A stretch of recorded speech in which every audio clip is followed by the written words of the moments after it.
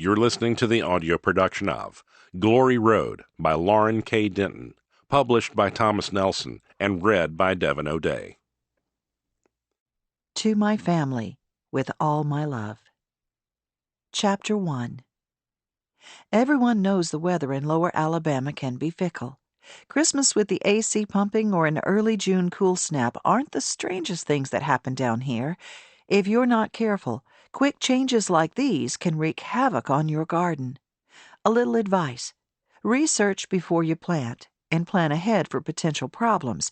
However, despite research and planning, a good gardener knows sometimes you have to rip it all out and try something new. Candace Gooch, Alabama Gardening for Beginners. Jessie.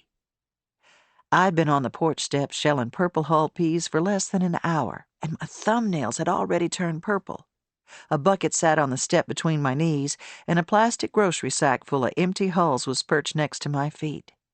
Our red dirt road was always quiet in the early mornings, but today it seemed even more hushed than usual, with no sound other than the soft thuds of peas filling the bucket, a lone cricket chirping somewhere in the flower bed next to the house, and an occasional hawk cry in the treetops. The silence of Glory Road lulled me. I'd gotten into such a rhythm, pinch the hull, pull the string, slide one thumbnail in, and flick the peas into the bucket, that my coffee had grown cold. When the front door opened behind me, I jumped, sending a handful of peas skittering down the steps to the grass below. I'd forgotten Evan was still inside sleeping. I turned and smiled at my daughter as I leaned down to pick up the scattered peas. "Morning," Evan mumbled.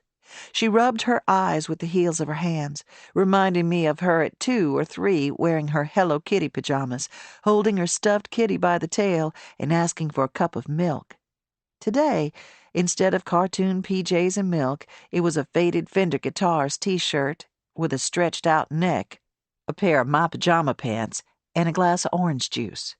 Her thick blonde hair, full of natural highlights some women would pay big money for, was gathered into a messy ponytail. She sat on the swing at the end of the porch, tucked one leg underneath her, and pushed off the floor with the other. The chain squeaked to a familiar tune. "Don't you need to open up the shop?" "It's only 8. Mama's over there now waiting on the seed delivery. You know she likes to putter around when no one's there." "That's so she can sneak succulents back to her house without you knowing." "Oh, I know it. She only thinks she's being sneaky. When they disappear from the tables, I know exactly where they've gone." My mother had obsessions, but at least they were harmless: potted succulents, Johnny Cash, and peach cobbler. Evan sat up in the swing and fanned her shirt away from her skin. "It's so hot out here." She'd never been a fan of hot weather. She wasn't a fan of cold weather either, really. Evan liked everything to be balanced, under control, with nothing out of the ordinary. I worried about her starting high school in just a few short months. High school was a petri dish of weirdness, the exact opposite of ordinary. "Why aren't you shelling those things inside? Only you would be sitting outside in the heat before you go off to work all day in the heat." I crooked my head. It's not that hot yet. But it's summer. It's like this every year, and anyway, I like the heat. She stood and walked over to the top step, then plopped down next to me and sighed. I breathed in, not quite the same as the baby scent she once had, but still full of sleep and her own essence. I reached an arm around her, pulled her close, and kissed the top of her head. Thankfully, she didn't push me away. "What do you have planned for today?" "Mama can take you up the road for a burger if you want. She told me last night she was at Jack and Max the other day, and her onion burger wasn't up to snuff. I think she wants to talk to them about it."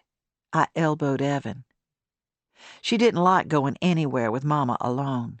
I knew how to rein in my mother when she got scrappy, but Evan, for all her unconventional ways, never wanted to be disrespectful. Not too much, anyway. "Ruth's coming over later, and we're going down to the icebox to swim, if that's okay." I nodded. I wanted to ask if anyone else was going with them, any boys, any older kids, but at 14, Evan was wiser than her years, an old soul. Her track record told me she wouldn't get into trouble, and I trusted her. It was the path I'd chosen. Trust her until she did something to break the trust. We both knew that was the deal. Glory Road, all of Perry really, was about as safe as a room full of cotton balls, but I still felt nervous any time Evan left my sight. She and Mama were all I had. That's fine. Just don't forget your phone. I want you to be able to call me if you need me. Evan must have been the only teenager in the country, in the world maybe, who was averse to smartphones. She said they made kids stupid. It was hard to argue with that. You mean you want to be able to check up on me? I won't do that. I know you hate it, but you'll understand one day. I know. She stood and reached her arms over her head in a big stretch and a yawn. I'll understand when I'm a parent. 1,000,000 years from now. It only feels that way. Evan was just 10 years younger than I'd been when I had her. 10 years. A blink. Sometimes it felt like only yesterday that I sat on Mom and Daddy's porch, rocking on the swing, killing time before going to the icebox with friends. I raised my head when the sound of a car roaring down the road made it to the porch. In my peripheral vision, I saw Evan look up, too. We heard rocks spitting out from under the tires and the soft whoosh of red dust before we could actually see anything. I knew every car that drove past our home and my garden shop, Twig, right next door. Anyone who drove on by, deeper into the tunnel of pines and oaks down Glory Road, belonged there and had likely lived there most of my life. This wasn't one of those cars, yet I still knew it.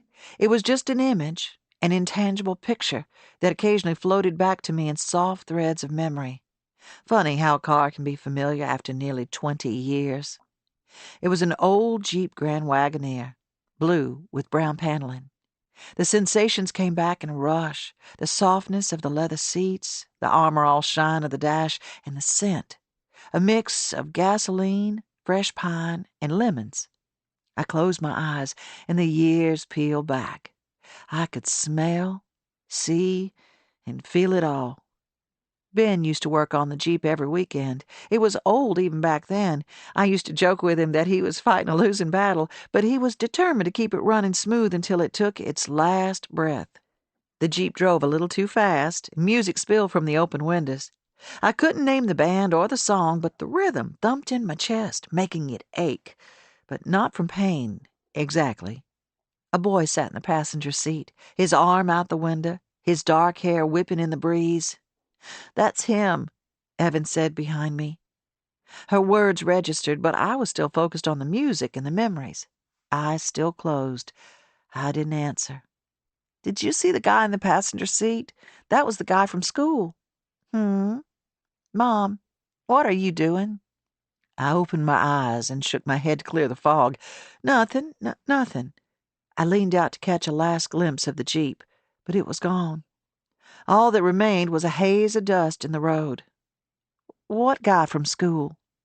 "I stood next to him in line yesterday when I went to pick up my registration packet." She shrugged. "His name's Nick. He's new, or at least he wasn't at the middle school. He's a little older, I think, and different." I turned to Evan. Her big blue eyes held a faraway gaze. "What does that mean?" "I don't know. He just stuck out a little. He wore a black T-shirt for one, and he was listening to music on his phone the whole time we were in line." I studied my daughter. "How do you know it was music?" "His head was moving a little like, I don't know." She shrugged again. "It's just a guess. Anyway, he didn't look like he'd been mucking out a chicken house or drinking steroid shakes for breakfast." "Farming or football?" I murmured. Outside of school hours, most young men in Perry, our small South Alabama blip on the map, were either in the fields or on the field, either that or getting into trouble. It had always been that way. "I know someone else who likes to wear black T-shirts and listen to music." Very funny, but he was different. He didn't seem to care that he stuck out, that he didn't look like all the other guys around here. Evan may not have recognized it, but I knew she was doing her thing. Eric Clapton and Bob Dylan, the Converse high tops and Fender shirts, to make herself stick out, to separate herself from the crowd. She wasn't a girl from a country song, tight cut-offs, bouncy hair, pink lipstick, and she wanted everyone to know. I also knew that despite her difference from the other girls, actually being different, not blending in, was hard. I loved her so much for trying, though. "I'm going to make some breakfast. You want anything?" she asked. "I'm fine. I'll be going over to the shop in a little bit. Let me know when you head out, okay?" "Sure." She opened the screen door, then paused, halfway into the cool stillness of the house. I bit my tongue and waited. It was a new thing I was trying these days. Instead of asking too many questions, I was trying to stay quiet and let Evan speak when she was ready. We were both still learning how to navigate her new teenage emotions and sensitivities. "You're not really going to dinner with that cop, are you?" I sighed and rested my elbows on the step behind me. Jimmy Kellen was the new police chief in Perry. He was also single and handsome, which naturally sent the ladies in town into a frenzy. The divas, divinely inspired, victorious, and serving, from Perry Baptist were all over him in an attempt to welcome him to the community, which everyone knew was code for, "If I can't date him, I'll be the one to set him up with someone who can." Mama had used no such false front. Last Saturday night, enjoying a milkshake from Jack and Max with Evan and me, she had marched up to Officer Kellen's patrol car on Center Street, tapped on his window, and asked him if he would mind accompanying her daughter to dinner. I shook my head. "No, baby, I'm not." "How'd you get out of it?" Gus was pretty determined.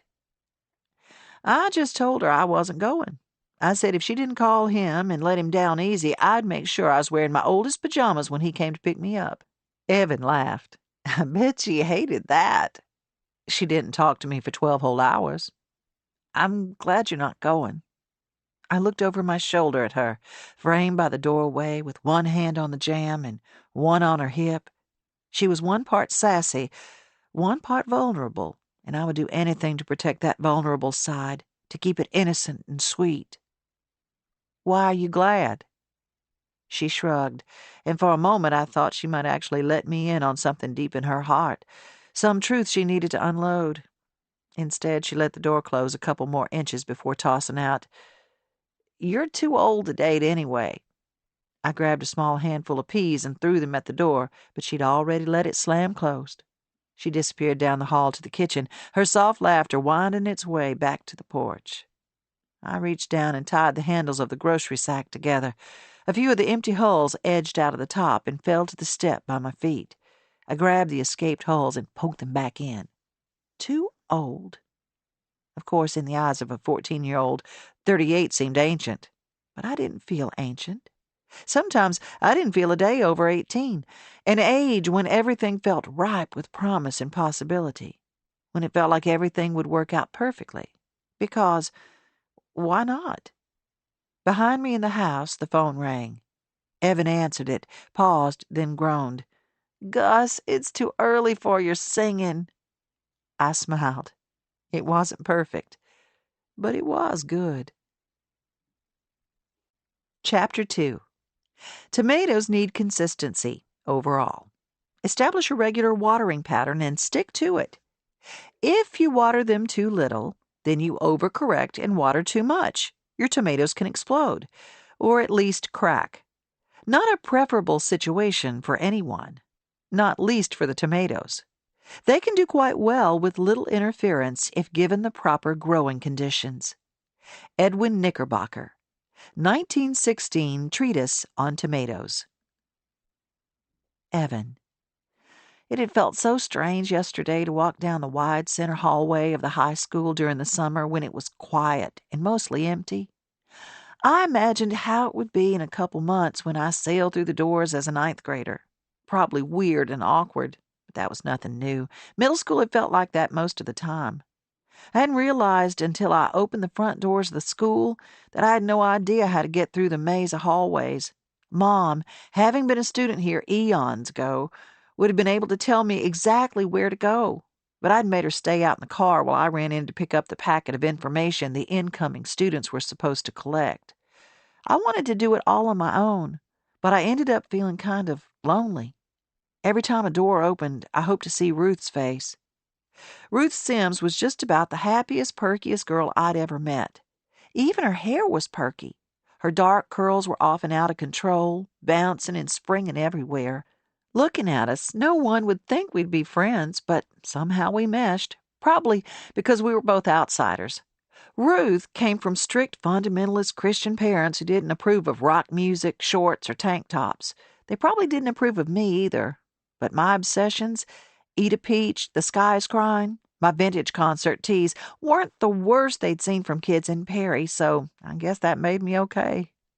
Ruth and I hung out a lot during school and after, although we rarely talked about anything deeper than homework, music. She had a secret love of Joni Mitchell, and her dreams for after college.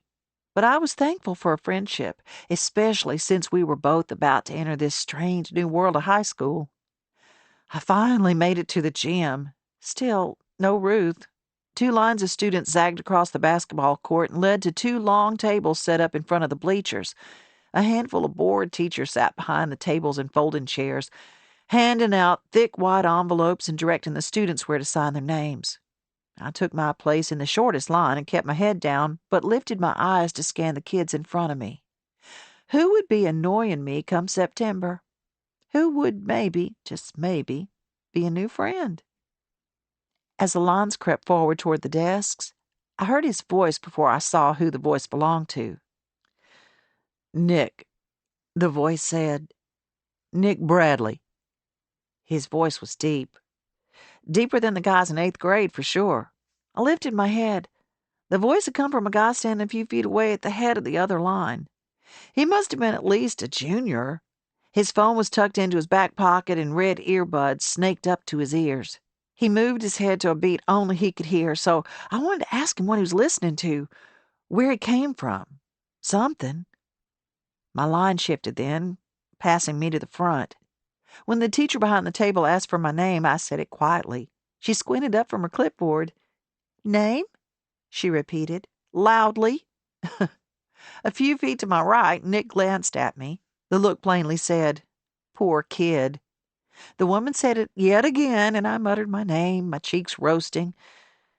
"Say it one more time, dear. It sounded like you said Evan." "I did. My name is Evan Ashby." I enunciated so she wouldn't ask again. Out of the corner of my eye, I saw Nick grab his packet and head for the glass doors at the back of the gym. I turned and watched him go.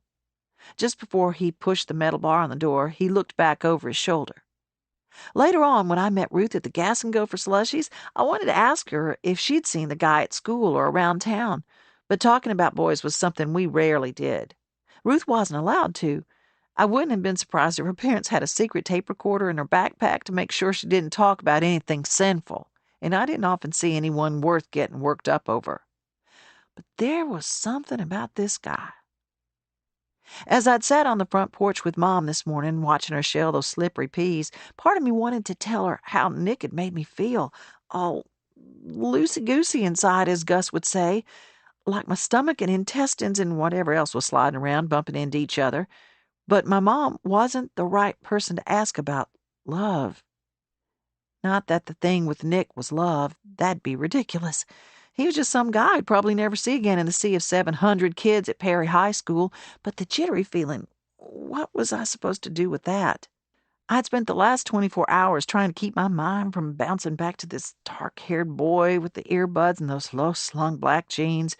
No way would Mom understand feelings like that.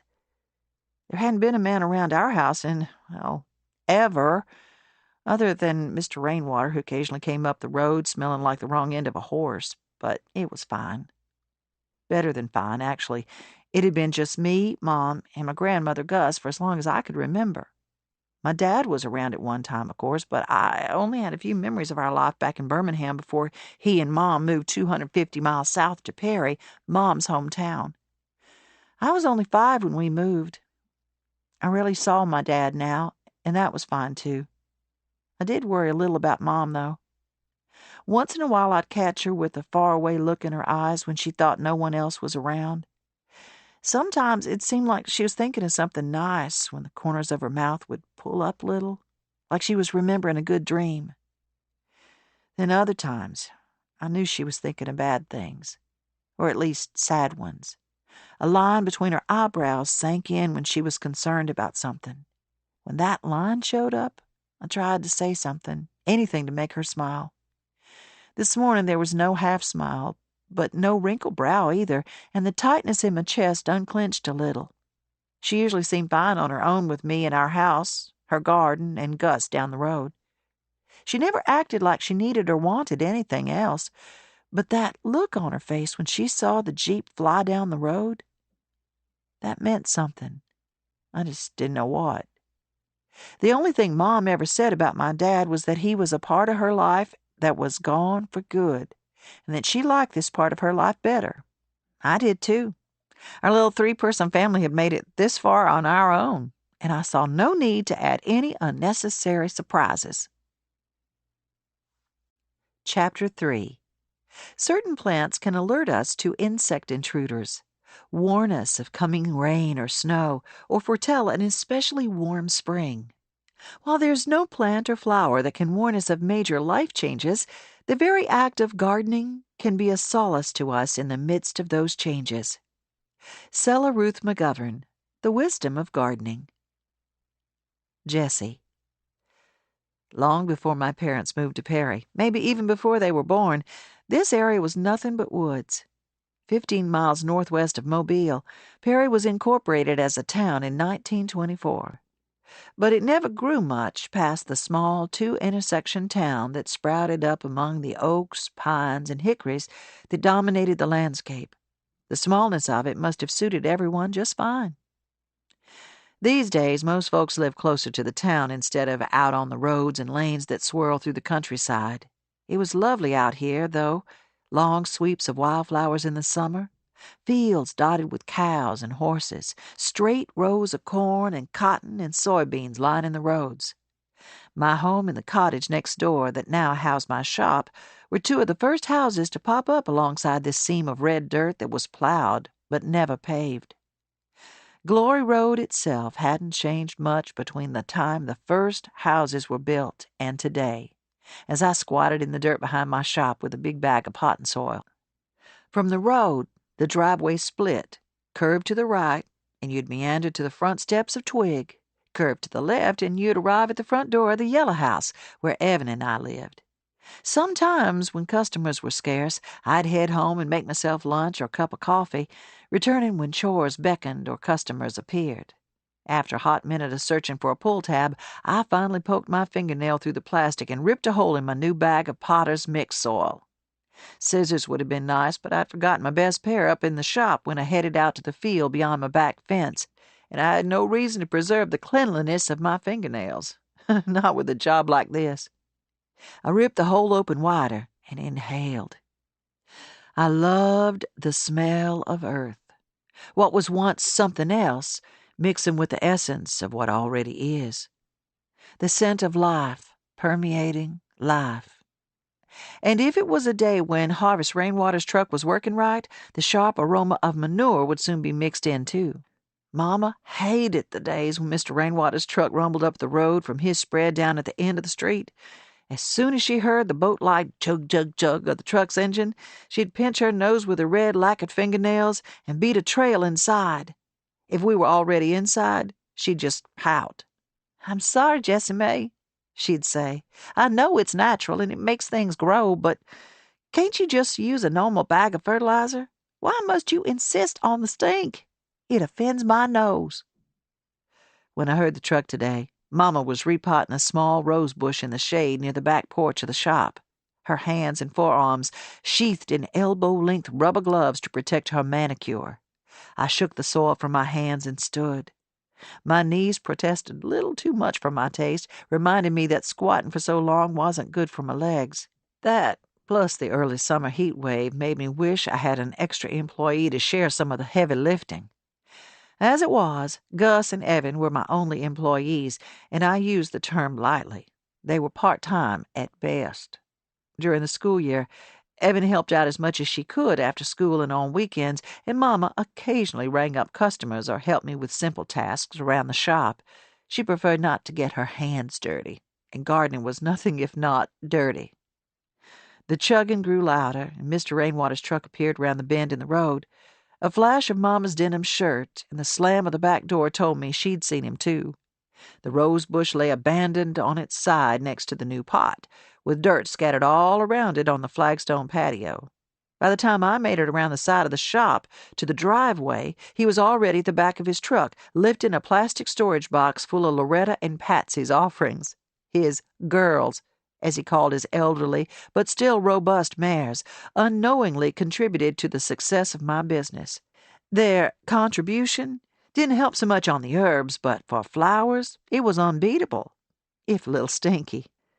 "I do," he said when I reached the truck. "Loretta found her way into a big bag of grapes I left out in the barn, so she's been running a little rich. Maybe this'll help that hydrangea bush you're having trouble with." He rested the container on top of the wheelbarrow he always kept tied down in the back of his truck. "Maybe so. Not much else has helped. Not even the slivers of peach pie Mama set out at the base of it a few days ago." He laughed. "Augusta up to her antics again?" "Not again." I wiped my damp forehead with the back of my hand. "She never stops. She thinks her pies and cakes can save the world's problems, beginning with my stubborn hydrangea." I tend to agree with her. Her cobblers have solved many a problem here on Glory Road." He took off his cap and used it to fan his face.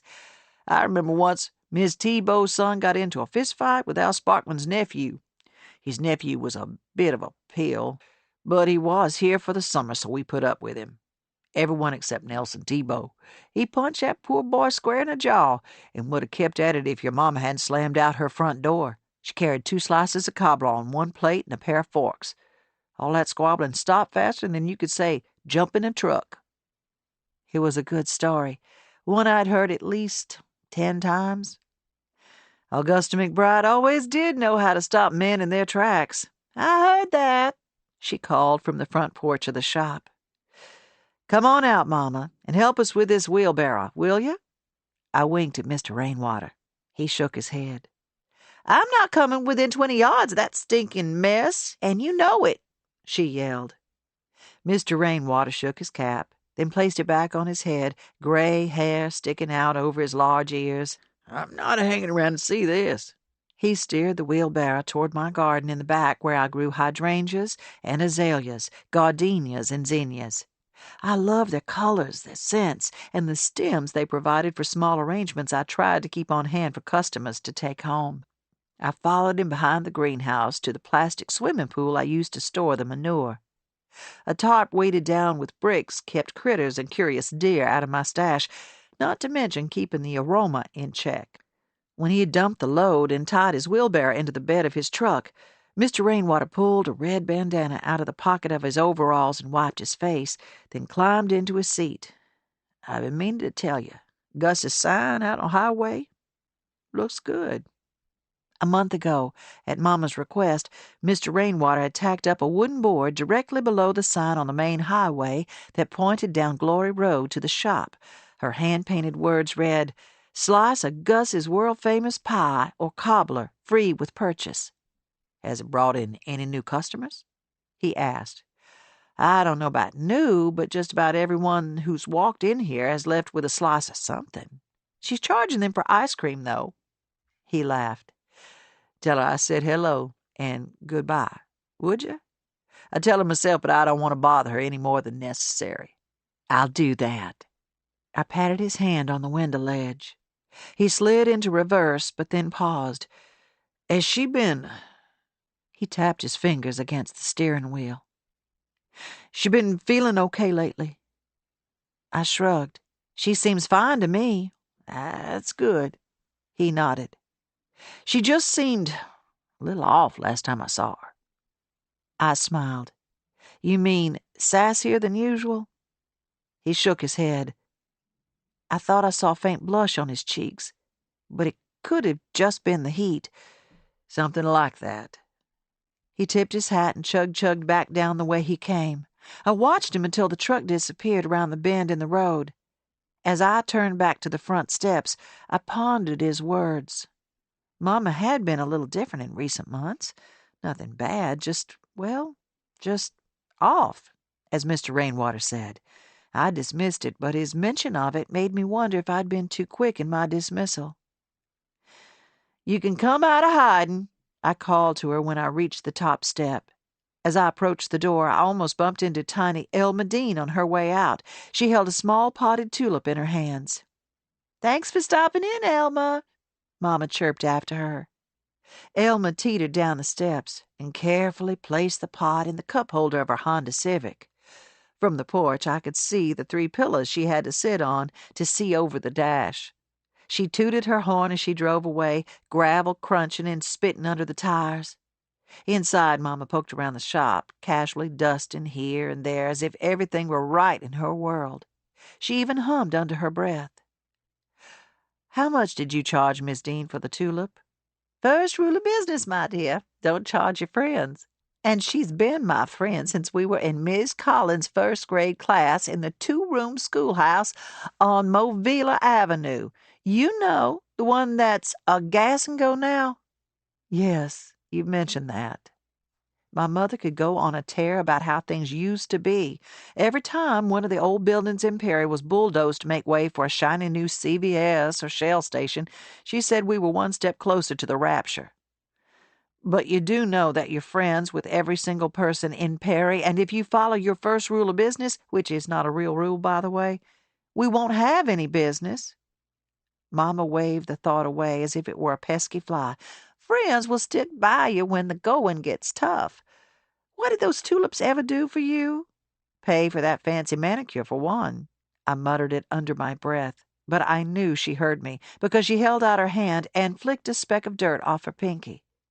Mom had been giving away occasional free tidbits to a friend since the day I opened Twig's doors almost 8 years ago.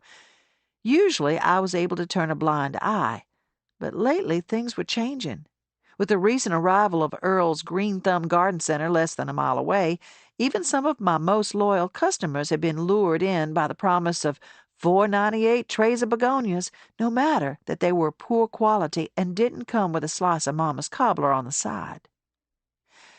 After washing my hands in the deep sink along the far wall, I ducked out the back door, catching the screen with my foot before it slammed behind me. The back of the shop was covered by an arbor draped with lavender wisteria and a sweet Confederate jasmine. The thick vines and dainty tendrils created a deep, welcome shade. Years ago, I stuck an old rocking chair back into the corner behind the door, and sometimes I sat there even while customers streamed in and out. They'd pass on by, not noticing the slight movement of my chair. Today, the shade beckoned with cool, soft fingers, and I sank into the chair, rested my head on the back, and closed my eyes. It was hard to believe this small 2-room cottage that now held birdhouses, decorative flower pots, wind chimes, and other assorted gardening gifts once held the neighborhood's junk. When I was young, the cottage was home to Perry's House of Salvaged Goods, an emporium of sorts run by Mr. Berkeley, an old man who'd lived in the cottage since time began, as Mama liked to say. The cottage and the yellow house next door that Mr. Berkeley also owned had been vacant for years by the time I moved back home with 5-year-old Evan and our Mercedes SUV stuffed with everything we owned, which pretty much amounted to our clothes, books, and Evan's toys. I hadn't wanted to bring anything else. I no longer felt a connection to any of it, not even to Chris's last name. In our divorce proceedings, I requested permission to change my name back to McBride. The change felt right. Natural. I moved back into my childhood home with Mama, just down the road from Mr. Berkeley's spread, while I figured out how to navigate my new life and dodge the deep crack Chris had gouged into my heart. That crack remained for months, as raw and jagged as the day I found out about Tiffany, despite Mama's best intentions to bury my grief in fruit cobblers and buttermilk biscuits. The sugar helped in the short term, but what really served as a balm to my spirit was the road itself. The split-rail fences, the fields, the quiet. For the first time, I appreciated this place that had been the backdrop to my childhood, the place I wanted to escape after high school.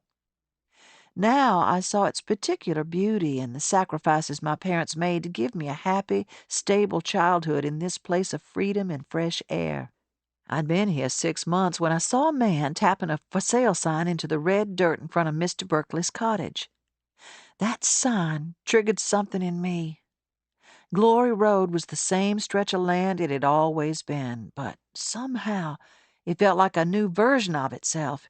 If it could feel new, maybe I could be a new version of myself, too. All at once, I knew this would be where I could stand boldly on my own 2 feet and grow. And Evan and Mama could grow right along with me. Love had let me down, but now I could bloom for myself. 3 days later, I sat at a long cherry wood table and signed a half-inch thick stack of papers that transferred ownership of the cottage, its grounds, and the yellow house next door to me. As soon as Evan and I were settled in the yellow house, a sweet 1947 3-bedroom home with original hardwood floors, 6-inch crown moldings, and large, airy windows, I got to work. I'd always been interested in plants and gardens. I used to dream of backpacking across Europe to visit the gardens of Versailles, Giverny, and Villa d'Este, but never entertained the idea of opening my own garden business until the opportunity blossomed right in front of me. The closest place to buy plants and flowers was 5 miles away, and my idea was to create a welcoming space where folks in Perry and the surrounding areas could not only buy plants to beautify their homes and yards, but also relax, learn, and get their hands dirty. I wanted to show them life could be coaxed from even the driest, most unforgiving ground. I decided on the name Twig because I liked what it represented. Something alive and growing. Wanted to be so much more, but not quite there yet. I sold the Mercedes and used that profit, plus a small business loan from the bank, to build a greenhouse behind the cottage. The 1-acre property already boasted an impressive display of flowering shrubs and fruit trees, thanks to Mr. Berkeley's near-obsessive gardening habit.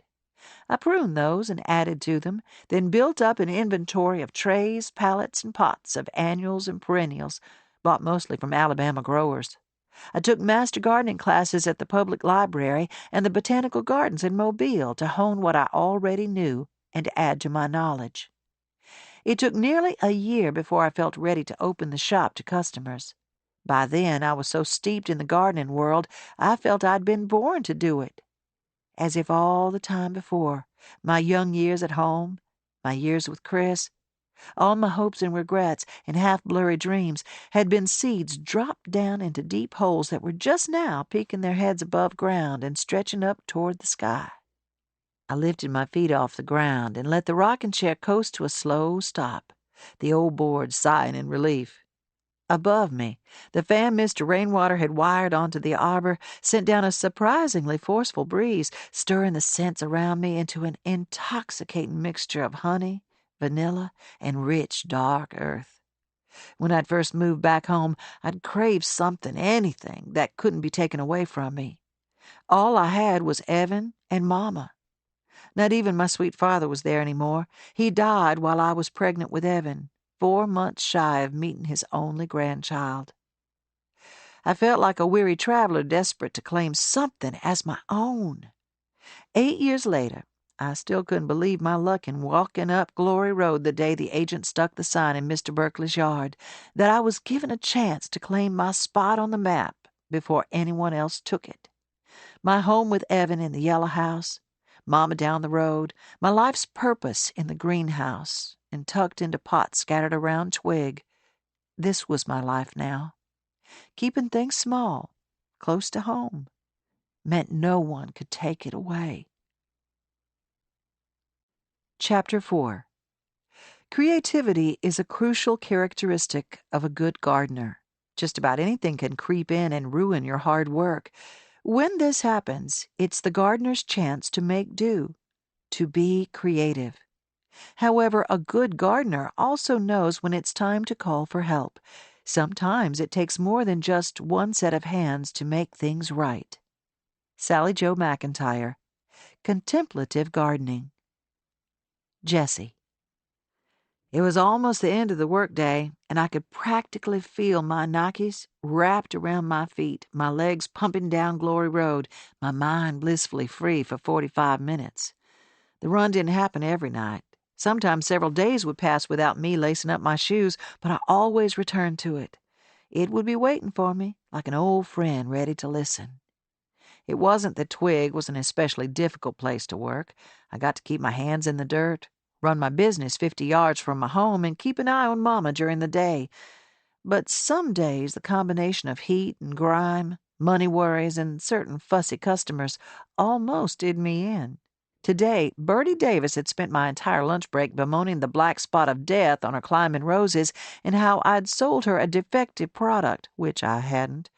Major Gregg, an 18-wheeler of a man who regularly drove all the way from Sweet Bay just to buy flowers at Twig, had badgered me for 20 minutes about slugs on his petunias. Then I discovered a wasp nest the size of a football under the eaves of my potting shed. Unfortunately, I discovered it with the end of my rake, sending hundreds of wasps into a frenzy and scaring away my customers. Days like today, I was ready to hang a closed sign in the window and hop a plane to an island somewhere. But then there was that dreamy purple and blue hour, the slip of time after the sun went down, but before it got dark, when I'd sit on the front porch after a long run and look out on what I had. My little house with the wavy glass in the windows, the tin-roofed, plank-walled shop with overflowing window boxes and flowering vines creeping up and over the porch rails. Mama and Evan would be in the house chatting about this or that. Maybe Mama was telling her about the exact point at which Johnny Cash's music turned from dark to holy. Or maybe Evan would be explaining how Joni Mitchell's Come In From the Cold has some of the most achingly perfect lyrics of any song ever written. Whatever had happened during the day, however much we sold or didn't sell, whatever prickly or lovely customers strolled in, it all faded when I saw our spread of land in the falling light. For now, Mom was still in the shop, dusting and rearranging. Though she wasn't a Twig's owner, she often acted like she was, insisting that everything had to be lined up just so, and that no speck of dust sat on a shelf unnoticed. I appreciated her fastidiousness because it meant I didn't have to spend precious hours during the day on housekeeping. The clock on the wall told me I only had 15 minutes until closing, so, with an empty gravel lot out front, I began processing the day's transactions. This part of the day was usually the most tense, seeing how big a bite Earl's green thumb had taken from Twig, and mulling over the lingering financial effects our rare, cold spring had had on the business. Plus, my computer had been acting funny lately. Granted, it was ancient, but other than a few long phone calls to customer service centers in India, it had been mostly reliable, and I hadn't wanted to find the money to upgrade. It had been taking longer to boot up in the mornings, though, and just recently it started going dark for short periods during the day. Mama joked that it was taking its afternoon siesta. I was chewing a fingernail and squinting at the screen. Did that column show I sold a whole $4,000 less this month than the same month last year? When it released a high-pitched beep and the screen went completely black. What in the world? What is it, dear? Mama was on the other side of the room dusting the rack of wind chimes, making such a racket she almost had to shout. I think my computer just died. I ran through my usual arsenal of cures, pressed the power button a few times, jiggled the mouse, checked to make sure the cord was plugged in securely, but the screen stayed stubbornly blank. I leaned over and planted my forehead on the surface of my desk. Why don't you try unplugging it? That usually does the trick. I fought the urge to roll my eyes. I don't think that'll help. Finished with the wind chimes, she crossed the room and peered at the screen. I don't want to say I told you so, but you told me so? My forehead was still pressed against the smooth wood of the desk. If you just use a simple credit card swiper with the carbon paper and a plain old blank ledger, you wouldn't be in this mess. Never trust a computer or a politician. She patted my hand. I'm headed to the house. I'll check on your peas and add a little water. Make sure they're not burned to the bottom of the saucepan. Oh, and I'd call Cliff if I were you. With a swish of her short gray bob, she was gone. I picked up the phone and called the only computer repair place in Perry, Cliff's Computer World. I knew Cliff well because he asked me to plant the flower beds in front of his shop each season. Did you try plugging in the laptop? He asked when I explained my problem. Maybe the battery just died. Well, the battery won't stay charged. I keep it plugged in all the time. You keep it, he sighed. Okay, why don't you try unplugging it? Count to 10, then plug it back in. I reached around and yanked the cord out of the wall, then did a quick 1 Mississippi, 2 Mississippi, and plugged it back in. I got nothing. He went over a few more options to try, then exhaled. I heard his chair squeak as if he was leaning back and propping his feet on the desk. And how long have you had your laptop? Let's see. I got it just after Evan was born, so 14 years thereabouts. As I talked, I pushed away from the desk and opened the front door. The porch of the shop was in the shade now, and I sat in the glider by the door. Cliff laughed, one sharp snort followed by a little giggle. 14 years. And it's a PC? It's likely your motherboard's gone out. You're lucky it lasted this long. I can check it out, but it'll take me a little while to get to it. The fire department just dropped off one of their computers that's on the fritz. How long is a little while? This is the only computer I have. I watched as Mama ambled through the grass to my house. Halfway there, she stopped and patted her front and back pockets, then stood completely still. She stayed that way for so long. I stood thinking something was wrong, but as soon as I did, she patted her pockets again, shook her head, and continued on to my house. Doesn't the fire department have some computers in reserve they can use? I asked, my mind partly on Mama, partly on my laptop. Ms. McBride, it's the fire department. I do whatever they ask. Yes, I know. By this time, Mama had made it to the house and opened the front door. I rubbed my left eye, the one that always twitched when I felt stressed. I sat back in the glider and blew my bangs out of my eyes. The fire department comes first, obviously. I'll call you as soon as I have an opening, but just know if the motherboard is fried, won't be anything I can do to fix it. An image of Mama's fried eggs flashed in my mind, the yellow yolk slip sliding across the plate. You may want to start thinking about a replacement, and if you'll hang on just a sec. He rummaged around a moment. Here it is. A buddy of mine sells computers. Let me give you his information. Now, his name is Hank. I took a deep breath and let it out in a thin stream.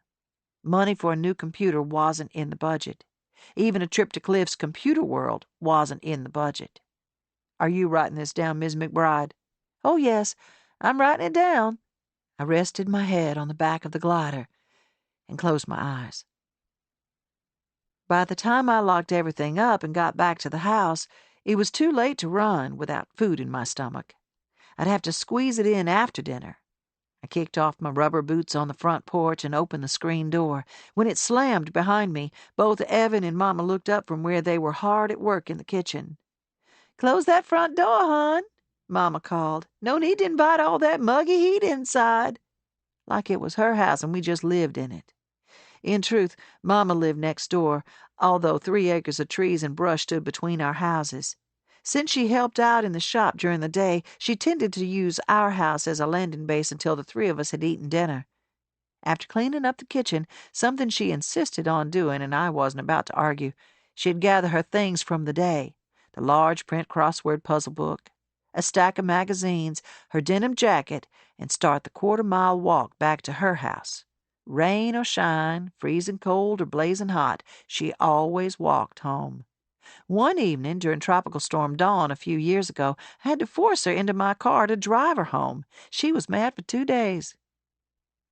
"What are y'all working on?" I leaned over the pot of peas on the stove and gave them a stir. They were perfect. Brown, almost creamy. "Gus is teaching me how to make the June," Evan said. "The June, huh? She reserves that one for only the most special people." That's what she told me. I've been sworn to secrecy, although who am I going to blab it to? None of my friends care about cobbler recipes. "All the same," Mama said, "best just keep it to yourself, especially when I add the secret ingredient." I loved watching the 2 of them, their heads bent over the bowl of milk, butter, eggs, and vanilla. Mom would give a baking tutorial to a pecan shell if no one else was around. Evan liked to pretend she didn't care about Mama's recipes, but her expression before they heard me come in told me she did care. She was rapt, watching as Mama cracked the eggs, one-handed, Julia Child style, and whisked in the milk with swift strokes. When Evan slid the peach and blueberry cobbler, including a generous pinch of cinnamon and nutmeg, into the oven, we sat down at the scratched and dinged oak table. A friend had once offered to sand off the top layer to take out all the scratches. "It's a shame to see an antique piece like this all marked up." I thanked her, but kept the scratches and marks. The woman didn't know it, but most of the scratches were actually indentations from pens and pencils. I'd done my homework at this table, as had Evan. Those scratches were 2 generations of algebra headaches, English essays, and foreign language verb conjugations. Mom had passed the table on to me when we moved into the house and didn't have a place to eat our dinners. I hadn't realized how much I'd missed its presence until I was back to sitting at it 3 times a day. The table was part of us, like most everything else on Glory Road. "How's the computer?" Mama dolloped a serving spoonful of peas onto her plate, then turned to Evan. "It refused to wake up from its afternoon siesta today." I propped my elbow on the table and sank my chin into my hand. "Cliff thinks it's fried." "Maybe you can do without," Mama said. "Customers can use cash instead of cards. All you'd need is a notebook to jot everything down and a zippered pouch for the money." "No one carries cash anymore. Everyone uses cards. No one will take me seriously if I tell them I only accept cash, then shove it into a pencil pouch. Not with Big Earl offering everything from free gardening classes to buy one get one free terracotta planters. I've got to keep up with them somehow, starting with a working computer. So, go buy a new one." I stretched my neck, taut from the day's frustrations. "Do you have an extra $1,000 lying around? Or even 700? I don't. Twig doesn't." Mama cut a slice of cornbread and slid it onto my plate. "You'll think of something, hon. You always do."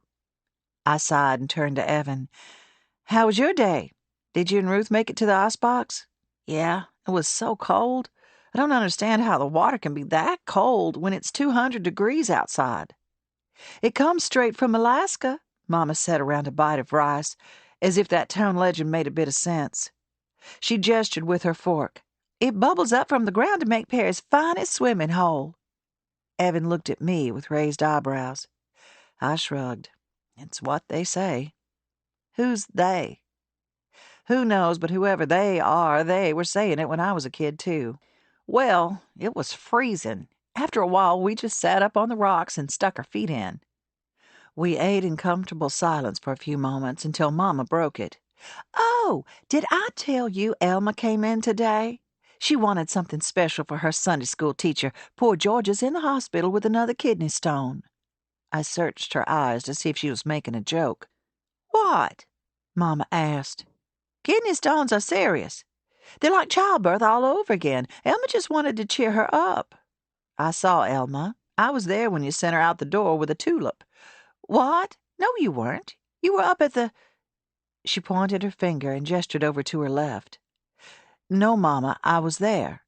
We talked about you giving away things for free." "You were not there, Jessie." Mama's voice was harsh, and my stomach swirled. "You were gone. I treated my friend to something nice, and then I stood on the top step and watched her drive away." She took a deep breath, diffusing her anger. "You were not there. That's all there is to it." Silence wrapped around the table, and she picked up a fork again. I glanced at Evan. Her eyes were wide. I gave a little shrug like it was no big deal, but the truth was, I wasn't sure. I thought about Mr. Rainwater's words this morning, his concern, and then there was that nagging little voice that had sneaked its way into my brain over the last several months. I told myself it was nothing.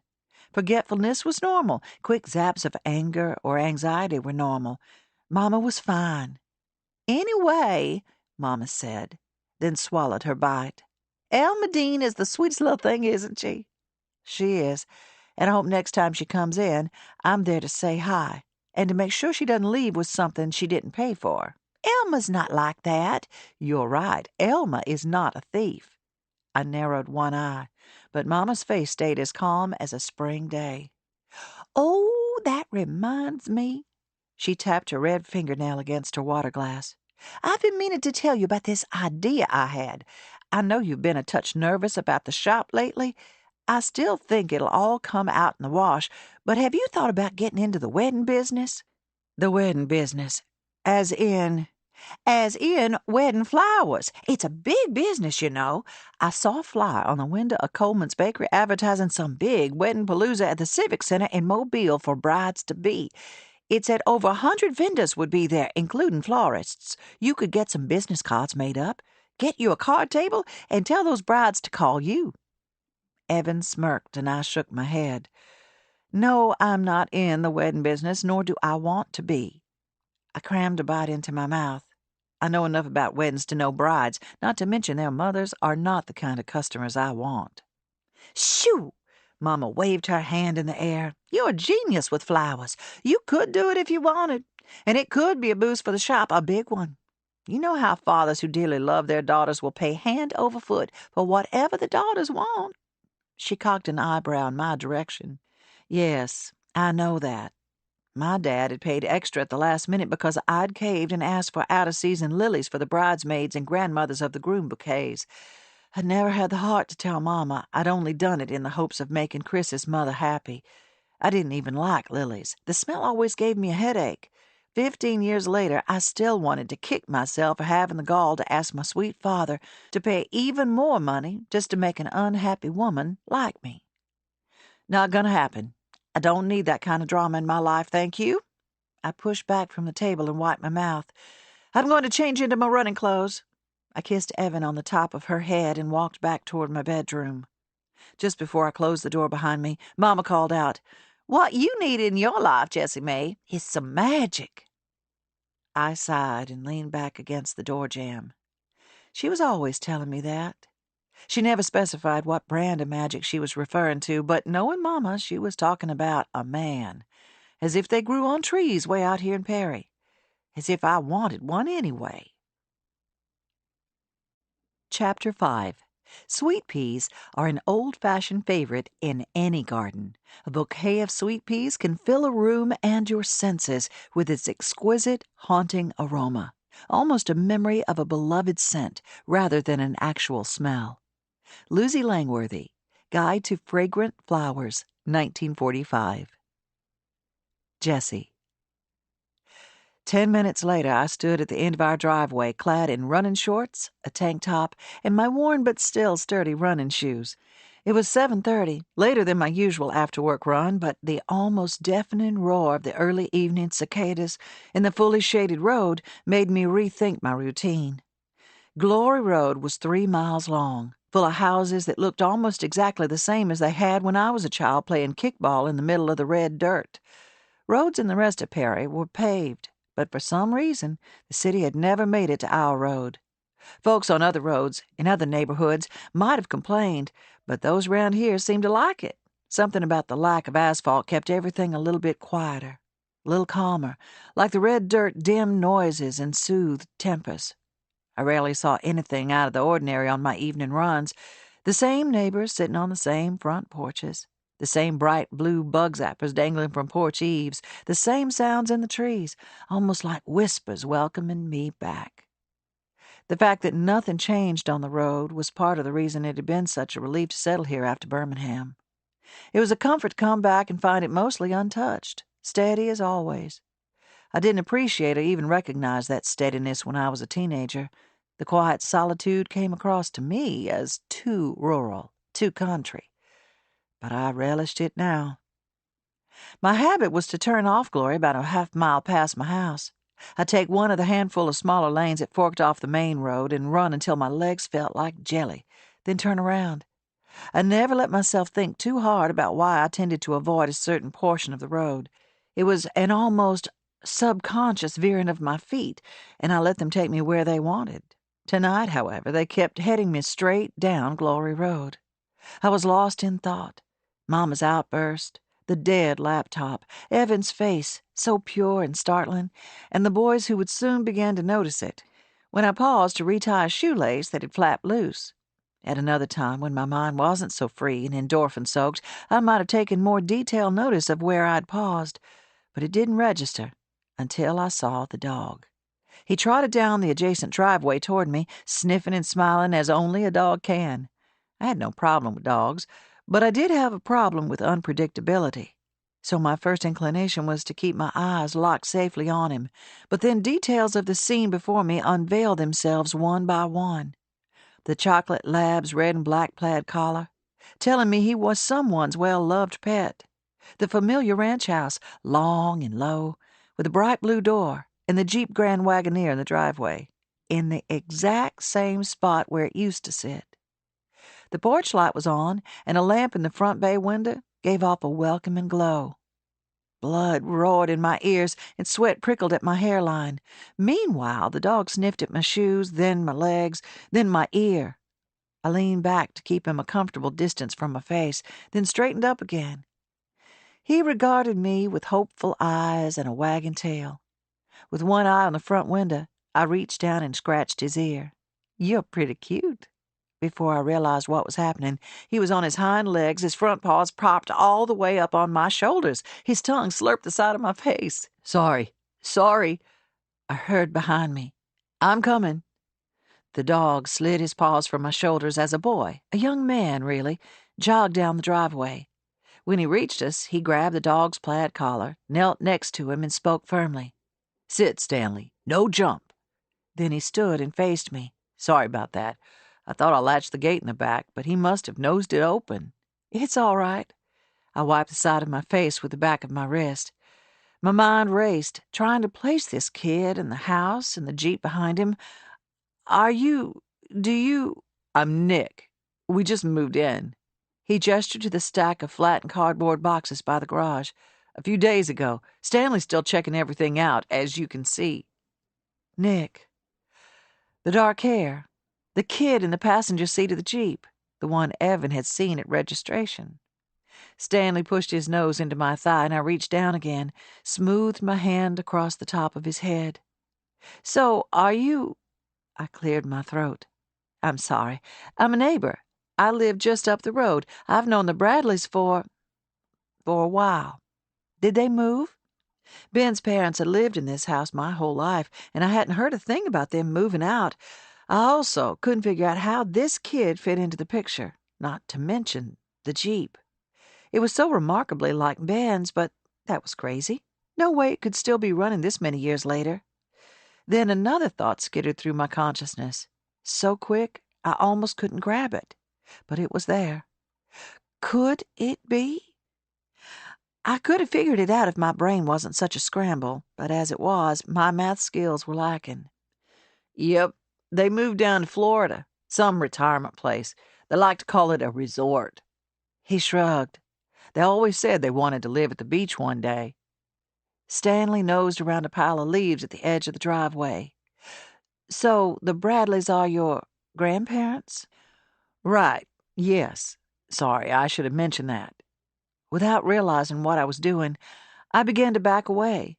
Stanley trotted over to me and sniffed around my knees. My shoelace had come untied again, but I didn't stop to fix it. "I need to get going." I jerked my thumb in the direction of my house up the road. Nick smiled and reached down to grab Stanley's collar again.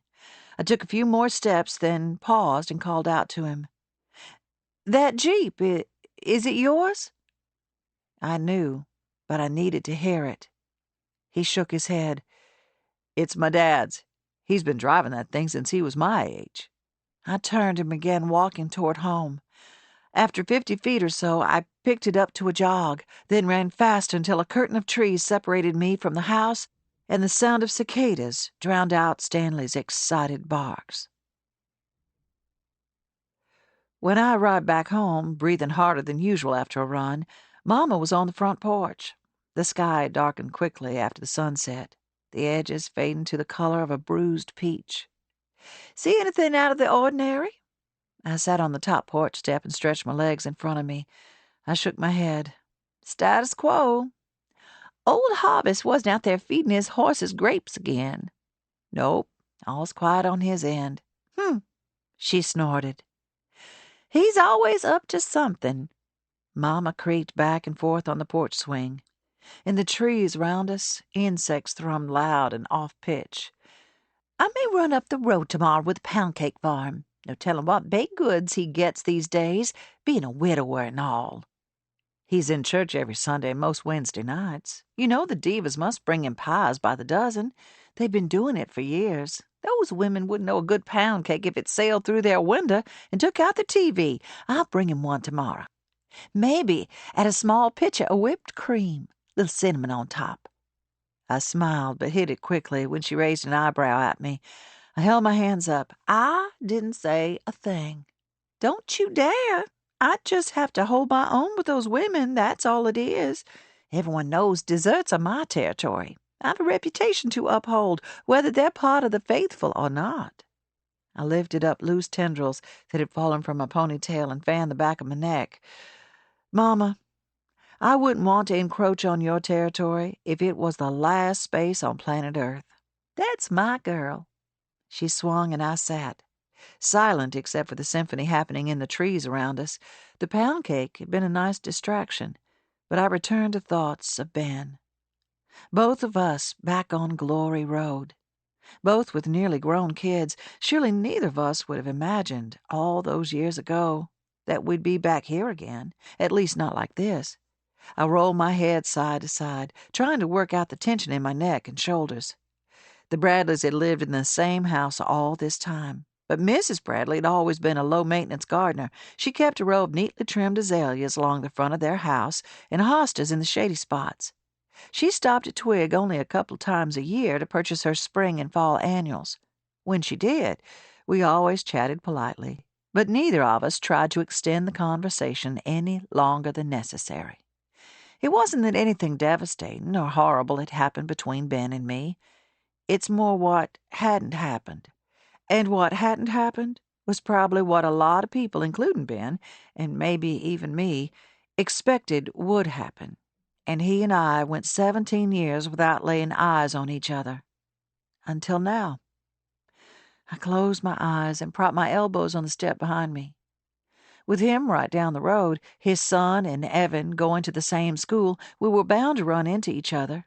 Even if he avoided Twig, we'd surely still see each other at the school, or bump into each other in the grocery store, or I'd see him or his wet-nosed dog on my evening runs. Perry, Alabama was small. Glory Road was even smaller. "Jessie?" Mama's voice was loud. "Hmm?" I jerked my head toward her. She pointed to the door. "Geez, Mom, I've called you 3 times." Evan poked her head around the screen door, her hair a waterfall of blonde waves. "Where's the popcorn?" "Oh, I tried to visualize where I'd put the box after my last grocery run. Maybe near the cereal or the peanut butter. It's in there somewhere." Evan ducked back inside. I reached my arms up over my head and stretched my sides. Everything felt loose, like bendy rubber. "What's going on with you?" Mama asked. "Why didn't you tell me the Bradleys had moved out of their house?" "Oh, did they?" "Don't give me that. You know everything that happens around here. I ran into Elaine a few weeks ago, and she mentioned she and Charles were thinking about moving, but you know how they are. Always flitting around, traveling here and there. I didn't put much stock in it. They never put up a for sale sign, so I forgot about it. Why?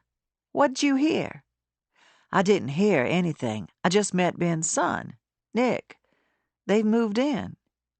The expression on Mama's face didn't change, but her leg moved almost imperceptibly, rocking the swing back and forth just a touch harder. "Is that so?" "It is. Apparently the Bradleys moved to Florida, some retirement resort." "Ben Bradley, back on Glory Road." She chuckled under her breath. "Well, that ain't something to add a little kick." "Yep, it's something." In the house behind us, the familiar strains of The Princess Bride, Evan's favorite movie, echoed from the TV, but Mama and I stayed on the porch.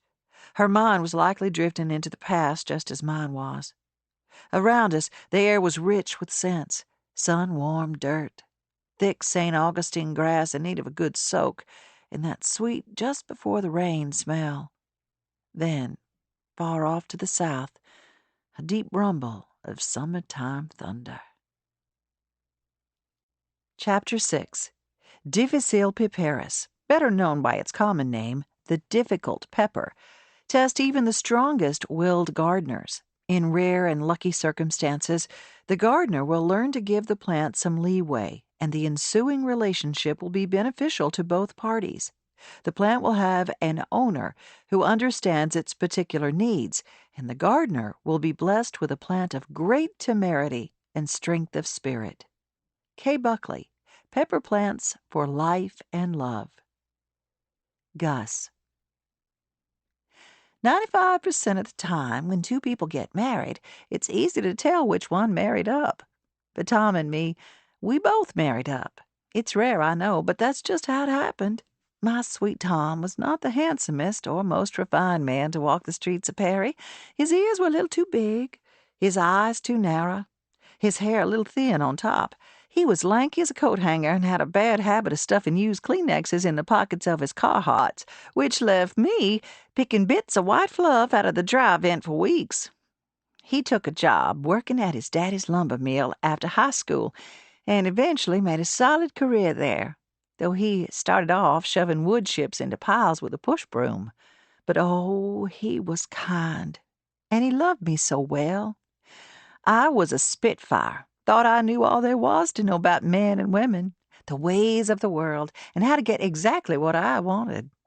But the day 18-year-old Tom McBride threw a foul ball that bounced up and broke my cheekbone, I realized I didn't actually know much of anything. All my flirting and sassing and batting my eyelashes amounted to nothing in the face of this man who gently held my hand for the entire 5 hours I spent in the emergency room. He hardly let go of that hand for the next 37 years, until he fell off our ladder while cleaning hickory leaves out of the clogged gutter. So we both married up. I added some color to his world, showed him there was more to life than just blue-collared work shirts and chores around the house. I signed us up for dance lessons, and we learned the cha-cha, the Charleston, and the Carolina shag. We dressed up and went out to nice dinners once a month, and occasionally saw a movie at the theater in Mobile. I like to think he appreciated me opening his eyes to a wider world. And one of the things I appreciated most about Tom was that he slowed me down.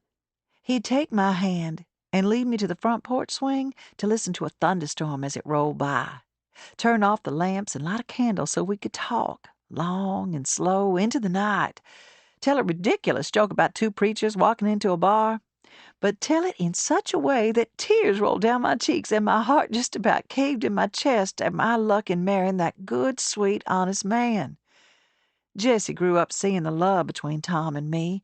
It wasn't always perfect. We had our fair share of fights, mainly because my selfishness would butt up against his calm benevolence, and it annoyed the stew out of me.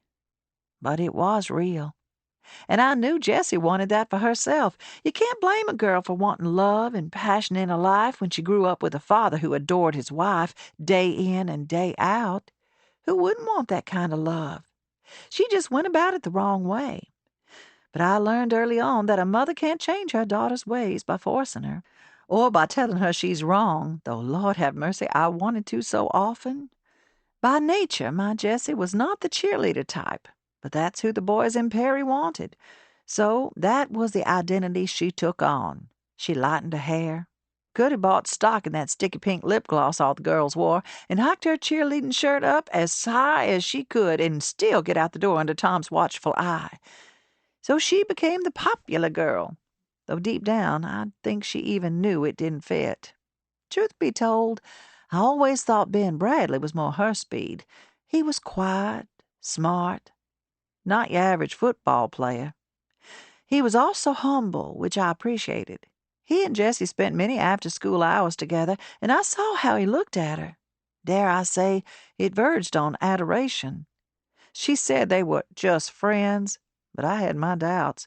I kept waiting for her to come home one day and let it slip that she and Ben were an item. But it never happened. Next thing I knew, Jessie left for college, then she met Chris. Then rumors spread that Ben had gotten a girl pregnant, and that was that. It wasn't until she moved back home that I took in my first full breath of air since Tom died.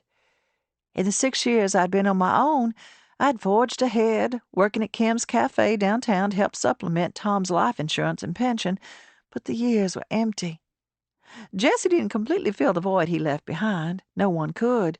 But I no longer felt as lonely, and the three of us started a new life together.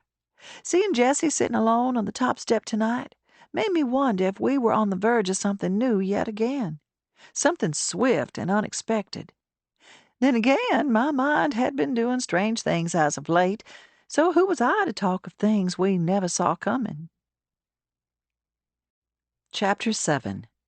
Novice gardeners, especially those intent on impressing the neighbors, tend to buy fancy, overpriced fertilizer to give their plants a boost. But just as you shouldn't oversalt your food, beware of introducing a fertilizer that's too rich for your plants. All you need is a good dose of kitchen scraps and lawn clippings. If you have a healthy horse or cow around, all the better. Anna Lee Cole, Growing the Garden You Want. Jesse. I was out past the back gate when I heard a car coming down our road. The long roar filtered through the trees and around houses, finally winding its way to me. I paused and closed my eyes, listening for the telltale deceleration, which would mean I had a customer. When I heard it, I pulled my hands out of the potted azalea and stood. With one last glance behind me at the forlorn azalea, now sitting crooked in its pot, I turned toward the shop. Inside, I expected to see Mama at the front desk, but instead, through the front window, I spotted her dozing on the glider. On my way to the door, a slight movement caught my attention. I stopped and retraced my steps backward. Elma Dean lurked in the corner behind a spinner rack of seeds, one hand behind her back. "Afternoon, Elma." "Gus said I could take a pack of Morning Glory seeds," she blurted. I'm sure she did. I stuck my head out the front door and peeked around to the glider. "Mama, it's not even lunchtime. Wake up." Her head jerked up at the sound of my voice. "What? I'm awake." "Right." I waited a moment to be sure she wouldn't nod off again, then ducked back inside to wash the soil from my hands. I heard the car pull to a stop out front as I dried my hands and grabbed a bottle of water from the small cooler we kept at the back of the shop. After taking a long sip, I capped the bottle and made my way back to the porch. I'd expected the customer to be someone I knew, likely someone from the road, but the man who climbed out of the sleek black Land Rover was unfamiliar. He was older than me, in his 50s maybe, close-cropped salt and pepper hair and tanned skin, as if he spent a decent amount of time out in the sun and open air. Mama whistled low. "Think he's lost?" "I know it's supposed to be there," the man said into a cell, which he'd clamped between his ear and shoulder, his deep voice tight and controlled. "But it's not, is it? It's not my... I can't do anything about it right now. I'm in a meeting. I'll deal with this when I get back." He punched a button on his phone and dropped it in his pocket before slamming the car door closed and turning to face us on the porch. "I'm looking for Gus," he called out, then climbed the steps. "The one with the cobbler?" He swung his gaze back and forth between Mama and me, as if trying to decide who was who. "That'd be me." Mama stood from the glider. "I'm Gus McBride. I have fresh peach and a bit of yesterday's blueberry left over. Care for a slice?" "That'd be wonderful. I'll take blueberry." "Mm-hmm." She studied him a moment, then turned. From inside she called out, "You take peach. Trust me." He opened his mouth, then closed it. "Can I help you find anything?" He didn't come across as someone who'd know his way around a flower nursery. I don't know. I just left a meeting and was thinking about how hungry I was, and I saw your sign out there." He held up his hands as if to say, "Here I am." Mama peered behind me with a slice of peach cobbler, a dollop of vanilla ice cream right on top. "Can I get you some iced tea to go with it?" She stood a hair too close to the man, then brushed a speck of something off his shoulder. Blood rushed to my cheeks, but he took it in stride. "No, ma'am, this will do just fine. Thank you." "You're welcome." She stood there long enough that I spoke up between clenched teeth. "Could you please go check on Elma?" I whispered. "Make sure she's not robbing me blind." "I can tell when I'm not wanted," she whispered back, one eyebrow cocked. but she turned and scooted inside. He took a bite and closed his eyes for a moment before he spoke. "This is heaven." I nodded.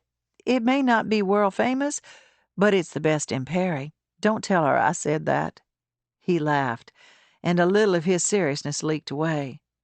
"I think this is the best peach cobbler I've ever had." He scraped his spoon around the edge of the plate, slid the ice cream into his mouth, then gestured through the open front door with his spoon. "Mind if I look around?" I held up my hands. "Be my guest. Let me know if you need any help." As he wound around the display tables inside, I knelt and began pinching off spent blooms in an urn filled with petunias. I glanced inside at him as I worked. He paused by the round oak table where I displayed small bouquets of flowers and greenery. He reached out and touched a fern frond tucked into a handful of pale yellow buttercups, then pulled out his phone and snapped a picture of the bouquet. Mama came up behind him and offered to take his plate. "Oh, thank you." He dropped his phone back in his pocket. "If it's not world famous, it should be." "Well, aren't you just the sweetest thing?" Mama said, her voice like syrup. He took one last look at the bouquets, then walked back out onto the porch, stopping in the middle of a patch of sunshine. "You don't by any chance do flowers for weddings, do you?" "Weddings?" I turned my head and spoke over my shoulder. "No, sorry, I don't."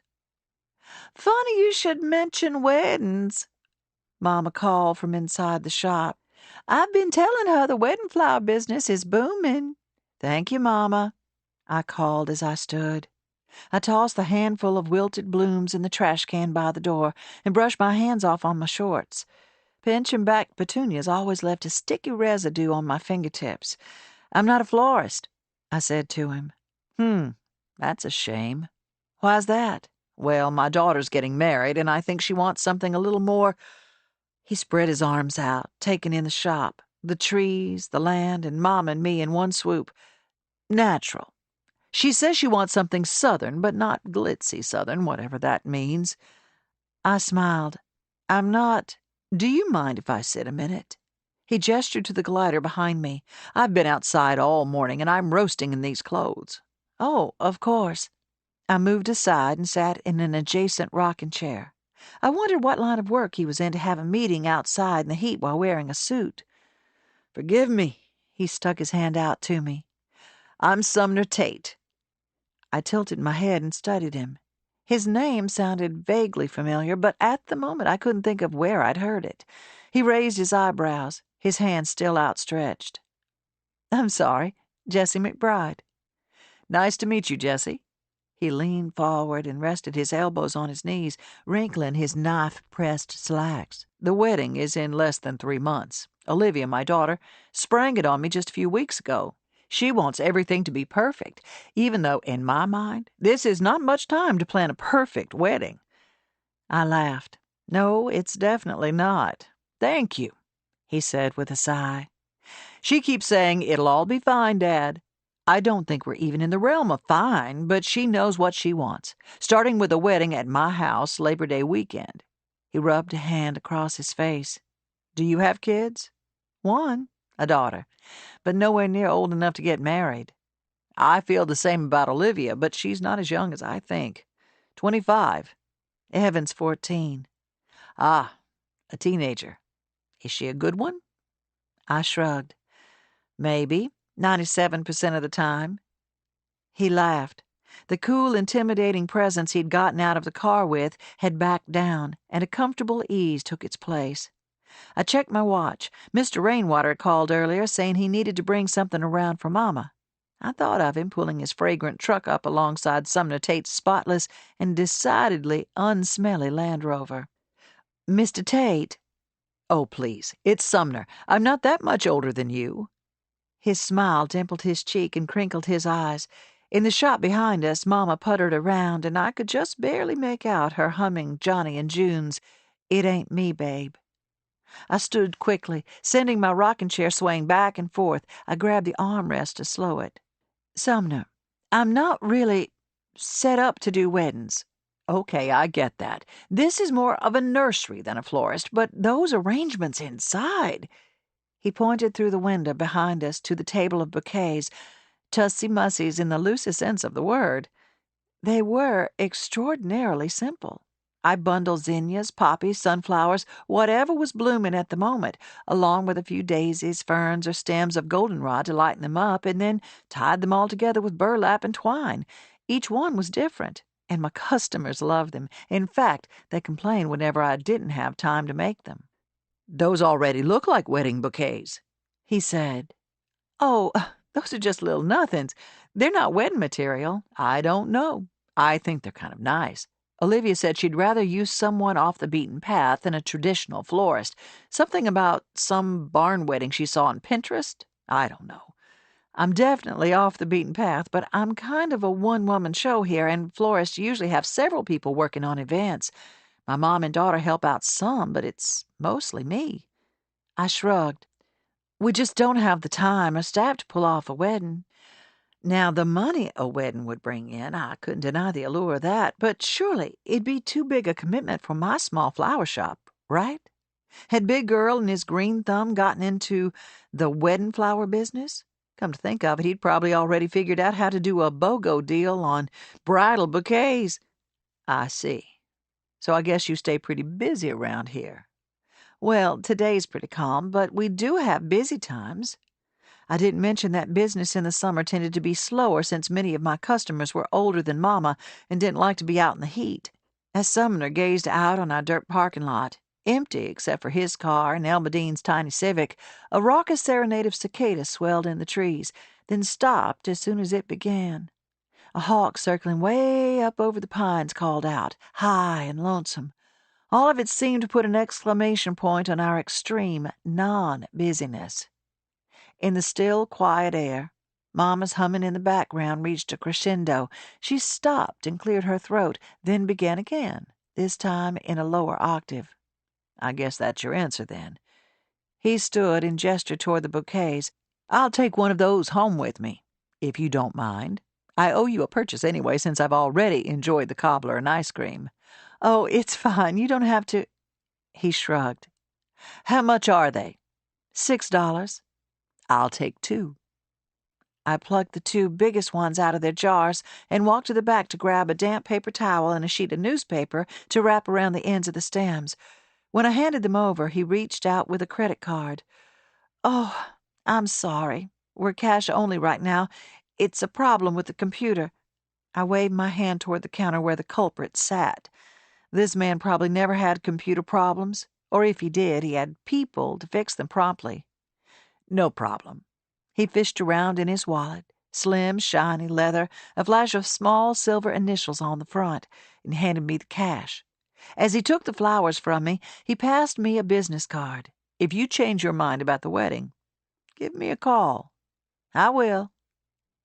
He smiled, his lips curling inward into a thin line. His cheek dimpled again. Then he started down the steps, pausing at the bottom. "I'm sorry about the phone earlier." He waved his hand toward his car. Heat radiated off the hood in waves. "The call was frustrating, and it got the best of me. I hope I didn't give you a bad impression." "Oh, no, I didn't think anything bad at all." "Good." He opened his car door, but stopped before he climbed in. Olivia didn't seem to like any of the florists she called, but to be honest, I think she's being a little picky. I could probably find one who'd jump on board today, but something tells me she'd really like you. He glanced around, then back at me. "I hope you'll reconsider." He sat down, then closed the door behind him. As he eased down the driveway, Mama appeared behind me, just as I knew she would. "Well, if he isn't a tall drink of cool water." She took a deep breath and blew it out, stirring the hair falling out of my messy bun. "Come on up for lunch when you've recovered. Harvest is supposed to bring me some catfish. It remains to be seen if he'll come through. If he does, I suppose I'll have to ask him to stay and eat." I heard Mama's words as if through a thick wall, audible but barely. I ran my thumb over the raised letters on his business card. His Land Rover was stopped at the end of the driveway, sun and shade dappling the windows. He stuck his arm out the window and waved, then pulled out onto the dirt road. Chapter 8. When grouping plants in a garden, take special care to select species with similar needs. Consider the temperaments of each plant and the relationships between them. Where plants are positioned in a garden and which plants they're next to can spell happiness or discontent, and it's often difficult to predict which it'll be. Lee T. Jacob, Harmony in the Garden. Evan.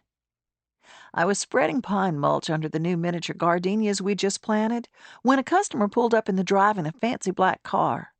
From my shady spot on the side of the shop, I listened as Mom talked to the man about pie and flowers. When Gus started flirting and Mom tried to dismiss her, I took my chance and sneaked down the driveway toward the road. I hadn't finished with the mulch, but it could wait. I slowed down when I reached the fork in the driveway. The right side meandered toward the shop, and the other side wound around toward our house. My favorite pecan tree stood guard at the fork. In the fall, it dropped fat pecans by the bucketful. One of my favorite things was to pick up pairs of pecans and crack them between the heels of my hands. I stopped and tipped my face up toward the sunlight. Above me, branches and green leaves reached for the pale blue sky, and I squinted until the colors blurred together.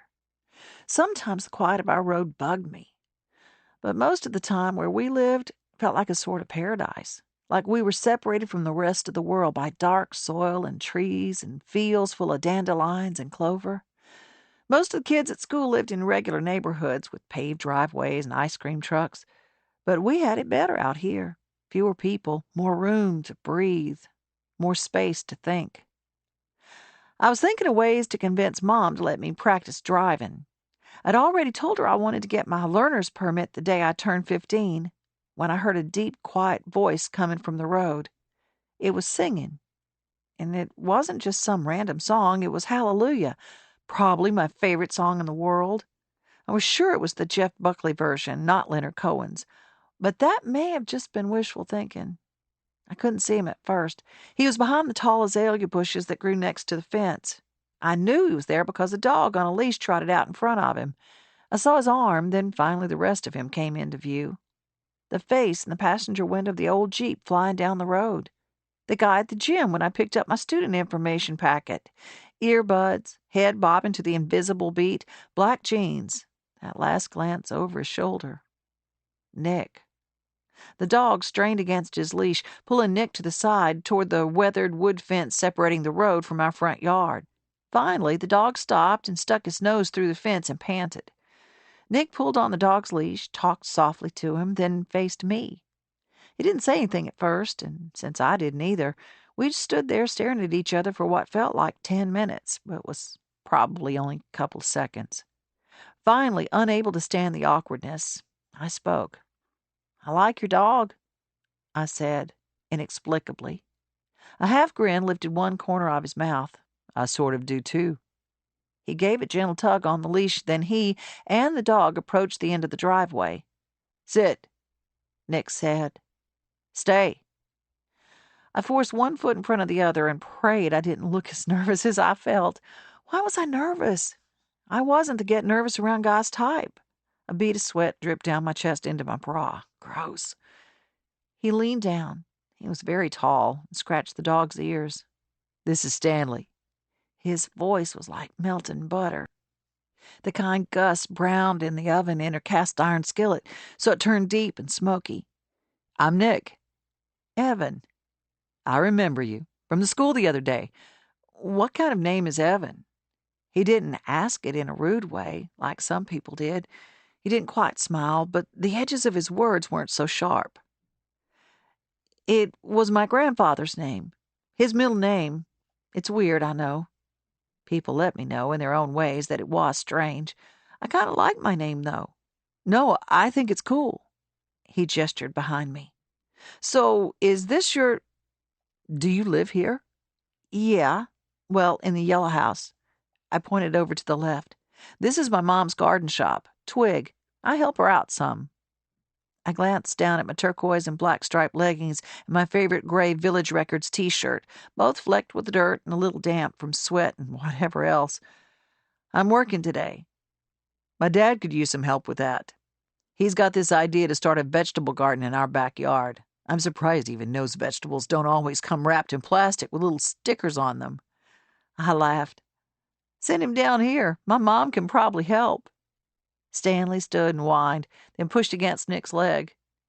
Do you live around here?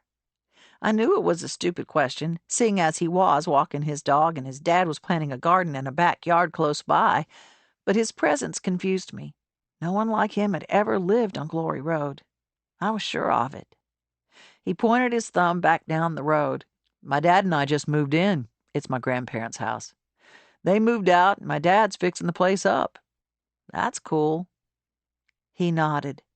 It's quiet around here. It's always pretty quiet. Not much happens, but it's also kind of nice that way.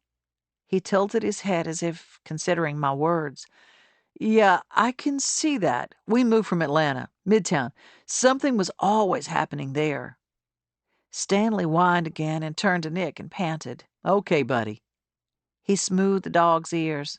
I'll get you back home. Right. I need to get back too. We've got this computer thing going on and my mom's probably going ballistic by now. What's wrong with it? I shrugged. It's just dead.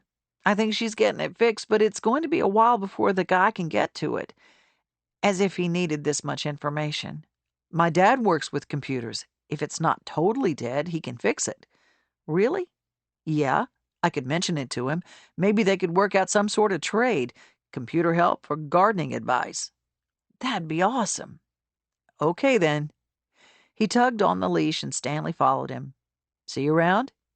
I nodded. See ya. Sit, I wanted to say. Stay. And please keep singing that song. For lunch, Mr. Rainwater brought Gus a Ziploc of catfish fillets. I could hardly look at the bag. It was bulging and oozy, and it made me want to gag, so Gus shooed me away so she could fry them up. As I left the kitchen, she stopped me. Who was that boy you were talking to? Which one? She raised an eyebrow, expertly flipping a fillet in the hot oil. The one out by the road. I turned quickly to the den to see if Mom was there. So, who was he? A new neighbor? I tried to sound casual. I was just welcoming him to the street. Well, aren't you a regular little welcome wagon? He was cute. Who was cute? Mom breezed into the kitchen from the side door. Her cheeks were pink. No one, I began, but Gus cut in loudly. Some boy Evan was talking to out by the street while you were chatting on the porch. Wait, what? I waited for more, the 20 questions I knew Mom wanted to unload, but she just looked at me with her eyebrows arched high. It's nothing, I said. Really? It's been an interesting morning, Gus said from the stove. Can't wait to see what happens this afternoon. Now I was curious. What had I missed up on the porch? I remembered that black SUV sliding up the driveway and the man who climbed out of it. I was about to ask Mom, but she pulled off her garden apron and tossed it in a chair. We can talk later. Let's eat. She picked up a piece of catfish just out of the pan, blew on it, then popped it in her mouth. I'm starving. That afternoon, clouds pushed in, and a breeze blew through the open doors a twig. Mom and Mr. Rainwater were in the back organizing a shipment of ferns that had come in that morning from a grower nearby. Gus was directing them, pointing her red fingernails here and there as she saw fit. Mom mostly ignored her directions, but Mr. Rainwater tried as hard as he could to please Gus. Anyone with half a brain could see that. A truck rumbled to a stop out front, but I didn't bother getting up. I was perched on the stool behind the counter, trying one last time to bring some flash of life back to the computer, when I heard footsteps on the front porch. Come on in. I didn't take my eyes from the screen. I thought I could see a faint logo behind the black. Mom's out back if you need her. Ferns are 20% off today. How much are dead computers? I jerked my head up, and the room spun a little. When everything evened out, there stood Nick in front of me, standing next to a man I assumed was his dad. What are you doing here? Hey, what are you doing here? I brushed my hair back from my face and mentally cataloged my appearance, hair falling down from the knot at the back of my head, and leggings that bore the remnants of a bag of soil I'd ripped open too quickly. Your mom needs computer help, right? Yeah. I brought my dad. He wants some tomato plants anyway." "Hi." The man smiled. Somewhere in his face, his eyes maybe, or his mouth, he was just an older version of Nick. But where Nick was tall and slim, his dad looked like he should have been chopping wood or leading a pack of dogs through the Alaskan wilderness.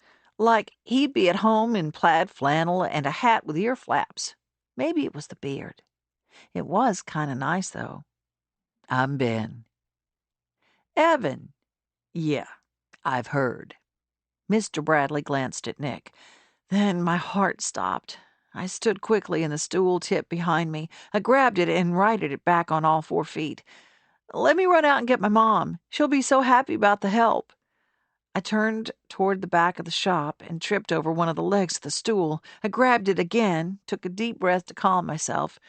"She can definitely help you with the tomatoes, or any other vegetables."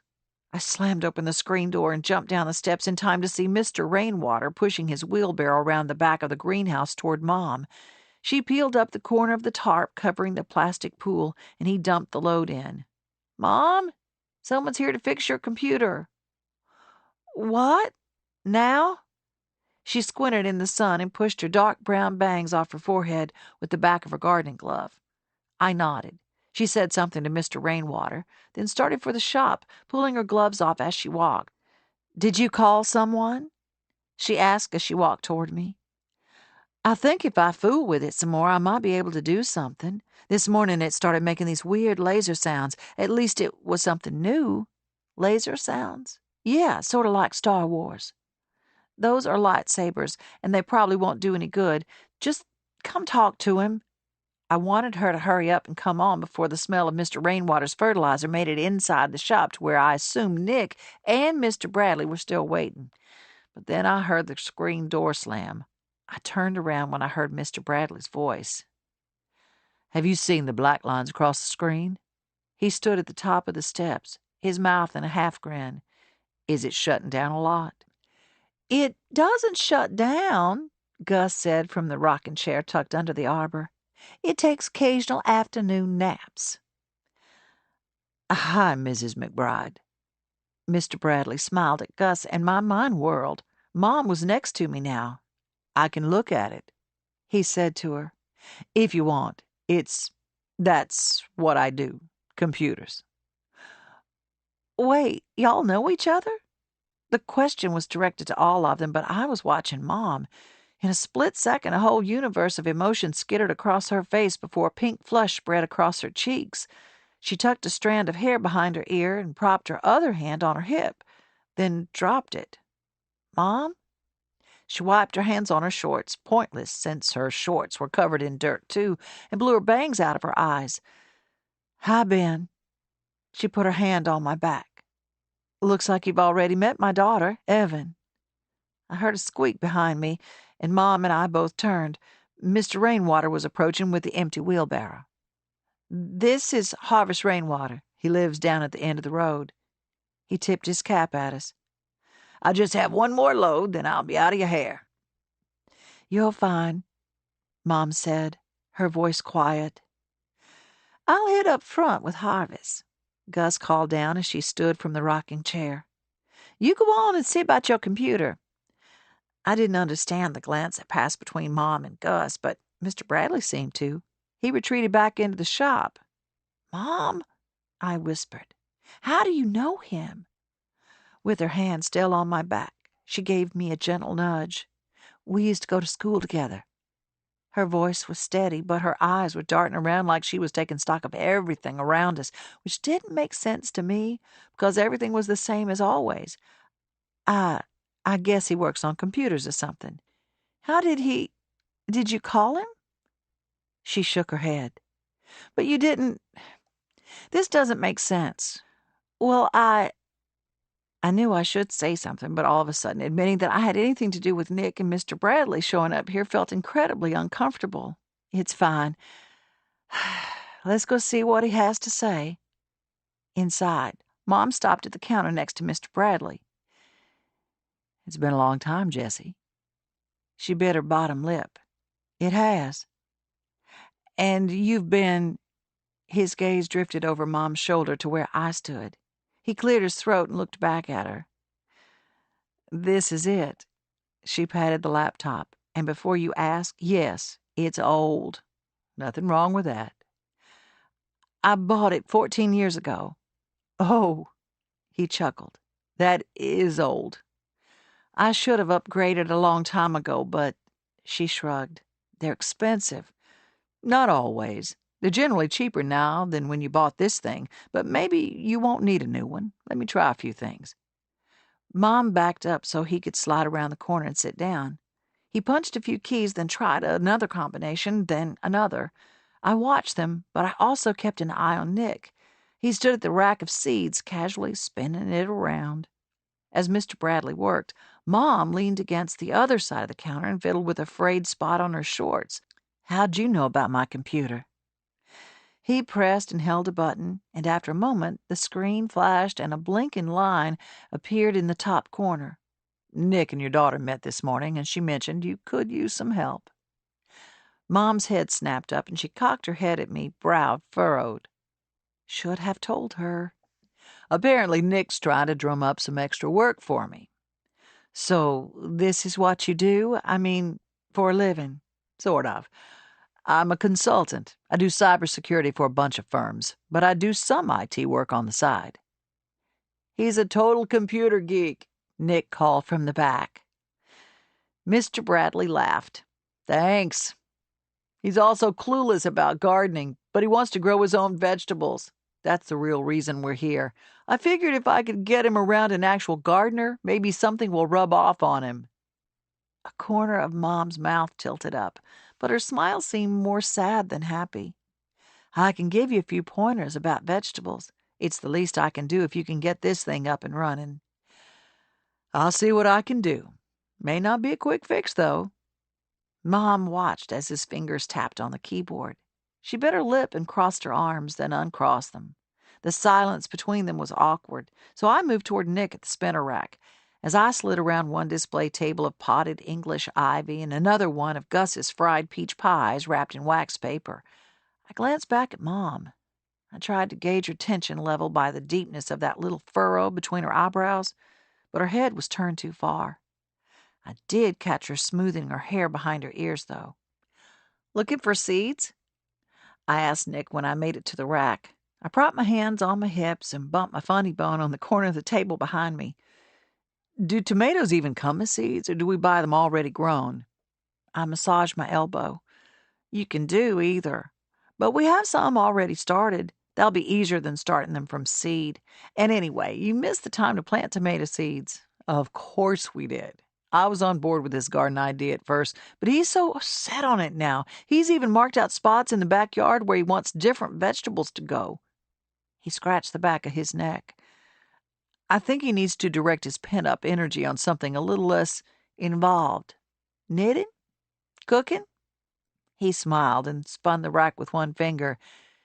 Knitting. I like that. I could use a new whatever you knit. Hats? It felt good to make him smile. I have no idea. Let me show you the tomatoes outside. I turned toward the back door and he followed. I glanced up at Mom and Mr. Bradley as we walked out. He was focused on the screen, tapping out some sort of code onto the keyboard. Mom sat on the stool next to him. I could get into cooking, Nick was saying. Dad's okay, honestly, but it's usually just the two of us, and he doesn't feel the need to impress me much. It's just the three of us, but we do okay, too. I led him down the steps, across the courtyard, and into the greenhouse. Through the open door in the back, I could see Gus and Mr. Rainwater standing by the plastic pool. My mom can cook fine, but my grandmother, Gus, makes all the good stuff. Fried chicken, cornbread, fried green tomatoes. Remind me to swing by at dinner next time. He leaned over to inspect a row of perfect orchids planted in ceramic pots, their stalks tied to thin metal stakes. She also makes the best desserts in town. Really? I couldn't tell if he was interested or not, but I was nervous, and when that happened, I couldn't shut off my mouth. Yep, she likes to think her desserts make more money than the plants Mom sells. We let her think it. It keeps her happy." Nick laughed and looked around the greenhouse. "Man, y'all have everything in here. From the front, it comes across as a little backroad nursery. This is the real deal." I nodded. I was proud of Mom and her hard work. Then her expression when Mr. Bradley appeared on the back porch bubbled back to me. I was dying to ask Nick about everything, about him, his dad, why in the world they moved to Perry of all places, and exactly what kind of connection did our parents have. But I didn't want to hammer him with too many questions. "So, did you know your dad and my mom knew each other?" He paused at the small water fountain on a table in the corner where water trickled over rocks into a small pool at the bottom. A tiny statue of St. Francis of Assisi stood in the shallow water, his arms held out as a perch for birds. Nick stuck his finger in a trail of water sliding down the rocks. "Yeah. He said they knew each other when they were younger. Dad grew up here." "Here? As in Perry?" "Here, as in right down the road." "Huh." I'd heard stories of lots of my mom's childhood friends. I'd never heard of him. "So which of these tomatoes are right for Dad?" "That's sweet potato vine. Vegetables are over here." I led him to the wooden tables where we kept potted tomatoes, bell peppers, and squashes. I was still telling him about the tomato sun and water requirements when Mr. Bradley called Nick from the back porch of the shop. "We gotta run, bud." I could just barely make out his shape through the thick plastic wall of the greenhouse. He stood there a moment, gazing out on the garden and field beyond. When he dug back inside, he held the screen door so it wouldn't slam shut. "I think you've got me set for a while here." Nick held a pallet with 3 tomato plants, cucumber, basil, and cabbage. Packets of zucchini, green beans, and sweet peppers were stuffed into his back pocket. On one arm, he coiled a length of plastic netting to use as a cage for the tomatoes. "For the hungry critters?" he asked. "Birds, squirrels, rabbits. Once you get all this planted, they'll come out in droves. We also have deer that come out now and again. They love all this stuff." He surveyed the stash in his arms. "We're never going to be able to get this up and running alone. Dad may need some—" "Nick!" his dad called again. "Let's go. Let these people close for the day." Nick sighed. "Okay, second call. That's my cue." I walked with him out of the greenhouse and back up the steps into the shop. On the way, I reevaluated everything I'd said to Nick. This was the guy with the voice, the music, that dark hair, and all I talked about was garden pests, appropriate containers, and proper watering techniques. But it was easier to talk about what I knew than focusing on the slippery feeling in my stomach. Inside the shop, Mom stood by the front window. Her lips were moving, but I couldn't tell if she was talking to Mr. Bradley or herself. He stood a few paces away, staring out the window, the laptop tucked under his arm. They both turned when our feet hit the old wood floor. "Wow," Mr. Bradley said. That's a lot." He pulled his wallet out of his back pocket. "Yep, she loaded me down," Nick said. "Ask me anything. How much water do they need? Shade, sun, rabbits. I've got it all up here." He lifted a knee to hold the pallet, then took one hand off and tapped his forehead. When the pallet tipped precariously, he quickly grabbed it again. "Okay, just don't drop it. Let's at least get the plants in the ground before we kill them." He turned to Mom. "What do we owe you?" Mom hesitated, then stepped toward Nick to check labels and count seed packets. As she pulled her calculator from her front apron pocket, the screen door creaked open and Mr. Rainwater and Gus appeared behind us. "Don't mind us," Gus said. "We're just going to wash off our hands real quick." She pointed Mr. Rainwater to the deep sink just inside the back door. Mom usually used it for rinsing dirt off flower stems before she arranged them in vases, not for washing Mr. Rainwater's fertilizer down the drain.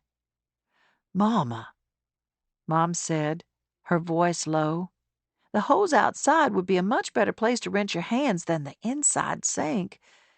"That's what I said," Mr. Rainwater piped up. "Well, we needed a drink, too, so we came on in." Gus turned her head back to the sink and motioned for Mr. Rainwater to bring his hands closer to the faucet. The old man looked back and forth between Gus and Mom, unsure what to do. Finally, he stuck his hands under the running water. "Augusta, you need to think about being more considerate." "I'm always considerate. Now hush and let's wash up." Mom rolled her eyes and turned back to Mr. Bradley, who struggled to keep a straight face. She gave him the total for the plants, and he handed over the cash, then walked toward the front door. Nick and I followed behind them. "You've done well here on your own. I'm happy to see that." Mr. Bradley's voice was quiet. "Thanks," Mom said. "It's not just me, though. I have Evan and Mama. We're doing just fine." "I can tell." Mom smiled, but it was too bright. Something was off, but I couldn't put my finger on it. I glanced at Nick, but he was focused on the floor in front of him. He stepped carefully down each step, peering around the side of the pallet in his arms. "If you have any trouble, just give me a call," Mom said. "One of us can run down and check things out. Make sure you haven't planted the tomatoes next to the peppers." Mr. Bradley stopped halfway to his Jeep. "Wait, is that a bad thing?" Mom gave a little smile, which was really more of an eye squint than anything else. "You'll figure it out." He hung his head, then opened the life gate before getting behind the wheel and cranking the engine. Nick slid the pallet into the back of the Jeep and slammed the hatch door. He waved at me before I climbed into the passenger seat and shut the door. I waited until their car turned onto the street, then started to ask Mom. I didn't even know. Something. Anything. But by the time I turned to her, all I saw was the screen door closing with a quiet thud. Chapter 9. In gardening, how you begin sets the tone of the entire life cycle of the plant. Start on shaky ground, the wrong light, soil, or terrain, and your plant's life will likely be cut short. On the other hand, ensuring correct conditions at the beginning of the life cycle and encouraging companion plants to play well together will help make your gardening experience a success. Gracie Brooks, Proper Growing Conditions for Gardening Success. Jessie. Evan's friend Ruth came over late that afternoon, and Evan asked if she could stay for dinner. Once the four of us were seated around the table, we passed around a big white platter of pork chops. A pot of butter beans sat on a hot pad in the center of the table, next to a green salad with cherry tomatoes from out back. Ruth cut off a dainty bite of her pork chop and raised it to her mouth. She chewed methodically and swallowed before speaking. "This is delicious. My mom only makes plain chicken, usually with rice and green peas." Mama patted Ruth's hand. "Sweetheart, you come eat dinner with us any time you want. We'll put some meat on your bones." Ruth smiled, happy to be part of it all. "I usually have dessert here, too. I wanted to make a pound cake today, but I couldn't find my recipe." I looked up at Mama. "Recipe for pound cake? You could make that in your sleep." I know. She pushed the food around the plate with a fork. "I got everything out to make it, but then couldn't remember if I had it all together right. It was like I left my brain at home this morning." She laughed and took a sip of her water. "You feeling okay?" I asked quietly. Evan and Ruth were already on to another subject, something about someone they'd run into at the icebox. "You've been a little forgetful lately." "What else have I forgotten?" She smiled, but it was tighter than usual. "You worried I'm leaving my iron on or something? I don't wear much that requires the use of an iron. I don't know."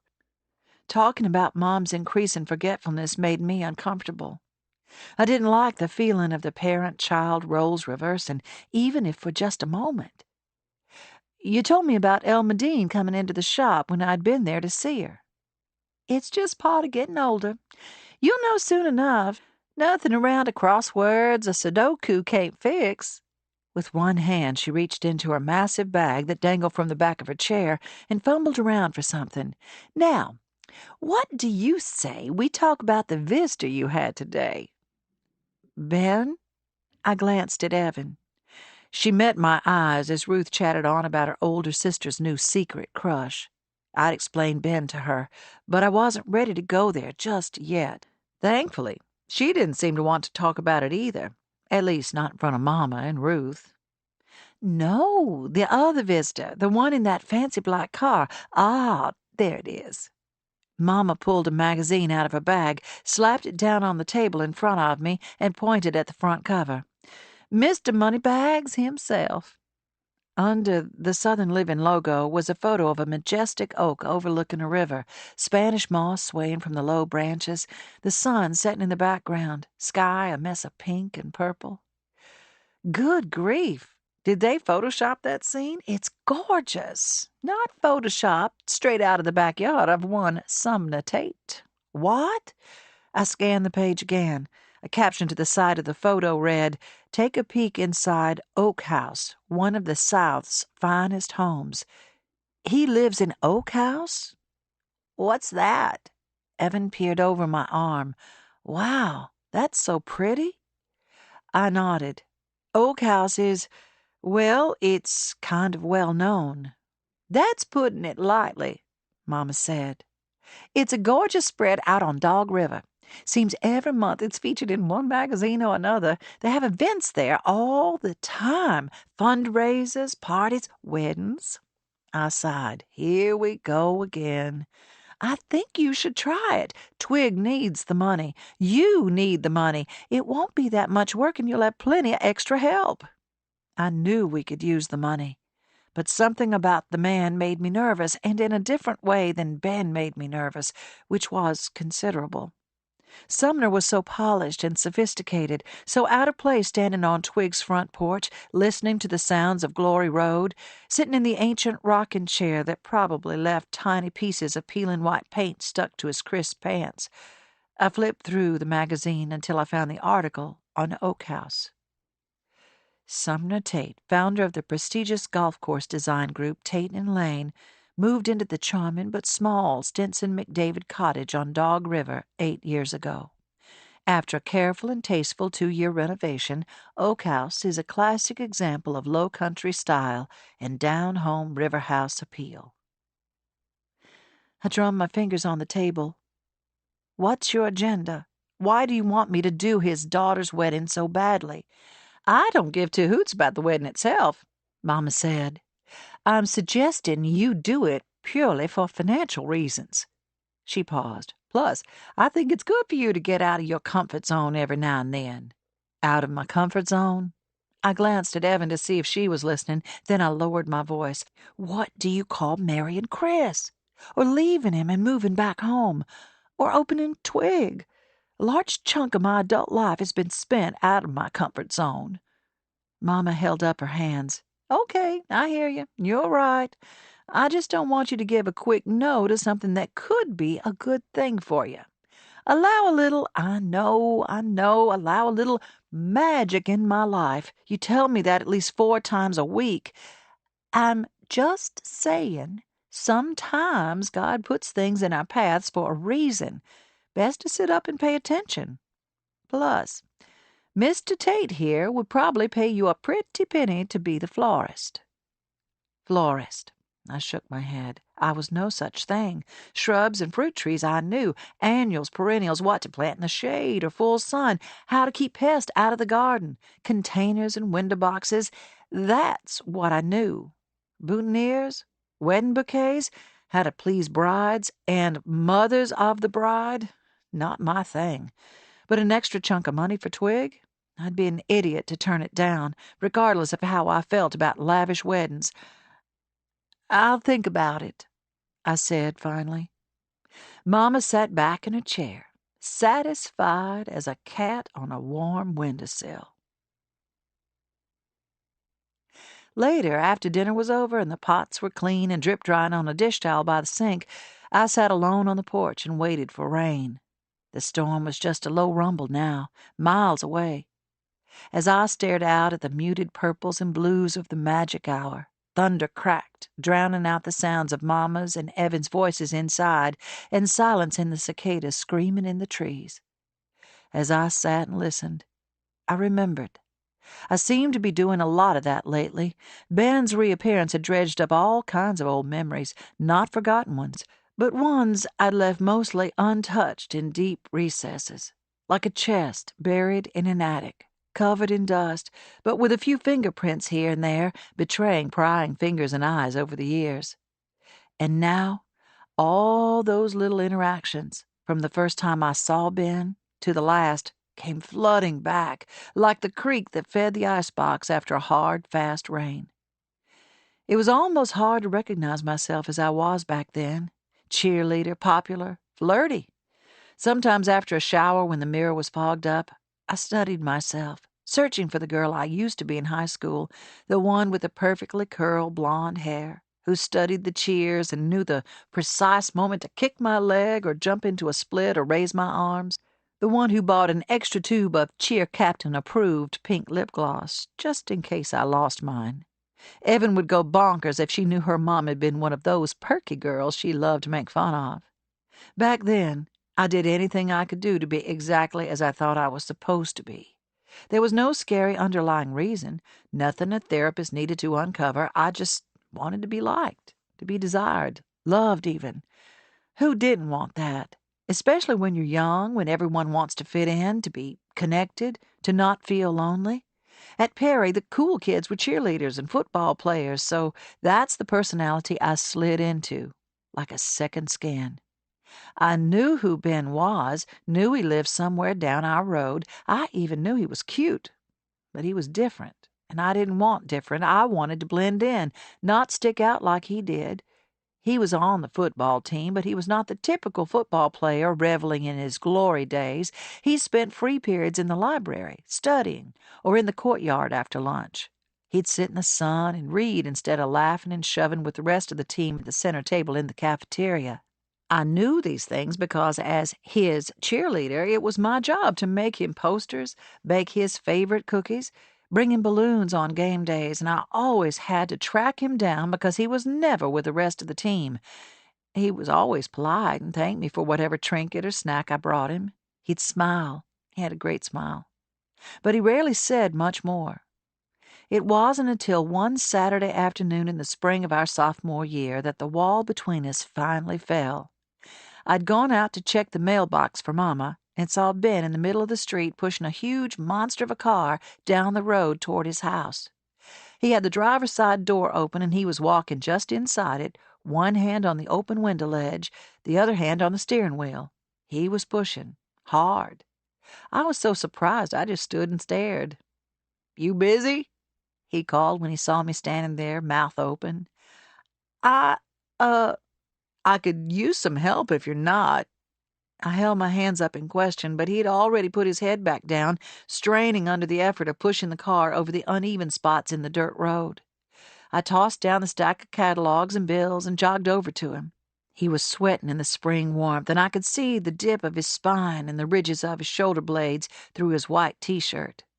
I looked away. "What should I do?" He pulled back, so the car slid to a stop.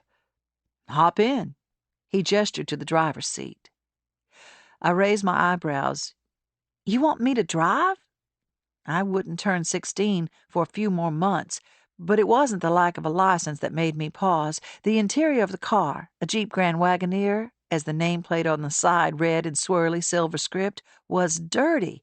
The leather on the seats was ripped, with stuffing poking out of each hole. The dash was covered in a layer of gray dust, and a dark stain, oil, paint, something worse, was splattered against the passenger door and window. "Don't worry, you won't be driving. All I need you to do is sit there, and when I tell you, drop the clutch." "Drop the—" "You've never driven a stick." It wasn't a question, but I shook my head anyway. "Okay, sit down." He pointed to the seat. "Sorry for the mess. It'll look better soon." I doubted the thing could ever look much better than it did right then, but I sat down anyway. He reached across me and adjusted the gear shift by my right leg. "Okay, it's in second. Now press your foot down here."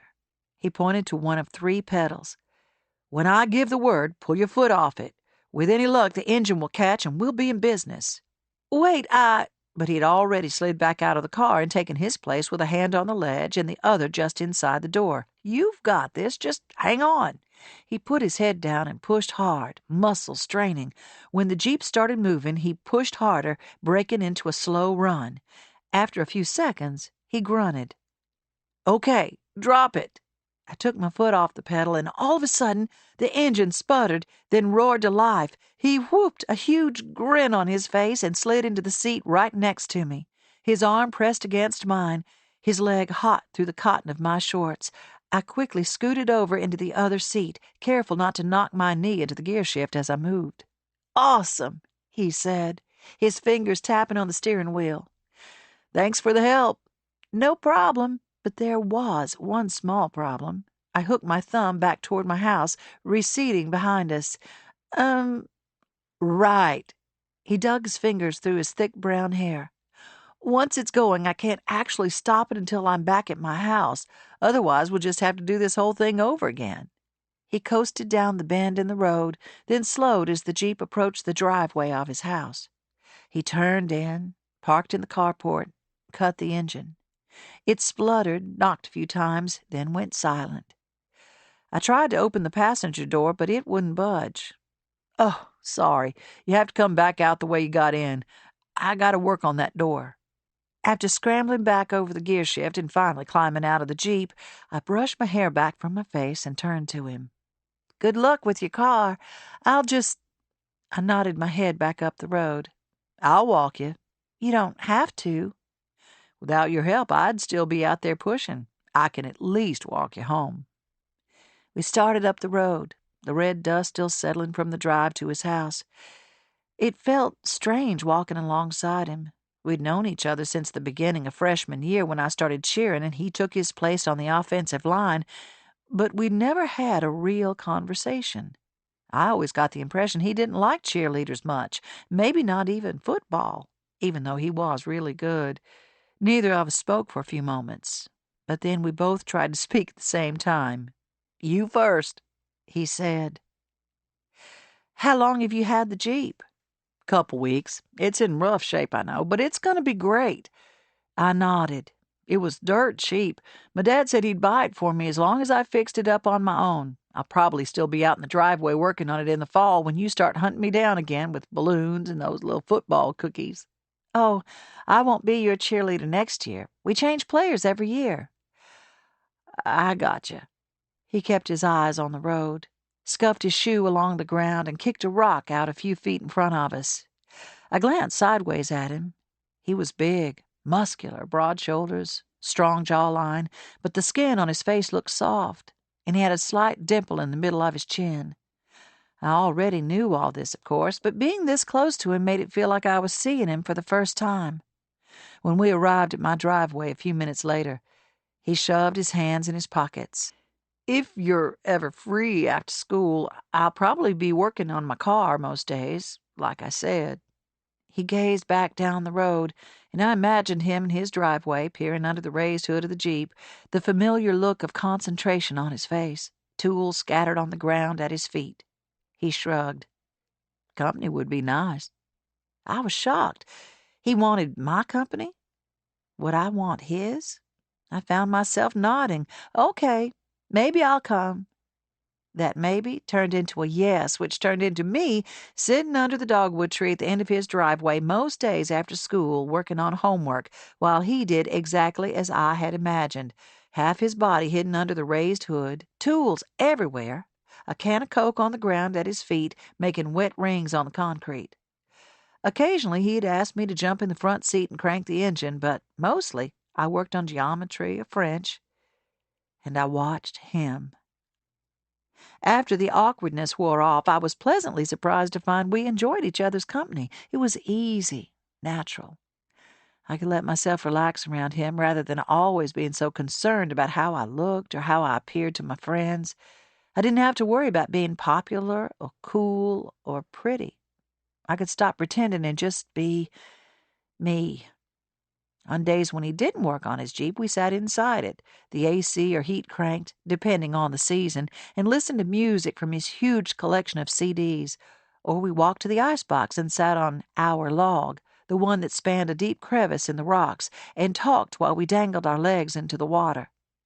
I let things out that I normally kept tucked away, like the fact that I enjoyed gardening in our huge backyard with my dad, that I secretly liked the wide-brimmed straw hat he wore to keep the sun off his fair skin, even though I once heard Carol Ann Davies, our cheer captain, say he looked like a scarecrow. One afternoon at the icebox, he asked me what I wanted to be when I grew up. I laughed and flicked water at him with my toe. I'm serious. What do you want to do with your life? I shrugged. The usual: go to college, get a job I like, make a little money, have a family. Okay. Tell me about that job. What do you want that to be? I turned to him, expecting to see a grin on his face, but his eyes were serious. I knew what I wanted to do, what I hoped to do, but it was far-fetched, and I'd never admitted it out loud before. I want to be a garden designer, I said quietly. Really? He tilted his head as if pondering my career choice. I nodded. I know, it's stupid. No, it's not stupid at all, actually.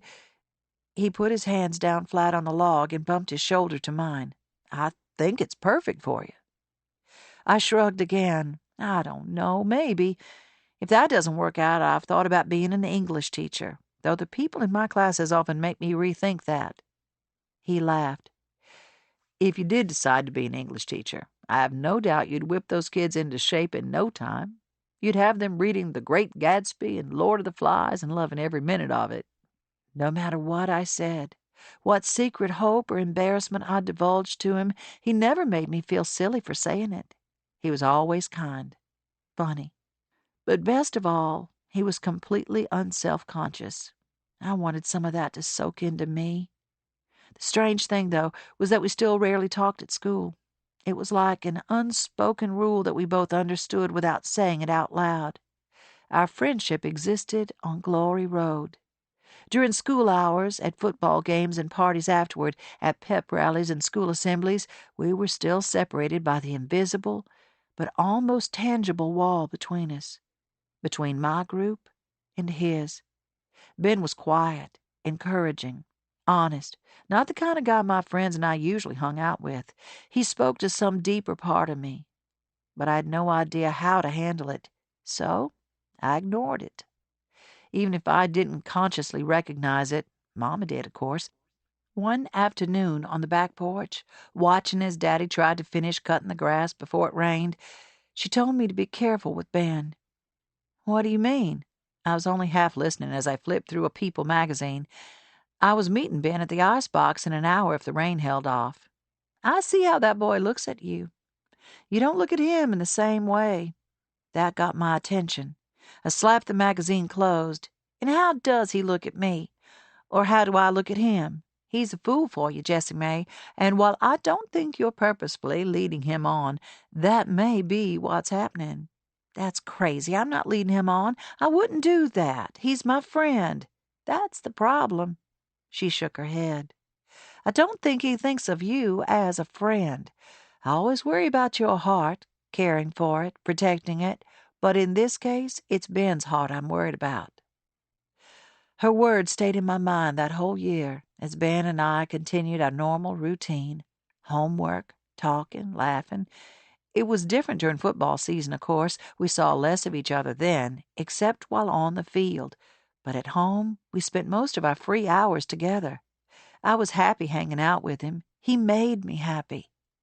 But thanks to Mama's words, now a measure of guilt was mixed in, too. Then our senior year wrapped up. We graduated, and everyone started making plans for their life after high school. Ben got an academic scholarship to the University of Alabama, and I was headed to Birmingham and a degree in English and horticulture. We still saw each other that summer, but it felt different, like someone had pushed fast forward on the hours. It was tradition for the outgoing senior class to have a big bonfire party at the end of the summer before everyone headed their separate ways. The party was held in a big, empty pasture supposedly owned by someone's uncle, although no one knew exactly whose uncle it was. We didn't care either. The police sometimes came, red and blue ricocheting off windshields and tailgates, tossing out warnings about hauling us off and calling parents, but they never did, especially not on senior bonfire night.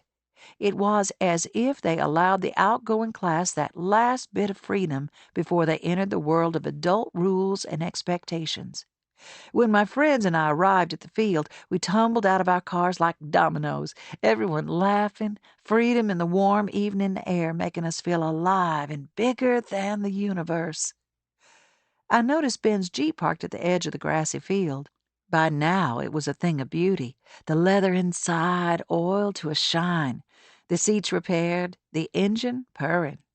When I saw it that night, a swell of happy pride crested in my chest, but then again, that night, I was happy about everything. It felt like my real life was beginning. Hours later, I sat in someone's abandoned plastic lawn chair as Dave Matthews Band's two-step poured from a nearby truck's speakers. The fire died down to a glow of embers and burned blocks of wood, and all around it people sat in pairs and small groups. Down the field a bit, a handful of people tossed a football around, their laughter bouncing through the trees, but it was quiet near the fire. That's where Ben found me. Having fun? He sat on the ground next to my chair. I shrugged. I guess so. He leaned back on his arms, then sat up and propped his elbows on his knees. It was unlike him to be so fidgety. Something wrong? He shook his head. No, but I need to tell you something. Okay, tell me. I leaned forward a bit, trying to see his face. The faint light from the dying fire cast an orange glow on his cheeks and the bridge of his nose, but I couldn't make out the emotion in his eyes. Finally, he spoke. Jessie, I'm in love with you. All the sounds around us, conversation, crickets in the night air, the pops and sizzles of the fire, died away, like the two of us were in a vacuum, a black hole that spit everything else out. All I heard was my heart thumping in my chest. You're what? Sorry to just blurt it out like that, but I've loved you for so long. He said it like an exhale. Ben, He shook his head, his eyes still focused on the fire. I just needed you to know. I'm leaving in a few days, and that's when he turned to me. His eyes burned into mine, like he was trying to read the waves crashing in my brain, but he was just my friend. Right? I couldn't, but I did know. Deep down, I knew he loved me. I'd known it for years. You don't have to worry. I don't expect anything to happen. I just wanted to tell you before I left. We stared at each other until someone called my name, startling me out of myself. I jumped to my feet and searched the field. My friend waved her arms at me. "We're leaving," she yelled. Next to me, Ben stood. He wiped his hands on his pants and took a step toward me. Jessie, I know the real you. You're so much more than all this. His voice was low and by now sweetly familiar. Then all of a sudden my friends were right next to me, laughing. One grabbed my arm. "Come on! James is pulling out, and he's our ride." I let her drag me away. I'd left my purse in the Bronco, and anyway, it was almost curfew. But I glanced back at Ben. He shoved his hands in his pockets and smiled. I didn't see him again before he left for Tuscaloosa. I went on to Birmingham and tried to live my life as I thought I was supposed to. He and I both made decisions, some good, some bad. Then Chris stormed in and blew me away, and the fallout had landed me here, on my own with my fiery mother and my incredible daughter, surrounded by the street and air and land that had cushioned me for most of my life. I knew there was more. Mama loved to remind me of that, but Glory Road was what I knew and loved. It was just that somewhere along the days that stretched into months, that lengthened into years, I'd begun to feel restless, like I had an itch somewhere I couldn't quite reach. It was relentless. I stayed quiet about it, though, especially around Mama. I knew she'd start up with that magic speech again. I didn't want to hear her speech, but echoes of her words came back to me as I sat in this spot on this porch in the nest I'd made for myself. Inside, things were still. Evan and Mama were probably dozing on the couch, an empty bowl of popcorn between them. Next to me, the house sighed and settled. The 70-year-old thing tired and waited with the responsibility of sheltering all our hopes and dreams. As the swing slowly moved back and forth, I tried to release some of the ache in my heart. It was the same ache, the same craving I'd felt when I'd heard the music pouring from the windows of the Jeep flying down the road, the Jeep I hadn't realized was Ben's.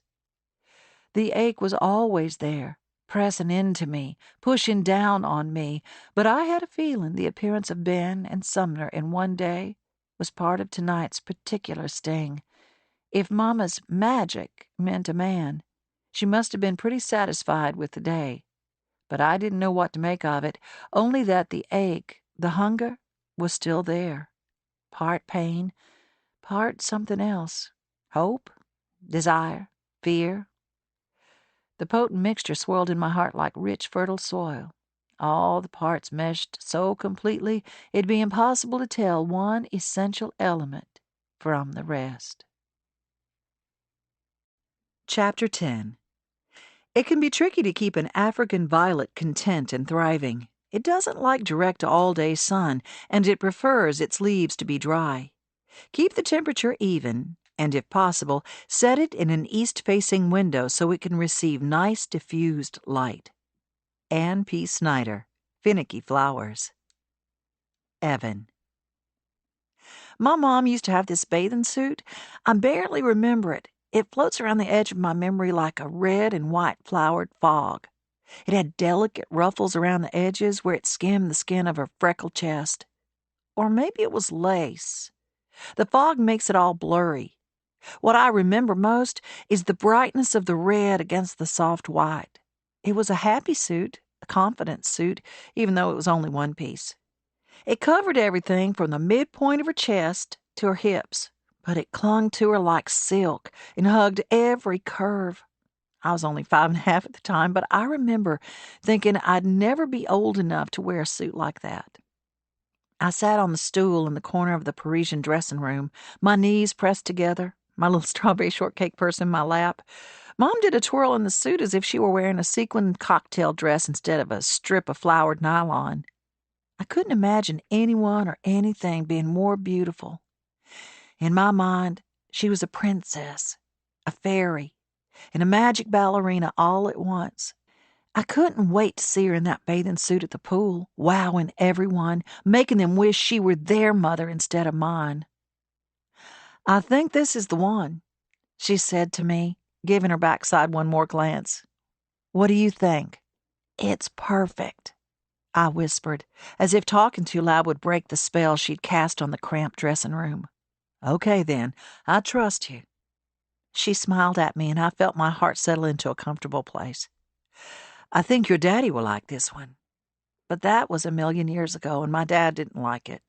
Or if he did, it wasn't enough to make him stay. Not that I would have wanted him to.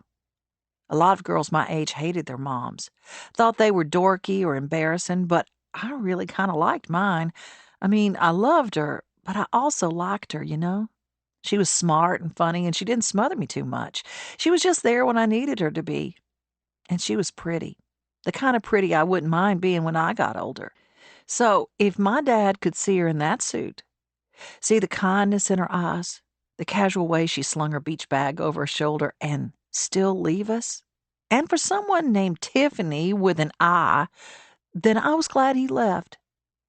I hadn't thought about that red and white bathing suit in years, but that night, long after Gus had left and I told Mom good night, I tiptoed back to the front window just to stare at her. She seemed so young in her sleeveless nightgown, one strap falling down off her shoulder. She tucked one leg underneath her on the cushion, and the other pushed off the floor every few seconds. I couldn't stand seeing her like that, all alone and exposed. So I opened the door and stuck my head out. "What are you doing up?" she asked. "I thought you were asleep." I shook my head. "Not yet." She patted the cushion next to her. "You can sit if you want." I crossed the porch and sat on the swing. Lightning flashed, followed a moment later by thunder. The sound was both comforting and unsettling, and for a strange moment I wanted to bury my face in her shoulder like I did when I was little. "About 8 miles, I'd say," Mom said. "I think closer to 6. She raised an eyebrow. "We'll see." It was something we always did. Count the time between the lightning and the thunder to judge how far off a storm was, although in the summer It was hard to tell if the lightning was coming from a storm or if it was just from the heat of the day. We rocked in silence for a bit before Mom spoke. "You and Nick seem to get along well this afternoon. Do you want to tell me about him? Do you want to tell me about Mr. Bradley?" I opened my eyes. I hadn't meant to ask such a personal question. Then again, maybe it'd get the focus off Nick. I mean, you were totally flustered when he showed up. She took a deep breath and exhaled, then held up her hands. "We used to know each other in school. Well, a little at school, but more on the street. He grew up on Glory Road." "That's what Nick said." Mom smiled down at me. "No way," I said. "This is about you, not me. From the way y'all acted, you were more than just neighbors way back when. Spill it." I don't know what I expected. A bad date to prom?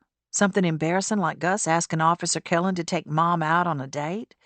Whatever I thought it might be, it wasn't even close to the truth. Because Mom leaned her head back and sighed. Then she squinted one eye, as if the memory were too bright to look at full on. "He was my first love." I waited, wanting more. She rubbed her thumb up and down on the swing chain. Lightning flashed, followed by thunder, 3 seconds later. The first fat raindrop splattered on the front walk. "Love?" She nodded, her eyes unfocused, seeing something other than the porch, some other time, another history I wasn't a part of. "What happened? Why didn't you stay together?" "Well, that's the thing. We were never actually together. I didn't realize until later that I actually loved him a little. Or a lot." She chewed on the edge of her bottom lip. "I don't know. But why did he not love you back?" All I could think was, someone else? Someone else didn't love her enough? Oh, yes. This time her response was quick and sure. "He did." I was relieved, but then confused. "I don't get it. Why didn't it work? Why weren't you together?" She shook her head, then patted me on the leg. "We just missed each other. Then later on we wanted different things, or I thought I did. Then your dad came along and—" She sighed. "Sometimes things just happen. Or don't happen." It was the vaguest answer she could have possibly given, but I didn't even know how to ask for specifics. "Why did you never tell me about him?" "Honey, you're 14. There are things I haven't been able to tell you because you're too young. I know it doesn't feel that way. I know it feels like you have all the answers and know everything there is to know, but the world and love itself is complicated. Were you ever going to tell me about him?" "I don't know. Maybe someday, if I needed to." "Well, it would have been nice to know about him before meeting his hot son." "He's hot?" "Ugh, Mom, I don't know. Don't say that word." "Well, you said—" "Forget it. I just wish I'd known you and Mr. Bradley had such a steamy past." "Evan, it was not steamy. Before I went on to Nick about coming to Twig to help with the vegetable garden, sure, my mom would love to help your dad. She can really grow some tomatoes." I rolled my eyes. "Sorry, really I am. I didn't mean to keep anything from you. If you want to ask me anything about Ben, Mr. Bradley, I'll answer as truthfully as I can. Shoot." I laughed. "I don't know. Is it weird seeing him now? Today?" She gave a slow nod. "A little. Do you ever wish things had turned out different? That it had worked out between the two of you?" She tilted her head. "If anything had happened differently than it did, then I wouldn't have you. So no, I'm satisfied with exactly how everything in my life has happened. Because of you." She kissed my forehead and wrapped her arm around my shoulder. The thunder came on the heels of the lightning now, one after the other. The smell of wet dirt and grass floated up the steps and mingled with the jasmine climbing the porch rail. After a while, I peeked at Mom. Her eyes were closed. I thought of Mr. Bradley as he watched her from Twig's back porch. I thought of Nick, hallelujah, and the way he climbed into his dad's Jeep. I thought of Mom's red and white bathing suit How excited she was to show it off to my dad. How soon that excitement turned to sadness. "I'm glad it's just us," I whispered. "Hmm?" Mom murmured, half in the here and now, half asleep. "If it's just the three of us, no one leaves." Her eyes opened, and she stared at me hard. I thought she was going to laugh, correct me, something. Maybe tell me that was no way to go through life. But she closed her eyes again and pulled me closer to her. I let my head drop onto her shoulder and watched the rain fall. Chapter 11. Gardening is more than a hobby. It is a way of life for those willing to accept the often strenuous work, the disappointments, and the impermanence of its beauty as part of the gift. Aaron Irving, Grace in the Garden. Jessie. My dreams that night began with cheerleading. Rising to the top of a pyramid of thin, muscled arms and shoulders and doing a perfect split before flipping all the way down. I landed on my feet, of course. Ben came dashing out of the football huddle, helmet in hand, to hug me and tell me he always knew I could do it. Then there were wedding bells, but not for me. I stood at the back of a huge Gothic cathedral, waiting for the bride to make her entrance. Then, one by one, all the flowers I'd so painstakingly arranged at the end of every pew began to wither. Pink blush roses, dinner plate-sized peonies, and a peachy pink ranunculus all turned black and drooped. The bride, radiant in a shimmery dress, stared at me and cried. The dream was still fresh in my mind when I woke, legs tangled in sheets, fingers gripping the pillow. I sat up and pushed my messy hair back from my face, then stretched my arms over my head. Both Ben's, the quietly determined one from years past, and the more rugged and relaxed one of yesterday, remained with me, making my stomach tighten with nerves, or maybe it was just the dream. Even with sunlight streaming through my bedroom window, it clung to me like a spider web. Then the scent of bacon and Mama's trembly, early morning alto singing, "And it burns, burns, burns," floated out of the kitchen, down the hall and under my bedroom door. I inhaled and hoped she was singing about the ring of fire, not our breakfast. I blinked, then threw on my work clothes. Today it was cargo shorts and a gray tank top with the shop's logo across the chest. Twig, in a scrolled font, the tail of the G shaped into a thin twig with tiny red berries, and followed the scent of Mama's voice into the kitchen. "Morning," Mama said to my back as I poured coffee into a mug and added half and half. "Hungry?" "Always." Evan trudged into the kitchen just as I sat at the table. I checked the clock on the microwave. 7:15 and you're awake? Who could sleep through all that warbling? Evan pulled open the fridge and grabbed a bottle of orange juice.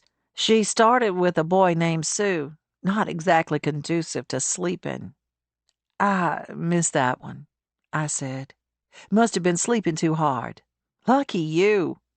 Mama reached over and tugged Evan's ponytail. "You've inherited my lovely singing voice, dear granddaughter. Don't deny it. I've heard you sing." "It's true," I whispered in Evan's direction. She rolled her eyes and tried to hide her smile. I love my daughter all the time, but I loved her so much in the mornings. Before she outfitted herself in her armor of the day, dark pants, shorts or leggings in the summer, and a T-shirt with some reference to music or the 70s or an obscure record shop on a forgotten alley in New York City. Anything to set herself apart. As if she even needed to try. Mama set a plate of bacon, the real kind, no turkey bacon for Gus McBride, down in the center of the table, next to a basket of fluffy biscuits and a plate of steaming scrambled eggs. "Eat up," she said. There were times when I felt guilty for allowing my mother to cook for my almost 40-year-old self and my daughter, but then I reminded myself it was her choice. Not only that, but she loved it. She was always a good cook, but she started cooking and baking more after Dad died. When we left Birmingham and moved back home, one of the best parts of it for her was the fact that she had someone to cook for again.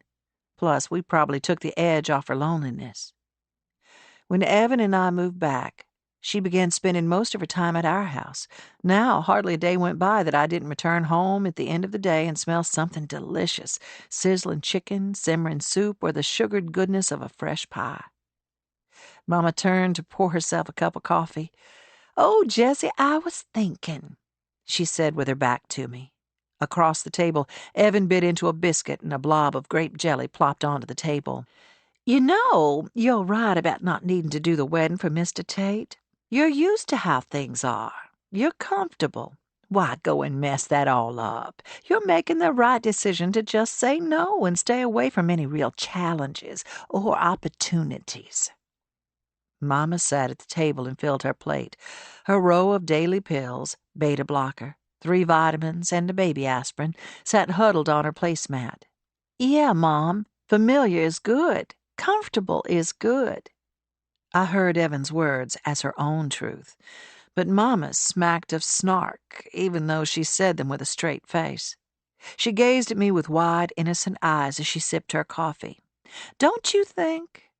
Last night I'd lain awake in bed for what seemed like hours, unable to sleep. I kept thinking about how some extra money coming into Twig right about now would be such a help, and how, truly, I could handle the extra workload. Why had I been so insistent on not doing the wedding? Staying in my comfort zone didn't pay me a dime.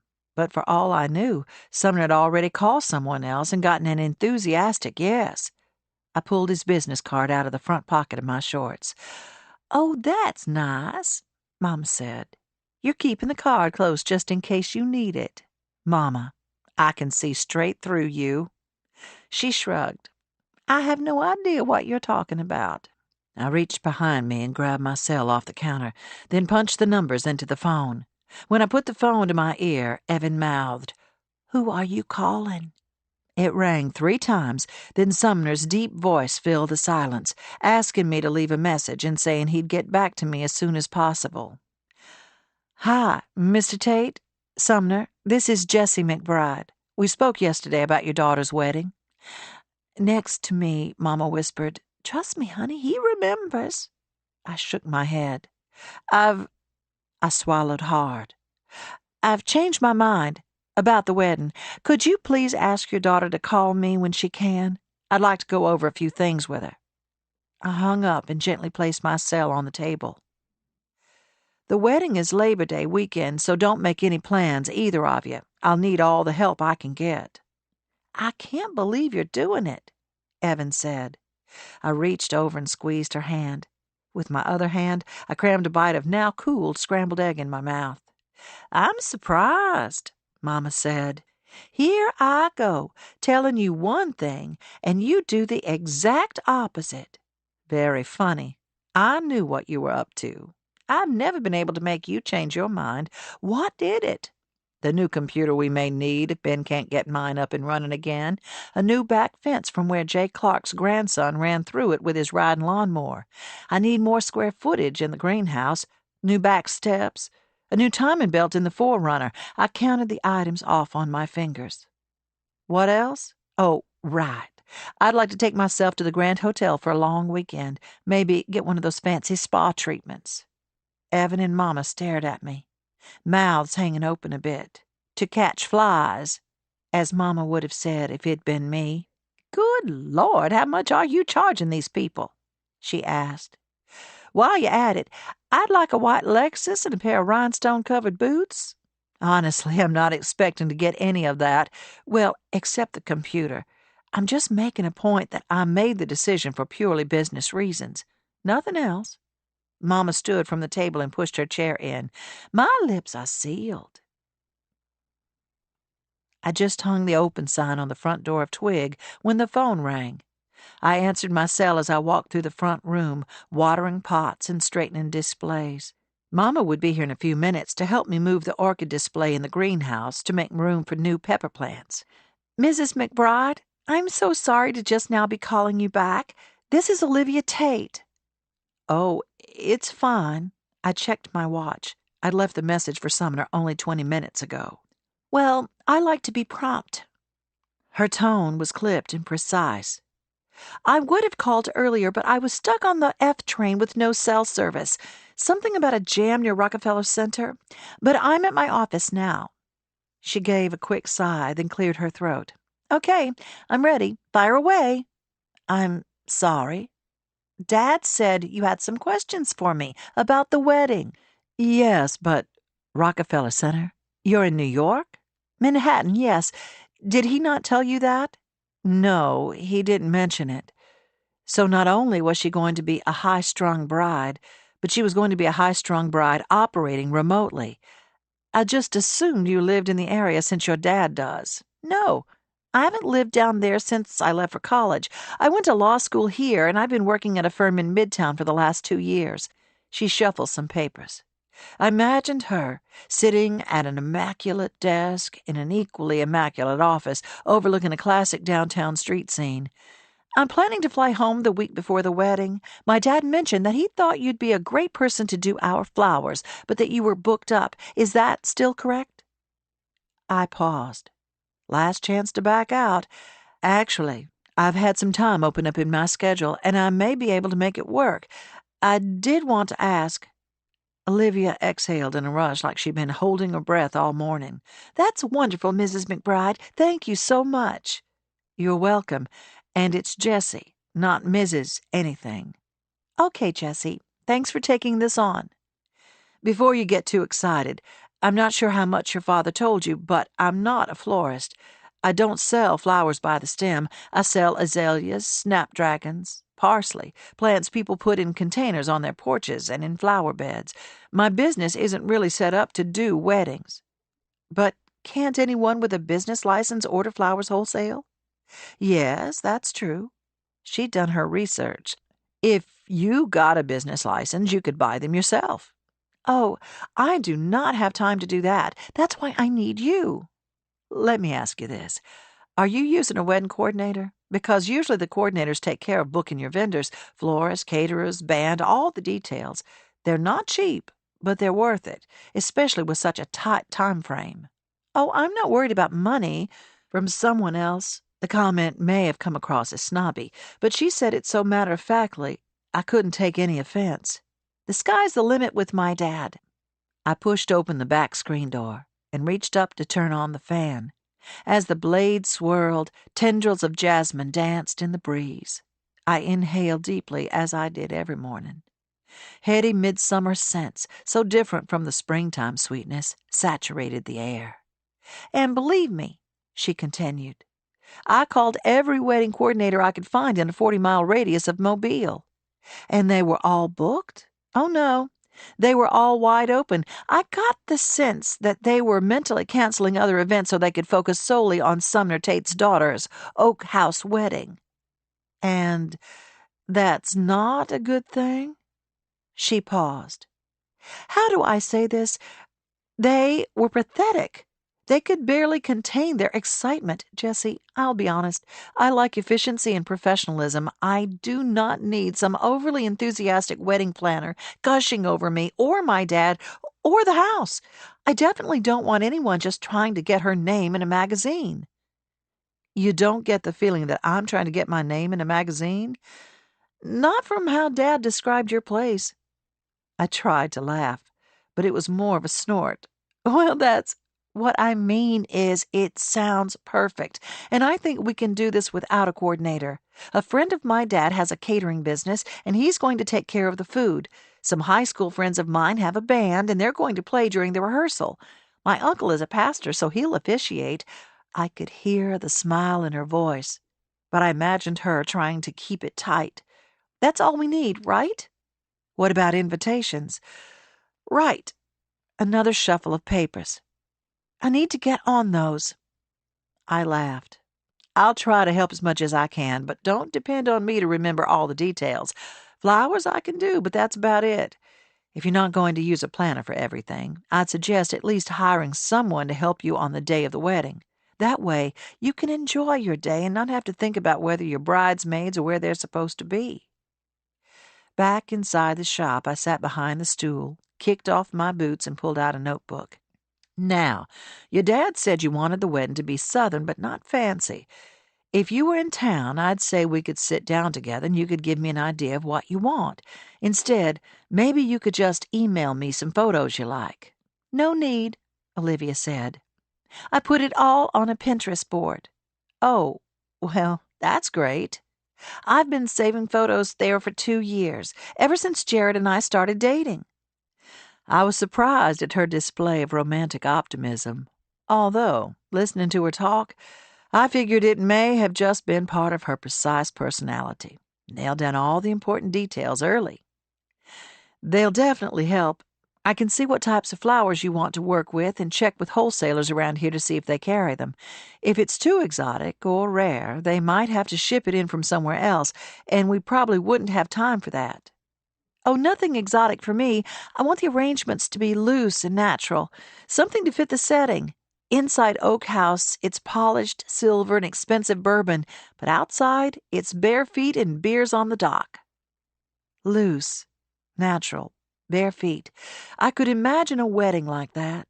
Not mine, of course. My wedding was a grand ceremony. 200 guests, I only knew about 40 of them, crammed shoulder to shoulder in the Cathedral of St. Paul to see Chris marry a small-town bride. I wore a creamy Carolina Herrera, beaded heels and flowers in my hair, trying so hard to be something else, someone else, anything other than what I was, a girl from a red dirt road in a small country town. And I felt beautiful, a leading lady on the arm of her handsome, successful husband. It was exactly what I wanted. Then, "I think it sounds lovely," I said to Olivia, and I meant it. "Have you and your dad set a budget for the flowers? That'll give me a good starting place." "There's not really a set number. Just let me know how much everything is, and we'll take care of it." "Okay. It would probably help if I had some sort of guideline, though. How many guests are you expecting?" The size of the wedding would give me an idea of how extensive the flower arrangements needed to be. "We've just about finished up our list. Only close friends and family will be at the ceremony, but we're at about 250 for the reception." I swallowed. "That's quite a large wedding." "Yes," she sighed. "It's going to be big." That precise speaking voice, as if she'd been presenting her case before a judge, relaxed a little, exposing a twinge of her Alabama drawl. "But whatever your fee is, we can pay it. It'll be no problem." Right. My fee. I hadn't thought of that. "Also, it may help you to see my dad's house sometime soon. That way, you'll get an idea where flowers need to go and how to set everything up. I'm thinking the band will go under the big oak in the yard, but Dad thought that's where the food should go, to keep it in the shade." I rubbed a hand across my forehead just as Mama walked carefully up the front steps of the shop, a tray of wax paper-wrapped goodies in her hands. She nudged the front door open with her toe and exhaled. I pointed to a table near the window that had some open space. "Just keep in mind," I said to Olivia, "I'm here for the flowers. That's it." Mama cleared her throat and pointed out the front window to where Mr. Rainwater was chugging up the driveway, the back of his truck loaded down. "Right. I know. You're the florist." I was about to correct her, but another phone rang in the background and a muffled voice called out, "I'm sorry, Mrs. Jessie? I have a meeting starting in just a few minutes. I'll shoot you an email with a link to my Pinterest page. Just get back with me when you have a chance to look it over, and we'll go from there. How does that sound?" "Sounds perfect." I hung up and leaned back against the wall. "A bridezilla?" Mama asked, her gaze on Mr. Rainwater as he fumbled to unhook his wheelbarrow from the bed of his truck. "Not exactly, but she is having a big old Southern wedding. 250 guests. My stars, you'll have your work cut out for you with that one." "You too, remember?" "Oh, I remember. And I've got just the thing for her Southern wedding. I've been watching that new girl on the Food Channel, the one who lives on the farm.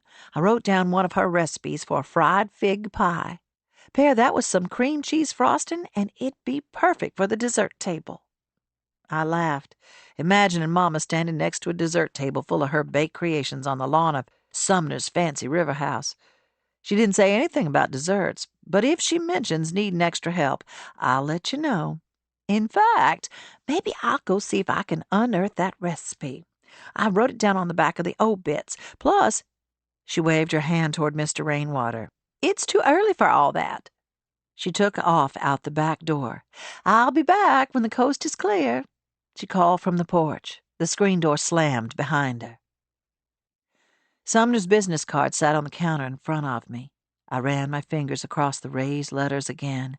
Images of his home, Oak House, sailed through my mind.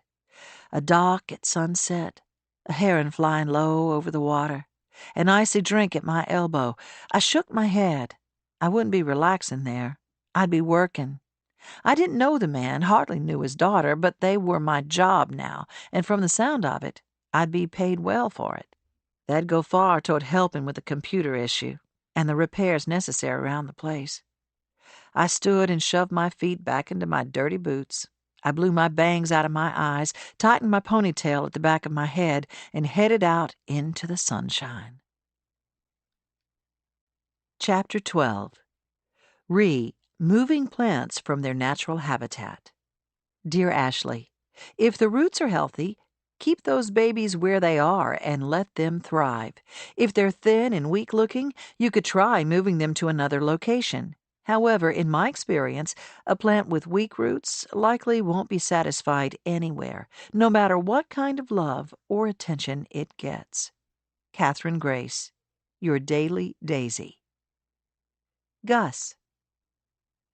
I knew Harvest Rainwater was in love with me, and I may have been quick with a bad word about him, but I wasn't above admitting I considered him from time to time. He always had dirt under his fingernails, and Lord Almighty, there were days when he smelled 3 kinds of bad from that load in the back of his truck. But he was a sweet, patient man. He also had kind eyes that made me want to lie down in them and take a cat nap. Eyes that made me realize just how long it had been since I'd sat on my own front porch with a man who wasn't there to deliver my mail and enjoy a glass of cold lemonade before heading next door. Eyes that made me think I may have been approaching 70, but I still had needs. And that was just the thing. I was knocking on the door to my senior years, willing to bet the earth, air, and Holy Trinity I hadn't used up all my shots at love, while Jessie, in the prime of her life, thought she was long past the possibility of it. It just broke my heart. She thought no one knew about her late nights on the porch when she'd sit with her hand over her heart, massaging it like she was hoping to tamp down those desires and longings flapping around in her chest like moths round a light bulb. But I saw her. I noticed. Underneath all her bravado, her insistence that she was fine on her own, there was a woman scared to admit she was lonely. I cast part of the blame on Glory Road itself. I'll tell you a story. One Saturday afternoon, when Jessie was about 16, Tom asked her to help him clean up the yard. We'd had a storm the night before, and our property was covered in pine cones and small tree branches.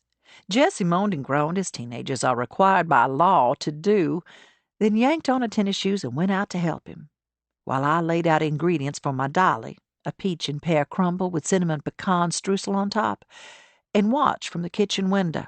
Tom and Jessie raked and swept the storm debris into piles all over the yard. When they finished, Tom climbed onto his ancient John Deere riding mower. He waved at Jessie and patted the seat in front of him, but she shook her head. He cranked it up, then patted it again and waved her over. She mouthed a firm no and stayed where she was, leaning against the upturned rake, as if the raking job had zapped all her energy. But Tom didn't stop, and I knew he wouldn't until he got a smile out of her. He inched the mower forward a bit in her direction. She shook her head. He raised his eyebrows, then hit the gas, steering straight toward her. The thing was, this lawnmower was so ancient its speed barely registered on the speedometer gauge. But Tom narrowed his eyes, hunched over like he was on the fastest motorcycle there ever was, and let it fly. Jessie showed off her perfect eye roll and hair flip. Then I saw it, the hint of a smile. Tom must have seen it, too, 'cause he swooped and hollered and kept the mower plodding in her direction. She took off running, and their laughter trickled up to me in the kitchen. It was a sight to see. My lanky husband folded up on that slow as a snail mower, and our lovely long-legged teenage daughter running around, acting like a carefree child. But it didn't last long. When she stopped to catch her breath, she reached a hand out to steady herself against a walnut tree. I noticed the cotton candy like swirls of webbing in the leaves at the time I heard her shriek. She flew into the house, flailing her arms and wiping invisible bugs off her hands. Why do we have to live in a place where everything is crawling, moving, or buzzing? That tree was covered in worms. Covered! Sugar, they're just caterpillars. It happens every fall. They don't bite, and you probably scared them more than they scared you. She looked at me like I was crazy. You say that like it's totally normal to have your trees covered in worms. She slid her hands up and down her arms. Marcy and Carol Ann don't have to deal with things like this. They live in a normal neighborhood with houses and garage doors that open and close, and a pest service that keeps bugs away. She stomped out of the kitchen, still rubbing at the skin on her arms. I can't wait to get out of here, she said just before she slammed her bedroom door. I peered out the window at Tom. He had parked the John Deere and was now shoving the piles of debris into a large black trash bag. His shoulders sagged. I poured him a glass of tea and was about to bring it to him when Jessie entered the kitchen. Her eyes were softer now. I don't hate it here. I know. It's home, but I do hate the bugs.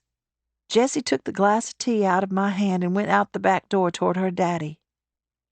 Even then, when she was caught up in the tangled web of teenage popularity, trying to figure out who she was and who she wanted to be, I knew a part of her felt more at ease here. When she was out with her friends, she was always dressing the part and trying to do and say the right things. Home was the place she could cast off that burden, even if she didn't realize the burden was there in the first place. When she left for college, part of me thought she'd turn right back around and head home. Well, it took a little longer than that, but she did come back home. Glory Road had always been Jessie's landing place, her home base, and being Chris's wife for a few years didn't change that. I understood. It was my home, too, and you'd have to drag me by my fingernails to ever get me to leave. But the way this place had wound its way into her heart, mind, and soul made me hurt for her sometimes, because, to my eye, it seemed she thought this was all there was for her. There I was, a 69-year-old widow, forgetting my own name some days, and I was actually considering Harvest Rainwater as a man to love. If that was the case, how in the world could my lovely daughter possibly think she was past the age of wanting, of needing love, companionship, the touch and heart of a man? Something told me these two men appearing or reappearing, as was the case with Ben Bradley, could be a harbinger of change in Jessie's life if she'd just allow it. But her inclination would be to see them as a sideshow to her real life, rather than the main act. This was in no way about me trying to marry her off. I didn't even know if these two men would amount to more than a hill of beans in the end. But the possibility of it. That's what I wanted her to see, to understand. That her life wasn't over just because she'd married the wrong man. That a fresh start could happen at any moment of any day. Chapter 13. If it looks like your garden is livelier after a good thunderstorm, you're right. But it's not just the rain that causes the new lushness. In a strange tale of chemistry and weather, it's the lightning that deposits necessary nutrients into your soil through the rain. Yet another reason to be thankful for those summertime thunderstorms. Amanda Anderson, Southern Gardens, A to Z. Evan. It got to where every time I walked to the end of the driveway for any reason, I looked down the road to see if Nick was there. To see if he was singing, walking Stanley, maybe walking home from the baseball field. I couldn't help it.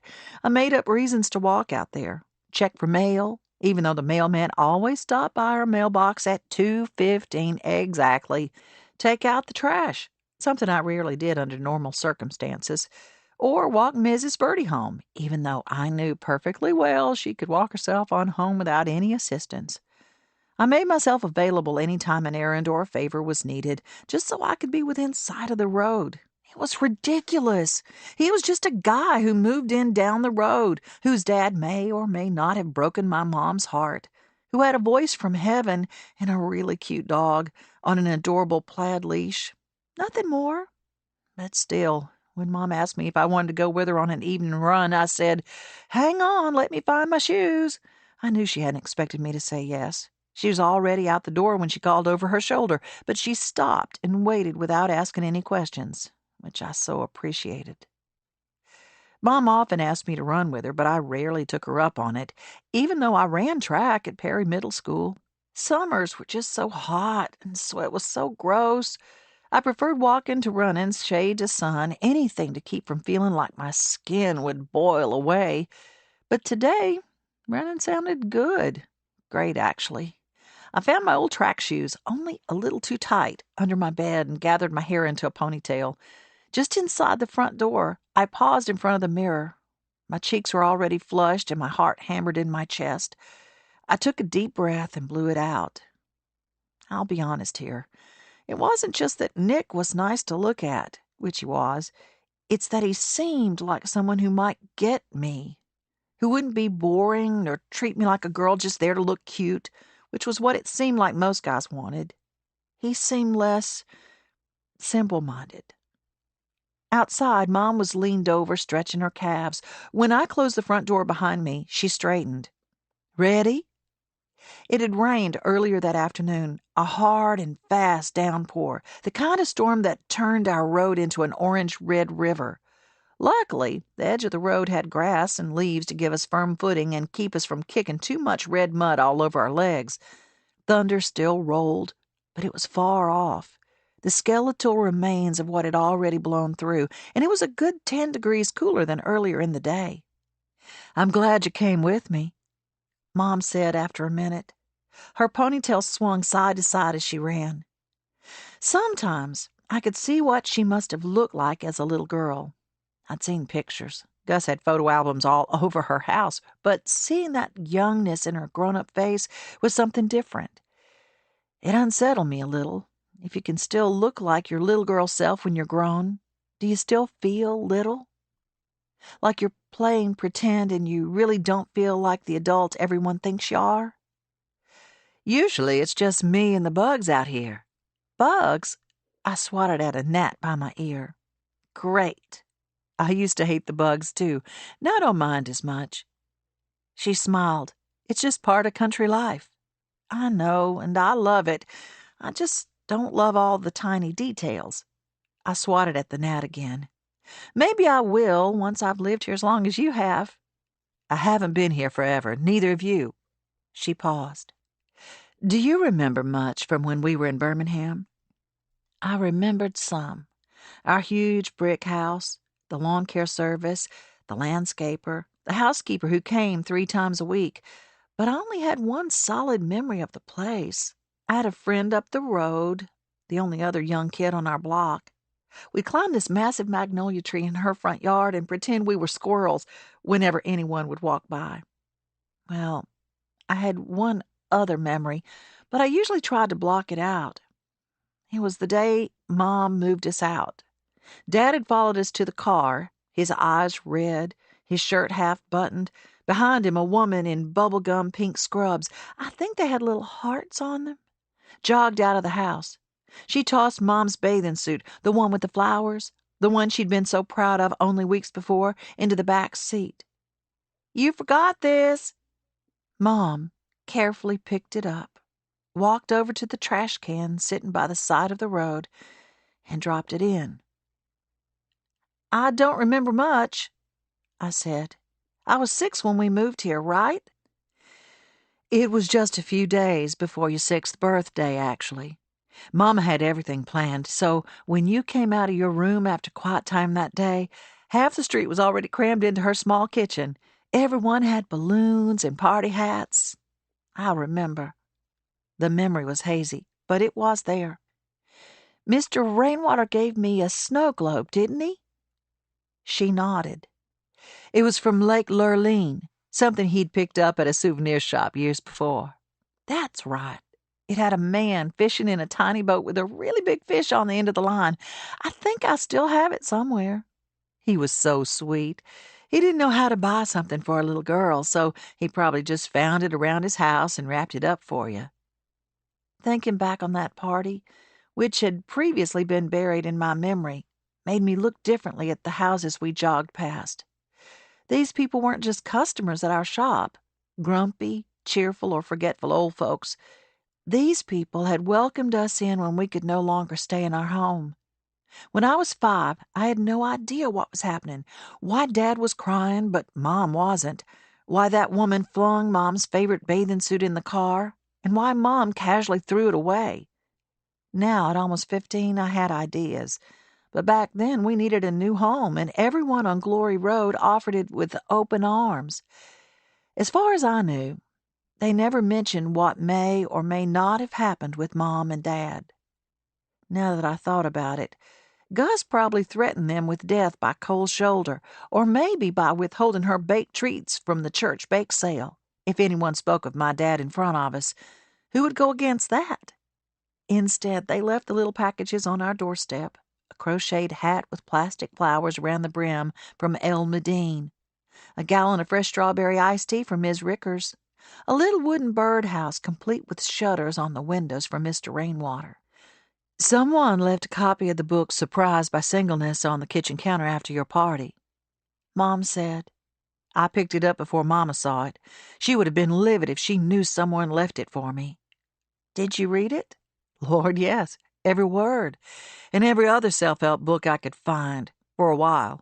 I finally gave them up, thank goodness. Were you surprised by your singleness? I said it lightly, like a joke, but I was really curious. Did that day in the driveway come out of nowhere, or had she seen it coming? Could a person's hopes and dreams just blow up so quickly like that? Not really. I was a different person when I met your dad. The whole thing was partly my fault. Once you came and I fell in love with you, I fell out of love with the person I'd tried so hard to be, the person who wasn't the real me. Unfortunately, your dad wasn't too charmed by the real me. Well, he's an idiot. Maybe. Or maybe he just knew exactly what and who he wanted, and I wasn't her anymore. But he wanted that woman in the scrubs. I remember her. She looked ridiculous. Mom inhaled sharply. I didn't know you remembered that day. I shrugged. Just bits and pieces. No need to tell Mom the ordeal in the driveway was burned into my brain, etched into my memories. She was so perky. I wanted to throw something at her. Did you know why she was there? You said she was one of Dad's hygienists. She paused before answering. That's right. She was. It didn't make sense back then that his hygienist was there at our house. Why wasn't she at the office, flossing teeth and reminding people to brush twice a day? Why was she coming out of my parents' house like she owned the place? I understood more now, but this adult world, marriage, love, commitment, was murky. We ran in silence. My thighs burned and sweat dripped down one side of my face, but the exertion felt good. I actually felt like I could keep running all evening. But Mom slowed down. I'd been watching the path in front of me, trying not to trip on the roots of a big oak tree, so I didn't see why she stopped. Then I heard the dog bark. Ahead of us, Mr. Bradley stood at his mailbox, flipping through a stack of mail, his back to us. When Stanley barked again, Mr. Bradley turned and his mouth pulled into a grin. I glanced at Mom. For a split second, her face mimicked his, but she wiped it away quickly. "Hey, you two," he called. Stanley lunged for us, tongue already wagging, but Mr. Bradley was surprisingly quick. He grabbed Stanley's collar before he could jump up on us. "It's a good time for a run. Not too hot." Why was it that people around here always started conversations with the weather? Everyone did it. Even Mr. Bradley, and he had only lived on the street for about 5 minutes. Well, his childhood in 5 minutes. It was as if the weather was a known icebreaker, Like those silly games teachers made us play at the beginning of school years. Instead of, what's your favorite ice cream flavor? It was, hey, how about this hot weather? But Mom went along with it, as everyone did. It's great. We would have melted if we headed out earlier, but it's manageable now. I even got my partner to come out with me today. She put her hand on my back. Her heat radiated into my already hot skin, but I liked the idea that we were partners. You got a good one. Nick would be impressed. He runs every morning for baseball. He's always trying to get me to run with him, but it's not really my thing. Not your thing? Mom asked. You used to get up at the crack of dawn to run too, didn't you? He laughed. I did, but that was a long time ago. No more football. No more need to kill myself mile by mile. Now, I'm just pouring my first cup of coffee by the time Nick finishes his morning run. I like it this way better. I'm with you on that. Mom wiped her forehead with the back of her wrist. Mornings are for coffee and my front porch, rain or shine. I take them slow. Mr. Bradley smiled softly out of one side of his mouth. They both grew quiet, and the silence was more than I could handle. Okay, so we'll get going. I both wanted to see Nick and didn't want to, but I couldn't stand here any longer with the awkwardness. Plus, it had started to rain again. Just drops now, but the sky was getting darker, and not from the approaching nightfall. Right. Mr. Bradley restacked the mail in his hands, a few magazines at the bottom, envelopes on top. I take it you get a free pass on the parent meeting at school? You've been around here a while, so you're not exactly new. Honestly, I'd rather not go, but I don't want anyone to complain that the new dad's uninvolved. Parent meeting? Mom stared at me. I didn't know anything about it. Oops. Crap. The posters, the flyers. Yeah, I'd totally forgotten. So, there's an orientation meeting at 7:30 for new parents. I think it's a PTO thing. They told us about it at registration. I bit my lip. Sorry? Mom ran a hand over her hair and glanced down at her damp running clothes, ankles splattered with red mud. I wish you'd mentioned it. I'd hate to miss any information we'll need later on. I'm sorry, I said again. I was distracted.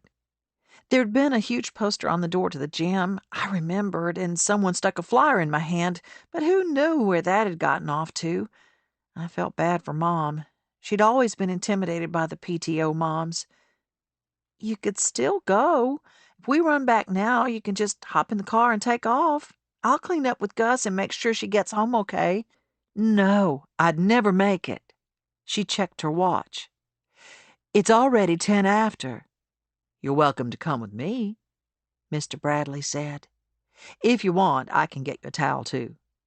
He nodded at the dirt on her legs. She tucked loose hair behind her ears. I can't go like this. Mom, go. Go and come back and tell me how lovely and charming everyone was. Lightning ripped across the sky, and the raindrops fell faster. Okay, not gonna happen, she said. No way am I letting you run back home in this. Nick can take her. He's just inside watching TV. He pointed to the garage. Let's get out of this rain. Mom and I followed him up the driveway. The back wall of his garage was full of boxes, some still sealed with masking tape, others with the flaps open, revealing everything from shoes to books to tools. Mr. Bradley stepped inside and called for Nick. When he returned, he gestured to the boxes. Sorry about the mess. We're making slow progress. He shook water from his hair. His Jeep was sandwiched into the garage next to an old black muscle car. Nick's? So, meeting? Yes or no?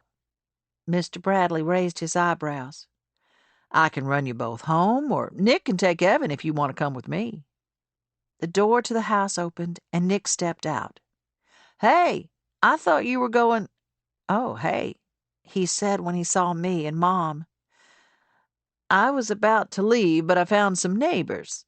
He turned back to Mom. So, what's it gonna be? Mom groaned, then laughed. She looked at me. I shrugged.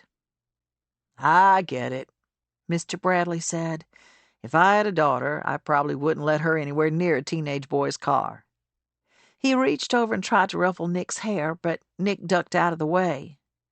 But he's not so bad. Something in Mom's eyes shifted. Her face softened. Is it okay with you if Nick takes you home? Yeah, it's fine, of course. I kept my eyes on Mom instead of Nick in the doorway. Text me when you get home, she said quietly. I want to know when you're inside with Gus. Okay, I got it. Now go, or you'll be late. She's right, Mr. Bradley said. Nick, grab a towel out of the hall closet, will you? Sure thing. He retreated into the house. I smoothed my hair into another knot, then fanned my damp top away from my skin. The shirt was one of my favorites, a vintage Allman Brothers tee with a red truck carrying a huge peach in the back, same as the album cover. My too small Reeboks screamed middle school, though. Mom kissed me on the cheek. Don't forget to text me, she whispered. Thanks, Nick. Take care of my girl. Mom, I groaned. We live like 10 feet up the road. Mom climbed in the Jeep next to Mr. Bradley and waved as they backed out of the garage. Outside, the rain hid their faces from view. Our turn, Nick said. We sat in his car and he cranked the engine, then turned to back down the driveway, his arm on the back of my seat. All right, then. Here we go. I can't believe this thing even runs. I glanced around the interior of his car. A 1971 Dodge Challenger, he'd informed me on the way to my house. It was just an old black car to me, but it was cool. A little run down, but clean. We made the 30-second drive to our house and now sat in the driveway, the front seat lit by the glow of the porch light. We had to talk loud to hear each other over the rain beating on the roof. Hey, you should be impressed. I worked my butt off to get this thing in good shape. He ran his hand across the dash. Below, the dashboard held nothing but a couple of air vents, a cigarette lighter, and an ancient radio. It had 2 fat dials and a handful of huge AM and FM buttons. He leaned over and blew into one of the air vents, then rubbed away a speck of dust. I am impressed. I mean, it's awesome. It's just so old. I cringed and cleared my throat. Where did you find it? My dad found it at a junkyard for next to nothing, and we worked on it together back in Atlanta. If you think this looks old, you should have seen it when we started. Took 2 years to bring her back to life. Dad said if I worked on it with him, he'd give it to me when I turned 16. It was the same thing his dad did for him. Wow, that's kind of a great deal. A new car you don't have to pay for? Oh, I paid for it in long, hot hours after school and on the weekends. Dad and I used a friend's garage since our condo didn't have one. As long as I wasn't on the baseball field, I was working on this car. I think it was partly my dad's way of keeping me in line. So, you were a troublemaker? It sounded dumb, but I wanted to know more about him. Not really. At least not in the way my dad worried about. That gave me exactly no real information, but I hardly knew him well enough to press for more. We sat in silence a moment while my brain whirred from subject to subject, trying to find something worthwhile to say. I came up blank. My phone buzzed in my pocket and I pulled it out. Boyfriend? Mom, I said, my cheeks hot. Good thing. I don't want some big guy to beat me up for sitting in the car with you. He grinned and I rolled my eyes. Wait, how old are you? I'll be 15 in a few months.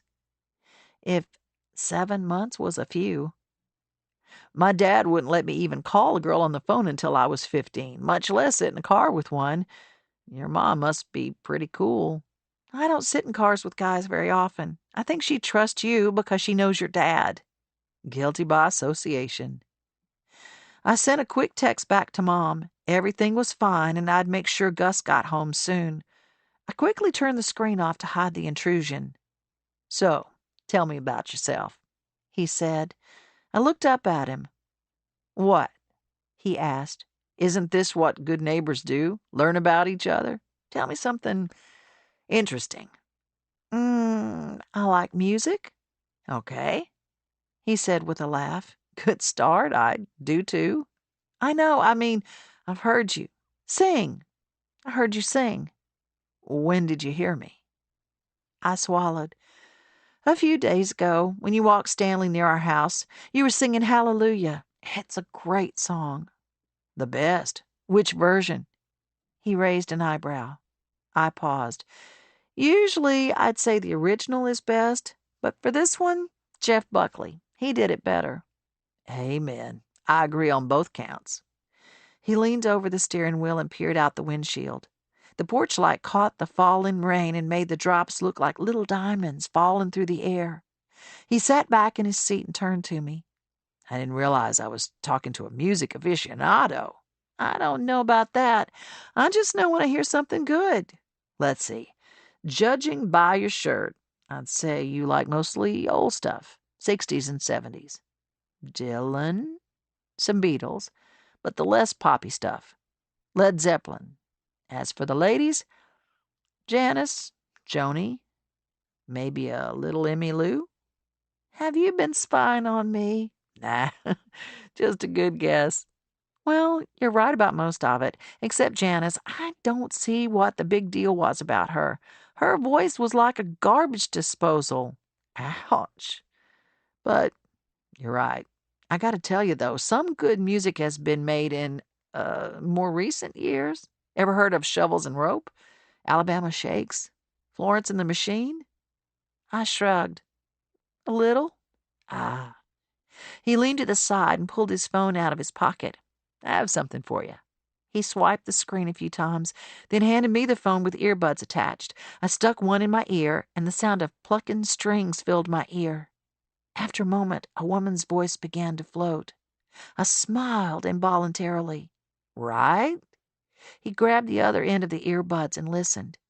When the song was over, I pulled the ends of the cord and handed him the earbud. Who is that? She's incredible. Florence and the Machine. They're unlike anyone else. See? The good stuff didn't stop with the 70s. Good to know, I said. So, give me more. What else do you like? Nope. Your turn. Tell me something about you now. It was easy to talk to Nick. He may have just been wasting time until he could get me out of his car and get back home, but he sure made it easy to forget my usual awkwardness. Well, I like good music, as you know. I play baseball. I want to play ball in college, so I pretty much keep my head down and play as well as I can during the season. Off season, I can have a little fun. Summertime, too? A little. The team at Perry is having practices this summer. The coach wants everyone to keep up their skills. Makes me a little worried that I'll be playing for some farm team, but we'll see. What position do you play? I didn't know a thing about baseball, but I tried to cover it well. I'm the pitcher. Ever get hit? Once. Ball bounced off my glove and broke my nose.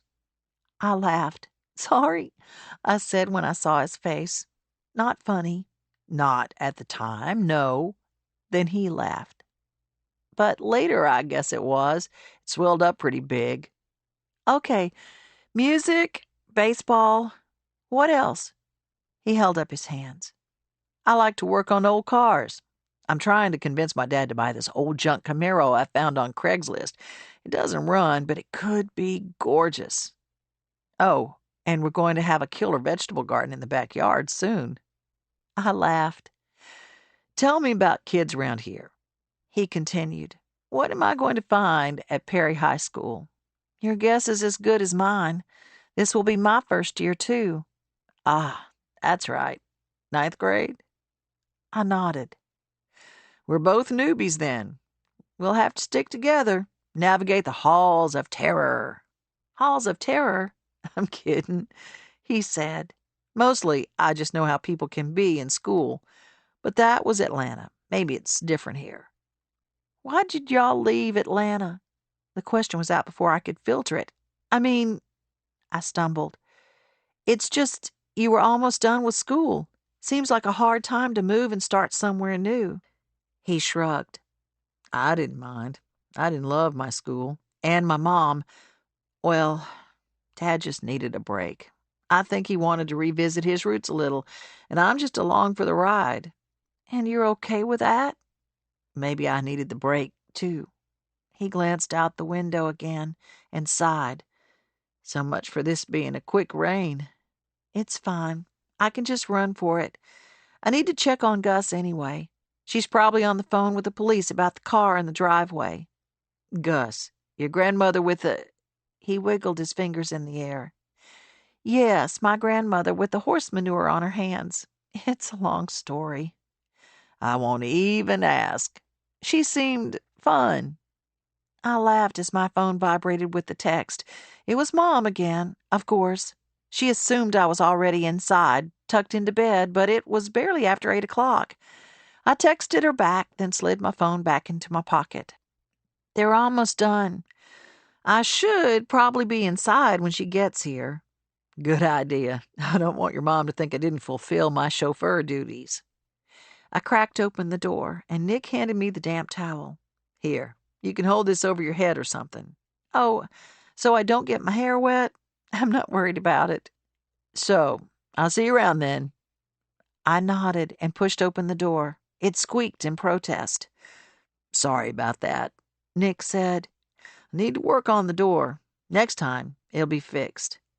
I shut the door behind me and waited there in the driveway while he backed up and turned onto the street. Just before he drove away, he stuck his arm out the window and waved. Chapter 14. When you see signs of decay, dropping petals, brown leaves, refusal to bloom, don't be quick to rip out the plant. Take a step closer and examine the stem. Even if the stem appears brown, scratching your fingernail against it may reveal green life just under the decay. And, my friends, in the garden, green equals hope. Virginia Pierce, The Watchful Gardener. Jessie. Hit me. Ben drummed his fingers on the steering wheel. Rain pelted the windows as we drove the few miles to the school. What are the parents around here like? As the new kid on the block, who do I need to watch out for? I laughed. The PTO women run everything at the schools. The same group cycles through the board positions each year, and they head out like an army getting parents to sign up for their committees. Committees, huh? You mean like bake sales? I don't bake. Don't worry. It doesn't all involve baking. I'm sure if you have problems finding the right thing, someone will be more than happy to tell you when and how to contribute. He exhaled. All right. Consider me armed and ready. I'm glad I'm not doing this alone. You sound like you've got the hang of things. I don't know about that. I'm just used to it, I guess. Rain streaked down the windows and blurred the world outside. Ben adjusted the AC, and a chill blasted my face and made the hair on my arm stand up. Other than the persistent beat of the rain, silence filled the car and magnified the strangeness of the situation. I'd often wondered what it would be like to be around Ben again, to hear his voice, see his familiar stance, soak up his calm presence. Sitting in his Jeep with him was almost too much, weird and uncomfortable, familiar and soothing, all at the same time. How was that possible? So much time had passed, yet it almost felt like it hadn't passed at all. But when I glanced at him, the beard, the faint web of lines at the corners of his eyes, the still thick brown hair, it was a grown man sitting in the driver's seat, not the teenager I'd once spent so many idle hours with, like time, outside of time. He was now a man with a 20-year history I didn't know, except that it included a teenage son, computers, and soon a vegetable garden. The rain slackened a little, and one of the windshield wipers scraped against the glass, giving off an irregular squeak. I don't know if Nick told you, but I met him a couple of nights ago when I was out running. He was outside with Stanley. Ah, that was you. He told me he'd met a neighbor.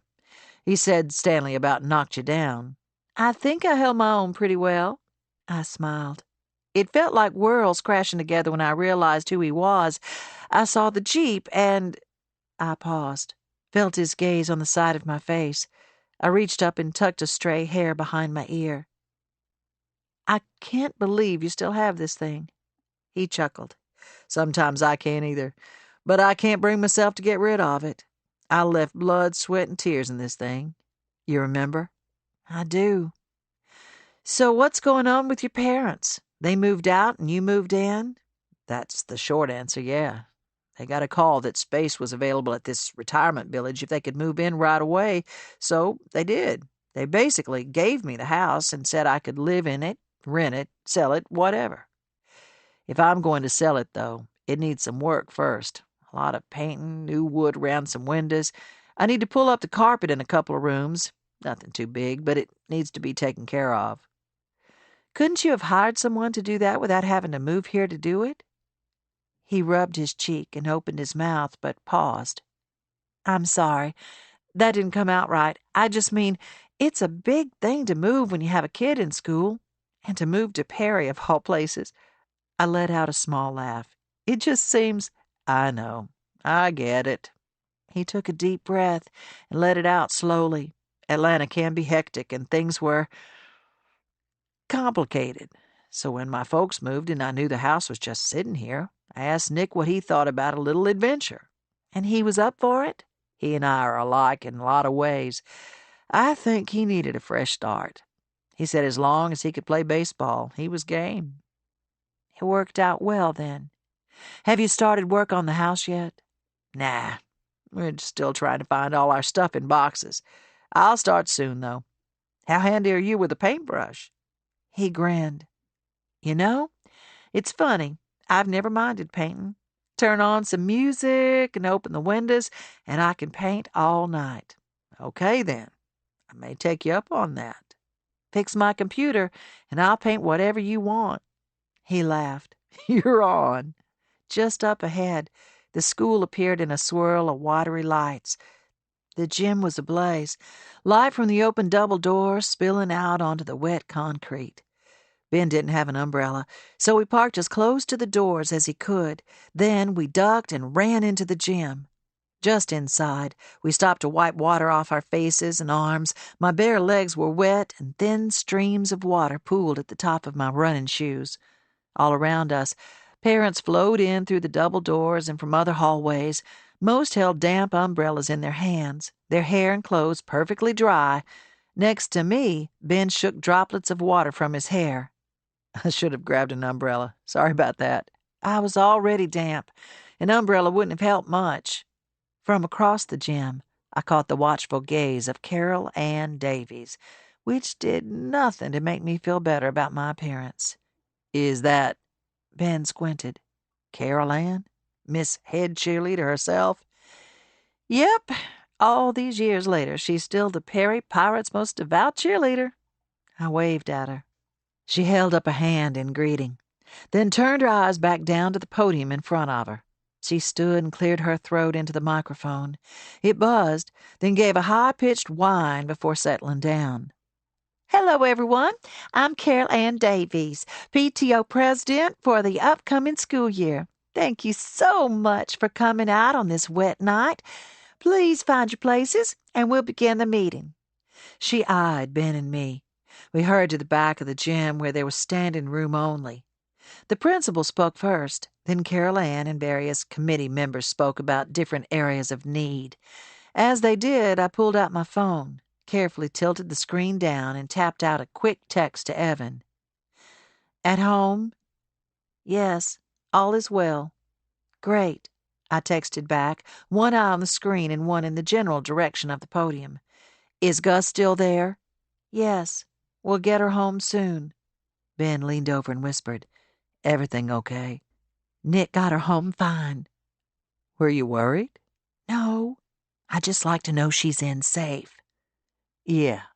He paused. It's a little scary, isn't it? What's scary? He shrugged, letting our kids out of sight, giving them that little bit of leeway, hoping they don't get hurt. Our whispered conversation died when someone shushed us, but my mind remained tipsy, reeling from the surprising turn of events that landed me next to Ben at a parents' meeting at our children's school. It almost took my breath away to think what might have been if such small moments had gone another way, if I'd responded differently, if I'd responded at all, when he told me how he felt about me at the bonfire all those years ago. Or if I'd had the courage to speak up even earlier than that, to put into words what it meant for him to accept me so fully, to see who I was inside my polished and well-liked shell. If I'd let myself love him. With just a few small twists of circumstance or intention, would we be raising our own children, running out to the parents' meeting together after having eaten dinner at home with our family? It seemed impossible, but such small twists had led us in opposite directions. Was it possible that similar small twists could have bound us together? Before I realized Carol Ann had finished speaking, chairs were scraping across the floor as everyone stood and moved around. Conversation swelled, and parents migrated toward tables set up on the other side of the gym. "What are we supposed to be doing?" I whispered to Ben. He laughed. "Sorry I was." I held up my phone and shrugged. "I give you a D- for not paying attention." He bumped my shoulder with his. "We're supposed to pick up information at those tables over there." He pointed across the gym where parents were lined up behind various tables loaded with papers and clipboards.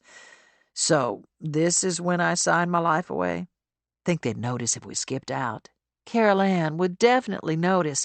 Come on." He followed me as I waded through the tables in search of a place to sign up to bring food.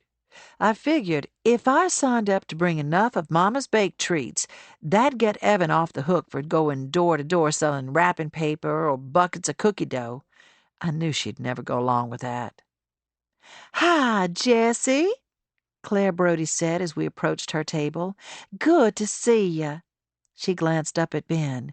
"Hi, I'm Claire, PTO party coordinator." Claire had moved to Perry from Mississippi when her kids were in elementary school. If she'd been born and raised in Perry like many parents at the meeting, she would have recognized Ben, too. "Ben Bradley," he said. "New kid." "It's so nice to have you. And you two already know each other?" I liked Claire, but I wondered if she was gathering tidbits of information to pass to Carol Ann. It was probably a requirement for all PTO members under Carol Ann's authority. I didn't give her much to go on. "We do." "Oh, well, I'm glad you're both here. Just sign your names up wherever you like. We have all kinds of needs, so I'm sure whatever you can bring will fit in somewhere." "I'm going to respectfully decline to add my poor baking skills to the list here," Ben said. "I think I may find something over in the—" He waved his hand toward the tables on the other side of the room. "In that general direction." He patted me on the back. "Good luck," he whispered. I wrote my name down to bring treats to a few different parties, then moved on to the next table. As I made my way through the gym, I picked up flyers in various colors, each proclaiming a different group or club Evan could get involved with. Knowing my daughter well, I bypassed the table advertising cheerleading tryouts, but picked up a flyer about the school theater troupe and the science team. I pulled out my phone and sent her another quick text. "All tucked in?" "It's 8:15, Evan texted back a moment later. I checked the time at the top of the screen. I could have sworn 2 hours had been sucked away by this meeting. "Sorry, I should be home soon." "Don't worry about us. We're good." I grabbed a few more flyers. Then, when my hands were full, I scanned the place for Ben. I finally saw him leaning over a clipboard, signing up for something with the baseball team. I headed toward him, but before I got there, Carol Ann stepped out from behind a group of parents next to Ben. Her voice rose above the buzz in the room. "Ben Bradley, I heard you were back in town." She reached out and hugged him. "Marissa told me the two of you are working things out, and I have to say I'm so glad. I know it means so much to have you and Nick in her life again." The noise level in the room didn't change, but for a moment it felt like everything went silent. Marissa? A girlfriend. Of course. In a rush, all the noise came back and filled the muffled silence in my head. I reached out for a clipboard on the table in front of me and hunched over, trying to make myself disappear in the scattered group of people around me. I kept my head down, but turned my eyes so I could still see Ben and Carol Ann. Yeah, things are going okay." Ben's voice was tight. She playfully hit him on the arm. "Better than okay, as she tells it. Although I don't see how, with the two of you in different cities, I don't know why in the world you'd move back to little old Perry and give up the excitement of Atlanta." He shuffled the papers in his hands. A little muscle at the base of his jaw worked back and forth. "Nick and I just had some things we needed to take care of around here." "Well, I know it must be good for all three of you. I'm happy for you." She smiled at him and shook her head. "It must feel weird to be back at your old stomping grounds. Have you gone out to the field? I'll never forget the night you caught that pass in the end zone against Fairhope, and just as the clock ran out." He straightened up and cleared his throat. "Yeah, that was quite a night." I didn't want him to see me, but before I could make my escape, Carol Ann called out to me, "Oh, Jessie, I didn't see you there." I cringed.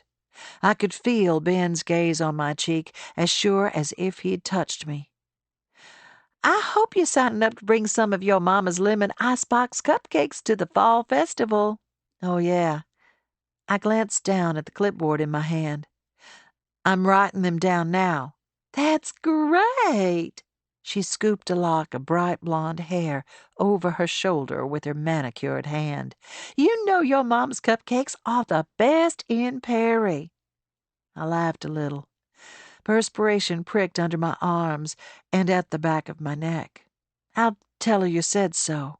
"You do that. Oh, and Jessie, have you seen Ben is here? It's so great to have him back in town, isn't it?" She smiled at us both, then scurried over to another group of parents, her voice full of eager excitement. Ben exhaled, then nodded toward the door. "You ready to call it a night?" Outside, the lights from the gym cast a wet, shiny glow over the parking lot. Inside the car, I crossed my hands in my lap, unsure of what to say, unsure if I wanted him to bring it up at all. He was dating someone. Why wouldn't he be? And more importantly, why did that fact make me feel like something had slipped out of my grasp? The couple of minutes it took to drive back to my house were silent, making the single mile feel more like 10. We finally approached my house. Lights glowed in the windows, and from the driveway, I saw Mama on the couch watching TV. He put the Jeep in park and ran his hand through his hair, then turned to me.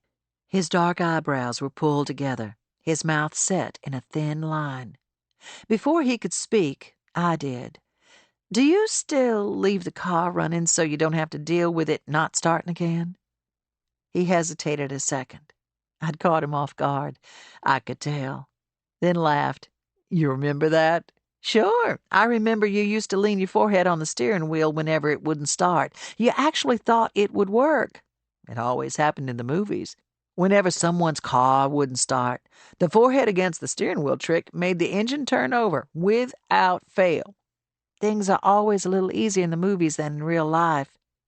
He sniffed. "That's the truth." "I guess you don't have to leave it running anymore." "Yep, the engine is pretty dependable now. Fixed a few things." It grew quiet again. I should have gotten out of the car as soon as he stopped in the driveway, thanked him for the ride, and waved goodbye. The evening had already been complicated, and now, all of a sudden, my throat felt thick, like I was about to cry. "I need to—" "Look," he said at the same time. He nodded up to the front porch. Mama stood in the front window. She likely thought we couldn't see her, since she'd turned off the porch light. The full moon blew her cover, though. I picked my bag up from the floor. As I pushed open the door, I kept my face turned away from him. "Let me know about the computer?" "I will. Thanks for tagging along with me tonight." "Any time." As the wet slurp of his tires retreated down the road, I stood rooted in the driveway, paused between my past and my present. A tap on the glass behind me brought me back to reality. I turned to see Mama in the front window, holding her hands up in her classic, "What on God's green earth is going on with you?" stance. I took a deep, cleansing breath and shook my hair out of my face. "Sorry," I said when I pushed the door open. "Come on, I'll take you home. I can walk just fine. I just wanted to wait till you got back before I left. Evan's in a room." "Thanks for staying." "Mm-hmm." She brushed past me and out the door. On the porch, she stopped. "How's Ben doing?" "He seems okay." I turned and craned my head to see if Evan's light was still on. "Sometimes the past can be tempting." I swung my head back to Mama and squinted. "Tempting?" "You already know each other, so you get to skip the uncomfortable who is this person phase. I'm just saying, it can seem easy." "Well, I don't think Ben will be tempting. He has a girlfriend, and I don't know him anymore. Not like I did. It's been too long." She studied me a moment, then smoothed her jacket over the crook of her elbow. "The heart can be a twisty little thing." "Yes, it can. Good night, sweetheart." She trotted down the front steps and disappeared in the dark yard, a pocket flashlight, her only guide. Before shutting the door, I closed my eyes and listened. No sounds of tires on the road, no engine rumble. Ben was probably inside his house by now, chatting with Nick, winding down. I inhaled, expanding my lungs and throat until they protested. The post-rainstorm air was heavy with humidity and the scent of wisteria battered by the rain. I knocked softly on Evan's door, then pushed it open. She sat up in bed, her damp hair piled on top of her head, a paperback balanced on her knees. I sat down on the edge of the mattress. "Everything okay?" "Just peachy." "How was Nick? He seems nice." "He is. And he was fine. Just brought me home and left like a gentleman." She straightened her legs out in front of her, dog-eared a page in her book, and closed it. "How's Mr. Bradley?" "Fine, too. A gentleman." "Like father, like son." "I guess so. This evening has felt a little like mother, like daughter, so I guess it fits." "Huh?"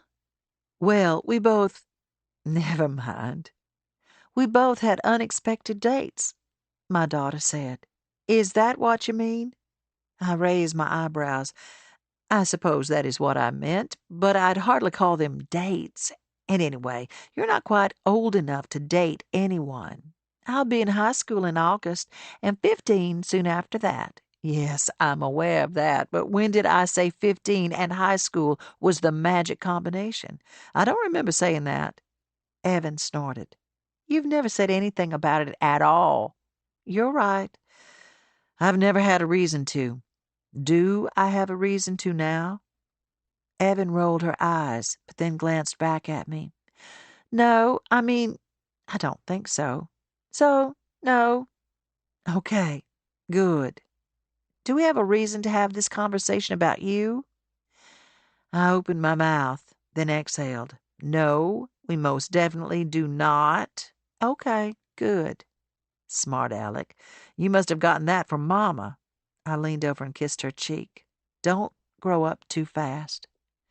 "Too late, Mom," she said, but she reached her arms up and hugged me. I closed the door behind me and rested my head against the wall. I stayed there a minute, then remembered Mama. I walked a few steps to my bedroom and pulled back the curtain on my window. After a short moment, Mama's back porch light flicked on and off through the trees that separated our houses. All three of us, safe at home. Chapter 15. Even with regular watering habits, your summer fern may lose its bright green color or stop growing altogether. If this happens, try submerging the pot in water to saturate all the soil. A thorough soaking could perk up your leaves even in midsummer. Sarah Beth McKay, Tips and Tricks in the Garden. Jessie.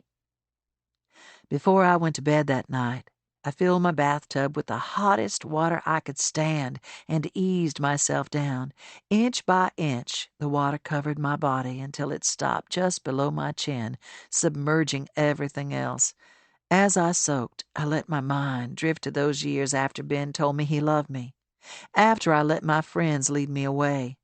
When unsure of what to do with such honest, unashamed love standing right in front of me, I responded with silence. I'd often wished I could go back in time, back to that hot night in a dry field on the outskirts of Perry, back to the boy and girl we were, but with the added benefit of years of wisdom and hindsight. Over the next couple of years, we saw each other off and on when we were home on school breaks. We both had jobs while we were in school, so neither of us stayed in Perry long when we visited. When we did see each other, it was awkward, something we'd never experienced before in our friendship. The likely cause was that neither of us mentioned the night of the bonfire.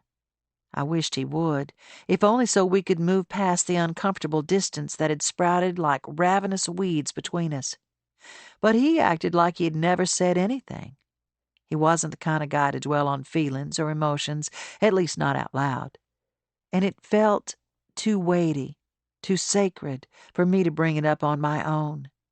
In Birmingham, I went on dates here and there with guys I'd met in classes or at parties, but Ben remained on the fringes of my mind, reminding me that he still had some kind of hold on me, something I couldn't quite shake free. Then I met Chris and everything changed. During a late-night run to Waffle House one night with some friends at the beginning of my senior year, I took a bite and felt something crack in my tooth. The next day, I called up the nearest dentist, a Dr. Chris Ashby, and made an appointment. Expecting someone older, maybe a nice grandfatherly type like my dentist back home, I was wholly unprepared for the young, handsome man who strode into the room. He sat on the swivel stool, his eyes focused on his clipboard.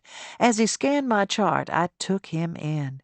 Sandy hair, blue eyes, tan skin. His forearms were strong, thick with muscle, fuzzed with blonde hair. Neat fingernails. No wedding ring. Finally, he lowered the clipboard. "Miss McBride, what—" As soon as he raised his eyes to me, he paused. He cleared his throat, then smiled. A wide J. Crew smile. "What brings you to me today?"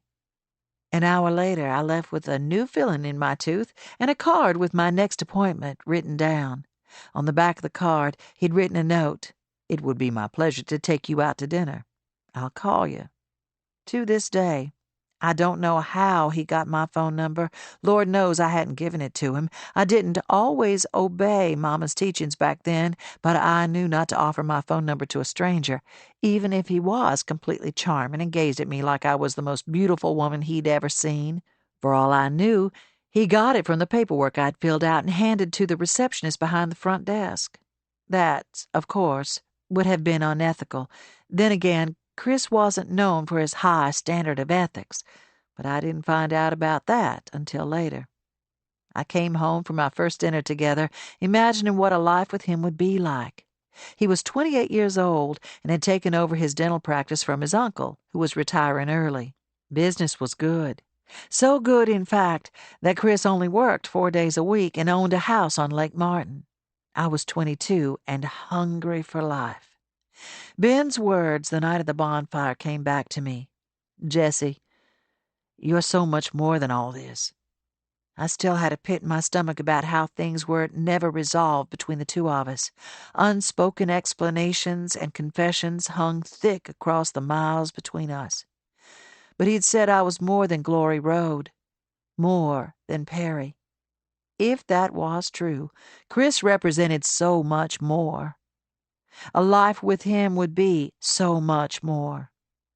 That first date turned into a solid week of dinner dates, which morphed into me attending charity dances and fundraising parties on Chris's arm during the holiday season. He made a lot of money, but he also gave a lot of it away, which I thought spoke to his kind and generous heart.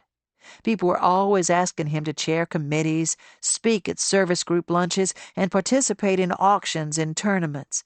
When we were out together, people constantly came up to him and shook his hand, thanked him for this or that contribution, but his attention was always on me. I felt treasured, desired, like I'd finally become who I'd strived so hard to be.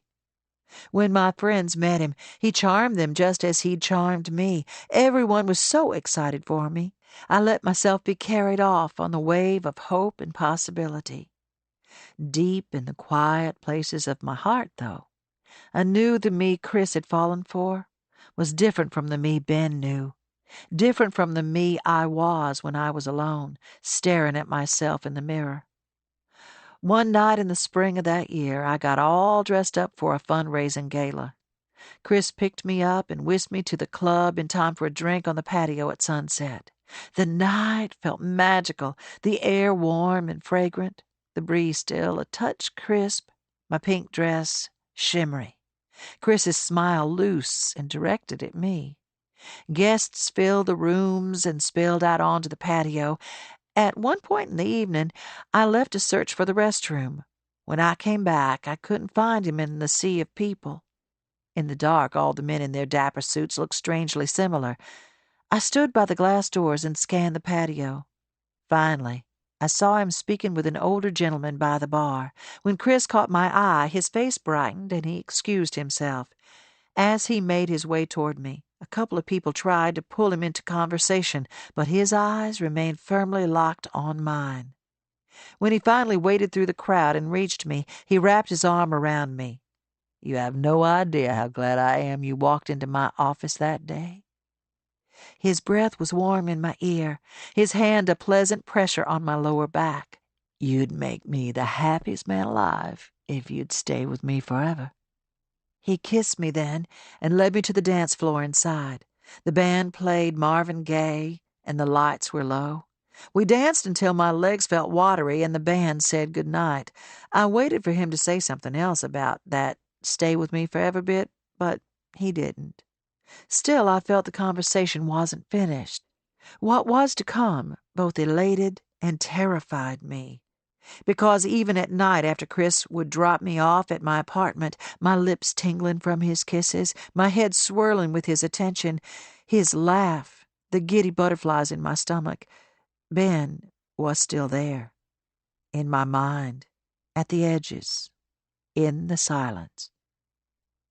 I still wondered what might have happened if I'd had the courage to tell him how his quiet acceptance of me and his steady, calming presence had given me sure footing, a solid ground under my feet. How his simple tenderness had made me feel secure and safe in a way that Chris, for all his bold charm and towering self-confidence, didn't. I felt guilty for thinking of Ben when Chris was right there in front of me, beckoning me to a life that promised to be more. Whereas Ben had told his truth, then backed away, Chris was only moving forward, toward me, toward us. On a rainy Sunday, a couple of months before graduation, when Chris was out of town and my apartment was empty, I made a choice. I felt in my bones Chris would be proposing soon. He'd already told me of his grandmother's engagement ring and his mother's dream to see her son get married in the Cathedral of St. Paul downtown. Why would he let me in on these family details if he didn't plan to propose? I couldn't believe my luck at being chosen by this man, plucked out of my normal life and plunged into this new life of privilege and pleasure. But another part of me panicked at the thought of accepting his proposal without knowing if even a flicker of life remained in what Ben and I once had. I hadn't called him in over a year, and as I did now, my fingers trembled. Then he answered, his voice low and so familiar. I squeezed my eyes closed, unsure of what I expected from him. How did he feel about me now? A part of me hoped he'd want to fight for me. We chatted for a few minutes, catching up on trivial, superficial things. His parents and mine, finals, plans for after school. Finally, he exhaled. Though I couldn't see him, I imagined him raking his hand through his thick hair, his brown eyes liquid and alive. "Jessie, I met someone," I said. "You what?" "I met a guy."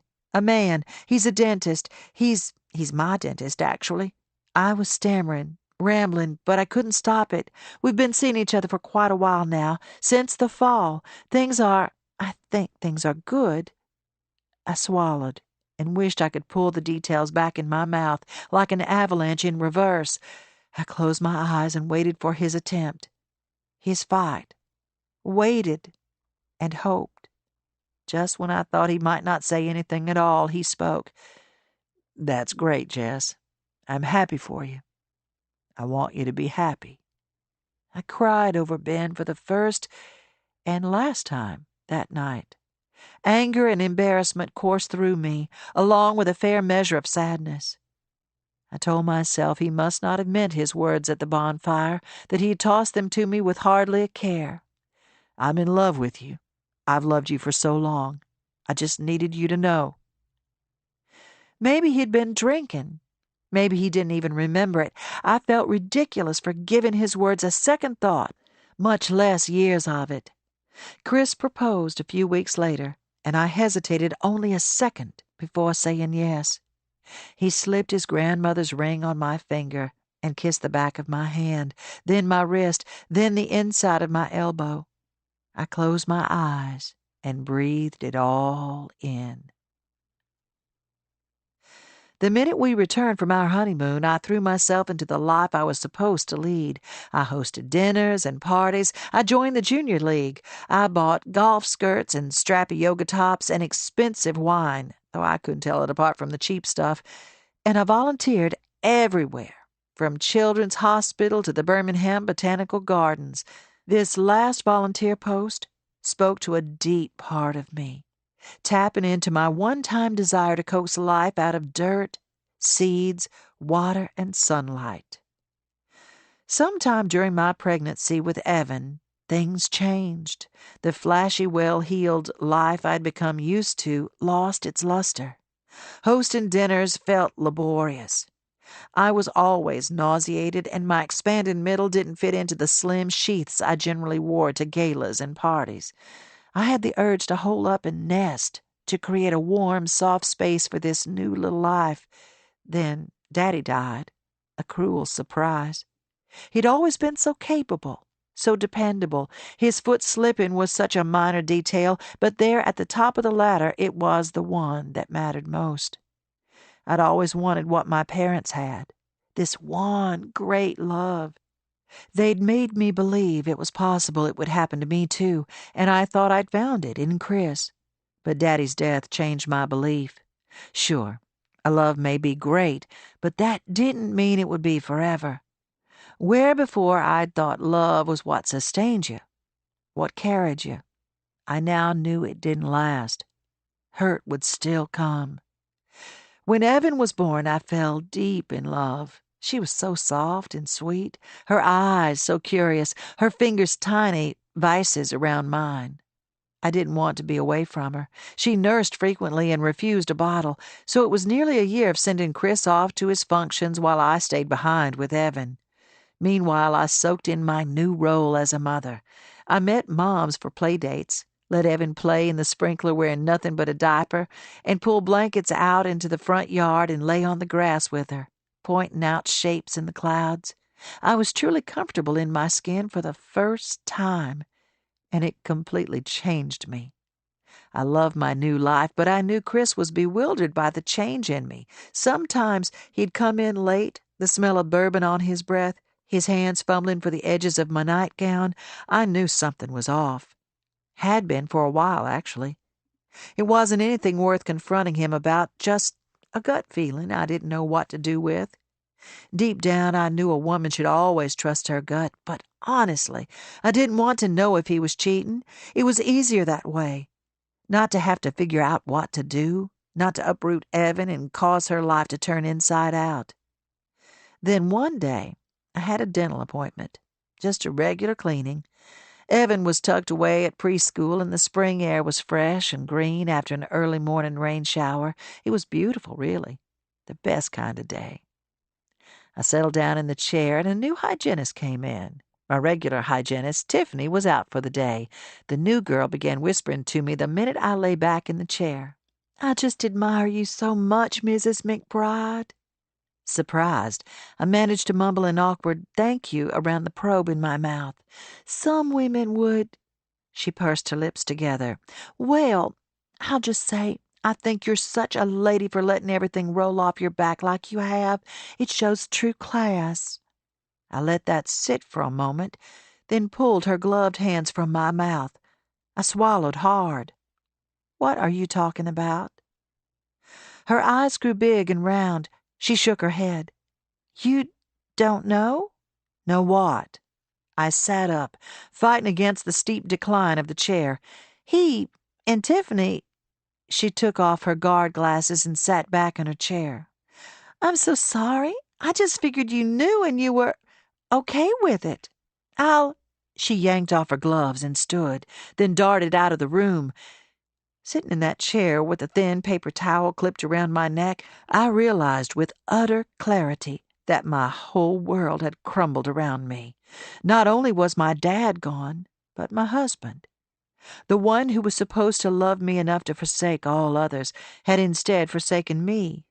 I searched through memories and events and pulled out snatches of conversation, sideways glances, lingering hugs, sharp words.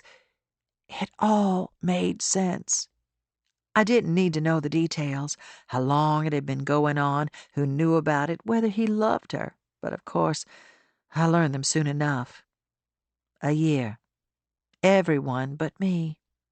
And yes, he did. With nothing remaining but my baby girl, I packed our things and drove south, not stopping until we reached Perry. Mama was waiting on her front porch when we pulled up the driveway. A peach cobbler was in the oven, and her arms around me were strong. Chapter 16. The therapeutic use of gardens is a long-standing tradition.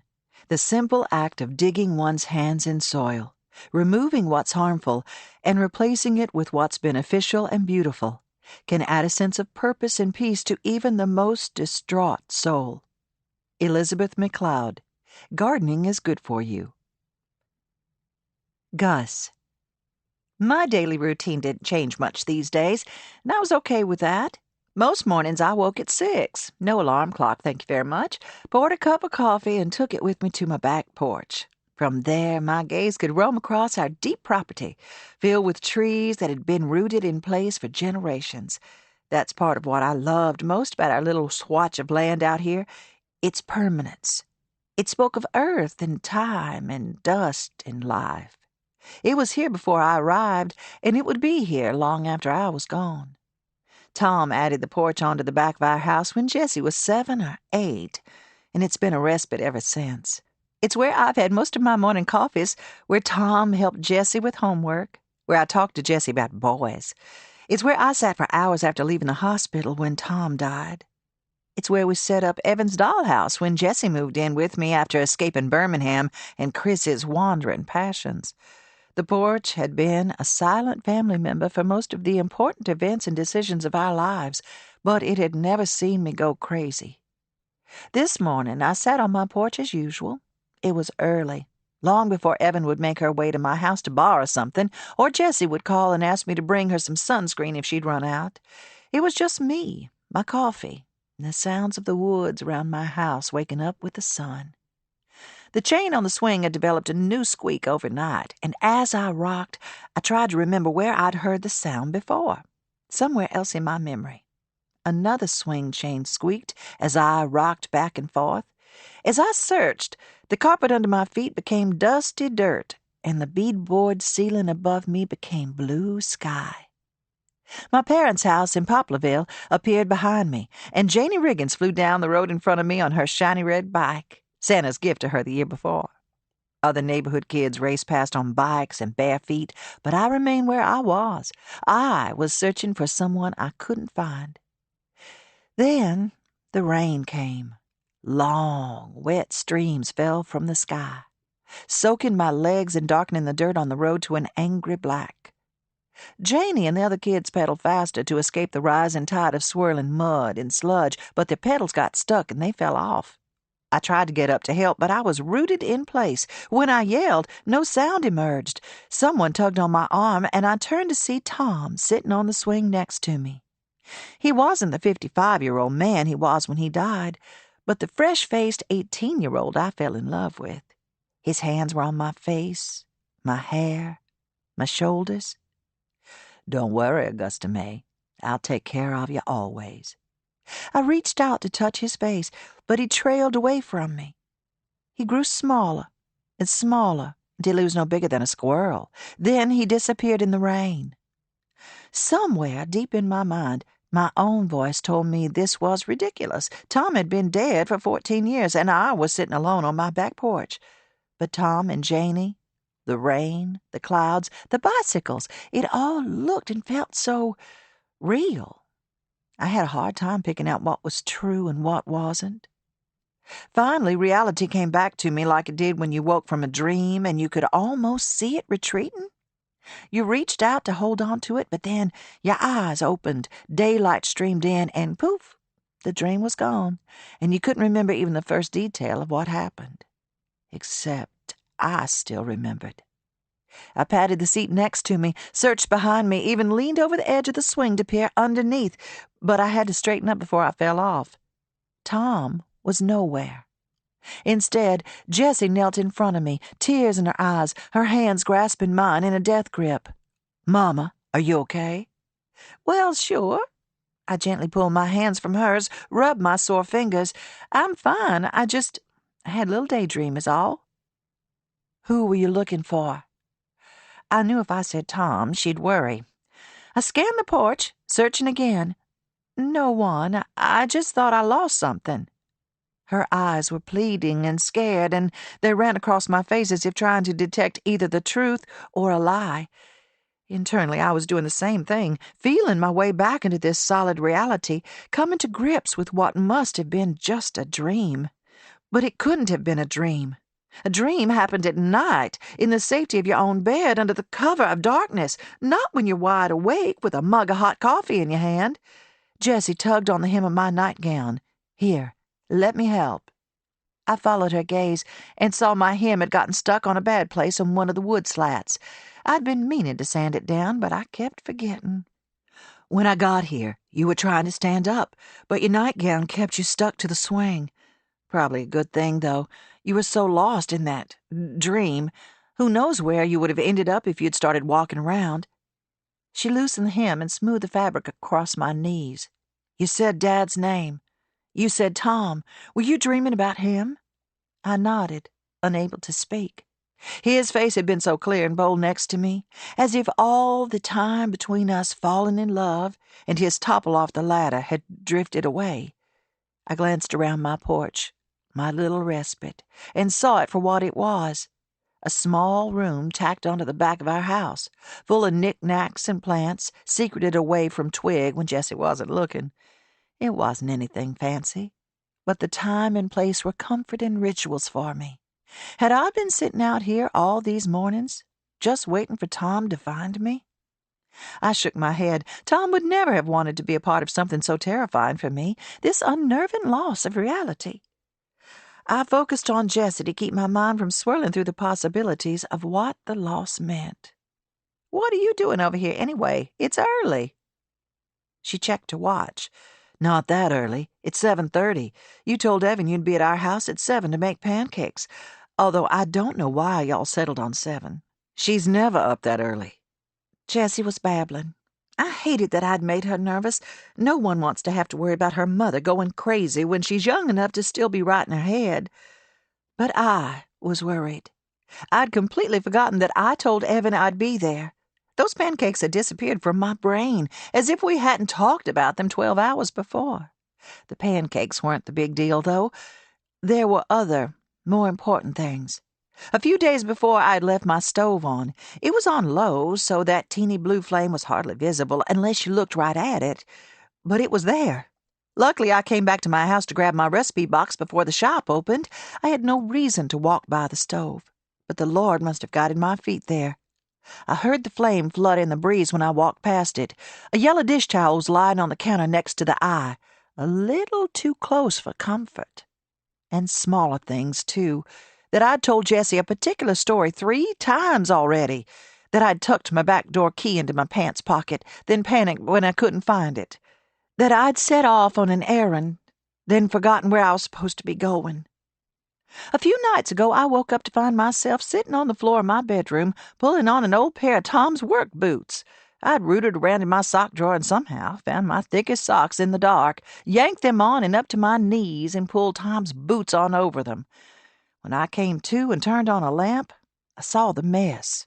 My heaviest winter coat lay on the floor next to me, coat hangers spilling out of the closet and onto the floor, and the sheets on my bed were a twisted pile of cotton and down. I vaguely remembered dreaming about a snowstorm and someone yelling out for help, but I couldn't pin down the dream. I thought of my mother and her mother before that, how diseases passed from one generation to the next like a line of train cars, connected and steaming ahead. And here it was, coming for me. I let myself feel the force of that truth, of my reality. Then I buried it. I'd face it when I needed to. At some point, I'd have to talk to Jessie about the inevitable. But until then, away it would go. Did you forget about the pancakes, Mama? I shook my head a little and focused on her. I don't care about them. Evan's still asleep anyway. It was just strange that you didn't answer your phone. That's why I came over. I'm fine, honey. I stood up on wobbly knees, then sat back down again. I'd give myself another moment. Just feeling a little extra tired this morning, and I must not have heard the phone ring, out here all lost in memories. But I'll have the pancakes made before Evan wakes up. I have a new bottle of lavender maple syrup in the pantry that I wanted her to try. I stood again, and this time my legs didn't betray me. My head still felt a little swimmy, but I could handle that. The creases in Jessie's forehead deepened. How did my baby get old enough to have those worry lines? Listen to me, I'm fine, right as rain. She exhaled and stood. Okay, but I'm waiting here until you get dressed. I'll walk back over with you. We're out of coffee anyway. I'll grab a cup while you get ready. Suit yourself. Half and half's in the fridge, I said before walking back to my bedroom. I only had to reach a hand out to the wall to steady myself once. Chapter 17. Don't be afraid of pruning. Lack of sufficient pruning results in cramped conditions and impeded beauty in your garden. Check your timing, monitor your plant's growth patterns, and keep your tools sharp. R.D. Matthew, Pruning Basics. Jessie. I tried to dismiss it, tried to ignore it, but it stayed there in my mind, poking me at random moments. Mama's forgetting things, it said. She needs to see a doctor. What if something's wrong? But I had a business to run, complete with an absent computer, a thriving competitor right down the road, and a tropical storm in Florida that slowed my shipment of mandevillas, angering Ms. Rickers, and an army of other neighbors vying for the brightest, perkiest front porch flowers. Not to mention I had Olivia's wedding flowers to plan and design. I couldn't linger on Mama's forgetfulness or her frantic dream. I told myself if anything questionable happened again, I'd get her in to see a doctor. But she was fine. She showed up at the house to make pancakes, hair sprayed, lips pinked, Reba concert shirt in place, as if nothing out of sorts had happened. She filled Twig's front table with pies and cobblers, helped a customer load 2 bags of pine mulch into the back of her car, and swept up dirt and broken pottery from an orchid that toppled over during the night. If anything, she was more helpful than usual, and doing it without even a single muttered complaint. I was writing up a receipt for customer when my cell rang. Olivia Tate. Evan, can you finish writing up these flowers? I need to grab this. Sure. Evan hopped down off the stepladder and plunked a bottle of Windex on the counter a little too eagerly. She hated washing windows because she said newspaper on glass sounded like fingernails on a chalkboard. I agreed with her, but Mama said using newspaper instead of a paper towel made for cleaner glass. As usual, she was right. I stepped out onto the front porch and answered just before the 4th ring. Hi, Olivia. Jessie, she said, polished and businesslike. How do you feel about driving to Dog River? Right now? Well, no, it doesn't have to be now, but soon. Today, if possible. My dad keeps reminding me we only have a couple of months to pull everything together, and I'll be honest, I'm starting to panic a little. I thought if you could get to his house and maybe we could talk through what the flowers should look like and where they should go. I peered behind me into the shop. Evan was packing pots of geraniums into a cardboard box, and Gus was sweeping. I'm not sure I can leave the shop with my daughter and my mom. Could we do it? What about after you close? Later in the day might be better anyway. The ceremony will be on the dock at 7, so you'll be there roughly around the time the wedding will take place. That'll be helpful. I guess I could make that happen. Sunset wouldn't be until close to 8, and it took less than an hour to get to the river. Perfect. I have a meeting in 4 minutes, so I need to run. I'll let Dad know you're coming this evening. He'll leave the gate open for you. Evan assured me she and Mama would be fine without me, so once I hung the closed sign in the window, I ran back to the house to freshen up. Remembering Sumner's neatly pressed pants and shiny shoes, I wanted to wear something other than the twig t-shirt and shorts I'd had on all day. After a quick shower, I flipped through hangers in my closet, sizing up my options.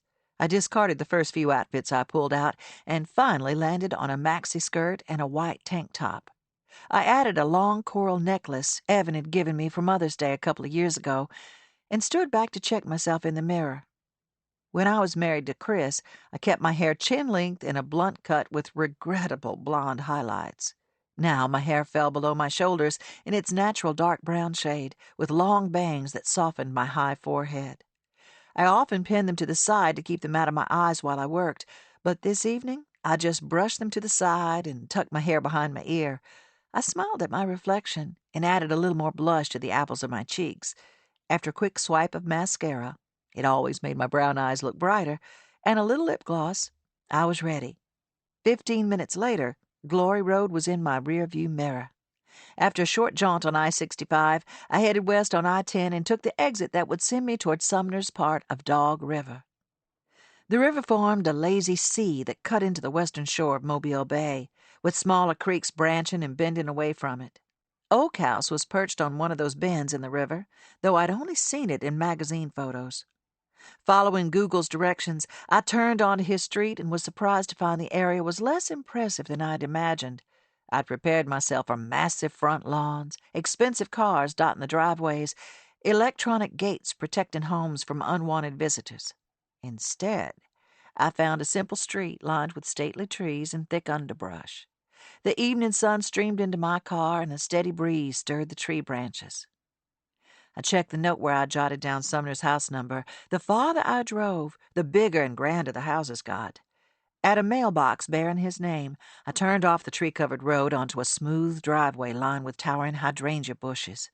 Oak House rose before me into the clear sky, white clapboard against the bright blue.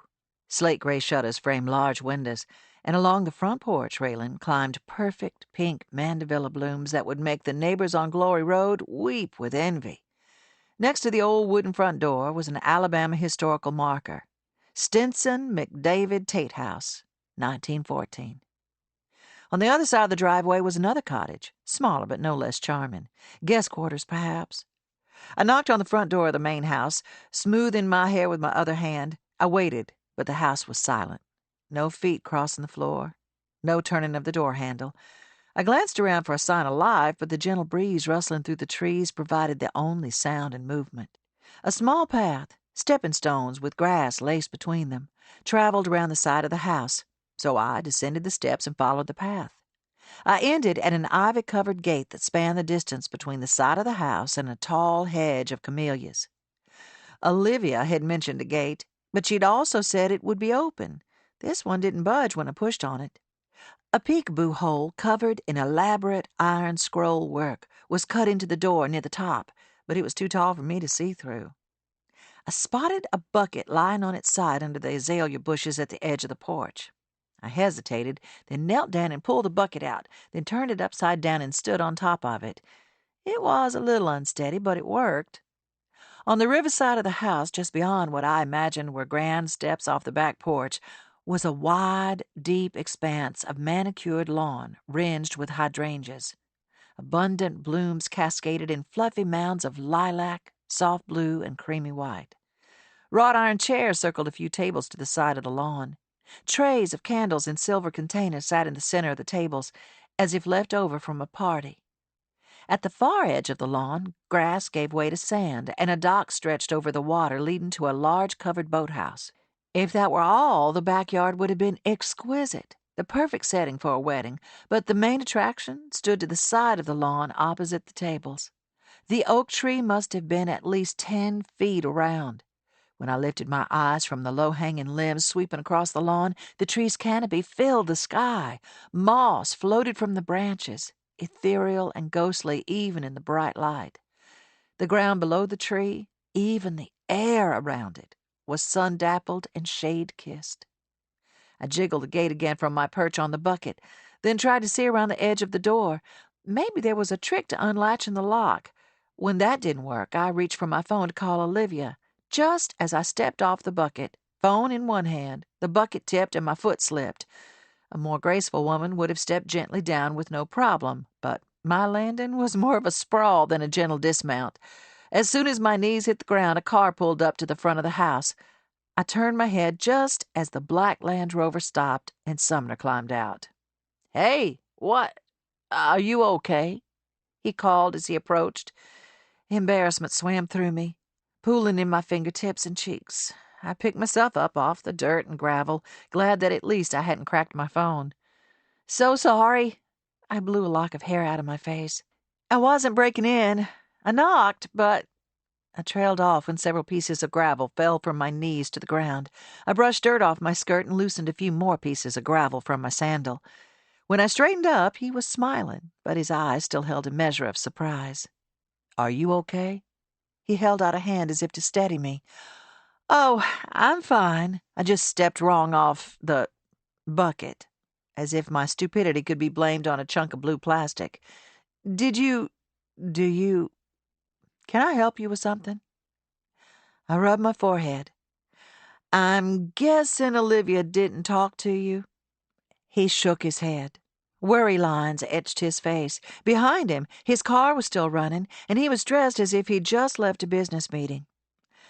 "She called this morning and asked if I could drive over after work. I'm supposed to call her so we can talk about where flower arrangements will go. She was supposed to let you know I was coming." He ran a hand over his face, and the flood of embarrassment in my cheeks kicked into overdrive. "But you're obviously just getting home from work, and I'll call her and tell her we'll do it another day." I started toward my car, but he stopped me. Wait. You drove all the way out here. Let's at least make sure you get what you need. Hang on a second and I'll open up." I followed him back to the front and waited by the porch steps. He unloaded a small suitcase from the back of his car and led me to the door. "Are you just getting back in town?" Olivia hadn't seemed scatterbrained on the phone, but asking me to come by when her dad was out of town led me to believe otherwise. He nodded as he picked through keys on the key ring. It was last minute. Olivia didn't even know I was going. "You came at the right time, though. I'd have felt terrible if you'd driven out here yesterday when I was gone. Although by the looks of it, you may have figured out how to get in anyway." He smiled, but his eyes were weary. "I'm sorry about that. She said the gate would be open. I thought maybe there was a trick to unlatching it." "No, it's locked. My front lawn and the dock below have become somewhat of a hot spot for photographers around here." He pushed the door open with a creak. "There we go." Cool air hit me with a rush, along with scents of polished hardwoods and well-appointed age. Dark wood beams crossed the span of whitewashed ceiling in the main room, outfitted with a pair of cream-colored couches dotted with tasteful silk pillows. Antiques were scattered throughout the space, from tables and lamps to a pair of copper seahorse bookends on the mantel. A freestanding fireplace separated the living room from a dining room beyond it. Panels of rich wood gleamed under the last rays of sun pouring through the front wall of windows. Outside the oak's limbs filled nearly every windowpane. As he tossed his keys on a table and grabbed a stack of mail, I stepped forward and ran a finger across an antique desk in the corner. "Your home is beautiful." It was obviously aged, but in a pleasant, rambling, well-kept way. The space was immaculate, without a stray magazine, drinking glass, or shoe anywhere. He slid open an envelope with his thumb. "Oh, thanks. I can't really take credit, though. My decorator did a lot of it, especially in here. This isn't really my style, but she says it's right for the house and appropriate for someone like me." "What does that mean?" "I have no idea. Someone who doesn't like comfortable couches?" I laughed. "Well, it's lovely, even if the couches aren't comfortable. It looks like a study or a library in one of those old houses in Garden and Gun." "I'll tell Cheryl you said that. It's the exact image she was going for." He turned toward the other side of the house. "My favorite part's through here." As I followed him through the kitchen that opened into a small den in the corner of the house, his phone rang. He checked the screen, then apologized. "I'll have to take this, but it'll be quick. Make yourself comfortable." Half listening to his one-sided conversation, I gazed around the cozy space. A soft as butter leather couch and a cushy love seat upholstered in ticking stripes were scattered with down pillows and shades of blue and green. A wooden coffee table between them bore scratches and dings from years of foot propping. There were books and magazines, a small ottoman covered in a red and orange Killam print, and a delicious cream blanket tossed across the back of the couch. It was comfortable, informal, and made me want to take off my shoes, which was exactly what Sumner did when he walked back into the room and set his phone onto the kitchen counter. "This is my space. I told Cheryl she could have the rest of the house as long as she didn't come within 10 feet of this room. I can leave my drinks out and books on the table, and she can't say anything about it." He loosened his tie and slid it off. "Can I get you something to drink?" "Just some water, thanks. I should probably go ahead and call Olivia. She sounded nervous on the phone this morning. I think she's just now realized how short 3 months is. Or less than that now. I don't know how she's going to do it. She's refusing to hire a planner, and her job keeps her really busy. I told her I'd help out as much as I could, but I have no idea how to plan a wedding. When I got married, all I had to do was show up on time. This morning she was asking me about picking out fine china, and I had to give her Cheryl's number. Wedgwood, Limoges, Haviland, I know nothing." "Does she want bone or porcelain?" He raised his eyebrows. "No idea. I could ask. Porcelain is generally less expensive, so she might get more of it as gifts, but bone china is more durable, won't crack as easily." "You're an expert on fine china." "I'm surprised." "And why is that? Because I live on a dirt road?" "No, you just seem a little more, I don't know, casual. I don't mean any offense." "I'm teasing. Any fine china I still have is packed up in a box somewhere in my attic or my mother's. It's not my first choice for dinner these days, that's for sure." I thought of the delicate band of gold that edged the cream dinner plates, the thin handles of our sterling silver serving spoons, the finely etched crystal wine and water glasses, all registered for with the utmost care and attention by me and my one-time mother-in-law. When our wedding gifts started rolling in, I couldn't believe the money perfect strangers paid for me to eat off such beautiful things. It was a stark contrast to the white, Corelle dinner plates and mason jar glasses I'd grown up with. My phone rang deep in my bag, and I was thankful for the interruption. I rummaged through blindly until my hand closed around it. I checked the screen. "Hi, Olivia. I was just about to call you. I'm inside and ready to talk." "Perfect. I realized earlier I'd forgotten to call my dad and tell him you were coming. He was there to let you in, okay?" "Oh, yes."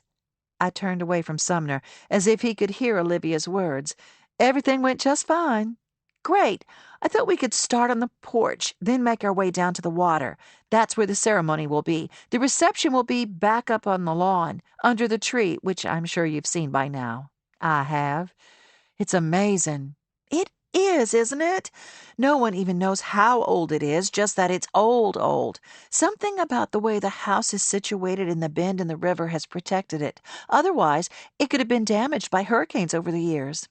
I can't believe you could even consider getting married anywhere else when you have this in your backyard." Behind me, Sumner laughed, low and amused. "If you knew how many times the tree has been photographed, you'd understand." I had my doubts about that. This tree could have been in every photograph ever taken, and I'd still jump at the chance to get married under it. If, that is, there was a chance of me ever getting married again. "I even saw it up here in the city not too long ago," she continued. "In a magazine ad for air freshener. It's made it big time if Glade is caught on." She took a deep breath and let it out in a rush. Now, I know I sent you my Pinterest page, but I was at a wedding last weekend on Long Island, and it made me rethink some things. Listening to Olivia, I walked toward the back door. Sumner crossed in front of me and unlocked it, then held it open for me. As she dove into a detailed rundown of the flowers she'd seen at her friend's wedding, I took in the screened porch. It was obviously geared toward comfort, a bold change from the more sophisticated main living area of the house. Dark hardwood floors were covered in cozy, well-worn rugs. Instead of antique sideboards and sleek tabletops, the furniture was all wood and wicker, white canvas and sailcloth, everything made to withstand the humidity and heat. At the end of the porch was a hanging bed swing, complete with a fitted sheet and a striped quilt folded at the end. Ample pillows were propped up against the chains. Olivia was talking about arrangements she wanted by the double-screen doors leading out into the yard. When she mentioned orchids, I stopped her. Orchids? You want to use them out here? They're so delicate and pretty. Maybe in a small arrangement? I thought about having something on the wall on either side of the screen doors. That'd be lovely. But I'm not sure orchids would go with the natural look you've said you wanted. And your dad's porch is all white and wood. I can see using twig branches to loosen up some arrangements, maybe some magnolia leaves from the tree out front. Orchids could make things seem a little stark, even though they are pretty. I like that idea, and you're the expert, so let's go with that. Now, about the food. As she switched gears to cakes and food, and I moved from the porch to the lawn, which was even lovelier on this side of the locked gate, I realized that though Olivia had a lot of ideas, she needed someone to help her pull it all together in a cohesive way. Otherwise, it had the potential to turn into a hodgepodge of details rather than the elegant sunset wedding it could be. Olivia, I interrupted her one-sided conversation about a sushi rolling station versus a meat carving station. I can tell you, sushi at an outside wedding in September sounds like a trip to the ER, but you're going to need someone else to help you figure out the food. I felt competent to give her some advice, but I didn't want the success or flop of her wedding reception to fall on my shoulders. Right. I promise I won't overload you with extras, and I did take your advice and hired someone to help on the day of the wedding. I exhaled a sigh. Good for you. That'll help a lot. She moved the discussion to the dance floor to be set up under the tree to protect the grass. High boy tables would dot the edge of the dance floor, so guests would have somewhere to set their drink while they kicked up their heels. She wanted arrangements on each of those tables, along with centerpieces on each of the food tables and the smaller tables where guests would sit and eat. Dollar signs flew through my mind. She hadn't given me a firm budget, which was good because I had a feeling she'd blow right past it. After I'd walked through the lawn and given her an idea of how many arrangements she'd need, she said she had just a few minutes left to talk about the dock where the ceremony would take place. Let's head out there, then. A short wrought iron gate enclosed the yard at the back, and from where I stood it appeared to be locked. Not wanting to be embarrassed again, I looked behind me to where Sumner sat on the back porch steps, his collar open to catch what little breeze floated by. When I pointed to the gate, he stood and crossed the lawn, then unlocked the gate with a click. "I'll head out with you," he whispered. The boathouse at the end of the dock was rambling, with sections appearing to have been added over time. There were no walls, only thick posts and railings, but a massive fireplace stood in one corner, surrounded by comfortable chairs and a low coffee table. Lounge chairs were perched at the edge of the dock facing the river, with a metal ladder that disappeared into the water. Down a few steps was another portion of the dock, but this part was older, basic, and no frills. Just 2 Adirondack chairs at the end, and a pair of rubber water shoes. It was a calm evening, but the water made music, lapping against pilings, wood slats, and a canoe tied to one of the railings. I could see why Olivia wanted the ceremony out here by the water. As we spoke, the sun was already sliding down toward the horizon, passing clouds lit up like electric blue and purple slashes across the sky. In minutes, everything would be a blaze of orange and pink, an incredible backdrop to a wedding. Olivia, I'm not sure you need many flowers down here, or decorations at all. The sky is going to be your biggest attraction, next to you, of course. I walked to the edge. Next to me, Sumner dropped down into one of the Adirondack chairs, propping a leg up on the arm of the other one. I agree that we don't need much, but maybe something near where we'll be standing? I climbed back up the steps and focused on the rafter beams crisscrossing the ceiling. I imagined a big, rustic chandelier hanging from the beams, laced through with greenery and simple blossoms. I think I can come up with something. Perfect. Oh, I almost forgot. Can you put my dad on? I need to ask him something. Sure. I glanced back to where Sumner still sat, comfortable in the Adirondack, one foot lazily bouncing up and down. I handed him the phone, then took a few steps back and sat on a bench. I didn't know him or her well enough to listen in on their conversation. I did watch him, though. The minute he said hi, his face grew animated and light. Even when he'd been sitting alone in the chair, the sun fading before him, and his eyes half closed, he'd had a deep crease between his eyebrows and a firm set to his mouth. But speaking to Olivia, his face lost all traces of concern. His genuine smile and laughter told me all I needed to know about their relationship. Since we'd been on the dock, the sun had disappeared below the water, and the sky gradually darkened by slow degrees. What had been a bright, almost neon color palette was now awash in cool pastels. Sumner handed me the phone back a minute later, then held his hand out to help me up. I hesitated a fraction of a second, then took his hand and stood. Despite the fact that I'm just the father of the bride, I'd like to do more than just sign the checks. I know you have your daughter and your mother to help, but I'm available if you need me. Thanks. I'll probably need all the help I can get. We walked back up the dock toward the house. Small lights posted at regular intervals along the dock had clicked on since we'd been outside. Can you turn these lights off? I asked. Sure, they're on a timer, but I could override it. Why? Just thinking. Candles along the dock leading to the ceremony would be pretty. Sounds like you're really getting into this. I shrugged. Planning a wedding for someone else is kind of fun. Not as much fun to plan your own. It's a lot more pressure when it's your own. Plus, I won't be the one who has to worry about not tripping or doing something else embarrassing in front of everyone I know. All around us, nighttime sounds began in earnest, a steady thrum of crickets, shrill vibrations of cicadas, and somewhere close a throaty tree frog croaking an evening lullaby. Ahead of us, Sumner's house was glowing from the few lamps he turned on before we walked out. The windows were warm and inviting. The huge oak lit from below with tiny spotlights. It made my breath catch in my throat. A light breeze from the water fluttered through the leaves around us. Goosebumps crept up my arms. This is the best time of day, if you ask me, Sumner said. I moved to let him step around me and through the gate into the yard. It's so peaceful. Just nature and the breeze. Back in the house, I picked up my bag in the kitchen. Thanks for letting me interrupt your night like this, especially when you weren't expecting it. It's nothing. I enjoyed it. It's all a little surreal to me, but bottom line, I'm thrilled my baby wants to get married here, and I really appreciate you helping to make it special for her. It means a lot to her. And me. I smiled. A wedding should be special. It's the beginning of a new life. Hopefully a good one. I followed him to the front door, but he paused with his hand on the doorknob. I waited for him to open it and whisk me out into the night so he could get back to his evening. But he didn't. I hope this doesn't sound presumptuous since we've just met, he said after a moment.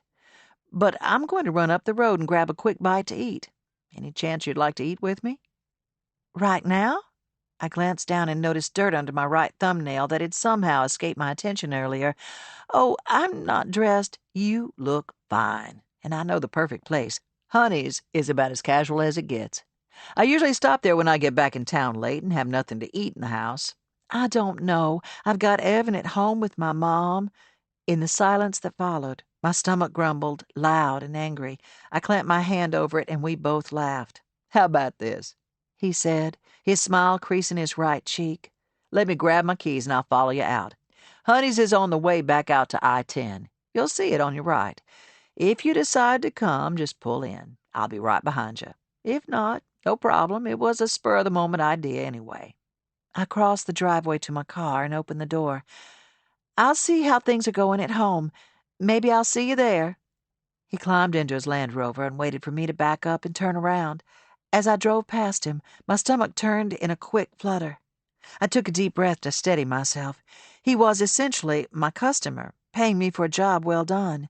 I could handle that. Even still, another burst of nervous adrenaline shot through me, head to feet. I fumbled with my phone as I pulled out of his driveway, ready to tell my little family I'd be home in an hour. I said a silent prayer Evan would answer instead of Mama. No such luck. "You must be having a fun evening," Mama said. "I'm sorry I'm later than I thought I'd be. Are y'all okay? You ask as if some catastrophe will befall us if you leave us alone for too long. You do remember that I've raised a child too, right? And you turned out just fine." "I know, I'm just checking. I told Evan I'd be home by the time she went to bed, but I might not, unless she stays up late." "We're just fine here. You interrupted our third game of gin rummy. This one is the tiebreaker. Loser scoops the ice cream." Evan laughed in the background, and the sound of her voice, carefree and light, made my heart ache. I wanted to both be there with them and stay gone longer, enjoying some rare time away from home with someone who seemed to be decent company. "If y'all are okay, I think I may stop and grab a bite to eat. Haven't eaten anything since lunch." "And you will be dining alone?" I could hear the smile in Mama's voice, and it made me hesitate. If I let her in on the fact that Sumner had asked me to dinner, she'd be sitting up waiting for me when I got back, like I was a teenager on a first date. "Come on, what do you think?" I said instead. "Well, okay then. Get yourself something to eat. I've got to get back to my game." Ahead, on the dark road in front of me, the glow of a restaurant lit up a portion of the street, and I eased my foot off the gas. A sign out front pronounced it Honey's River Kitchen. People milled about as they waited for tables, and even with my windows up, music from a bluegrass band and the smell of fried seafood found its way into the car. My stomach protested again. I checked my rearview mirror. From the headlights of another car, I could just make out the shape of Sumner's head and the angle of his shoulders. Dinner would be nice. When the car in front of me slowed to turn into the parking lot, I thought about turning my blinker on, parking in the lot, and walking inside next to Sumner. In the small space of a moment, I was caught in the in-between, unsure of what to do. At the last minute, my indecision made my decision. I stayed straight on the road, passing Honey's and the promise of good food, good music, and very likely good conversation. After a few seconds, the restaurant was nothing more than a spot of light on the dark road behind me. If I hurried, I could make it home in time for ice cream. Chapter 18. Just as the color of the sky can foretell the weather, many flowers can predict changes in barometric pressure, weather patterns, even the arrival of a visitor. Keep a close eye on your blooms to stay a step ahead. Connie Sue, the Mystical Gardener. Jessie. A few days later, the sky was heavy, full of rain and anger. With the threatening weather, I hadn't had a customer since lunch, so I'd taken the afternoon to reorganize some of the shop displays. I did that sometimes when my mind felt uneasy, like something in me wanted to crawl out through my skin and move around before returning and settling back down. With an almost cool breeze sifting through the open front door, I walked through the shop straightening tabletops and moving pots an inch this way, then an inch that way. Usually, the organizing, printing, and tidying up helped what felt out of place in my mind. Today, it didn't. My mind remained restless, swirling with thoughts of Sumner's offer of dinner, Mama's continued memory lapses, and Evan's fast approaching ninth-grade year. As if that weren't enough, the space in my counter where my laptop usually sat yawned up at me, reminded me of Ben and his expression when Carol Ann asked him about Marissa. I filled a glass with water and sat on the top porch step. A fine mist fell from the sky, so light I couldn't see it, but I could feel it. On another day I would have gone back inside, but the cool caress felt good on my bare arms and legs. I'd only been there a moment, putting together a plan for the rest of the afternoon, when I heard a rumble. Then Ben's Jeep appeared on the road. Stanley's head poked out of the back window. The sight was surprising, yet, in some way, familiar, too, as if I was used to seeing his car on the road, which I most definitely wasn't. Not anymore. He came to a slow stop in front of the shop, then climbed out and held up a hand in greeting. Before he realized what was happening, Stanley pushed his way between the front seats and leaped out of the open door with free abandon. "Stanley, no!" Ben called. The dog flew through the yard toward my house next door. When he noticed me on the front porch of Twig, he changed directions and headed straight for me. I stood, but not fast enough. Stanley bounded up the steps and stopped with one huge paw on each side of me, his face inches from mine. He finally stopped moving, panting and grinning at Ben as if to say, "Here she is. I found her." I brushed off my shirt, not sure if I wanted to laugh or curse. Ben grabbed Stanley's collar and pulled him down the steps. "Not exactly the way I planned to say hello." "He seems extra boisterous today. Maybe it's the weather." Maybe so. He was running circles around the den. If I hadn't gotten him out of the house, he would have worn straight through the carpet. "You might as well have a seat while he runs around. Actually," he glanced around me into the shop, "if you're not too busy, I wanted to see if you'd take a ride with me." I raised my eyebrows. "Oh, I don't know. I'm by myself in the shop this afternoon." "No, I get it. Totally. It's nothing." I chewed on my thumbnail, thinking it was my shop, and I was doing nothing productive today other than thinking myself into a frenzy. Plus, it was close to the end of the day. On second thought, a ride would be nice. Let me just tell Evan. She'd been with me all morning, loading the table along the side of the shop with begonias, vincas, and geraniums, but she'd gone back to the house with Mama to help get dinner together. I grabbed my phone and sent her a quick text. "I'm running out for a little bit. Doubt anyone will be shopping in this weather, but please keep an eye out just in case." "Kay, where are you going?" I paused, unsure of how much to tell her. "I'll be back soon. Text me if there's a problem." I dropped my phone in my bag before she had a chance to respond to my vague answer. Ben corralled Stanley back into the car, and I sat in the front seat. He turned around to back up, his hand on the back of my seat, his upper body close. I shifted and turned toward the window. "How's the computer coming along? Any chance of it coming back to life?" "I'm still trying to resuscitate it. It's taken some creativity." I groaned. "I hate computers. Don't give up on it yet. I may be able to bring it around." As we talked, he drove up Glory to the highway, then turned on the next street, which snaked through a beautiful grove of oak and maple trees. Everything was familiar, but somehow felt new at the same time. Sort of like Ben. A rock trail just wide enough for one car forked off the road. The end of the trail opened up to a wide, pebble-bottomed creek. Trees and vines hung over the edges, and tiny fish darted here and there in the clear water. Even on a dreary day, this place seemed almost magical. I smiled. The ice box. I haven't been here since high school. I was in the grocery store the other day and heard some kids talking about it. I can't believe they still hang out here. Oh, yes, they still come. Evans just recently started asking to go alone. I felt funny letting her go without me, but it really is so close, and we all did it with no problems, probably younger than she is now. "I walked up here once when I was 9, he said. "I had to give up my entire race car collection for a month, but I can still remember how cool I felt walking up here alone." We climbed out of the Jeep and stood at the edge of the creek. The drizzle had stopped somewhere between leaving the shop and arriving at the icebox, and gauzy rays of sun pushed through the cloud cover. To the left of us, a huge log lay suspended over the water, its ends long buried in the sand and rocks on the banks. Just under the center of the log was the deepest water in the icebox, always a little colder than at the edges. I knew because that's where Ben and I always used to sit. He leaned down and unclipped Stanley's leash, but kept a tight hold on his collar. "Stay close," he said. Stanley whined, and as soon as Ben let go, he barked and ran off, nose to the wet, marshy ground. Without the distraction of Stanley nearby, awkwardness crept between us. A dragonfly flitted low over the water, its wings a dull green rather than the usual iridescent. "I guess tiptoeing to the center of the log is out of the question?" He was smiling. "Yeah, I don't think I'm as light on my feet as I used to be." He chuckled. "You're not kidding. I think I'll stick close to the banks today." He sat on one of the large flat rocks that dotted the edge of the water and patted the space next to him.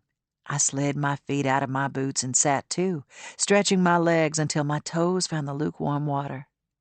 He leaned forward and picked up a smooth rock, then skipped it across the surface of the water. It bounced twice before plunking down into the depths. You used to be able to do 4. I used to be able to do a lot of things. He picked up another rock and passed it back and forth between his hands. Do you remember all those rocks we used to collect around here? I nodded. You used to leave them in our mailbox. Only the best ones. Mama would get so mad when she'd reach her hand in the box and pull out wet rocks instead of her mail. I usually try to dry them off before I put them in. Maybe I was in a hurry sometimes, probably trying to go undetected. One hot afternoon at the icebox, I tromped through the shallow water, scanning the bottom for shiny rocks. Scattered among the regular brown and gray pebbles were what I now know were likely old pieces of glass. Shattered Coke bottles, beer bottles. Who knew what else had been dropped and left over decades of people playing along the banks? All I knew then was that I liked the rocks that glimmered with a tumbled shine once I cleaned the mud off and held them up to the sun. I started collecting them, and Ben added to my collection. Then he added other rocks that caught his eye, some striped, some milky white, and others that appeared almost like marbles with a thread of rich brown or red running through the center. For much of high school, when I least expected it, Mama would come in from getting the mail and drop a little pile of rocks on the table in front of me. She was usually muttering under her breath, but I loved the treasures. I'd twist and turn them in the light, savoring the colors that bled into each other. What'd you do with them all? I must have left you hundreds of rocks. It wasn't quite that many. You probably tossed them out. No reason to keep a bunch of dirty rocks around. I couldn't tell him I'd actually saved those rocks, dropping each one into a hand-carved box Daddy had bought for me at an arts and crafts show in Gulf Shores. I definitely couldn't tell him that box of rocks was still in my closet, that it had gone with me from Perry to Birmingham and back to Perry again, that I'd never had the heart to get rid of what felt like a box full of innocence and promise. I guess so. He sighed and leaned back on his hands. Stanley darted around next to the water nearby, his feet wet and muddy. That meeting the other night. He shook his head. Everything's exactly the same around here, isn't it? I guess I thought all these years later there'd be new faces, or at least new gossip. As far as faces, there's some new mixed in with the old, but the gossip is the same. Who stopped going to church, who's had a baby, who's dating whom. And you're okay with it? Still being here, still hearing the same talk, seeing the same people? I shrugged. My life is here, my work, my family. I brushed some dirt off the edge of my shorts. I don't see many of those people all that often. Twig's open 6 days a week. That doesn't leave much time to get out and about. But you make time for exciting orientation meetings. A half grin eased over his face. Yeah, when Evan decides to tell me about them. I laughed, just a puff of air. If it's something for her, I go. She doesn't care one way or another if I don't show up at the pancake breakfast or sell popcorn at football games, but I like to know who people are, teachers, parents, kids. It's important to me. He tossed another rock into the water, then tilted his face toward me. 20 years slid away in that look. You're a good mom. I shrugged again. I try. I feel like I have a lot to make up for. Things were hard at the beginning, before we moved back here, even though she was too young to remember much. She did remember some, though, a voice reminded me. She remembered the bathing suit, Tiffany in our driveway, of every memory her young mind could have clung to. Of course, she remembered the most humiliating, gut-wrenching moment of my life. I can understand that. I feel the same with Nick. He sighed. Talk about a difficult beginning. I wanted to ask. I'd wondered for so long, but I felt too removed, too separate from his life to ask personal questions like that. I'm trying to make things right now. I have no idea if I'm even in the vicinity of right, but I'm trying. He shifted and brushed the dirt from his palms. I know you must have heard Carol Ann the other night at the meeting. The words made my heart beat faster. I could hear it thumping in my ears. I don't. I'm not sure. It's okay. I know you heard. About Marissa? He turned toward me, his eyebrows bunched up. If I didn't know better, I'd say Carol Ann was trying to talk as loud as possible, as if everyone in the gym needed to know about my personal life. He shook his head. She and Marissa were roommates at Alabama, and apparently they still keep up with each other, which is just perfect for me, as you can tell. He rubbed his eyes with his thumb and middle finger. The last thing I wanted was to move back here and immediately become juicy gossip. So, Marissa, is she... Yeah. He ran his hand roughly through his hair and sat up, resting his elbows on his knees. I guess she's my girlfriend, although that doesn't really even cover it. He exhaled, as if the words had taken everything out of him. I'm not sure I really get it, but it's okay. No, it's not. It's just kind of hard to explain. He paused. Marissa is Nick's mother. Oh, wow. If there was any time to play it cool, this was it. But I failed miserably. Nick's mother. This was no plain old girlfriend. This was a family. I passed a hand over my forehead, brushing my bangs away from my eyes. So that's what you meant when you said you were trying to make things right. He clasped his hands together, then picked at something on his thumbnail. She's some of it. He didn't say anything else. I'm sorry, it's none of my business. No, I'm sorry. It's fine. He took a deep breath.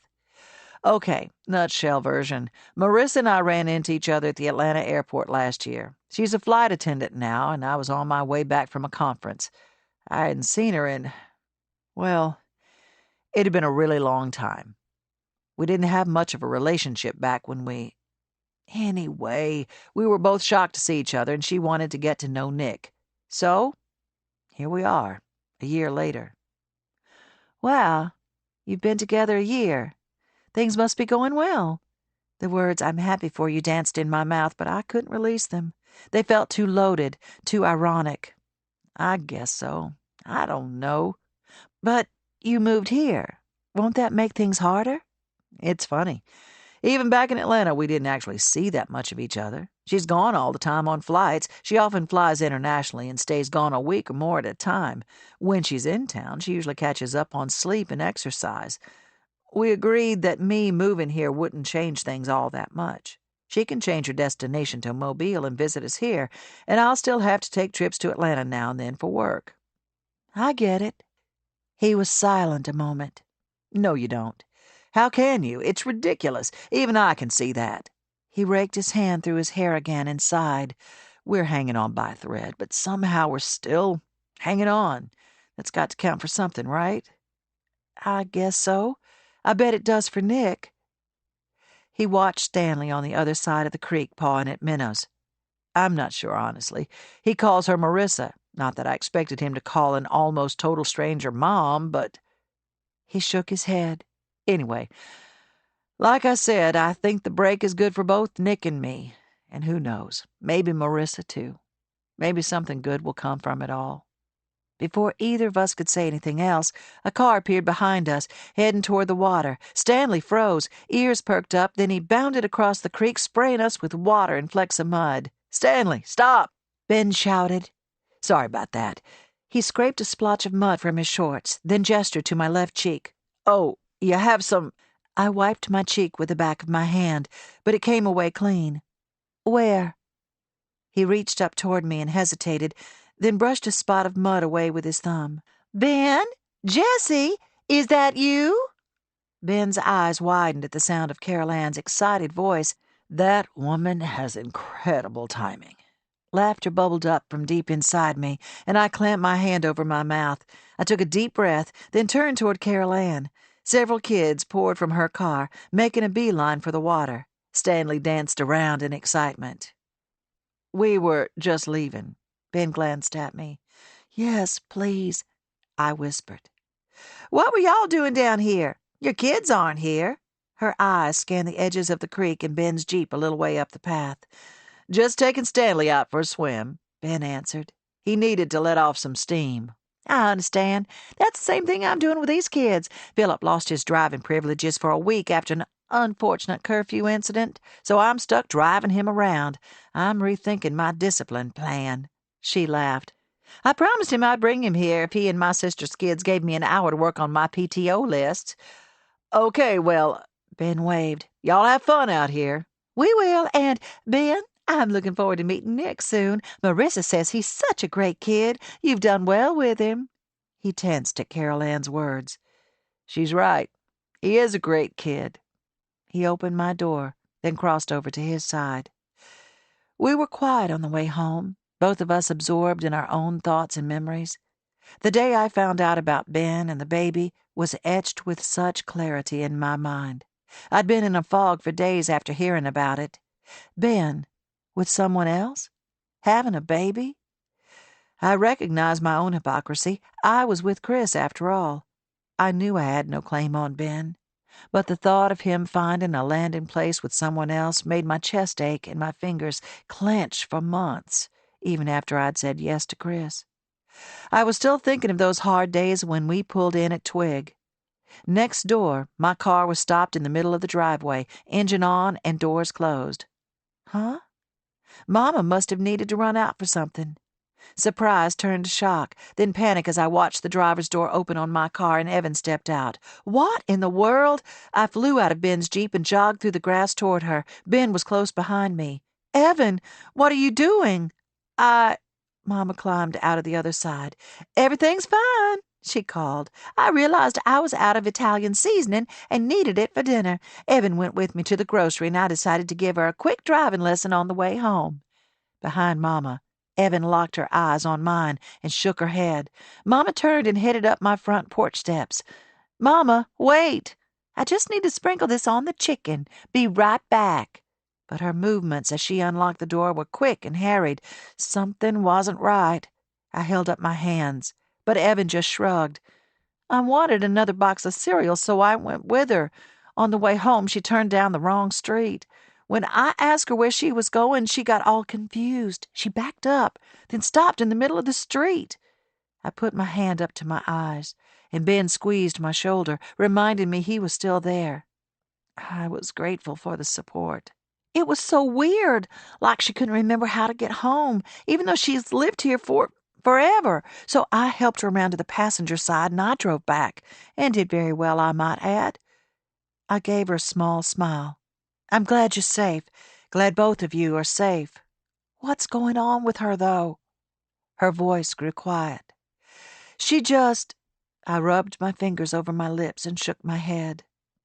"Don't say she's fine. She keeps forgetting things. We've both seen it. Sweetheart, people's minds aren't as sharp as they get older." I knew she didn't believe me. I didn't believe me. "Dinner'll be ready in 15. Mama called out the front door before disappearing back into the house. "I guess I'll go see if she needs any help," Evan said. As she ran up the steps and entered the house, I exhaled. "I'm sorry." Ben's voice behind me was low. "Has she been—" "Yeah. I don't know." "Okay. I'm sorry," he said again. "I should probably get back and check on Nick." "Sure. Of course." He turned toward his Jeep, but paused. "Jesse, you know you can talk to me if you need to. I'm still—" He held his hands up. "Well, I'm here." Chapter 19. Studies show a fascinating relationship exists between plants and sound, specifically music.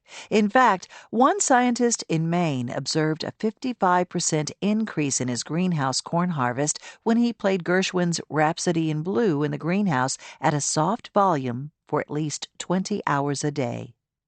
Warren Elliott, The Secret Life of Flowers. Evan. I'd always loved a good stormy day, and this afternoon I was on the couch waiting for the sky to do something more than tease me with dark clouds and occasional raindrops. I'd been lying here trying to read for half an hour, but my eyes wouldn't stop straying out the front window. I told myself I was just watching for rain. I'd just about given up when Nick appeared between the trees out in front of our house. He wore gray pants and a backward cap, and he tossed a baseball up in the air. He glanced up at our house a couple of times, so I grabbed my rain jacket and ran outside toward him. "Hey, kid," he called when he saw me. "Kid?" I asked when I reached the edge of the driveway. "You know, kid, I feel like I should ruffle your hair or something." I wasn't sure if he was joking or not, so I laughed along with him. "How are things?" he asked. "Good. Mom's working and Gus is inside baking something. And you're just hanging out?" I shrugged. "I need to be over at the shop with Mom soon, but I thought I'd take a walk." "Well, come on then." He tossed his ball in the air and caught it, then resumed walking. I fell into step next to him, trying to match his strides. Then I heard the other voices on the road. I turned around. Two guys were walking several yards behind us, each carrying baseball gloves and laughing and jabbing each other in that obvious way guys have when they're making fun of something. It only took a few seconds to realize they were laughing at Nick. Or was it me? My stomach dropped and I turned around quickly. "Were they with you?" Nick peered over his shoulder and threw his baseball at one of the guys. Hard! The other guy caught it easily in his glove. Then he threw it back. Nick laughed. "No, I'm not with them. Well, we were all up at the field together, but we quit when the lightning started. Some of the guys were going to Carter's house to hang out. Those two bozos behind us are going to Scott's grandmother's house. She lives down near me. I think she has cookies or something." "You're not going with them?" "I don't know. I might. But I kind of thought I might run into you. And I want you to see our vegetable garden. We got everything planted. It's crazy. We can already see some shoots coming out of the ground. That's what happens when you plant things. They grow." He punched me lightly on the arm. "I'll tell Mom. She'll be happy we steered you in the right direction." Nick's house came into view up on the right. I didn't see his dad's Jeep in the driveway, which made me wonder if Nick had rules about having girls at his house when his dad wasn't home.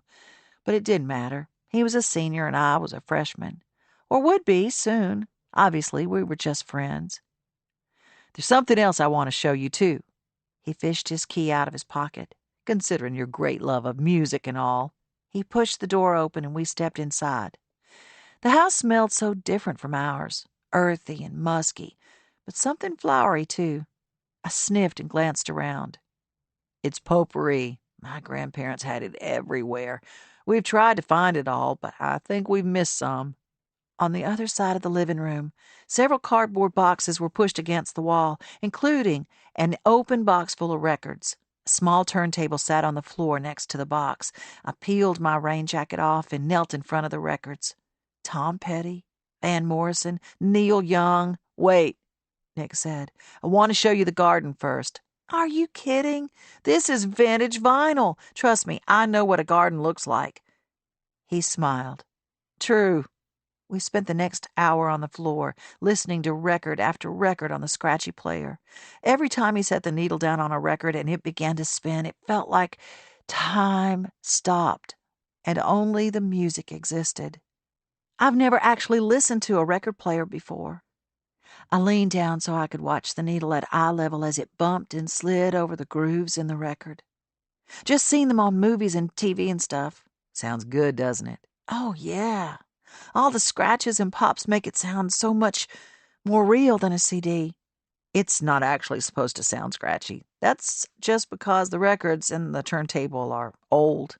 Dad said he went on a vinyl kick in college, bought them all at a used record store in Tuscaloosa just before it went out of business. Your dad likes good music. Nick nodded. His music is all mixed up with my early memories. He used to play records for me when I had trouble sleeping. How old were you?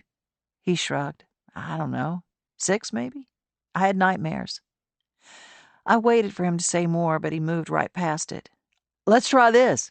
He reached around me toward the stack of records. As he leaned, it was stupid, but I breathed in. He was so close. I couldn't help it. I smelled sweat. He'd been playing baseball after all, but he also smelled like the air outside when it was about to rain. "Here it is." He pulled a record from the middle of the pile. I exhaled. "Hallelujah." Mr. Buckley himself. He slid the record onto the turntable. When the first strains of the song came over the speaker, I closed my eyes and leaned back against the wall. Nick leaned back, too. When Jeff began to sing, "Now I Heard There Was a Secret Chord," I couldn't help myself. I sang too. I'd never sung in front of anyone before, only Mom and Gus, but they didn't count. Nick counted, and he sang with me.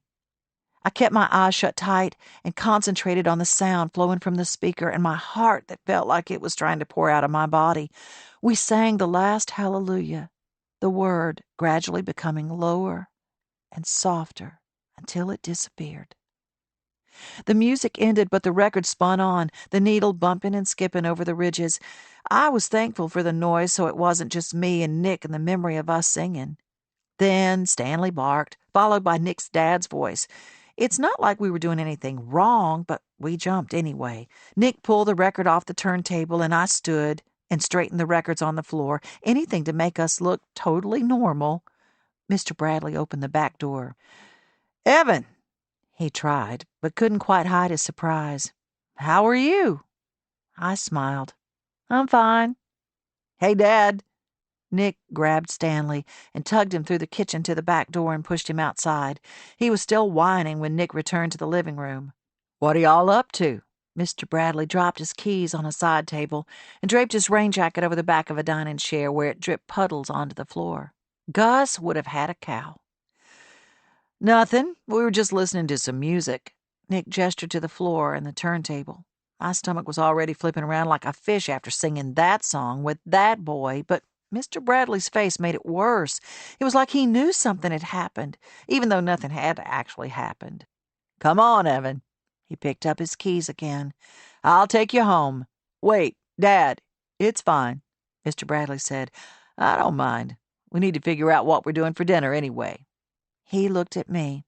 "Sorry, but I'm not quite ready to try my cooking skills out on someone new." He opened the back door and I walked out behind him. "Hey, Evan." Nick walked to the door. I waited. "You should sing more often." "Let her go, Nick," Mr. Bradley called from the carport. Nick grinned. "I'll see you around." Chapter 20. I planted the wrong seed. Dear Ellis, trust me, I understand your panic. I once planted 3 rows of dianthus seeds thinking they were delphiniums. Instead of ethereal blue stalks, I got short pink clusters. However, my advice is to keep what you planted. It may not be what you expected, but if it showed up in your garden, it's there for a reason. Catherine Grace, your Daily Daisy. Jesse. Sumner called a couple of days later. He was in the area and asked if he could stop in for a slice of Mama's pie. "You just happen to be in the area." I wiped my forehead with my wrist. With the humidity, the 85 showing on my outside thermometer felt more like 95. My shipment of pink mandevillas finally showed up, and neighbors had been coming in all afternoon, squabbling over which had the most promising buds and the shiniest leaves. The day's constant motion had been a good distraction from that afternoon at the icebox, from thoughts of Ben and Marissa, of Mama. "You got me," Sumner said. "I'm not anywhere close to you, but I can be, soon. What time do you close?" "I can always take a break, but the boss usually lets me off around 6. "Think the boss will accept a customer right at closing time?" "I think she'll be fine with it, as long as he helps clean up." He laughed. "I can manage that." As I closed out the rest of the afternoon, divvying up plants, showing Evan how to root an oak leaf hydrangea, keeping an eye on El Medina as she sampled Mama's sugared pecans, I anticipated seeing Sumner. We hadn't spoken since he'd left it up to me whether to turn into Honey's and have dinner with him. I didn't regret not going, but now I both worried and hoped he'd ask me again. And I'd made the mistake of telling Mama he was coming. "Oh, for crying out loud," she sputtered. "I wish I'd known earlier. I'm making chicken piccata and green beans. It's not my best dinner for company." "Your chicken piccata is delicious, Mama, but he didn't say a thing about dinner. He just wants a slice of pie. And he can have it right after he eats his dinner." I tried to say no, but she held up her hand. "No Southern woman lets a guest come over at dinner time without offering him a plate. It's just good manners." On her way out of the shop, she'd grabbed Evan. "Come on, you can pound the chicken. I'll whip up some mac and cheese." A few minutes after 6, a text message arrived on my phone. Expecting it to be Sumner, I grabbed it off the counter and opened the message without checking the screen. "I've made some progress with the computer. Better get your paintbrush ready." I laughed at Ben's text and tapped out a quick reply. "I'm not making any promises. Show me the computer first." "You already promised. I have a roller with your name on it." Just then, I heard the purr of Sumner's Land Rover in the driveway. I left my phone on the counter and walked outside. He slammed his car door and grinned. "I didn't know a woman covered in dirt could look so lovely." I hoped the pink in my cheeks came across as sun rather than a nervous blush. "Are you often around women covered in dirt?" "Actually, no. Never. You get that distinction." I showed him to the strawberry patch along the back fence where the netting protecting the berries from hungry birds had fallen loose. I wanted to stake it back up before any more disappeared, and 4 hands and arms made it easier work than just 2. Before we finished, I heard the chug, chug, chug of Mr. Rainwater's truck coming up the road. I froze, then groaned. "What is it?" Sumner's salt and pepper hair was ruffled in front, and his short-sleeved button-down was wrinkled, but he still looked sharp. Almost regal, unaccustomed to our informal way of life. I bit my lip. "It's nothing. I'll be right back." I met Mr. Rainwater around front as he rolled his truck to a stop. "Hi there, Miss Jessie. I've got another small load for you. I have a doctor's appointment in the morning, and I didn't want this bit to go bad before I could get it to you." "Oh, it's okay. Actually, I don't—" "Well, now, who's this?" His eyes lifted just past my left shoulder. I followed his gaze to see Sumner coming around the side of the shop. I introduced the 2 men, and they shook hands. "It won't take me long to unload this." Mr. Rainwater patted the side of his truck bed. "I'll be out of your hair in a jiff." He retrieved his wheelbarrow from the back of the truck and set the plastic tub of manure inside it. When he grasped the handles of the wheelbarrow, he winced and let go, shaking his right hand. "Old Arthur gets my hands all worked up sometimes." "Here, let me," Sumner said. "Son, I don't think you're quite dressed." "I don't mind at all." Sumner easily lifted the handles of the wheelbarrow. "Just point me in the right direction." I pointed around the side of the shop, then fell in step beside him. Mr. Rainwater followed behind, massaging his right hand with the thumb of his left hand. "This isn't—" Sumner sniffed and nodded to the small mound he was dutifully pushing. "Yes, it's exactly what you're thinking." I shrugged. "What can I say? It makes for healthy plants." After dumping the load in my plastic pool and smoothing it out with a shovel, Sumner pushed the wheelbarrow back around front and loaded it into Mr. Rainwater's truck for him. I watched from Twig's porch as they chatted a moment. Then Mr. Rainwater waved goodbye. Sumner's crisp white shirt was streaked with dirt from the handles of the wheelbarrow, and the rest of him was covered in a smattering of soil. "Sorry about that. Little dirt never hurt anyone, right?" He smiled. "I like it out here. I don't know. It's nice. It's like an escape from real life. For you, maybe. For us, this is as real as it gets, although it doesn't always smell this bad." He laughed. "Let me lock up. You can wash up at the sink in the back." While he washed his hands, I grabbed my phone off the counter. Ben had sent another text while Sumner and I were outside. "Also, wanted to check on your mom. Is she doing okay?" I sighed. I'd done the research. I searched for things like memory loss and age-related forgetfulness months ago when I first sensed something with Mama wasn't quite right. But all Google did was scare me. What loomed ahead of us had the potential to be life-changing, and to be honest, I wanted to hide from it. But of all people, Ben would probably be a good person to talk to about it. Not much fazed him, whereas my mind could tie itself into knots if I let it. Back in high school during our junior year, we'd had pre-calculus together. Better with words than numbers, I had no business being in the class, but I had a meltdown one night over parabolas and hyperbolas.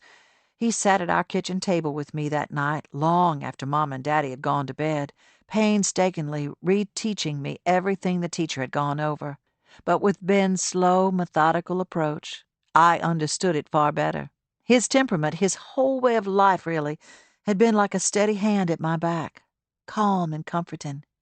In the back room, Sumner turned off the water, and I heard him pull a paper towel off the roll. I quickly sent Ben my reply. She has an appointment with a doctor in Mobile, but I couldn't get her in for a few weeks. Thanks for checking. I'll try to fill you in at some point. Any time. Sumner entered the room, his hands and forearms fresh and clean, and all traces of dirt gone from his clothes. He held up his hands. Spick and span. I returned the smile, but it faltered on my face. Everything okay? His gaze dropped to the phone in my hand. What about Sumner? Ben's parents were strolling through a retirement resort, probably with a fruity drink in their hands. But Sumner's parents had to be a good bit older than Gus. Maybe he had experience with these sorts of changes and fears. Maybe he'd done the late-night research, too. But talking about it, to anyone, made it real, and I wasn't sure I was ready for that. Instead, I dropped the phone in my pocket and grabbed my keys to lock up. Yep, everything's fine. Let's head next door. I led him across the yard to my house. Through the window, I could see Mama flitting around the dining room. Right. I forgot to mention something to you. Something other than me spending the evening shoveling manure?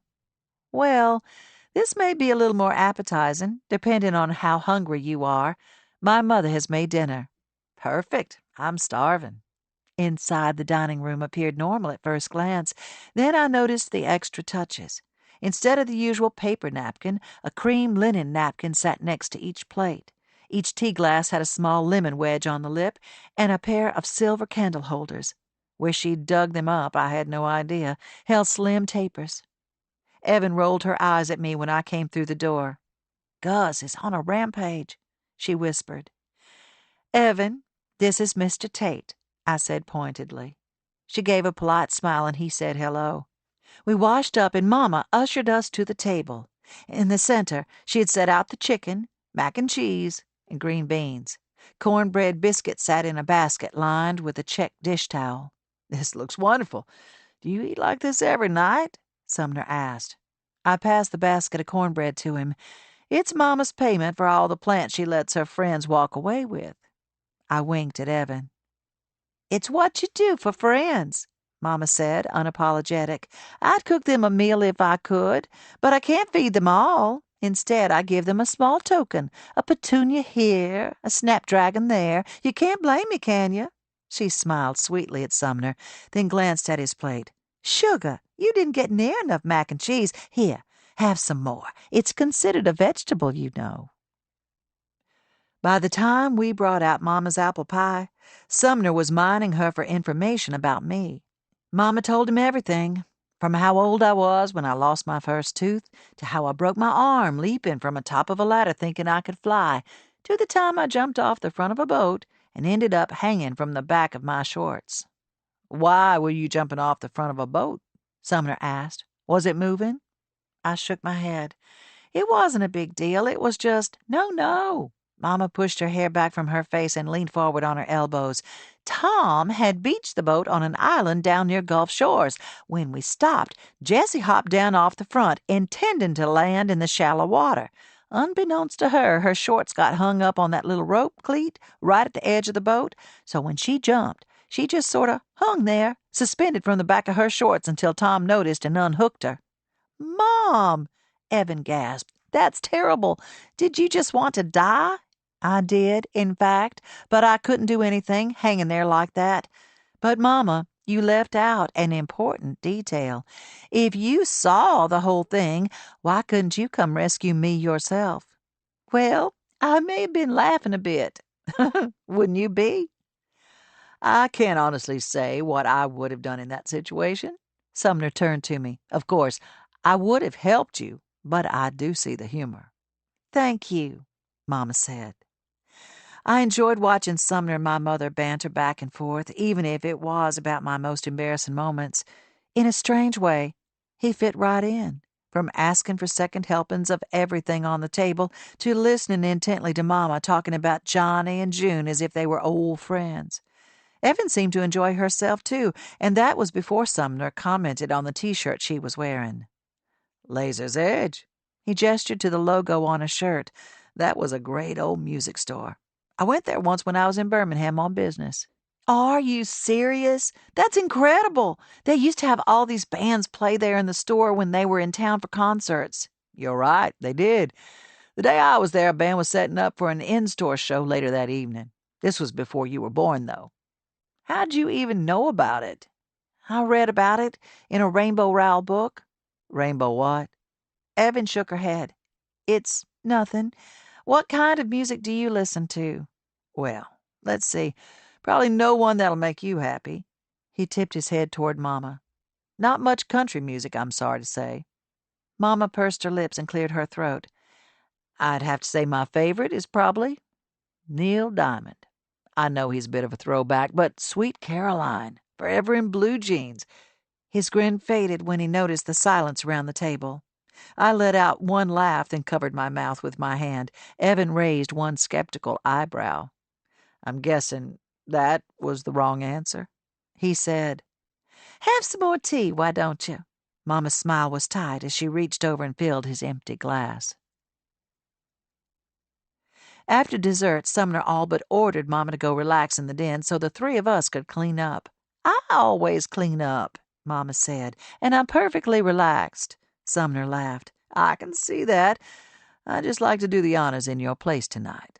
If you insist. She settled on the couch with the remote. I'll see if we can find Chip and Joanna. As Sumner washed the skillets and pots, I dried, and Evan wiped off the table and counters. You know, I do like more than just Neil Diamond, Sumner said to Evan when she brought our stack of plates to the sink.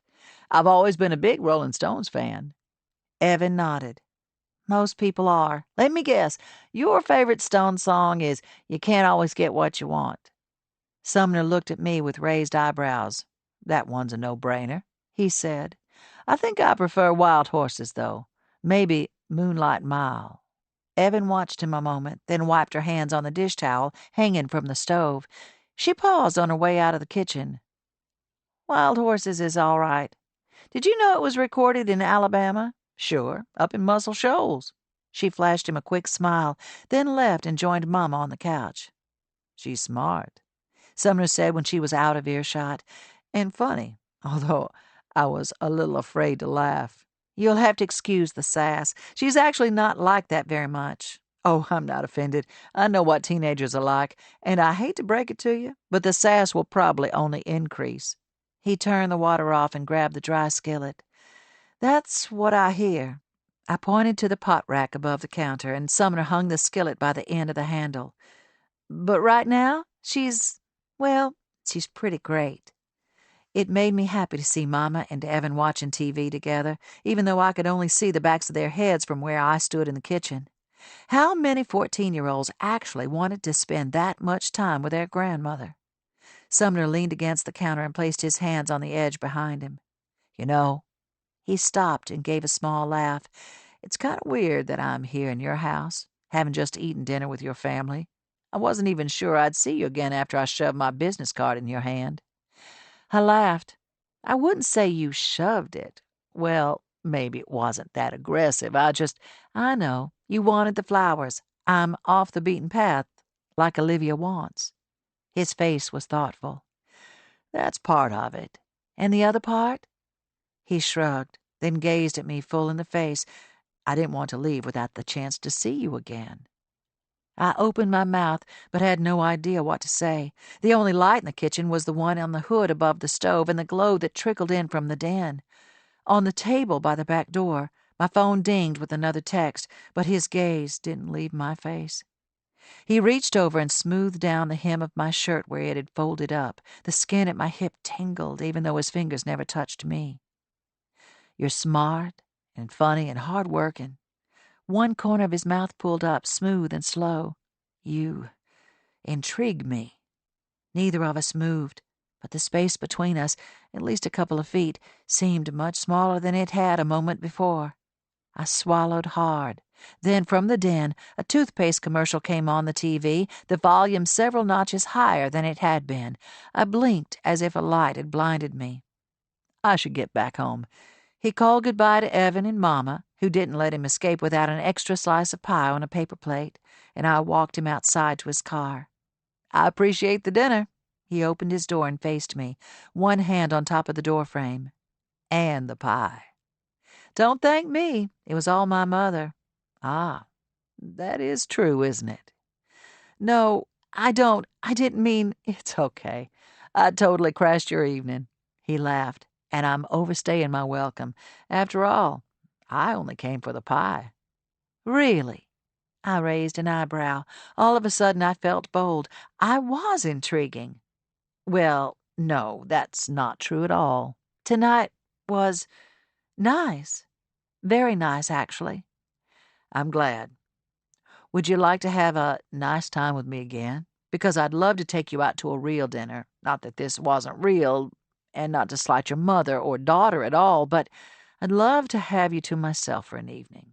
Get to know you more.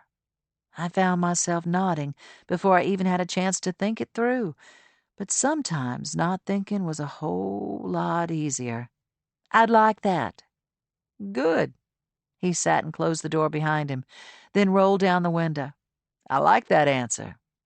I was still standing in the driveway when he disappeared around the curve in the road. Chapter 21.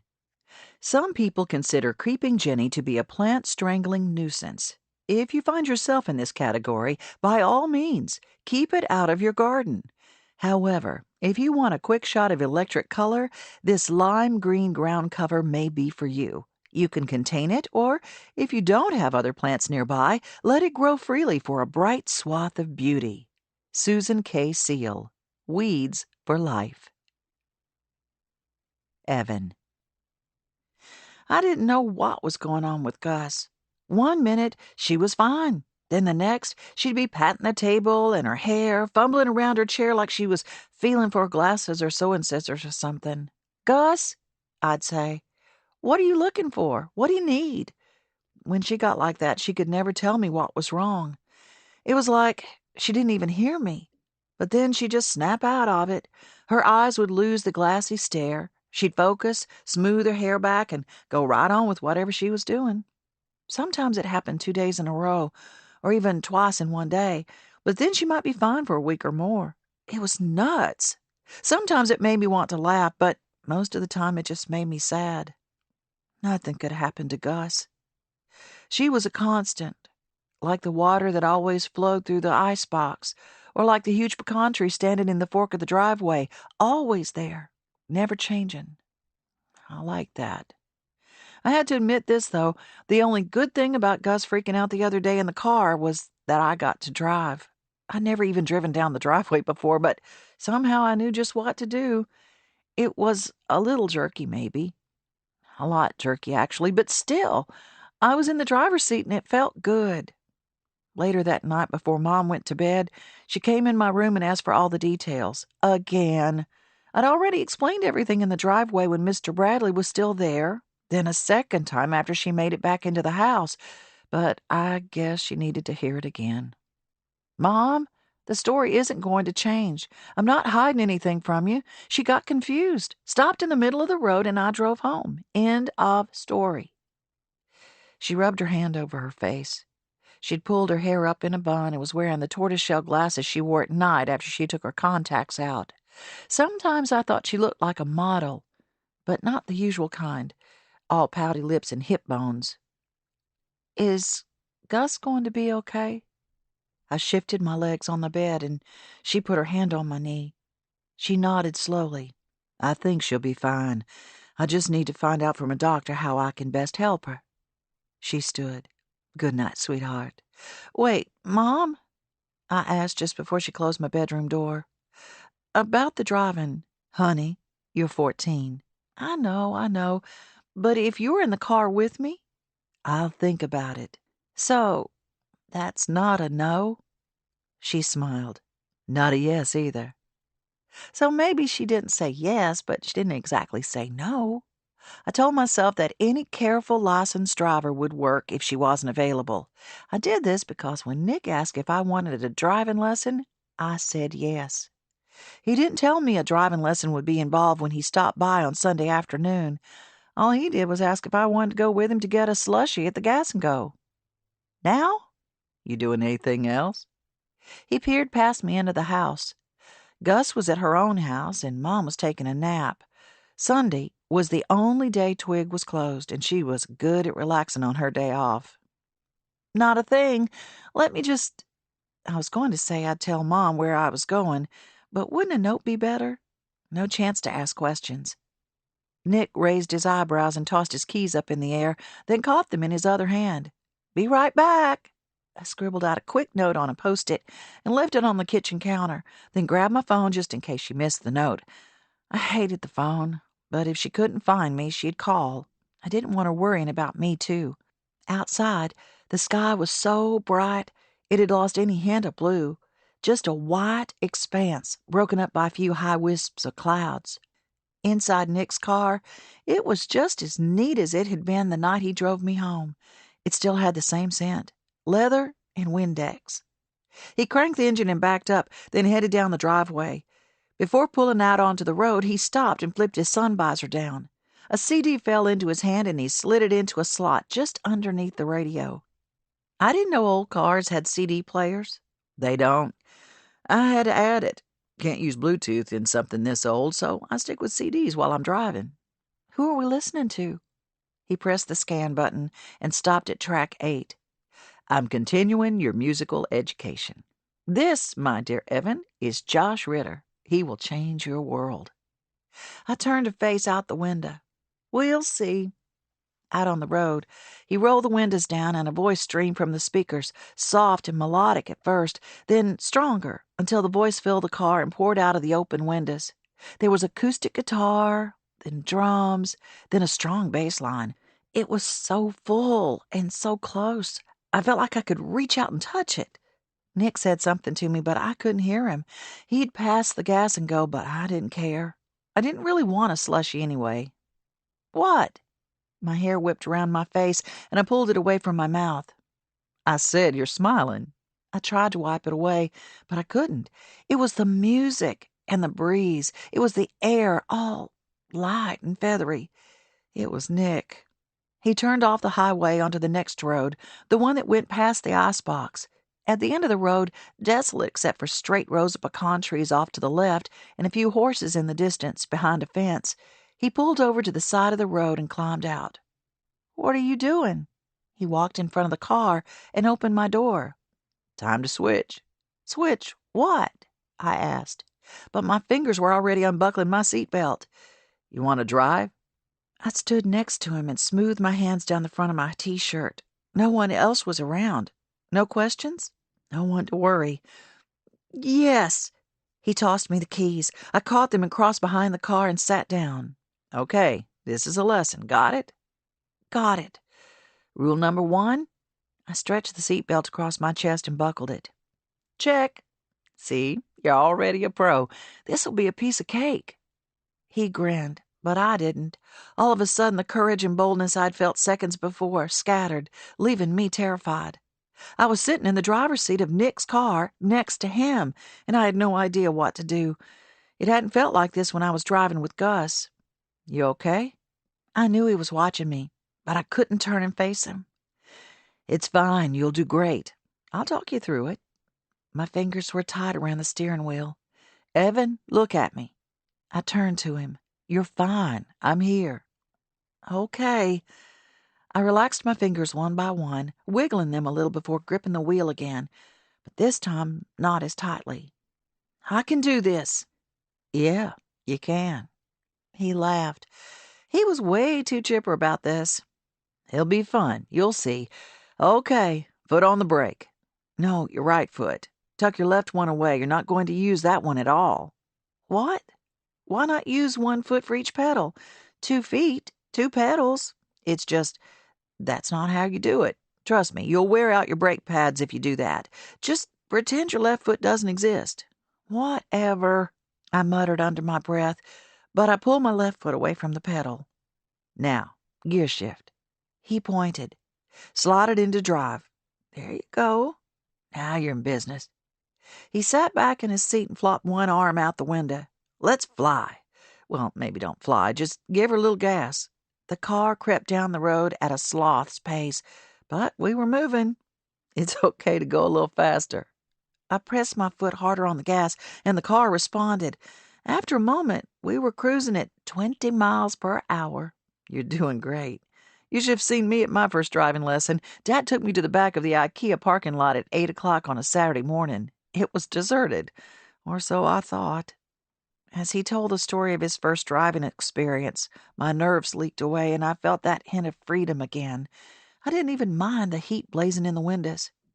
After a moment, I took my left hand off the steering wheel and hung my arm out the window. The wind flowed between my fingers and across my skin. It was delicious. Nick's head was leaned back against the seat, and his eyes were closed. Shouldn't you be watching the road? He shook his head. I'm not the one driving, and you're doing fine. Nothing ahead of you but the road. It was true. The road was empty, and it stretched ahead until it disappeared around a curve. The trees were closer to the road now, creating a sort of canopy above. He sighed. This is so great. They were just words. 4 simple little words, but they made my stomach do that funny, fluttery thing. I bit my lip to keep from smiling too big. It was great. It was more than great. It was amazing. And he knew it, too. Yeah, I said. It is. Everything's just been so messed up lately. At my old school, with my mom, with... He ran his hand through his dark hair. I feel like I can relax here. It's nice. Up ahead, a car rounded a curve and headed toward us. It was in its own lane, but it felt way too close to me.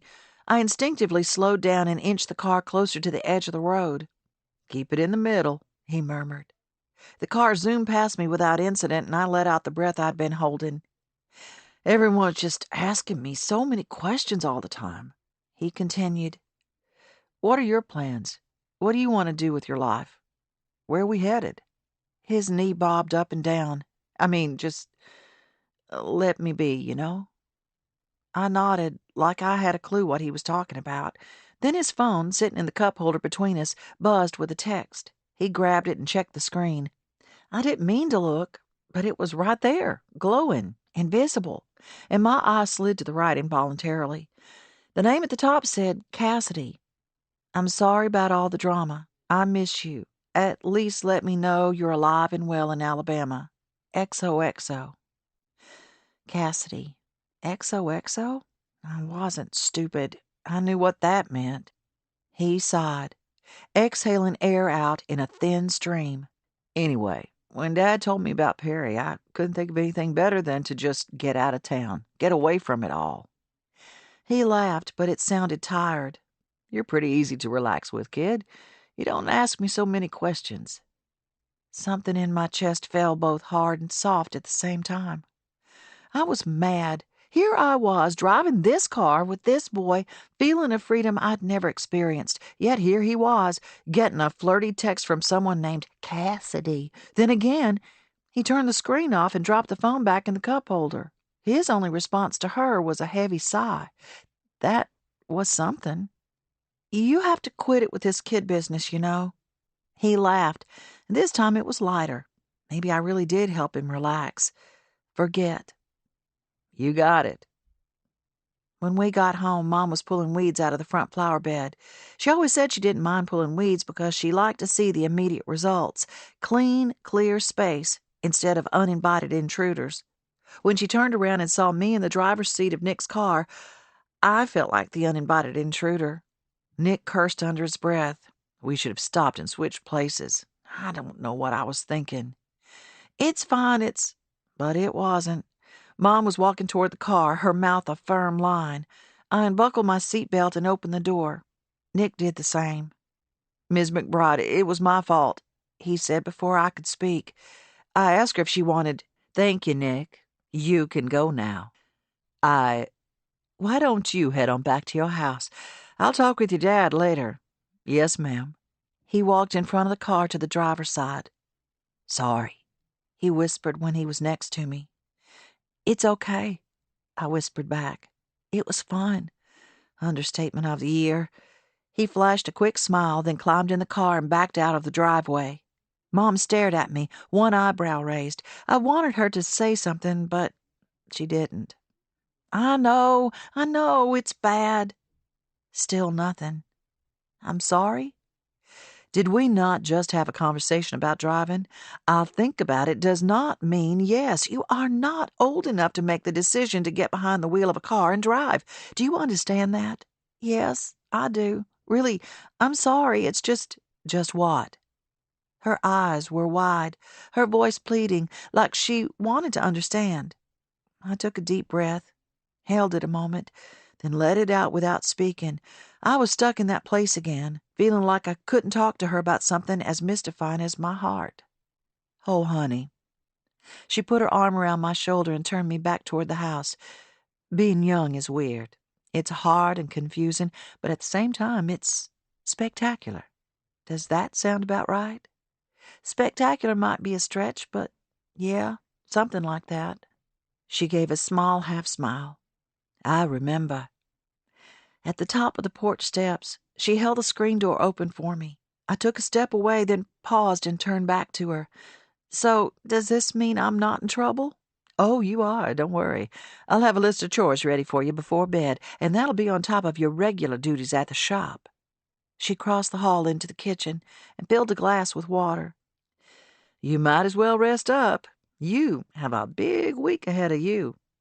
In my bedroom, the late afternoon sun slashed long beams of light across the hardwood floor. My bed seemed more inviting than ever. I stretched myself across it and rolled over onto my back. The ceiling was crisscrossed with shifting shadows from the crepe myrtle outside my window, and the fan swirled on high. Despite the chores, I was looking forward to the week. I may not see Nick. Mom would probably make sure of that. But inside, my heart was feeling pretty spectacular. Chapter 22. One current gardening trend is to design modern, stylistic gardens with austere lines and hyper-defined borders. This is all fine and good, but remember that gardening is meant to be relaxing, regardless of how loose or rigid your space is. The best gardens leave room for surprises. Dr. Julius Grissom, The Grissom Guide. Gus. I'd already been watching myself carefully when the grocery store debacle happened. Oh, I made it through the store just fine. It was the trip home that got me. And to make matters worse, I lied to Jessie about it, told her I was just in a hurry to season the chicken. But I knew she saw right through it. I was trying so hard not to slip up, but sometimes I just couldn't manage to hold it together. What was happening was bigger than me. The day before the grocery store, I found Jessie gathering the recipe cards I'd left strewn all over the kitchen table. Why I'd taken them out of their box, I had no idea, but she gently stacked them and slid them back in the box within their appropriate tabs: soups, poultry, desserts, and the like. She didn't say a word about it. I almost wanted her to. Wanted to unburden myself of the weight of truth I'd come to understand. But it would have been too much. I kept quiet instead, waiting for the right time to let her know. And that was my plan until the water almost pulled me under. I'd gone back over to my house to lie down for a little while. I tried to nap, but the sleep was fitful and unsatisfying. Something kept knocking on the door to my mind, an insistent tap, tap, tap, that kept jerking me awake. Finally, I sat up, damp hair plastered to my forehead and the back of my neck. It was when I swiveled my hips to set my feet on the floor that I noticed the water. It rushed round the bottom of the couch and the legs of my kitchen chairs. Fear clawed across my skin. I tried to yell, but if any sound escaped, I couldn't hear it for the loud pounding of water, like a huge waterfall had somehow materialized in one of my back bedrooms during the last hour. The couch was an island, the only dry surface in the whole house. Some rational part of my brain told me this was a dream, that it was part of the burden I carried. But another part of me, the part that didn't want to drown in my own house, broke into pieces.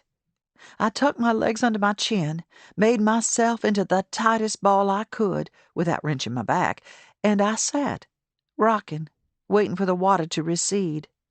Some time later, could have been hours, may have only been minutes, a knocking made its way to my ears over the sound of the water.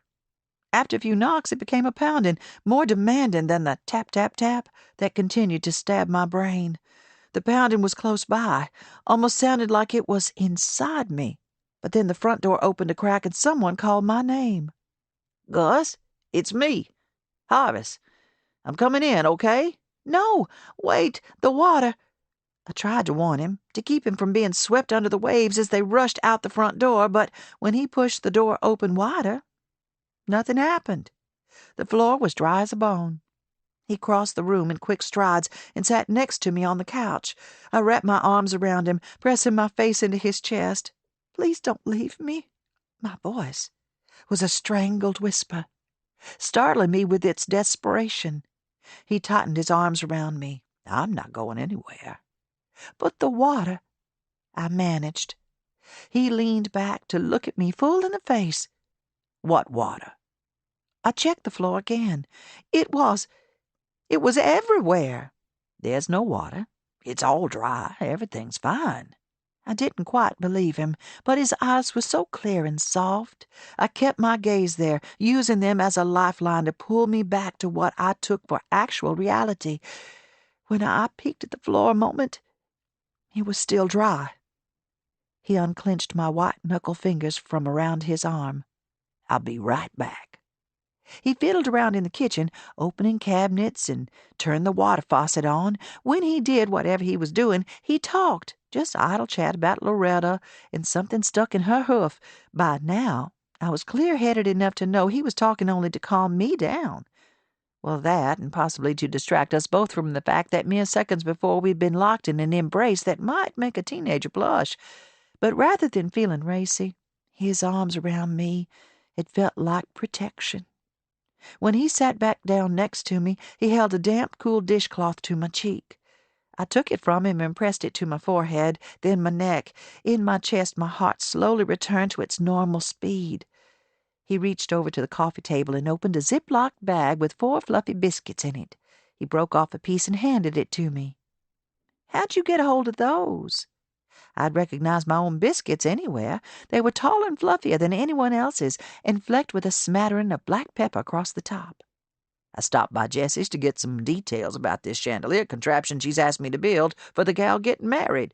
She wrapped these up for me and said if I stopped by your house, you might give me some of your fresh apple jelly to go with 'em. His right eye twitched. It may have been an attempt at a wink, or possibly just a speck of dust. Oh, she did she? She did. I saw the jar on your kitchen counter, and if you don't mind, I'll help myself to some as soon as I make sure you're okay. I waved my hand in front of my face, swiping away the memory of my bungled-up reality, although my hands were still shaking. I clasped them together to keep him from noticing. It was nothing. I'm completely fine, although that doesn't mean I'm parting with any of my apple jelly. He laid his hand on top of mine. Augusta, he said quietly. No more joking. Is it what I think it is? Depends on what you're thinking. I pulled my hand away and reached for another chunk of biscuit. But probably. Alzheimer's, dementia, losing my marbles, coming unglued. My voice caught on that last word, and I swallowed hard. It was the first time I had admitted to another person what I already knew to be true. Could he handle it? I turned the biscuit over in my hands. Tom had known about my mother, of course, and about my grandmother, but he never liked to talk about it. I knew it pained him to think about the disease that would more than likely infiltrate my mind as well, and to be honest, I always worried a bit that the force of it would cause him to buckle. We never got the chance to see, though. He died before any of it came to pass, and I'd carried the weight of my bad odds on my own in the years since. I admit it felt good to pass a small part of that weight to someone else. I took a deep breath and dropped the crumbs back onto the plate. Does Jessie know? No, and I don't plan on telling her, not until I have to anyway, and I don't want you to tell her either. She's your daughter, and she's a grown woman. She can handle it. I don't need anyone worrying about me, especially not my child. He stared hard at me. You are the toughest woman I've ever met. I have no doubt some of that toughness trickled down to Jessie. You need to tell her. Have you been to see a doctor? I shook my head. All they tell me is that it'll keep happening, it'll get worse, and I'll end up in a home somewhere. I know how to Google. Tell Jessie and see a doctor. There could be treatment, medicine, something to slow this train down or at least keep it from derailing. Do it for me. I'd been looking down to the floor, partly to check for streams of water trailing out from under the furniture, and partly to keep him from seeing the embarrassment on my cheeks. But when he said that, I raised my head. "For you? Why would I do it for you?" He sighed, long and deep, heaving the air out of his nose. I'd seen this man nearly every day since Tom died. He'd been a faithful presence all these years, helping Jessie out with her plans, doing odd tasks around the house when I needed the help, offered up his services in any way he could. His truck, his overalls, his thick gray hair, his weathered skin were almost as familiar to me as my own shadow. Yet the look he gave me, the determination in his eyes, the set of his mouth, it was as if a different man sat next to me on the couch. Not just old Harvest from down the road, but Harvest, the man who rescued me, who very well could continue to rescue me if I let him. A man who wouldn't buckle. "Okay," I said. "Okay. Let me think about it." He nodded. "You sure you're feeling okay? I could stay." "No, it's fine," I swallowed. "I need to get back over to Jessie's for dinner. She'll wonder where I am if I'm not there soon." At the door, he paused, then turned back to me with those soft green eyes that could carry me for days. "I know we haven't. You probably don't." "What is it, Harvest?" I probably could have been a little gentler, but I wanted him to be direct. At our age, there was no need to beat around the bush. He tapped the door with his index finger, as if judging its strength or hardness. "I'm here for you if you need me. If you want me. That's all." And just like that, something snapped into place. Like in bacon, when I added a little of this and a little of that, and it was not quite right, but then one more dash of salt, or cinnamon, or nutmeg did the trick. And I tasted it, and it was perfect goodness. As if the right combination of spices had been there all along, waiting for me to stumble on it. Chapter 23. 4 o'clocks were originally grown for their medicinal properties. It's possible a nibble on these sweet flowers could cure what ails you, but I don't recommend you try it. Instead, enjoy the tender blooms that open, as their name suggests, in the late afternoon and last through the sultry evening hours. Wendell Bancroft, Sr., Late Bloomers. Jessie. I want it big and loose, with flowers and vines, and those twirly little sticks tucked all around the lights. Olivia was on a roll. I'd called her to talk about the chandelier I'd asked Harvest to build from the rafters of the boathouse where the ceremony would take place. Up until this point, I thought the chandelier would be purely decorative, a way to add some greenery to the space and make the most of the tall ceiling and gorgeous rafters. Now, I wasn't sure. "Lights?" I asked. "It shouldn't be too hard to run electricity to it, right? Just run a line from the plug on one of the posts. I know there's at least one because we used to have a radio out there that we had to plug in. Or, what if we used candles instead?" She'd taken to calling me on her morning treks to the subway. There was always a lot of background noise, voices, engines, horns, screeches, squeals, but she was never short on ideas, and her voice rang clear and crisp over the din. "What do you think? Candles would be romantic, right? Much more so than light bulbs, even if we did use those cool Edison bulbs. Romantic, yes, although I don't know how safe it'd be to have open flame near a bunch of combustible greenery. Not to mention, I had my doubts about whether Mr. Rainwater could construct the thing at all, much less outfit it with candles. I thought it was probably best not to mention the fact that I'd asked the elderly gentleman from down the road to build her chandelier.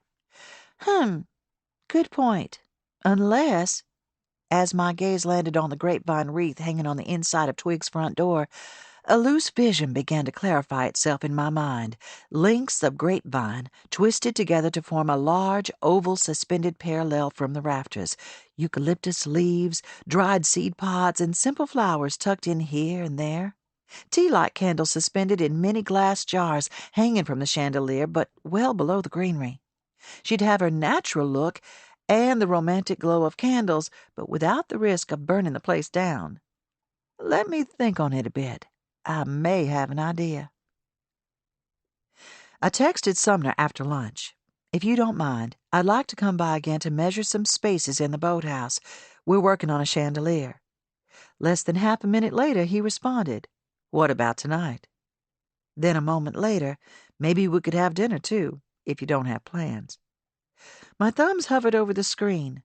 A few days before, I'd so boldly, so quickly said yes to his offer of a real date, but now I was second-guessing my spontaneity. "I'd call and ask you like a proper gentleman, but I'm in a meeting that isn't anywhere near over. A bunch of suits sitting around talking money and turf grass. You'd hate it." "You assume I don't know anything about grass. I do have a horticulture degree." A few seconds ticked by, then, "I stand corrected. How about my house? 7 o'clock. Bring your tape measure, then I'll take you out and you can astound me with your horticultural insights." I bit my lip. "See you then." A few hours later, Evan entered the shop through the back door, her face pink and damp, her knees covered in dirt smudges. She went straight to the sink at the back and dunked her arms under the cold water, then cupped water in her hands and poured it over the back of her neck. I could hear her sigh of relief all the way in the front of the shop. Once I made the decision to fill her week with chores after her little jaunt down the road with Nick, it hadn't been hard to find extra work for her to do. Weeding near the back fence as she'd been doing today, unloading shipments, watering, loading customers' cars, helping with home deliveries. It was everything she normally did, just more of it. I even tasked her with making up some of the small arrangements I kept on the front table. She actually seemed to enjoy those, and I made a mental note to give her that responsibility more often. It wasn't that I didn't like Nick. He was a likable kid, and with Ben as his father, he no doubt had a decent amount of goodness deep inside. It was more that I feared what he represented. Evan was growing up. Along with that would come the desire to experiment, to push against her boundaries, to figure out who she was and who she wanted to become. I'd gone so haywire in my pursuit of who I'd mistakenly thought I wanted to be, it made my head and heart pound to think of her making the same mistakes, or worse, in her quest to become her own woman. I couldn't force her down a certain path, but it was so hard to let her make her own way. Learning to walk on her own feet was a necessary part of growing up, but that didn't mean I couldn't rein her in when necessary. "You okay?" I called to her once she turned off the water and held a towel up to her face. "Late afternoon's pretty hot for weeding. Why don't you work on something else and hold off on the rest of that till the morning?" She shook her head. "I'm almost finished. I don't want to have to do it again tomorrow." "Okay. Then what about using my stool? If you sit on that, your knees won't hurt as bad." "The little old lady stool? No, thanks. My knees are fine." "Suit yourself." I would have corrected her for her jab about the stool, but the truth was, if I didn't use the stool, an hour or two of kneeling in the garden made my knees feel creaky. I was thankful for the little old lady stool. She pulled a can of Sprite from the fridge and took a long swig. "I'm heading back out to the river after we close up here today. Will you be okay with Gus?" "Sure." She turned, but then paused with her hand on the door. "Can I come? I kind of want to see this guy's fancy house." I hesitated. Any other time I'd jump at the chance to spend nearly an hour of uninterrupted time in the car with my daughter, especially if she was the one to suggest it. But the dinner. What would he say if I showed up with Evan and bailed on our date? He didn't seem to be the kind of man who'd get upset over something like that. After all, he had a daughter. Surely he'd understand me want to spend time with mine. "You know what? Don't worry about it. It was just a thought." "Oh, no, honey. It's fine. It's okay. It's better that I stay here anyway. Gus just discovered the Gilmore Girls on Netflix and loves it. She needs me around so I can translate Lorelai and Rory's conversations." Evan pushed open the screen door and breezed out. As the door thudded closed behind her, something in me splintered. My throat was tight, and pinpricks jabbed behind my eyes, but I blinked them away. Sunset on Sumner's dock was just as beautiful as it had been the first time I showed up at his house. At least this time I managed to stay on my feet and act like a mature adult. I was thankful, however, that he couldn't hear the hammering in my heart. To be honest, I hadn't decided what exactly I thought about him. I was completely bewildered by his attention, and captivated by his charm, his polish, his confidence. But occasionally a quiet, annoying voice said, "Watch out," and I knew it was in no small part because of my ex-husband.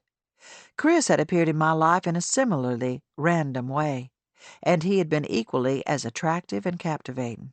It was him, his life, his prominence. He was seductive, just as Sumner was. Was I letting myself head down the same wrong road again, or was Sumner different? He certainly felt different. Not that I was necessarily looking for different. I wasn't looking for anyone at all.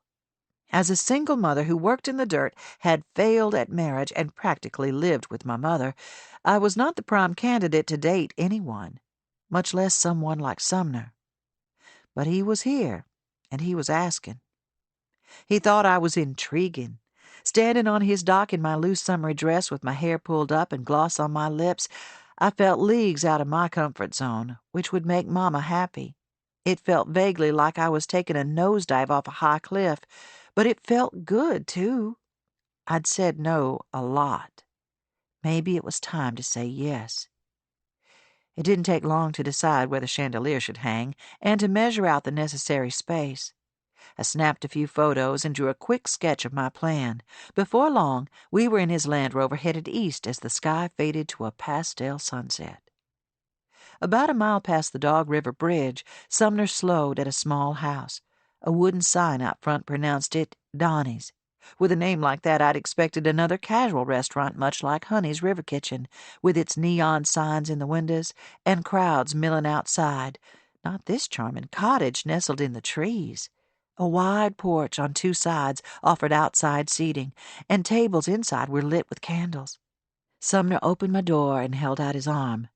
He wore another white button-down shirt, open at the neck, well-fitting khaki pants, and brown Sperry boat shoes, the picture of coastal elegance. We fell into step together on the way to the front door.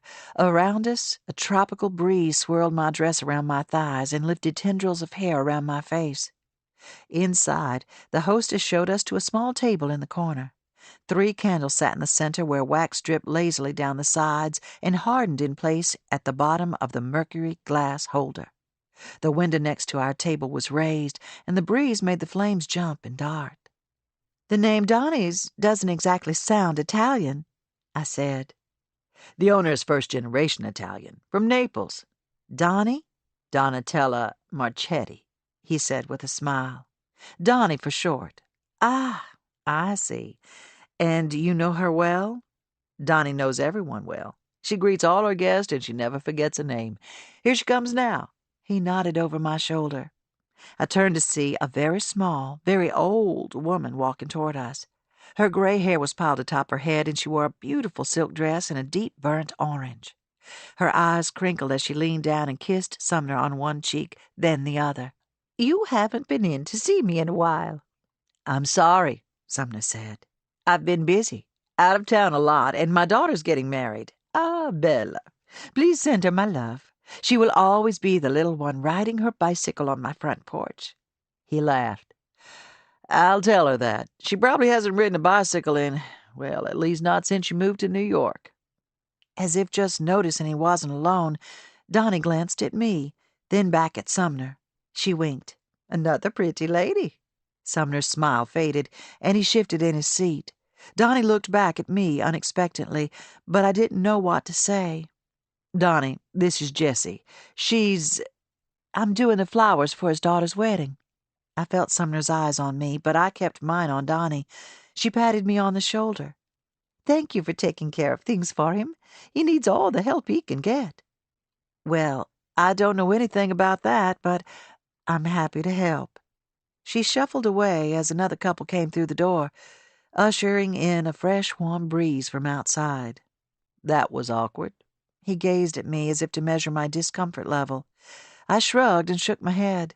"It's fine. She seems sweet." "She is. She's deceptively sharp, too. A quick mind in that little body." "She seems to know you well. This must be where you bring all the girls." I said it jokingly, but to my horror it came out sounding petty. "I'm sorry. I really didn't mean that. She just said the thing about the ladies. Embarrassed, I took a sip of water to hide the heat blazing from my cheeks. He propped his elbows on the table and rubbed a hand across his forehead. The last time I was here, I was with a woman, he said, matter-of-factly. It was a few months ago. Donnie obviously doesn't forget anything. He straightened when a waitress brought 2 glasses of red wine. Oh, we haven't. They're on the house. She pointed her chin across the room. Donnie stood near the front door and winked at us. While I'm here, let me tell you about our specials.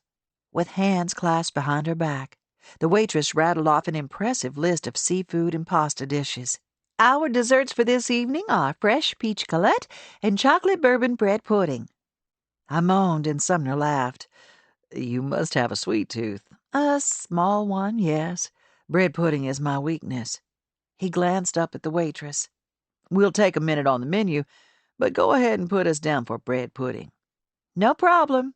As the candle flickered and conversation around us dipped and swelled, I sipped my wine and skimmed the menu. The shrimp and angel hair pasta was my choice, as was the Caesar salad. Sumner ordered a steak. With the menus out of the way, nothing was between us except the candles and a few feet of rustic, gnarled oak. Everyone around us was relaxed. Wine glasses and forks clinked, and laughter rippled from across the room, but my nerves returned. Thankfully, he broke the silence. When I was in college, I planted a flower bed in front of my house to impress a girl. Did it work? He shook his head. She had to cancel our date. She had a cold or something, and by the time we went out a couple of weeks later, all the plants had died. All of them? Every single one. Turned out the nursery where I'd bought them had unknowingly sold a bunch of plants infested with bugs in the roots. Some kind of weevil. I nodded. They're a killer. Yes, they are. Another customer found them when he was planting the ones he'd bought and threatened to sue. I laughed. Oh, no. Yep. I wasn't quite that mad, but I was sure I would have gotten a second date with Elizabeth if my flower bed had survived. I didn't know it yet, but she had quite a green thumb. So you must have gotten another date with her at some point. Oh, yes. He looked down at his lap for a moment, then back up at me. I married her. I widened my eyes. Oh, then you got more than just a second date. I got her for 24 years. He took a drink of water. She died 8 years ago. Olivia was 18. Oh, Sumner. He leaned back in his chair and fiddled with the edge of his white linen napkin. It was really sudden. A blood clot that the doctors thought started somewhere in her leg. We were on vacation and she had some pain in her right leg. But we didn't think much of it. She got up one night to go to the bathroom, I assume. She was on the floor before I was even fully awake. I closed my eyes. I'm so sorry. He wrinkled his nose and glanced around the room. It's weird. It's different now. I still miss her, but I'm not as gutted as I was back then. Gutted. It was the same word I'd used to describe to a friend how I felt after learning about Chris's infidelities. I was humiliated, angry, heartbroken. I was gutted. Yet this man across from me, the man with the fancy car, the enviable house, the Gregory Peck good looks, he was acquainted with a level of pain that far surpassed my own. In that respect, he and Mama were on equal footing. 2 spouses, 2 sudden, shocking deaths. I still felt Daddy's absence as a dull throb in my chest. But for Mama, I wondered if after all these years, his death was still sharp as a razor. When it came down to it, no amount of money or influence, kindness or spunk could protect you from death. Whether the death of your other half or the death of a marriage, love hurt when it ended, and my experience, and that of so many other people, was that love usually ended. Some way. Somehow. Without thinking, I reached across the table and squeezed his hand. He looked up at me and smiled, hooked his thumb over mine for a moment. The waitress appeared then with a tray of food. I pulled my hand away to make room for the dishes she set down. Sumner chatted with her a moment, then she moved to the next table and we dug into our food. It was exquisite, of course. The pasta was lemony and creamy, the shrimp plump, the salad crisp and tangy. Across the table, Sumner's steak was red and marbled, and it smelled heavenly. When he noticed me eyeing it, he cut off a bite and held it up to me on his fork. "Want to try it?" I looked down at my fork, unsure of how to transfer the bite from his to mine.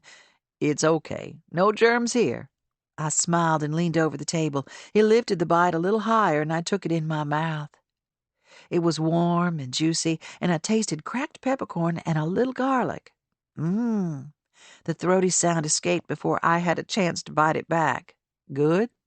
I nodded, a little embarrassed by what felt like more than just a simple act of sharing food. He cleared his throat. Maybe he'd noticed it, too. "So tell me about your ex, I presume?" Although by now I should know not to presume someone is divorced, I found not many people advertise their widowed status. I took a sip of water. "I can see that, but yes, he is my ex. We've been divorced almost 10 years now." "Does he live close by?" "He's in Birmingham. We haven't seen him in, I guess it's been 2 years. He was in Mobile for a dental conference, and he came by to see Evan. 2 years. I can't imagine staying away from my daughter for anywhere close to that long, especially when she was young." I gave a half shrug. "He has other kids now. They're a lot younger than Evan, so I think he stays pretty busy." "Wow. And Evan's okay with not seeing him much?" "Oh, yeah. She sulks for days when she knows he's coming. It's not pretty." He laughed. "You seem very accepting of the situation." "Well, it is what it is, you know. I think it's probably easier for him to focus on what he has now rather than what we used to have. Well, it was ugly for a while. I'm much happier without him, and the only memories Evan has of him aren't particularly good. Life is better this way, I think." It was a simple answer, but was it true? I'd long ago developed a script to explain away the dissolution of our marriage, and though I hadn't had to use it in a while, it rolled off my tongue now as easy as ever. The words didn't quite sit as well with me as they used to, however. Yes, deep down my life was better without him in it, more truthful in some way, but that didn't mean it felt wholly complete. It always felt like there was some small part, some missing puzzle piece I couldn't get my fingers on, as much as I tried to grasp it. He watched me over the top of his water glass. It was obvious he knew I wasn't giving him the whole picture. There was so much more I could say.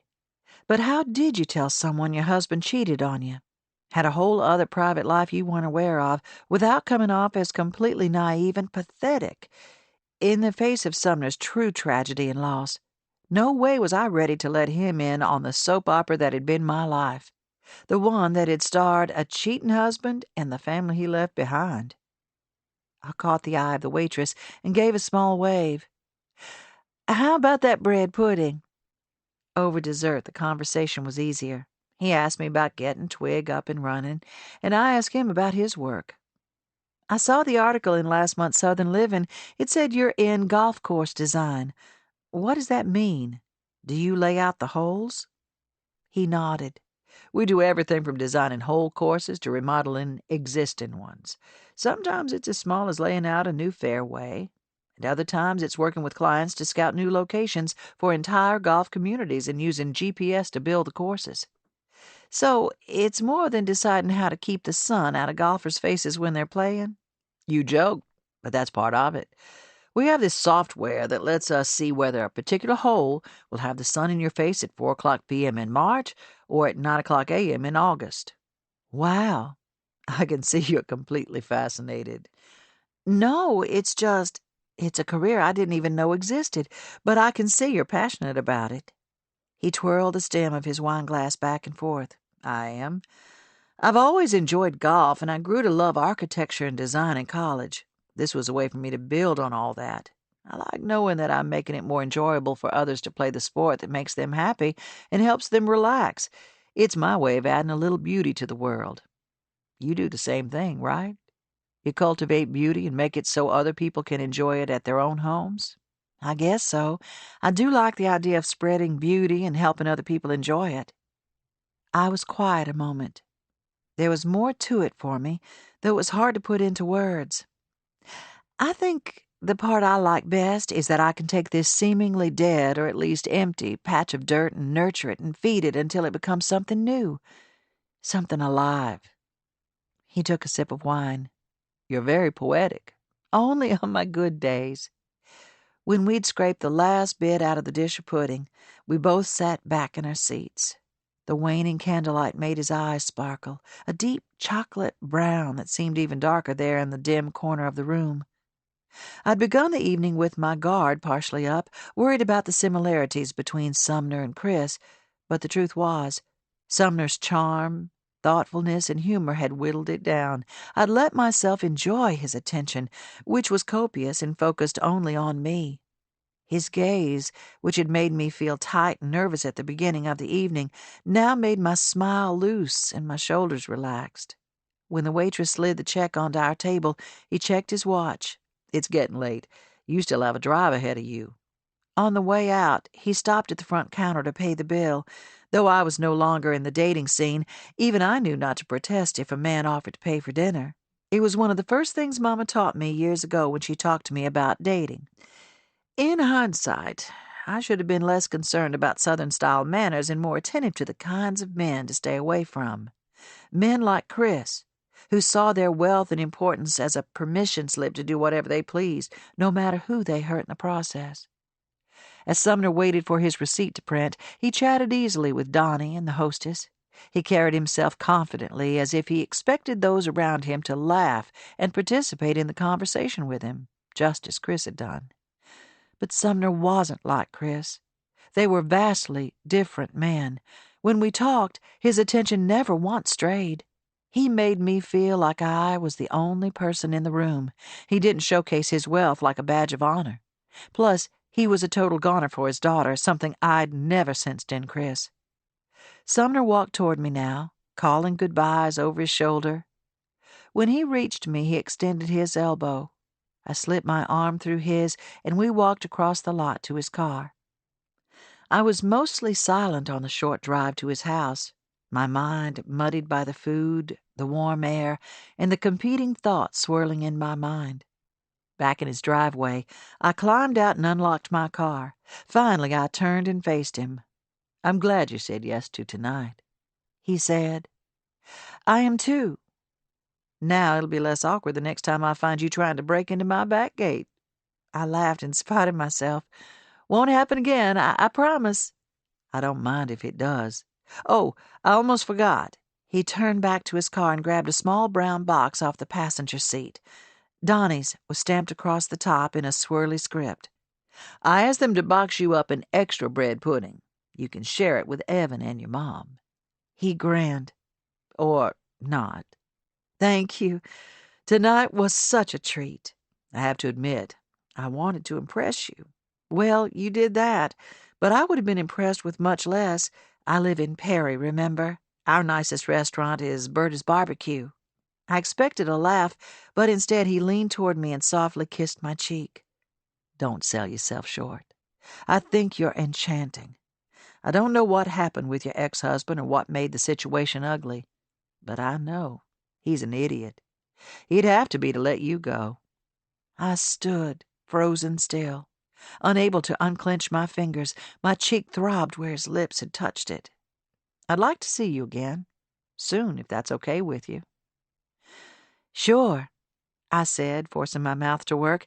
"I'll be working with with a friend to make Olivia's chandelier. Then I'll need to make some phone calls and see if I can get her flowers in the right quantities.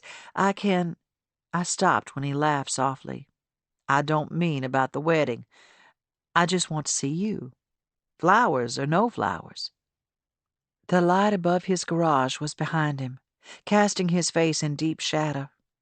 I could just make out the slight dimple in his cheek and the angle of his jaw. He reached out and touched my arm. I nodded. "Okay, then," he said. "I'll make sure it happens." A moment later, safe inside the cocoon of my car, I exhaled long and deep. I closed my eyes for a second, then turned down the driveway. The tunnel of trees was ghost-like against the dark, and above, a universe of stars spilled across the sky. It was a night for air, so I left the window down and let the breeze carry me back home. Chapter 24. If critters get to your tomatoes before you can pick and enjoy them, try picking them earlier, as soon as you see a little pink on the skin, and let them ripen inside on a windowsill. Edwin Knickerbocker, 1916 Treatise on Tomatoes. Jessie.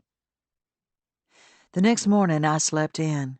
I usually woke to an internal alarm clock around 6:30, but after my date with Sumner, I managed to stay blissfully asleep an extra 2 hours. I only woke then because a crow had decided to land on a tree branch outside my window and caw at every other crow in Perry, resulting in a cacophony of crows serenading me awake. Not exactly the soft wake-up process I'd prefer. I'd lain awake in bed the previous night until well past midnight, despite the fact that I'd arrived home at 10. I tried to sneak in, but it was to no avail. Mama stuck her head out of the kitchen and into the darkened hall as I tiptoed toward my bedroom. "How was your date?" "How'd you know it was a date?" I'd escaped earlier in the evening without giving her any details. "Evan said you were going back over to Sumner's. In my book, if a man invites a woman anywhere in the evening, it's considered a date." "What if—" I stopped. No use arguing. "It was nice." "Nice?" She pondered the word a moment, then shouldered her bag. "I guess it's time for me to get going." Instead of a more typical barrage of questions, she just gathered her books and shuffled toward the door. "Everything okay?" "Oh, I'm fine, just a little tired. I think I'll see if I can find the Golden Girls on TV, then call it a night." Mom had always loved the Golden Girls. She fancied herself a Blanche, and in some ways she was. She could give a powerful stink eye and wouldn't dream of going out in public without her hair combed and fluffed. But in personality, she was Sophia, through and through, wisecracking and honest to a fault. As I turned off the lights in the kitchen, I saw the small dry erase board tacked to the front of the fridge. Cheese, raisins, milk, pine mulch coming Tuesday. Mama, Dr. Dudley, August 9. Dr. Dudley was supposed to be one of the best neurologists in Mobile, as evidenced by the long wait to get in to see him. I just hoped he'd tell us her memory lapses and confusion were normal parts of the aging process, and nothing more. Between thoughts of her and my fluctuating, indecipherable feelings about Sumner and my nagging disappointment about Ben and Marissa, as ridiculous and unjustified as that disappointment was, I was awake for hours after I turned off my light. I knew I'd be a tired mess the next day, but turning my brain off proved difficult. Finally, after cycling through my go-to methods of falling asleep, my brain gave up the fight. I lay in bed the next morning until the crows all flew away in tandem, taking their cackling ruckus with them. The silence left behind was nearly as loud as the crows had been. Strange how the absence of something could sometimes be louder than the presence of it. Whenever a business in Perry asked me to plant their flower beds, I included a mid-season upkeep, where I returned and deadheaded as necessary, pinching off spent leaves or blooms, and pulled stray weeds that poked up through the mulch. Today's list included Kim's Cafe, Jack and Max, and Cliff's Computer World. Since Cliff's was on the shady side of the street, I started with his beds. 20 minutes passed before Cliff came out to say hi. "Ms. McBride, I've just finished up with the fire department's computers, so I can take a look at yours if you're still having trouble." I sat back on my heels and peered up at him from under Evan's olive green military cap. It was the only hat I could find this morning as I rushed out the door. "Well," I began, but another voice spoke over me. "Already got it covered." Ben walked down the street toward us, a to-go cup from Kim's Cafe in his hand and a beat-up leather messenger bag slung across his chest. The sight of him was so clear, so reassuring, it was as if I'd half expected to see him.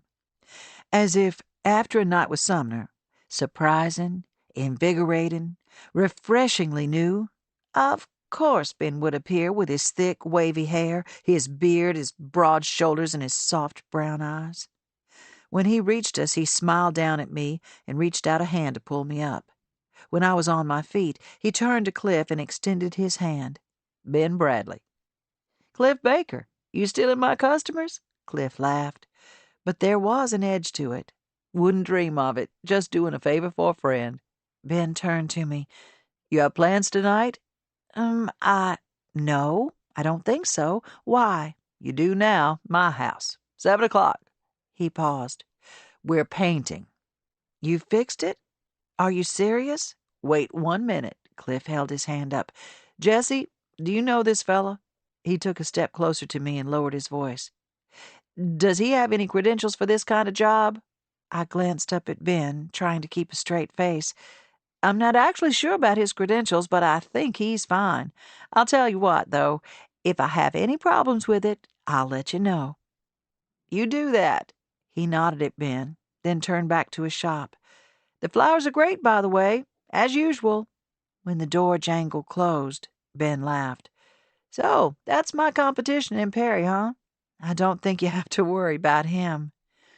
"Good." He adjusted the strap across his chest and checked his watch, then muttered under his breath, "I've got to get home. I got a conference call with a tech company in Denver in 5 minutes, but I'll see you at 7. "I'll be there." He headed back down the sidewalk. Before he turned the corner, he called back to me, "Wear your painting clothes and come hungry." I walked the half-mile to Ben's that night. When I arrived, Nick was backing out of the driveway. He slowed next to me and rolled down his window. "Hi, Miss McBride." "Hey, Nick. You're not sticking around to help us paint?" He shook his head and dragged his fingers through his hair, a pure Ben gesture. "I've been working all day in there, ripping up carpet and pulling adhesive off the floor. I'm taking a break. Some of the guys from the team are getting together to watch the Braves game." "Good for you. I'm glad you're making friends." He tapped a beat on the steering wheel with his thumbs, then glanced back at me. "I'm sorry again for the other day with Evan. I just thought if we were on an empty road—" "I know. Just remember, she's only 14. "Yes, ma'am." So much of Nick reminded me of Ben at that age. Arm out the window, freedom in his eyes, the whole world ahead of him. We thought we owned our destinies, but we were such babies, so unaware of all life would throw at us. She'd hate me for saying this, but even at 14, she's still my little girl. "You don't have to worry. It won't happen again." "All right. Get out of here, then. When you get back, things will look different in your house." He jerked the gear shift into drive. "Good. Anything's better than the bright green my grandmother liked." Inside, I found Ben stretching blue painter's tape in the sunroom at the back of the house. I smoothed my hand over the wall, as green as mint ice cream. "You've got a big job ahead of you." He peered at me over his shoulder. "We have a big job ahead of us." He climbed down off the stepladder, pulling a stray piece of tape off his forearm. "I didn't hear you come in." "I'm here, and I'm ready to work, although I have to say whatever you have cooking in the kitchen smells amazing." He grinned. "Pizza, and I'm starving. Let's eat first, then we can paint." I followed him to the kitchen. He opened the fridge and gestured over his shoulder to the desk by the back door. "Check out your computer." I inhaled. "You're a lifesaver, truly." I opened the top and was greeted with a familiar screen and a box asking for my password. When I entered it, the screen blinked to life. All my file folders stood in a row, as they always did. Invoices, shipments, requests, deliveries. I'll be honest, he held out a blue moon he'd pulled from the fridge. He raised his eyebrows. I nodded and took it from him. "You'll want to think about replacing it soon. You've got more life out of that laptop than most people do." He grabbed a beer for himself, then handed me a package of paper plates. "Hope you don't mind paper." "Not at all. Less to clean up later." "My parents' dishwasher broke years ago, and they never fixed it. Mom didn't mind washing dishes by hand, but if I'm going to sell this place, it'll need a working dishwasher." "Is that your plan? To sell the house?" He grabbed a dish towel and pulled a pizza stone from the oven. On top was a bubbling, thin-crust pizza covered in fluffy mounds of mozzarella, greens, and thinly sliced tomatoes. "I don't know yet."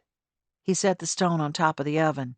"Probably. It feels weird being back in this house again. Not bad, just not me anymore.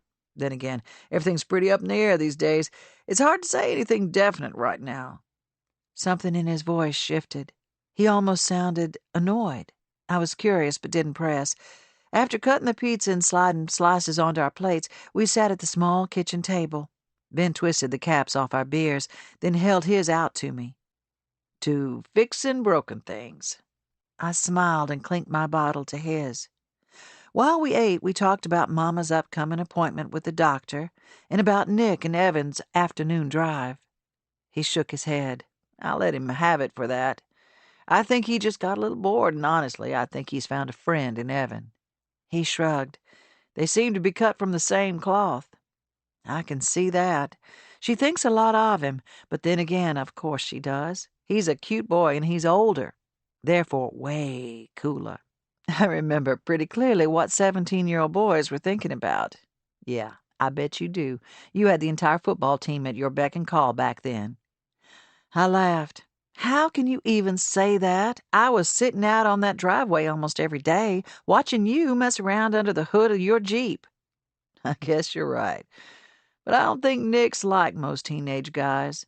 He really has a good head on his shoulders. He'll look out for Evan when school starts." When we finished eating, I grabbed our plates and tossed them in the trash. "Okay, boss, I'm ready to pay off my debt. Put me to work." "Gladly." He led me to his old bedroom at the end of the hall. "I've almost finished taping in here, but I didn't get to that one window and around the baseboards. Why don't you finish that up, and I'll go grab the paint from the garage." His footsteps receded down the hall, and the back door opened and then closed. I took a step toward the dresser to grab the roll of painter's tape, and as I did, I noticed a partially unrolled poster sticking out of one of the drawers. Red and gold, along with a smidge of bright green turf, peeked out from the roll, and I instantly knew what it was. I unrolled the poster, then sat back on my heels and took a deep breath. Scowling up from the poster was the entire Perry High School football team, circa 1997. Just in front of the team were the cheerleaders, our smiles bright and open, our hair smoothed and sprayed, the sequins on our uniforms sparkling in the sunshine. I remembered the moment like it was yesterday. The photographer took the photo in the morning before first period. The turf was still damp with dew, and most of us girls complained that their legs were getting wet. Each of us knelt in front of our football player, our pom-poms held at waist level, Carol Ann yelling at us to smile like we meant it. Behind me, Ben was singing under his breath, making me laugh, resulting in my eyes closed in laughter and Ben being captured with his mouth open in mid-verse. It was such a picture of how we were with each other. It made my chest ache. Without thinking, I leaned down and touched my fingers to his face in the photo.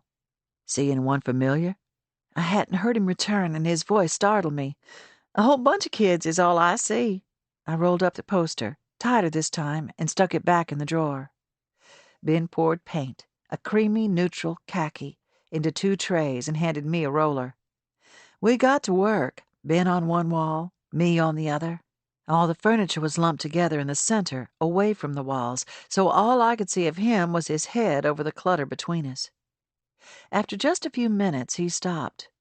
"We need music."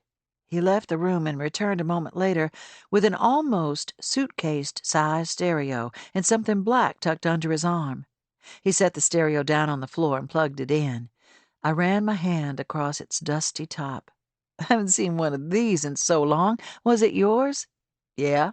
I can't believe my parents kept it. It was out in the garage, but it's perfect for these." He set the black zippered case down. When he pulled his hand away, I saw the familiar black and white Case Logic logo at the bottom. "You still have it." "Yep." He zipped it open and handed it to me. I took it and rested my hand on the top. "What is it with all these old things? Your Jeep, the stereo, a case full of CDs. It's like nothing's changed with you." I said it as a joke, but he only smiled, one side of his mouth pulling up slowly. "Maybe it hasn't.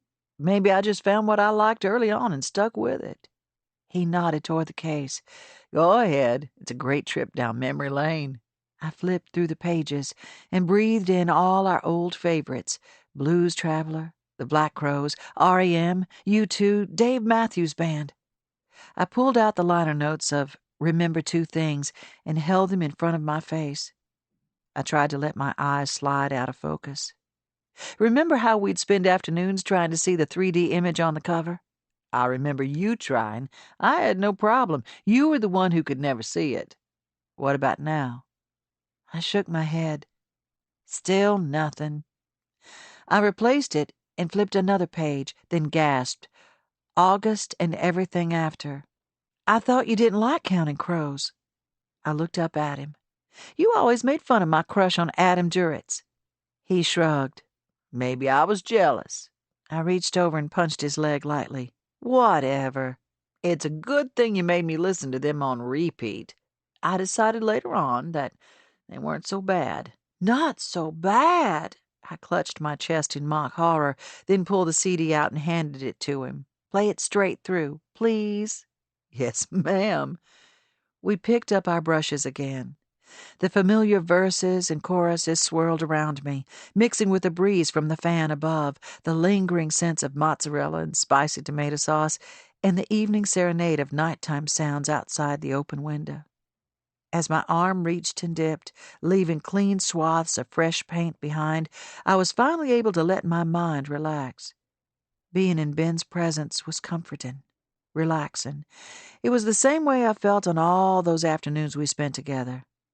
It still felt good. Then I remembered Marissa. Did she feel a similar rush of calm when she was with Ben? I pushed the thought away. How they were together didn't matter. In a way, knowing he was in a relationship with someone so important freed me to enjoy my time with him, with no pressure or expectation. We finished the front coat quickly and moved into the master bedroom, where the mint green was in full effect. Before he dipped his roller in paint, he ducked out of the room and returned with 2 more bottles of beer. When he held one out to me, I hesitated, but then took it. By my estimation, we'd still be working for a while, and anyway, I'd walk to his house. The walk home would clear any fuzziness. We picked up our rollers again. An hour and a half later, we were back in Ben's bedroom, sitting on the floor with our backs against the dresser. While finishing the second coats on both rooms, we'd gone from Counting Crows to Tom Petty's Wildflowers to Smashing Pumpkins, and now we're listening to U2's The Joshua Tree. I settled against the dresser. I'm so glad you still have all this music. It's like a portal to high school. Back in your glory days? I turned my head to face him. Glory days? Funny. Not quite. Really? I would have figured those were your best years. I let out a snort of laughter. The 2 beers had loosened me. I'm sorry. I didn't mean that. He rubbed the side of his face. I just mean you seemed happy. You saw your face in that poster. You couldn't hide that big beaming smile if you tried. That was because you were singing like a goof behind me. He smiled and stretched his legs out straight in front of him. He was wearing a dark green t-shirt that clung to his chest. His blue jeans were frayed at the bottom edges, and his feet were bare. I think I'm happier than I used to be, I continued. I know more now. There's something good about being blissfully ignorant, though, right? For a little while, at least. I thought about that a moment. There was plenty I wish I didn't know, hadn't experienced. When he spoke again, his voice was much quieter. What happened with you and Chris? If you don't mind me asking. I thought life with him was great. Who told you that? He caught the hard edge in my voice and looked at me, then shrugged. I guess I just assumed. Rich dentist, successful family. What's not to love? Yep, that's all you need, money and influence. Then it's smooth sailing, right? Things just fall into place. Thankfully, he ignored my sarcasm. So, what went wrong? I tilted my head to the side and sighed. He got bored with me, so he moved on. Ben exhaled and cursed quietly. I leaned my head back and closed my eyes. The details weren't hard to dredge up. They were always there, just under the surface, ready to knock me back down any time I thought I'd finally gotten past it. I took a deep breath. I hadn't told anyone, not even Mama, all the details of the day I found out everything. It was so ugly and hurtful. I usually just gave the bare minimum, enough to get the point across, and left it at that. But the hushed privacy of the room, the dark night outside, and Ben's steady warmth next to me made the words spill out. I told him everything. The hygienist with her hands in my mouth, her whispers, the realization that my marriage was broken, and I was the last to know. When I finished, a beat of silence ticked by. I reached for the tray next to me, where paint had dried in little rivulets along the edges. I picked at the dried bits with my thumbnail. It sounds bad, what he did, and it was, but I was to blame for part of it. Ben ran his hand roughly through his hair. How can you say that? I flicked the dried paint onto the drop cloth. I pretended to be someone I wasn't. I shrugged. He liked that Jessie. She just wasn't me. I guess I kind of set myself up for it all. I was about to gather our supplies when he spoke again. Jessie, I'm so sorry that happened to you. But nothing you did could possibly make his actions your fault. That's on him, not you. I shrugged again. I was good at pretending, though. You know that. He bent his legs and leaned forward on his knees. But you never pretended with me. From day one, when I made you drive my Jeep down the road, you were always different with me than you were at school. He closed his eyes a moment. It was like you let that other Jessie slide off your back and the real you came out. That's how it felt to me, too. Why did you let me in? I don't know. You were... I took a deep breath. You were always the same. I picked at a smudge of tan paint on my wrist and tried to explain. My dad was infuriatingly consistent. It used to drive Mama crazy how he'd follow his same routines day after day. Wake up, sing in the shower, shave in a sink, make a cup of instant coffee that she said smelled up her kitchen. At night, he'd shower again, put on his striped pajamas, and watch Law and Order. Always the same. I smiled, remembering Daddy's skinny ankles sticking out of those striped pajama pants. But it was comforting that he never changed. It was the same with you. I always knew exactly what I'd get with you, and it was always something good. It made you feel safe. Ben was silent, and I had the distinct and sharp realization that I'd said too much. All of it. All evening. I sat up and leaned my arms over my knees to avoid his eyes. Or maybe these 2 beers have just messed with my memories. I gathered our paintbrushes and stood. He hesitated, then did the same, collecting buckets and rollers. By no spoken word, the evening had ended. It was time for me to go home. I have a plastic sheet outside. He pushed open the back door. Just leave the brushes there and I'll clean them off later.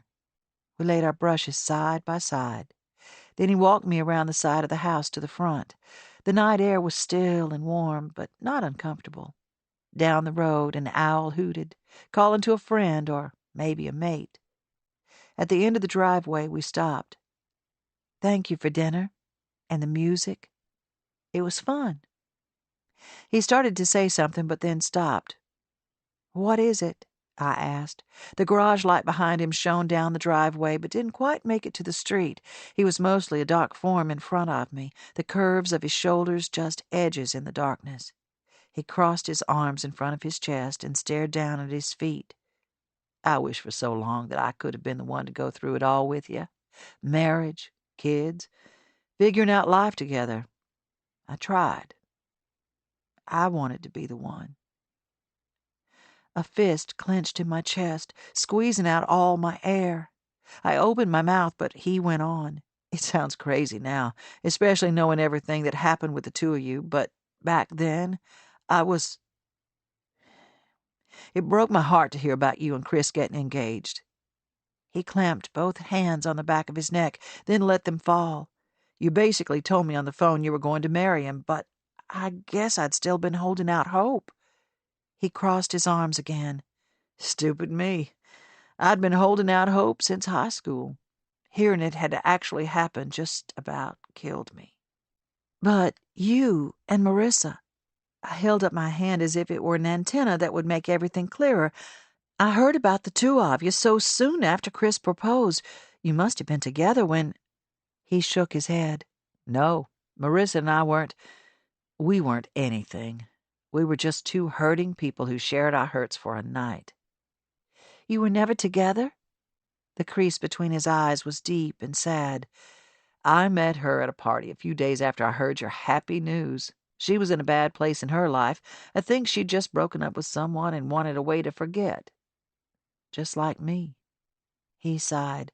I still hate that Nick's life came out of that pain, especially when she and I had no business being together in the first place. I'd never done anything like that before. So I began trying to understand, then stopped. I put my fingers up to my lips. I saw you and Nick outside talking tonight before you came in. Seeing the two of you together. He looked up at the sky. I couldn't help but wonder what it would have been like if it had been you and me. If he were... I swallowed hard. I felt like the ground beneath me had heaved, spitting me out in a place where I didn't understand the language. If you were still so... if you still wanted... I held my hands up to the sides of my face, then let them drop. I gave you a chance to tell me, but you didn't. You told me you were happy for me. My voice broke at the end, and I silently cursed myself for not holding it together. All this happened so long ago it shouldn't even matter, but standing there in the darkened street with Ben right in front of me, my Ben, although that was crazy because he was never truly my Ben, it did matter. It mattered almost more than anything, and my heart was on the verge of breaking all over again.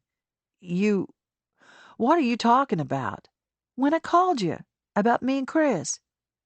His eyebrows rose. You mean when you told me you were dating him? That things were going great? You think that was a chance? Jesse, that was a joke. You made me and my feelings for you into a joke. What? The word rang out across the silent street. That is not what I was doing. You were never a joke. I called because I wanted... His hurt was an almost tangible force in the air, and my chest prickled with heat. He raised his eyebrows, but I couldn't force the truth out. My hands trembled, and I tightened my hands into balls. What did you want? He asked, each word a slow press. I took a step backward, then turned and paced a few feet. When I came back to him, his eyes were pleading. Tears stung at the back of my eyes, but I refused to let them fall. I wanted you. I wanted you to still want me, to tell me not to marry Chris. There, the words were out. But you wanted to marry him, right? You sounded happy, like you were just telling me the good news. I shook my head. I was happy, at first. Chris was exciting and came from this life I still thought I wanted to be a part of. It all happened so quickly, and I lost myself in it. My cheeks grew warm as I remembered Chris's hand on my lower back as he led me through a sea of people at that party on the patio, my dress swishing around my calves, my feeling of belonging. To think that all I'd wanted was a love that swept me away like Daddy had done with Mama, a love that made all the others seem like dim, far-away stars. I thought I'd found it in Chris, and I let myself be swept away by him and the life he offered, not realizing that the one who may have represented what I truly needed had been calmly waiting in the wings. When I knew the proposal was coming, I panicked. I needed to know if you still had the same feelings you did on the night of the bonfire, when you told me you loved me. I wiped away the tear that tickled at the edge of my eyelashes.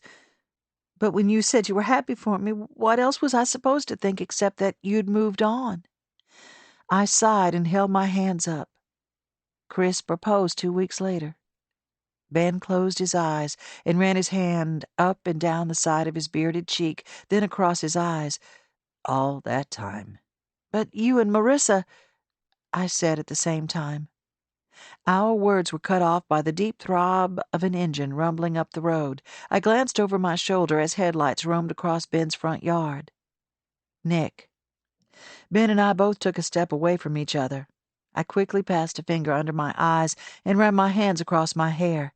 He shoved a hand in his front pocket and held up the other in a wave. Nick stopped and rolled his window down at the foot of the driveway. "How'd the painting go?" If he saw the unease on our faces, or sensed any tension, it didn't show. "2 coats on both bedrooms," Ben replied. "How was the game?" Nick shrugged. "Braves lost by 2 runs." Ben nodded. "I'll be back up in a sec." Nick waved to me and parked farther up the driveway, then headed into the house. The door slamming behind him shook me out of my fog. "It's late. I need to get back home." Ben reached out and tugged on my shirt sleeve. "Jess, I can't. I didn't." His stammering echoed what was happening in my mind. The shock of such a years-long miscommunication was hard to wrap my brain around. "I know." I took a step back from him, then another. "I'll bring your computer to you tomorrow." "Thanks." I turned and started walking. After a few paces, the glow from his garage light faded, and I savored the dark as it wrapped around me. The farther I walked from his house, the easier it was to let the tears fall. To fix broken things. When he had said it earlier in the night, it felt so true, so fitting for the two of us. We fixed broken, lifeless things. Cars, computers, barren dirt. A tender heart. But maybe our repair skills didn't extend to the brokenness that existed between the two of us. Nothing was the same as it used to be, and there was no way to go back. I shouldn't want to go back anyway. The past was just that. In the past. Just ahead, the glow from my little yellow house beckoned. I'd always loved the way houses looked at night when darkness surrounded them, yet inside everything was bright and clear. That was how my house appeared as I approached it. Everything inside it ablaze with life. I took a deep breath, shaking off thoughts of what might have been, and crossed the yard toward home. Chapter 25. The spirit of a gardener is both tenacious and yielding. The best caretakers of natural beauty can persevere in seemingly hopeless situations, but will yield to nature's authority when necessary. Sella Ruth McGovern, The Wisdom of Gardening. Evan. Mom stuck to her plan of making me work off my lapse in judgment, but I was surprised to discover I didn't mind the increased workload like I thought I would. In fact, I kind of liked it. I could have done without being so up close and personal with Mr. Rainwater's drop-offs, but the rest of it, spreading mulch in the far beds, breaking up the hard-packed dirt where Mom wanted to plant a row of lemon trees, moving the ladder around to hang Kimberly ferns along the front porch and under the arbor in the back, wasn't too bad. If I let my mind drift and ignored how hot and sweaty I was, the hard work actually felt good. I was pulling a wagon full of big blue liriope, a fancy name for monkey grass, to Ms. Ricker's tiny smart car when Nick's Challenger rounded the curve in the driveway and coasted to a stop right next to me. "Looks like you have another customer," Ms. Ricker said as I pushed one tray of monkey grass under the seat to make room for another one. A smart car definitely wasn't ideal for hauling what must have been 50 pots of monkey grass, enough to line both sides of her new front walk. Nick climbed out of his car and leaned against the side of it, arms crossed, sly half-grin on his face. My stomach twisted into the hard knot of nerves I now expected any time he came around. "Working hard?" I held my hands out to encompass the wagon, the monkey grass, and the other cars in the lot. "Yep. Stand there too long and I'll put you to work." The grin disappeared, and he shoved his hands in his pockets. "Yeah, that's kind of why I'm here. Dad told me you'd gotten in some trouble over the driving thing." As soon as she heard the word trouble, Miss Ricker stiffened next to me. She was always first in line, well, after Gus, of course, to receive or deliver juicy Glory Road gossip. I could practically hear her wishing she could turn up her hearing aid just a smidge more. Nick took a step toward me and lowered his voice. "Since it was pretty much my fault that you're in this mess, I thought I'd come by and help you work." "You want to work?" He shrugged. Well, my dad kind of told me I had to. I laughed, and red splotches rose on his cheeks. I wanted to anyway, though. It's the least I can do, so he held out his arms. Tell me what I need to do. I closed Miss Ricker's trunk and motioned for him to follow me to the passenger side of her car. You can start by figuring out how to fit the rest of these pots in here. You got it. After 10 minutes of pulling, shoving, and creative maneuvering, Nick managed to fit all the monkey grass into the tiny car. Son, I wasn't sure as I was going to make it in, but you did just fine. She reached into her purse and pulled out a small wad of bills. Here's just a little something. Maybe treat yourself on your way home. She smiled, and I could have sworn she batted her eyelashes at him. Unbelievable, I said as she drove away. She's never tipped me, and I help her every time she comes in here. Maybe she just thought I deserved a treat. I shoved his shoulder, and he laughed. It's only $3. Now I'll buy you some ice cream or something. Inside the shop, Mom was ringing up a customer, and another couple waited in line, so I just pointed to Nick and mouthed, "He's here to work." Her face brightened, and she held up a finger so I'd wait. When she finished with the customer, she pulled me over to the back door. I found a beetle on one of the hydrangeas this morning. Her eyes were wide and a little frantic. Okay, I said slowly. I tilted my head to the side. That's a problem? It's a Japanese beetle. They'll eat through the leaves until they're skeletons if we don't get them off. I need you to check all the hydrangeas and... Why don't you just check everything?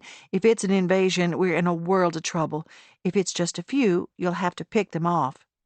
With my fingers? I wrinkled my nose. Just get a bucket from the back and fill it with soapy water. Pick them off, yes, with your fingers, and drop them in the water. Let me know what you find. Before I could ask anything else, she headed back to the counter and a customer balancing 4 birdhouses in her arms. Oh, and Nick? She called. Thanks for the help. An hour and a half later, we'd finished going through the hydrangeas and azaleas, practically leaf by leaf, and moved on to the small potted fruit trees. We each carried a bucket of soapy water with a couple dozen dead beetles floating on top. It was gross, but having Nick as a partner made it slightly better. We didn't talk a whole lot, but I liked having him there. He sang a little. He cracked me up, belting out Cotton Eye Joe, and tried to get me to sing a few verses of Johnny and June's Jackson, but I politely declined. When the trees were cleared with minimal picking necessary, we dumped the soapy water and drowned beetles way out back past the fence. Next on my list was planting Mom's gardenia shoots into pots. Earlier in the summer, we'd taken cuttings off branches of the largest gardenia bushes and stuck the ends in jars of water. Over a few weeks, they sprouted delicate white roots and the beginnings of new leaves. A few customers had been in, asking when the pots would be ready, and Mom and I had both been meaning to transplant the shoots for several days. Now it was time. After dropping off the buckets at the back of the shop under the sink, I grabbed a tray of empty plastic pots. Mom rarely threw empty ones away because there was always another use for them, and directed Nick to the potting shed next to the shop. I pushed open the faded green shutters that served as doors to the shed and breathed in.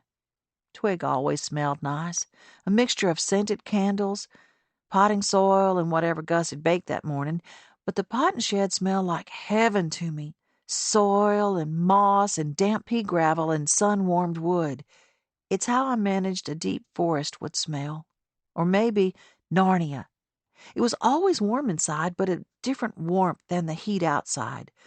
Usually the windows were cranked open and the shuttered doors never closed all the way, so there was always some airflow, making the heat feel good somehow, no matter what time of year it was. Inside, Nick ran his hand over the wall. Over the years, Mom had tacked up so many random bits of paper and torn out magazine pages that they almost formed wallpaper in the small shed. Anything she ran across that she thought was important or that caught her eye. Photos of gardens, charts of sunrises and sunsets, flower names and their meanings. Garden quotes or bits of wisdom, she'd stick it to the wall with a thumbtack. Many of the pieces of paper were yellowed with age and softened by time. A long farm table under the big south-facing window held 2 rows of gardenia sprout jars. I showed Nick how much potting soil to add to each pot and how to nestle the cutting into the soil. Then we settled into an easy routine. I scooped soil from a bag and poured it into the pot. He put the cutting out of the jar and placed it in the soil. I covered it and set the pot back in the window. Rinse, repeat.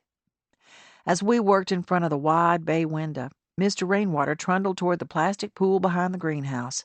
The tire of the wheelbarrow bounced a little over the stone and grass path.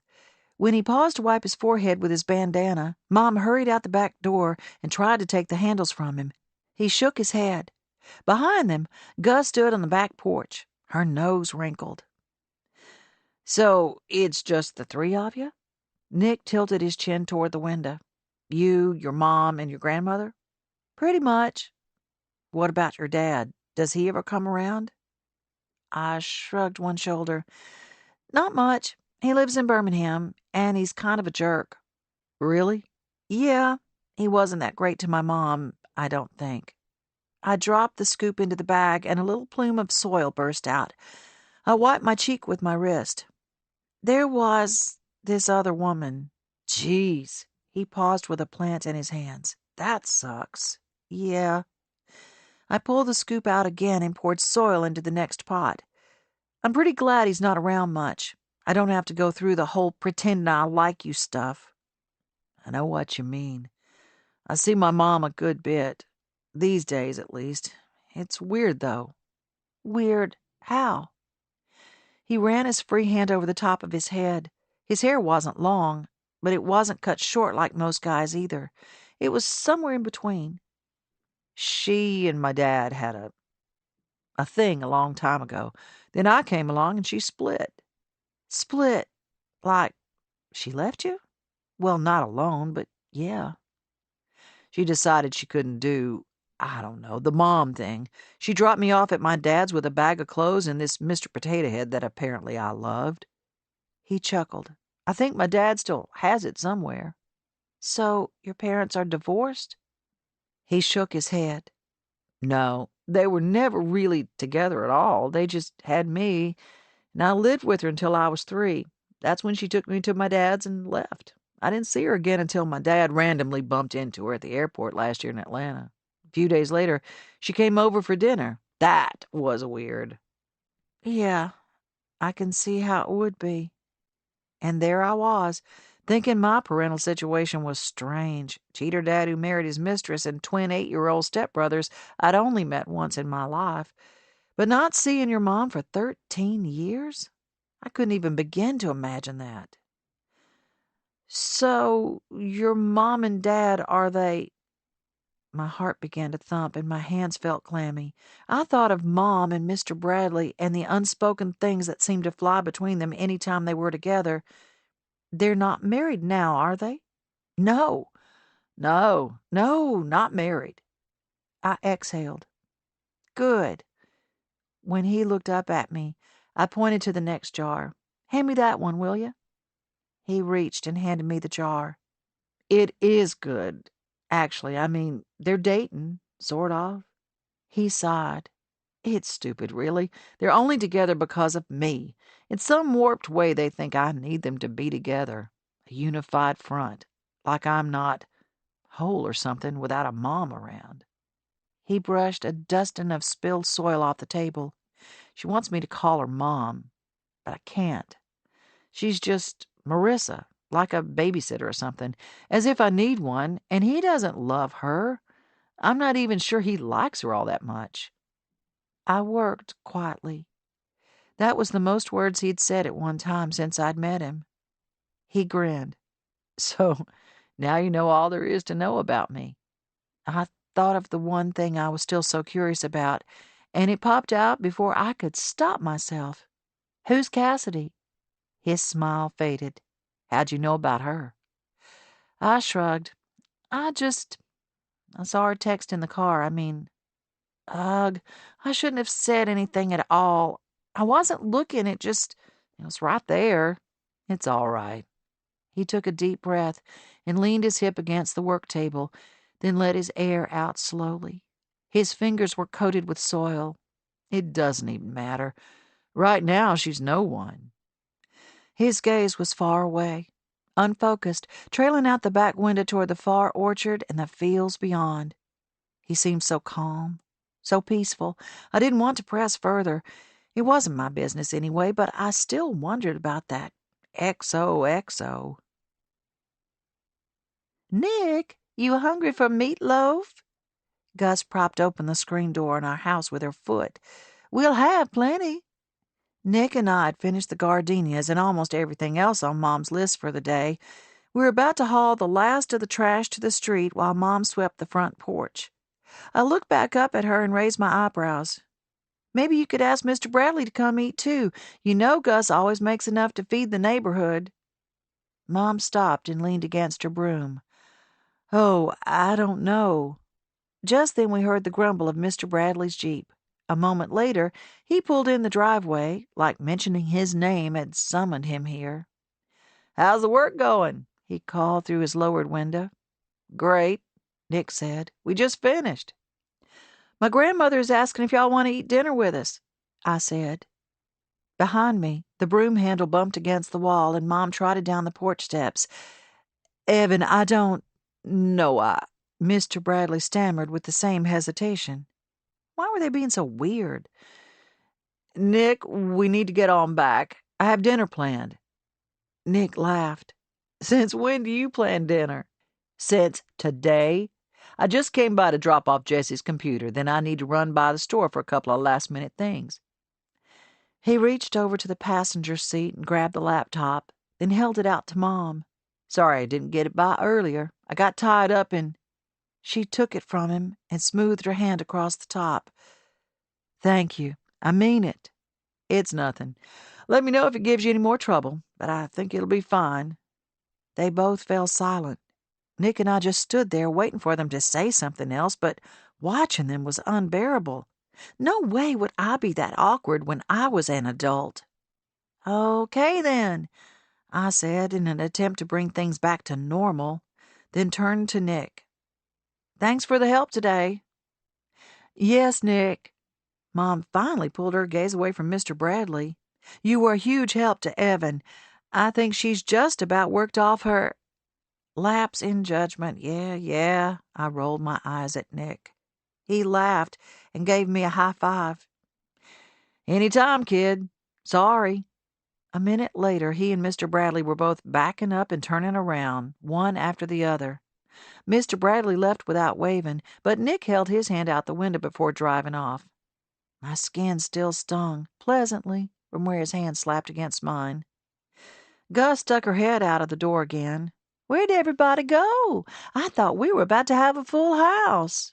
I turned to Mom, but she'd already begun walking toward the house. No, Mama, it's just the three of us. I glanced back toward the road one more time, but nothing remained. Even the sound of the engines was gone. Chapter 26. The best gardens aren't plant-and-go varieties. Gardens will bring you the most pleasure and peace if you do a daily walkthrough. Appreciate the beauty. Check for bugs. Make corrections as needed. In short, be present in the world you've created. Elizabeth MacLeod. Gardening is good for you. Jesse. In the days since my dinner with Sumner at Donnie's, he'd sent me texts every day, sometimes just to say hi, other times to give me some random bit of trivia about golf or tell me something funny he'd heard on the radio. Then he found reasons to come see me at the shop. He was developing a new golf course about 20 miles north of Perry, so stopping by wasn't as far out of his way as I originally thought it was, but it still wasn't exactly on his way anywhere. Some of his visits were necessary, such as getting a sneak peek at the arbor Mr. Rainwater was building for Olivia and Jared to stand under during the ceremony. Sumner was having it made as a surprise for Olivia.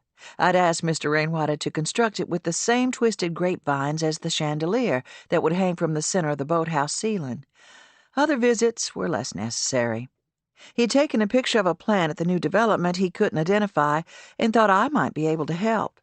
Then one afternoon he stopped by because he'd been out our way and realized he hadn't paid me a deposit to secure me as the wedding florist. I laughed. You don't have to secure me. Olivia's the only wedding I'm working on. For now, maybe. Who knows where this will lead? Your lips to God's ears, Mama called him from the glider on the front porch. If there's anything I've learned, it's that one thing always leads to another. Why he couldn't have just texted me the photo of the flower or mailed me a check, I didn't know. But I had to admit, I enjoyed being the recipient of his lavish attention. He brought gifts, too.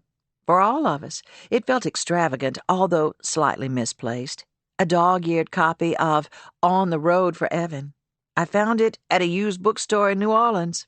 Thought you might like it.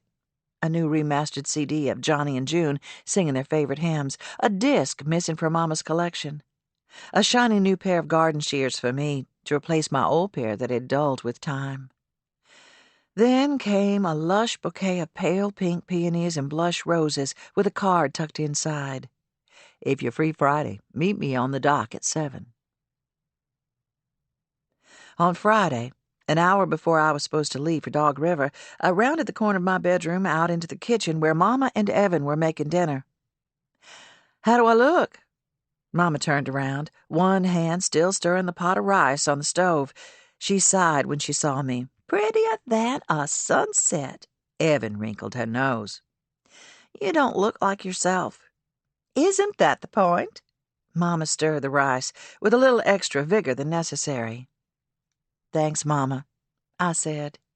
"You could wear a potato sack and still be beautiful. I just think it's not a bad thing any time you have an excuse to peel yourself out of those rubber boots and old T-shirts." My new blue and white dress grazed the tops of my knees, not too tight, but not too loose either. I'd found it at Perry's only boutique, specializing in squeezing country girls into hip-hugging blue jeans and midriff-bearing tops. Thankfully, they'd had a few other options. I also bought a long necklace with a delicate silver and gold feather tassel and a pair of strappy sandals. When I tried it all on in the privacy of my bedroom, I was unexpectedly pleased at my reflection staring back at me, until I saw Evan's wrinkled nose. Maybe it's too much. I turned sideways and peered at my rear end where the fabric hugged. "You look just fine." Mama checked the clock on the stove. "Anyway, it's too late to change. You need to get going." Evan raised an eyebrow, then headed back to her room. "Hey, where are you going?" I called. "I need your opinion." "I already gave it." "And Nick asked me to come up and help him restake the cages around their tomato plants. He did it wrong and they fell over." She stuck her head back into the kitchen, her hand on the doorframe.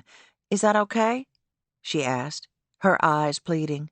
"I'll walk up there, and Mr. Bradley can drive me home. I won't stay long. I promise." "I don't know if I want you out while I'm not here. What if something happens?" Mama caught my eye. "I can stay here while you're gone. And Mr. Bradley will be home. Nick already said they're replacing some wood around a window or something. You and Nick have been talking a lot." Evan rolled her eyes so hard I thought they might not return to normal. "We're just texting." "I thought you didn't like texting. Or your phone. It's just—" She exhaled, a quick, hard burst of breath. "I don't know. He's someone to talk to. Ruth doesn't have a phone, and there's no one else." I smoothed my hand down her long braid. "Okay, baby. Show him how to stake the cages, although it's pretty hard to mess them up." "I know. It's kind of funny that he can't figure it out." Evan turned to head back to her room. "And you actually do look kind of nice." I watched her retreating figure in the dark hallway. "I guess I should take that as a compliment." "Take it however you want." Mama dropped an extra pat of butter in the rice and checked the clock again. "You sure you'll be okay?" "Honey, I'll be just fine. Now get out of here or you'll make me miss the beginning of the Gilmore Girls marathon. Harvest may pop down a little later for a cup of tea. You go have fun, and I'll be all ears when you get home." I was almost to Sumner's house when Olivia called me. "Jessie, I'm freaking out," she said as soon as I answered. "We have less than 4 weeks until the wedding. People aren't sending in their RSVP, so I have no idea how many people we'll have. The caterer nixed the sushi, and my dress is too loose, and it's strapless, which makes it worse." I paused, deciding which fire to address first, but she continued. "Any time I raise my arms, the dress slides 3 inches down my cleavage. My dad will have a heart attack." "Okay, let's take it One at a time. People never RSVP the way you want them to. Just plan for half the number you invited. That'll at least be in the right ballpark. And about the sushi, what if you take some of the ingredients you like in sushi, other than the raw bits, and make a sort of vegetable platter with it? Or forget it completely and do something like shrimp and grits. Serve it in martini glasses. Or little glass jars. I shook my head. Hearing myself spout out ideas like I was used to helping people work out kinks in their wedding plans. So much for my plan to just deal with the flowers. Since Olivia had no one else to give her advice, it had fallen on my inexperienced shoulders. Though right now, it sounded like she needed a therapist more than anything. I'm liking that idea. As for your dress, it sounds like you need to either put on some weight or have a seamstress take it in. I know. It fit perfectly a few weeks ago, but that was before the nerves kicked in and my weight started dropping. Why the nerves? You seemed calm when we last talked. I don't know. I'm getting married. I'll be with this man forever, attaching myself to him for the rest of my life. Yes, that is the idea. It's a little nerve-wracking. How do you know if it's right, if getting married is what we're supposed to do? Well, you don't. She laughed. Gee, thanks. That makes me feel tons better. It's true, though. There's no way to know every single thing about a person, even the person you marry. To some extent, we're all kind of a mystery. Some more than others, I thought. My marriage to Chris showed me exactly how much you cannot know about another person. In that regard, I didn't blame Olivia for worrying. Have you talked to Jared at all about this? Have you let him know you're nervous? We've talked about marriage exhaustively, but no, I haven't told him I'm nervous. It'd crush him. He's the best person I know. And you're still worried? She sighed. I hate to even say something like this, but what if I meet someone else later, even years from now, and I wonder if he's the one I should have married? Easy, he won't be, because you'll already be married to Jared, which means he's the right one for you. Love is, well, a lot of it is a choice to love the person you're with. I propped my elbow on the window ledge and rubbed my forehead. I wasn't making marriage sound very romantic. A choice, Olivia said slowly, as if pondering the word. Like a plan that you carry out. By this time I knew enough of Olivia's personality to imagine her working that out in her head, seeing love written on an efficient checklist where she could cross off items as she accomplished them. 1. Be a successful lawyer. 2. Get married. 3. Love my husband. Check, check, check. Well, it's not exactly. No, I like that. I like a plan. I'm good with those. When we hung up a moment later, she sounded better, not as frantic. My phone, however, showed a red bar at the top, indicating I only had 5% battery life left. I dug through my console for my spare phone charger, coming up with nothing. I made a mental note to ask Sumner if I could use his charger for a bit, just to get enough charge to finish out the evening.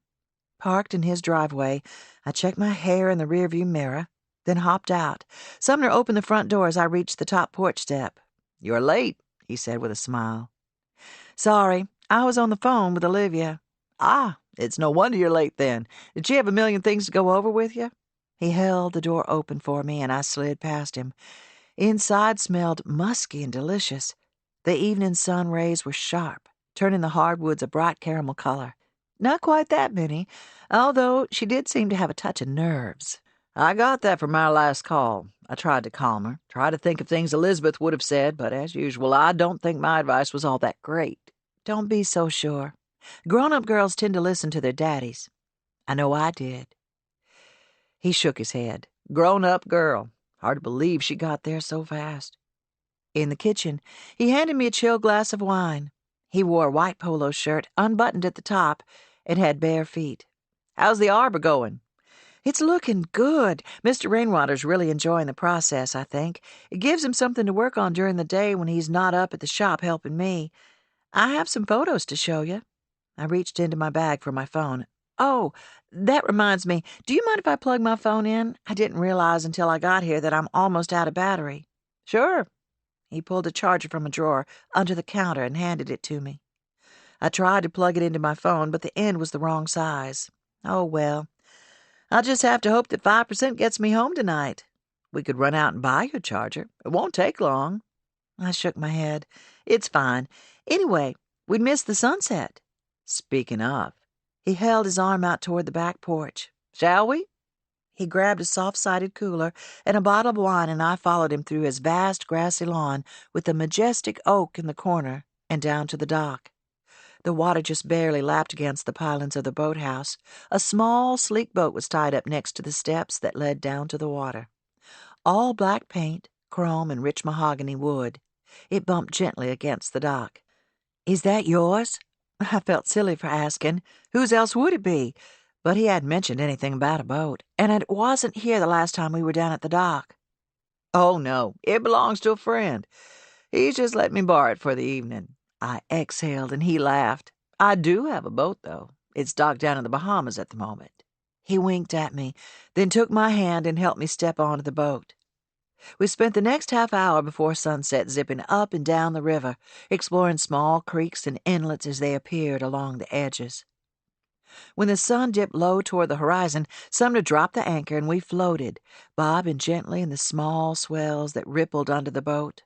He pulled a wedge of soft cheese, a bowl of bright green grapes, and a box of crackers from the cooler, and I chose a spot at the front of the boat. After a few minutes, the lull of the water and the sound of birds singing in trees along the shore made my eyelids heavy. Closing them felt luxurious. I have to say, you look good on the front of a boat, Sumner said. I opened one eye. We're lounging on a beautiful boat in the middle of the river at sunset. Anyone would look good in this setting. Sumner laughed. Maybe you're right. If this were a movie, Evan would have already gagged and thrown popcorn at me. Good thing she's not here, then. Flying popcorn would definitely ruin the mood. He reached over and took my hand. The fading sunlight cast every surface. The water, the boat, our skin, in a faint golden glow. It was nearly 10:30 when I got home, and I wasn't prepared for what I saw in the driveway. Ben's Jeep, parked next to Harvest's truck. I threw my car in park, then ran inside to find Ben, Nick, and Evan at the kitchen table. As soon as I opened the front door, Evan ran to me and wrapped her arms around me. I didn't know what else to do. I couldn't get you on the phone, so I called Mr. Bradley. Well, I called Nick, and he got his dad. I pulled back and put my hands on the sides of her face. Tell me what happened. Her eyes were dry, but I could tell she'd been crying. A hard rock formed in my stomach. I glanced at Ben. When Mr. Bradley dropped me off tonight, I opened the door and called to Gus that I was home, Evan was saying. I went over to the shop to get my book I'd left there this afternoon. When I came back here, she wasn't in the house. I checked her house and looked everywhere, but I couldn't find her. I still don't know if she was in the house when I first called to her. I just assumed she was. Finally, I called Nick, and he and his dad came to help me search. Ben stood and was by my side in an instant. Your mom's okay. We found her up the road toward the highway. She was pretty confused and couldn't tell us where she'd been going. We brought her back here and laid her down. She's in there resting. He gestured to the den. I nodded absently, my mind spinning. And Mr. Rainwater, why's he here? She asked me to get him. She didn't calm down until he got here. He's sitting with her now. Mom, where were you? I kept calling you. My phone. Under the spell of the sunset and the wine and Sumner himself, I'd totally forgotten about the phone and its low battery. When I finally got back in my car to leave, the battery was dead. Oh, baby. I smoothed my hand down the back of her head. My battery died and I didn't have the right charger. My voice trailed off. It didn't matter what happened or where I was. The fact was, I wasn't where I was needed. I'm so sorry. I pulled her to me in a tight hug. The top of her head fit snugly under my chin. She tightened beneath my touch, but she didn't pull away. In my peripheral vision, I saw Ben plug my phone into the charger that sat on top of my desk.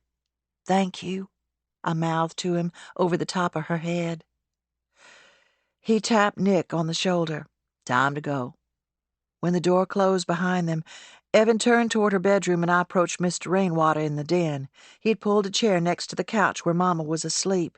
She was almost angelic, like nothing in the world could make her upset, like she hadn't been walking down the road alone and confused just a couple of hours before. "Mr. Rainwater?" I whispered. He jerked as if he'd been asleep. "Hey there, Jessie." He rubbed his eye with the heel of his hand. "I suppose I should get on back home. I just wanted to make sure Augusta was okay." "Thank you for looking after her. Your friendship with her means a lot to me." He nodded and made his way to the door. After one last glance over his shoulder at Mama, he paused at the threshold. "She didn't want me to say anything to you, and I didn't out of respect for her, but I'm glad you know now." The rock in my stomach shifted and tumbled, finally settling back down, but in the wrong position. "How did you know, and what do you know?" "She had an episode a little while ago, couple weeks maybe. She just got confused, thought there was water." He shook his head again. "Your mama is a special woman. I'm lucky she even wants me around." "Tonight, she more than wanted you around, Mr. Rainwater. It sounds like you're the only one who could calm her down." His lips pulled in, and he chewed his lip a moment, as if searching for words, or trying to hold himself together. "Jessie." He stopped and patted my shoulder. "Sweetheart, I think it's time you called me by my first name. Just Harvest. That'll do." I smiled. Tears building up behind my eyes made them prickle and burn. Once he left, I tiptoed back into the den and sat in the chair Mr. Harvest had just vacated. Someone, probably him, had covered her with a quilt up to her chest. Her arms lay on top of it. I lifted her hand closest to me and gently wrapped my hand around it. Seeing her every day, week in and week out, I didn't notice physical changes all that much, but now, as I watched her sleep, I noticed more than ever how she'd aged. I took in every curve and line in her face, the gentle sag in her cheeks, the skin on the backs of her hands that bore the faint beginnings of age spots, and my heart broke a little. Somehow, my mother had changed from the always snazzy Gus into a woman of nearly 7 decades at the beginning of something that could turn out to be very scary. My phone beeped in the kitchen where Ben had plugged it in. I laid Mama's hand back on the quilt and retrieved my phone from the desk. "Sumner, just wanted to make sure you got home okay. Thanks for coming tonight. You are magical." I leaned against the back of the chair and exhaled as a wave of clashing emotions coursed through my mind. The first part of the evening had been perfect. Sunshine, water, Sumner, and his laughter and optimism. Then the shock of finding my driveway full of cars, Mama on the couch, Ben standing like a sentry in my kitchen. I thought back to that moment in Twig, when I considered telling Sumner about Mama and the mystery of what was happening in her mind. I had wanted to make it real by speaking it out loud, but after tonight, there was no denying that something was happening. Something big and baffling and scary. Opening up to him now would make sense. After all, he'd been honest with me about his wife's death and how hard that had been on him. But something was keeping me from going there with him, from trusting him with my full, honest self. What was it? As I tried to think of how to respond, a second text came through. This time, it was Ben. "You okay?" Just the sight of his name on the screen settled something in me. He'd taken care of everything tonight, and probably without asking a single question. A simple thank you for coming to Evan's rescue, for finding Mama, for handling it all when I wasn't around to do it myself, felt empty in comparison. From the very beginning, Ben had been steadfast and unwavering in his friendship and devotion. Any time something bad happened, if I made a bad grade, had an argument with a friend, or got in trouble for breaking curfew, he was there with the listening ear, the sympathetic words, the well-timed humor. Maybe that was part of the reason I kept him and his heart at arm's length. What teenager actually valued such a strong, steady presence? I'd been waiting for a spark, for excitement, for that delicious, twitchy feeling in my stomach, all the butterfly wings flapping in tandem. As an adult, I knew those things amounted to nothing more than a flimsy wish. But as a young woman, I thought that was love. I didn't know finding a good man meant looking past the sparks and butterflies. Ben was that man. He'd been one then, and he was still one now. Marissa was a lucky woman. I'd been lucky once, too. I just didn't know it. Chapter 27. Chamomile is often thought to symbolize relaxation and peace, but a less common meaning of this delicate white and yellow flower is energy in adversity.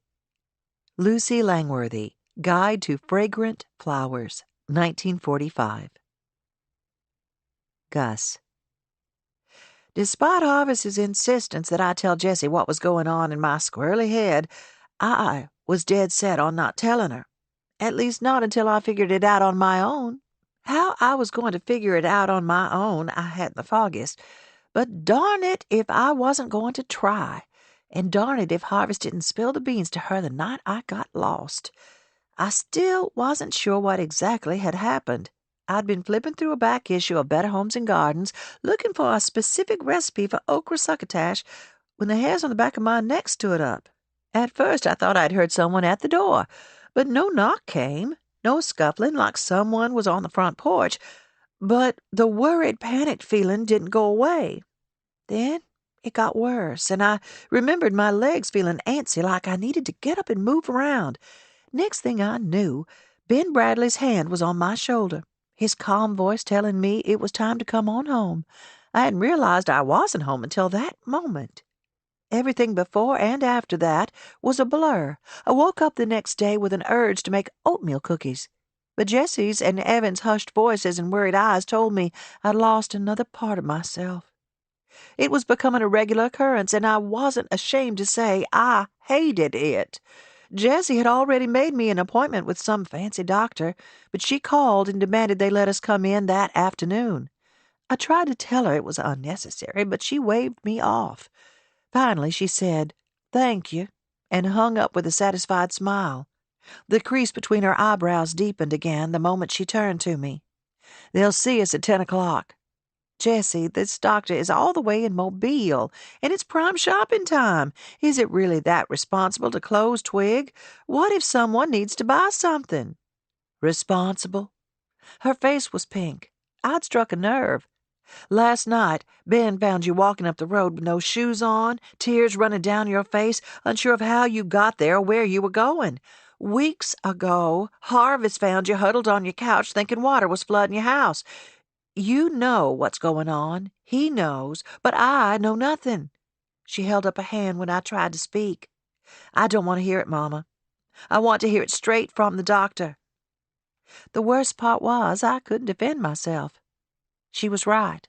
I knew exactly what was happening. When my mother had died from complications from Alzheimer's and my father told me her mother, my grandmother, had died the same way, my reality settled deep in my bones. That's how I'd go, too. I just assumed it would happen when I was old. 69 was not old, thank you very much. Yes, my mother and grandmother had died in their 70s, but I figured I had enough vinegar in my bones to hold it off an extra decade or two. I guess I was wrong. The two of us arrived at the doctor's office 15 minutes before my appointment. Evan had stayed behind to man the shop. While Jessie filled out paperwork and nervously bounced her leg up and down, I checked out the waiting room.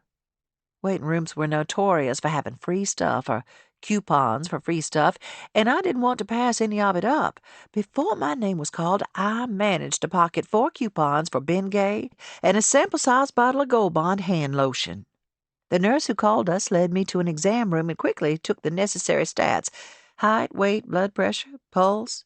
She held up a thermometer, and I dutifully opened my mouth. She held out her hand, and I held out my wrist. With 2 fingers on my artery, she closed her eyes and counted. Satisfied, she tapped her fingers on the iPad on her lap. "Healthy as a horse," she said. I turned to Jessie and smiled. She pretended not to see it. We waited an interminable 30 minutes with nothing but a Popular Mechanics from 2015 before the doctor finally came in. Jessie greeted him warmly, but I rolled my eyes. The kid looked barely older than Evan. "How old are you?" I asked him. He smiled. "I'm 33, Miss McBride. How old are you?" I raised my eyebrows. "Did your mother not teach you any manners?" Jessie cleared her throat. "She'll be 70 in November." "I'm 69, thank you." He laughed. "I like you already." I didn't give him the satisfaction of a smile. After a few swipes on the iPad the nurse had left on the desk, he crossed his arms and stretched his legs out in front of him. "Let's chat, why don't we?" He then proceeded through a whole rigmarole of questions, asking me everything from what I had for dinner when I was 4 years old, to what colors I saw when I closed my eyes, to what items I'd put on a grocery list for a holiday meal. Why in the world do you want to know that? We're months away from the holidays. He smiled again. He was the smilingest doctor I'd ever known, probably due to his young age. "It's called mental cognitive status. I'm asking you questions to test yours. And to test it, you need to know my holiday recipe list. That's personal, if you must know." "Mother, please." Jessie only called me Mother when she was almost to her breaking point. I straightened up and ran through my ingredient list for cornbread dressing, and for good measure, my recipe for pecan spoon bread, too. He kept asking me questions about my recent episodes. When I couldn't remember details, Jessie filled them in, something I both appreciated and resented. About my medications, vitamins, diet, about my use of alcohol. "None, thank you," I replied, although this line of questioning is making me seriously rethink that. He chuckled and continued. "Past injuries, surgeries, complications, medical conditions of my family members, living and deceased." I shifted on the paper-covered bed. I knew that was the question that would get me into trouble. "My grandmother had—" I swallowed. "Well, she had trouble in her mind." "Oh?" His eyebrows rose a notch. "Everyone called it old-timer's disease. Some people said she was senile." The doctor laced his fingers together. "Back then, not everyone knew the term Alzheimer's, and the disease is 70% genetic." I fluttered my eyes closed a moment, then opened them. Jessie was staring at me hard, but I kept my focus on the doctor. "By the time my mother developed it, we knew more about it. They at least used the right term for it." "Alzheimer's?" Jessie asked. "Mama?" I finally looked at her. Her eyes were rimmed with tears. "Oh, baby, you had to know." She covered her face with her hands and leaned forward. "I wondered," she said through her hands. Then she sniffed and sat up. Her cheeks were wet and splotchy. I knew Minnie forgot a lot of things. I loved hearing her use her childhood name for my mother, who had died when Jessie was only 17. I didn't know about her mom, though. Your grandmother. I guess I never asked for details. And they weren't details I was itching to give you. Who wants to tell her daughter there's a line of Alzheimer's running straight as a ruler right through the women in her family? I wanted to protect you as long as I could." She exhaled, blowing her bangs up off her forehead. The doctor stood and opened the door, motioning to the nurse outside. "I'm going to have Helen take you down for a CT scan. It'll show us the structure of the brain and any shrinkage. It'll also rule out conditions that cause similar symptoms." "What would those be?" Jessie asked.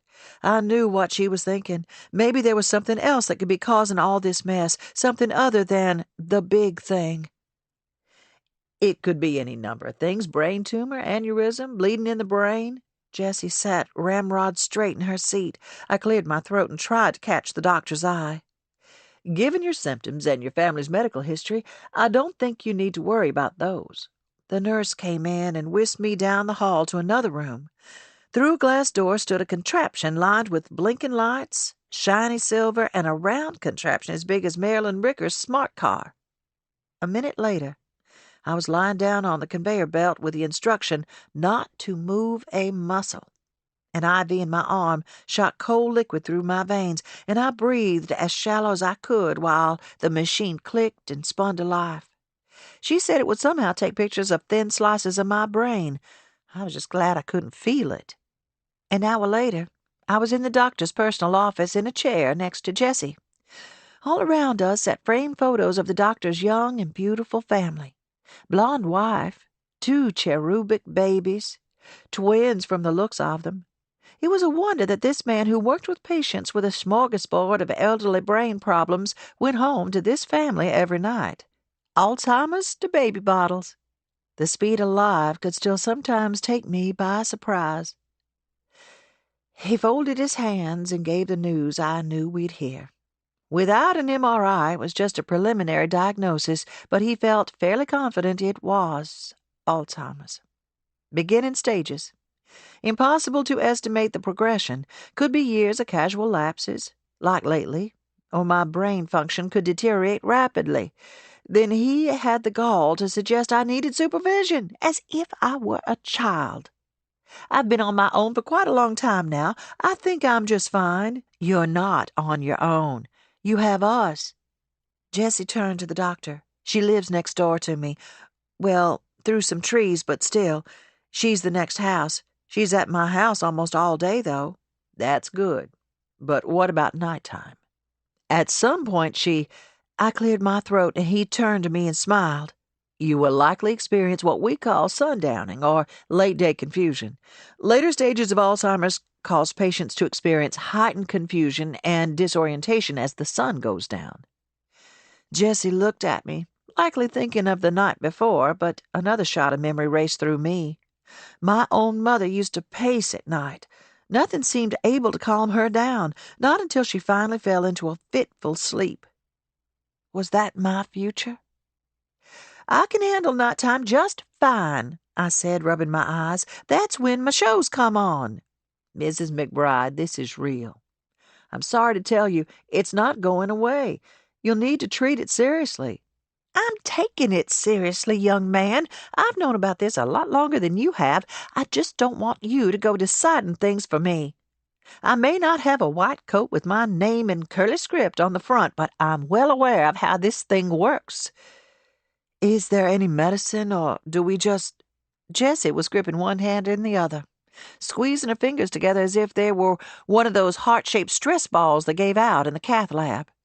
He sat forward in his chair, as if this was the part he enjoyed. Unfortunately, there's no medicine to slow the progression, but there are drugs that may help lessen the symptoms. There are also clinical trials. They spent the next 10 minutes discussing my medical care, drug possibilities, side effects, trials, and outcomes, as if I weren't even there. And I let them. Talking about it was exhausting. When we finally left, the bright sunshine outside was a shock.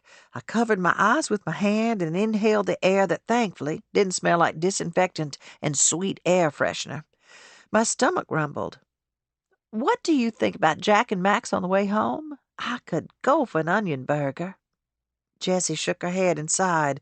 Lord, Mama, you're acting like you just picked up a cold or a stomach bug. What do you want me to say? She yanked open a car door, and I did the same. That I'm scared? That I want to scream and pound the walls with my fists? That it makes me feel weak and small and helpless? Jessie turned to me with wide eyes, wet around the edges. I shook my head. No, ma'am. We were not going to share a good crowd right there in the parking lot. I'm sorry to disappoint you, but I'm not saying any of that. And truthfully, I'd rather you not cry for me either. It's not like I'm dying tomorrow. Out of the corner of my eye, I saw 2 nurses leave out of a side door of the office. One of them was mine. Where she'd been all business in the office, no chit-chat, no extra words. Now she was smiling, laughing. I crossed my arms and felt like something important had just been taken from me. Jessie jerked the car into drive and took us home. We were silent the entire way. Chapter 28. Often used in weddings, the lily of the valley symbolizes sweetness and purity, but it can also denote reconciliation or the return of happiness. Dr. Julius Grissom, The Grissom Guide. Jessie. I'd always been good at holding back my tears, and that day was no different. After the appointment that morning, Mama whisked herself into the house, and I barged into Twig, pushing the front door open so hard a display of painted wooden signs clattered to the floor. If I hadn't been so angry At her, at the doctor, at everything, I would have found it funny. Both of us mad as wet cats and fleeing into our separate corners to lick our fur and calm down. Except that I didn't calm down. All day I rang up customers, thankfully no longer by hand, hauled pots and plastic crates to cars, and spread dirt and fertilizer. But my mind stayed as frantic as it had felt when I was sitting in the doctor's hard chair, my stomach twisted into a knot of nerves. Any time I thought about the future and its unknowable years, Mama and her "it's no big deal" attitude, and the fact that I'd have to tell Evan about the diagnosis, grief banged loudly on some internal door. But I refused to open it up. It wasn't until the last customer drove away that I cracked that door open and let the tears come. It was the sight of Mama that did it. From the back room of Twig, as I washed my hands in the big sink, I could see her in the kitchen window of my house. She walked back and forth between the counter and the sink, likely working out her own frustrations with flour, butter, and sugar. Then Evan walked into the kitchen. Mama rubbed her back and held a spoon out to her mouth to taste whatever concoction she'd been working on. It was a regular occurrence, nothing special about it, but in the light of our new, hard reality, it felt too tender for my heart to take. I hadn't noticed anyone drive up, so when a car door slammed, I flew to the front counter where Mama kept a box of tissues stashed somewhere. I fumbled around a moment, looking for something, even a napkin, a spare T-shirt, to wipe my face before greeting the last-minute customer. Before I turned around, though, he spoke. "I brought you a cucumber," Ben said. "It's not much, but it's sort of a thank-you gift." My stomach plummeted, and I gave up trying to find a tissue. I used the back of my hand instead. "You don't need to do that." I didn't turn around. "I know, but if it weren't for you, we wouldn't have cucumbers and tomatoes for our salad. And tonight, we will." I sniffed quietly, but he heard it. "Hey, hey." He appeared at my side and turned me to face him. I knew my face was a wreck, but I couldn't do anything about it. A car drove up outside and voices filled the air. Ben walked to the door and flipped the sign around in the window. "Sorry," he called through the window. "She's closed." He pulled up a stool next to me and put his hand on my knee. The simple fact that he didn't ask any questions, didn't demand to know what was going on or why I was crying, made it easier for me to let go. "I'm scared I'm going to lose my mom." I leaned toward him and sobbed, pouring all my grief onto Ben's firm shoulder. I cried until there was nothing more to pour out, until my throat felt raw and my eyes were like sandpaper. He pulled a Kleenex seemingly from thin air and handed it to me. I pressed it to my eyes, then squeezed it into a ball. "Do you want to tell me about it?" I did. I relayed all that had been happening with Mama over the last few months. He already knew some of it. Then I told him the doctor's diagnosis. He didn't ask too much. Didn't try to solve anything or tell me not to worry, that everything would be fine. He just sat with me and listened. And as he did, the weight on my shoulders lifted just a little.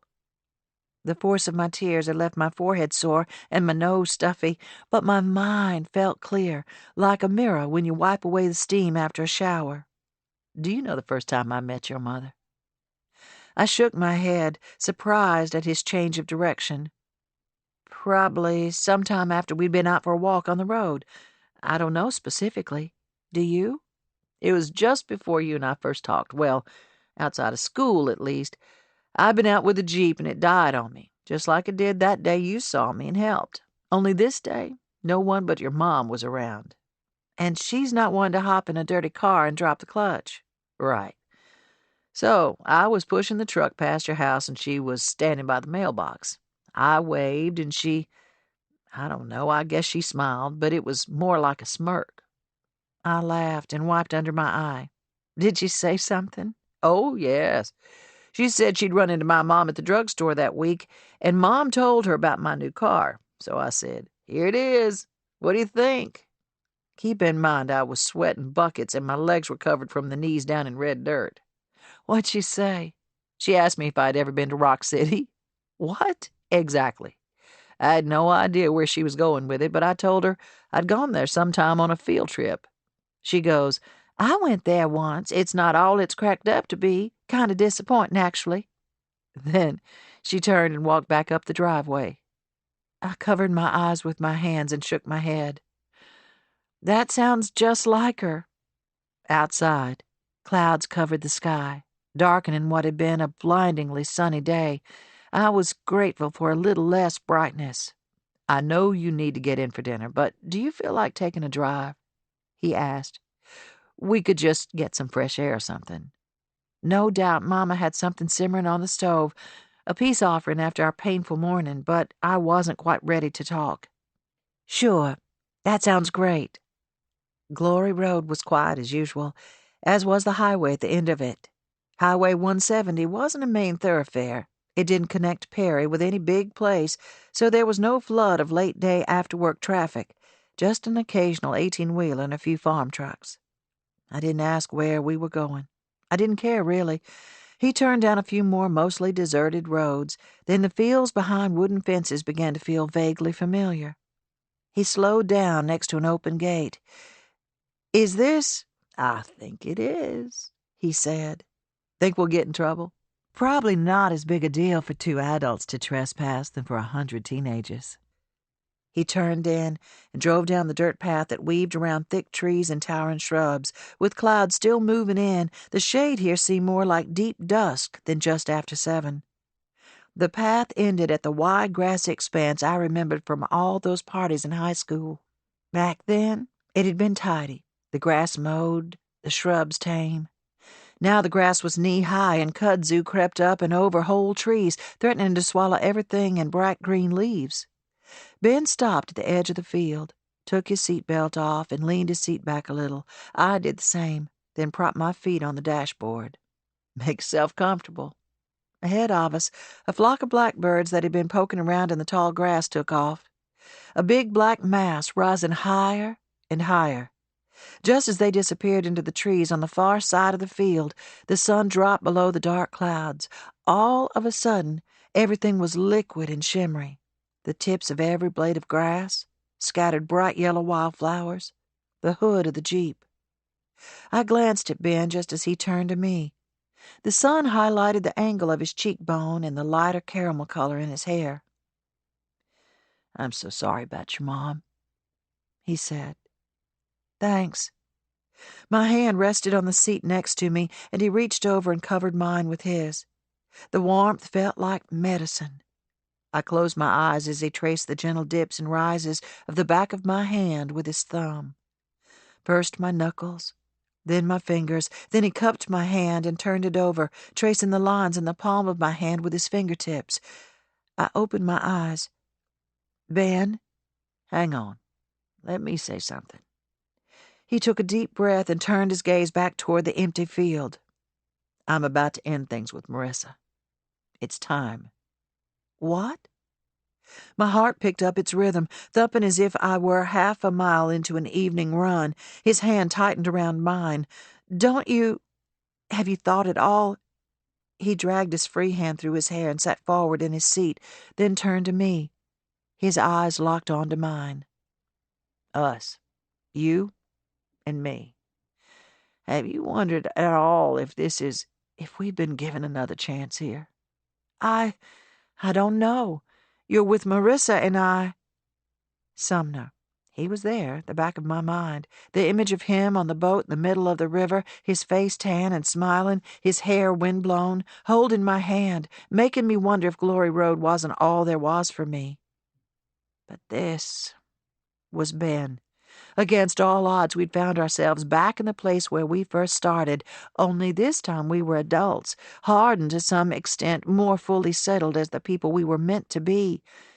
And I still liked who he was. The same Ben, with the strong shoulders and soft heart. You are with Marissa. I tried to make my voice firm, but it still wobbled. She's Nick's mother. I can't get in the way of that. I won't. I've already made the decision, he said. It's not totally because of you, although you're a big part of it. I think you've always been part of it. A part of me. I left Atlanta so I could figure some things out. It wasn't necessarily going to be a permanent move, but now that I'm here and you're here, I don't know. It just makes me wonder if I got in the car and landed back on Glory Road for a bigger reason than just giving Nick and me a chance to breathe for a while. I swallowed hard. I don't love her. I'm not sure I could, even if I wanted to. I tilted my head. Why not? He rubbed the back of his neck, then met my gaze. She's not you, Jess. The sun had dropped farther into the trees, casting long, thin shadows over the edge of the field. Waning sunlight trickled into the Jeep, and dust motes danced above the dash. I inhaled and leaned forward. His hand brushed my lower back. Then he pulled it away. Do what you need to, then, I said, my voice finally firm. When you're done, come find me. I scrubbed my skin red that night in the bathtub as if I could wipe away the stain of the day. Now at the late hour, even the surprise ending only added to my exhaustion. I ran the washcloth down my chest and around the backs of my knees, and as I did, the memory of Ben's hand on my fingers, my wrist, my lower back, came back to me, nudging with persistence. I felt like I needed to catch my breath, though I hadn't been running and wasn't even breathing hard. It was like a rope was running through my fingers too fast for me to catch it. But who was pulling the rope, and why was I scared of it getting away from me? Once the water grew cold, I sat on my bed and pulled on a pair of cotton drawstring pants and a soft T-shirt. As I brushed my hair, a knock sounded at my door, and Mama stuck her head in. Truce? She thrust a place of peanut butter cookies out in front of her. I smiled. I guess we have to talk sometime. She sat on the opposite side of the bed and leaned back against the pillows. She took a bite of cookie and turned to me. You're so full of words. They're practically pouring out of your eyeballs. Let me have it. I sighed and leaned back next to her. I don't want to fight about this. We have to deal with it, but it's your health, your body, your mind. We can get more details about the medicines and trials the doctor mentioned, then see what you're willing to try. You heard all he said about the side effects. Would you want to put yourself through the nausea, the headaches, the constipation? She spat out the word. All that, just to prolong something that's going to come anyway? I don't know, Mama. I don't know what I'd do. Will you be mad at me if I decide not to try any of them? I might, but it's your choice, and I'll get over it. I just might not get over losing you. My voice broke, and she took my hand and squeezed it. Yes, you will. When you have to, you will. But listen to me, Jessie. She reached over and pulled my chin so I faced her squarely. I'm not going anywhere soon. I know what it feels like in this brain of mine, and I know I'll still be okay for a little while. When the time does come that I need some extra attention, well, we'll just cross that bridge when we get to it. But it will not be your responsibility. You'd let someone else take care of you, but you won't let me? Oh, honey, it's not that I won't let you. It's that I don't want you to have to be the one. Don't you see? I don't want to be your burden. I want you to be free to live your life as you choose, not to feel tied to any one place because of me. That's not why I'm here. I'm here because I've chosen it, not because it's a consolation prize. You know that. We both love it here. It's our home. I blew my bangs out of my eyes, frustrated that she'd insinuate that I was only here because of some sense of duty. And you're wrong about being a burden, I said, my gaze on the ceiling. You'd never be a burden to me. I'm your daughter, and I love you. Taking care of you would be a privilege, an honor. Now, don't you go making me cry. Have you cried about it yet? Because I've cried buckets today. When you get to be my age, you'll see that the years behind you stretch on for miles, and the ones ahead seem shorter every time you think about them. Something's bound to happen. Not many people get the luxury of dying peacefully in their sleep, and I know where I'm going after this life, so if I get there a little quicker than I thought I would, so much the better. I let my head fall back against the soft pillows again. You always see things so clearly. We both were quiet as the irony of my statement sank in. How long would she be able to think in such clear, exact ways? The tide of tears rose again, threatening to overtake me, but with her usual humor and impeccable timing, she pulled me back from the edge. So, What's the deal with these two boys who've been hanging around you this summer? I thought you were against dating. You've sure been against any man I've tried to set you up with. I am against dating. I'm too old for that. And what do you call what you're doing now? Dinner with Sumner? Long drives with Ben? I turned to her. How'd you? I saw you hop in his car earlier. It was like you were 17 again, skipping off with Ben to go to the icebox. I shrugged. Ben's like falling into a hammock. It's soft and familiar, and you know it's going to hold tight underneath you. I blinked and turned to the window. Even through the glass I could see lightning bugs winking in the dark. Sumner's just the opposite. He has a boat in the Caribbean. He's jetting off to Scotland this week, and his house is featured in just about every magazine in the Southeast. I wiped away dampness at the corner of my eye. He's like climbing onto a roller coaster. You strap on the seatbelt, close your eyes, and take off. Well, there's your answer right there. And what's that? Honey, roller coasters had never been your thing. They make you throw up. I laughed, and she joined me, squeezing her eyes closed, her face bright and lively. I laughed so hard, tears ran down my nose. At some point, they may have crossed over into real tears. But sometimes grief and humor mix together so tightly, it's impossible to tell them apart. Chapter 29. Climbing vines can mask unsightly fences and poles or create a lovely vertical garden in a tight space. However, be aware that many vines will climb absolutely anything, including gutters, roofs, and other plants. They are always moving, always straining toward the light. Employ appropriate pruning techniques to avoid a rampant vine. Charlotte Fay, Monday Morning Garden Club. Jessie.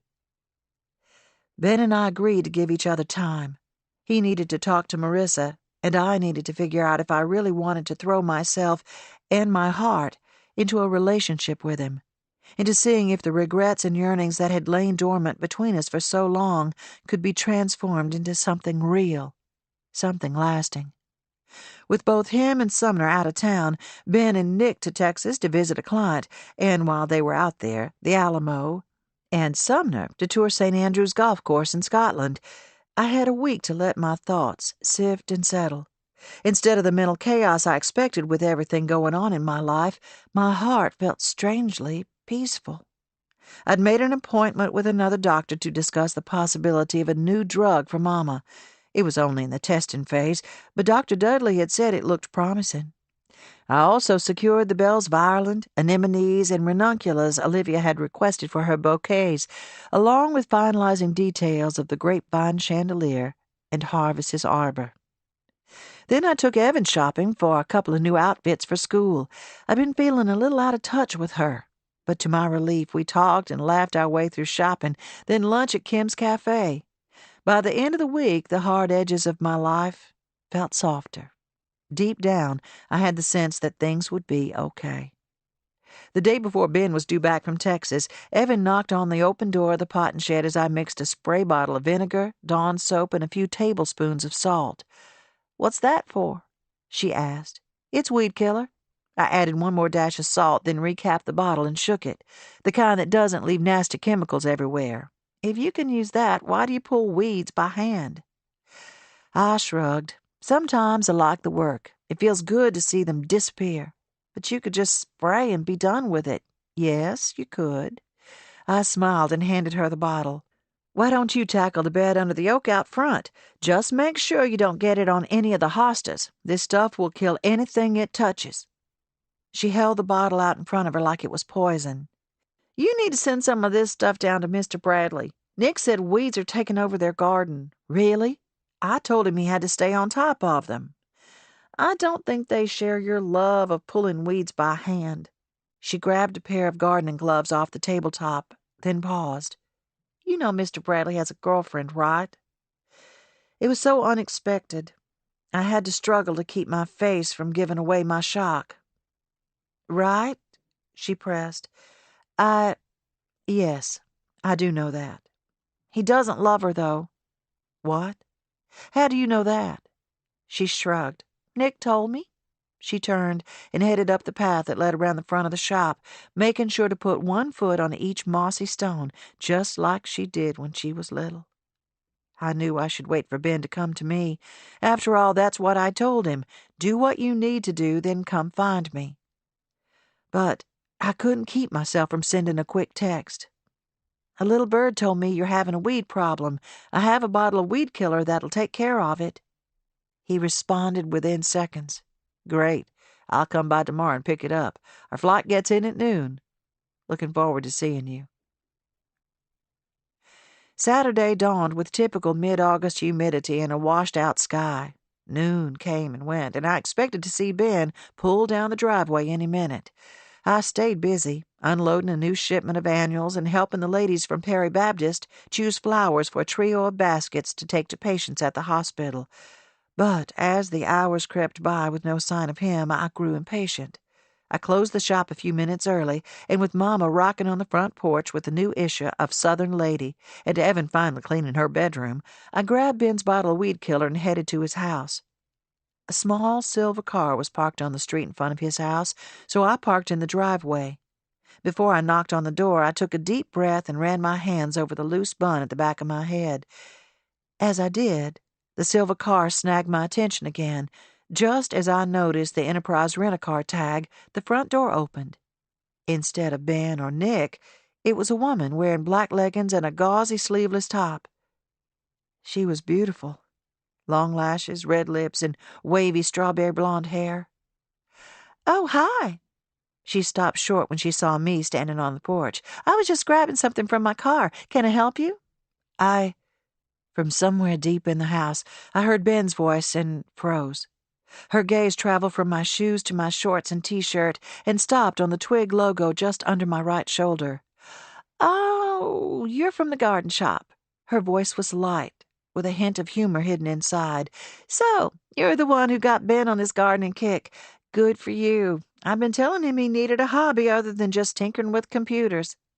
She turned and called over her shoulder. "Ben, the woman from the garden shop is here." She turned back to me. "Thanks for helping him with his project. I was a little worried about him getting here and being bored out of his mind." Footsteps crossed the wood floors inside. Then I saw Ben's face, and something inside me cracked. His eyes were wide, and his smile was tight and uncomfortable. She reached an arm around his waist and squeezed. "I'll let you two talk shop. I'm going to see if I can convince Nick to throw me some pitches out back." She turned to me. "I used to play softball. Believe it or not, I'm still pretty good with a catcher's mitt. Oh, and I'm Marissa, by the way." She thrust her hand out toward me. I had no choice but to take it. "Jessie." Her grip was firm, and she let go quickly. Then she reached up and ran her fingers through Ben's hair and kissed his cheek. "I'll see you out back." Ben closed his eyes. "Nice to meet you, Jessie," Marissa called on her way through the house. When she was gone, he moved toward me. "Jess." But I took a step back. "No, don't." "Jessie, wait. It's not," he groaned. "It's not what it looks like." But I was already pounding through the grass to my car.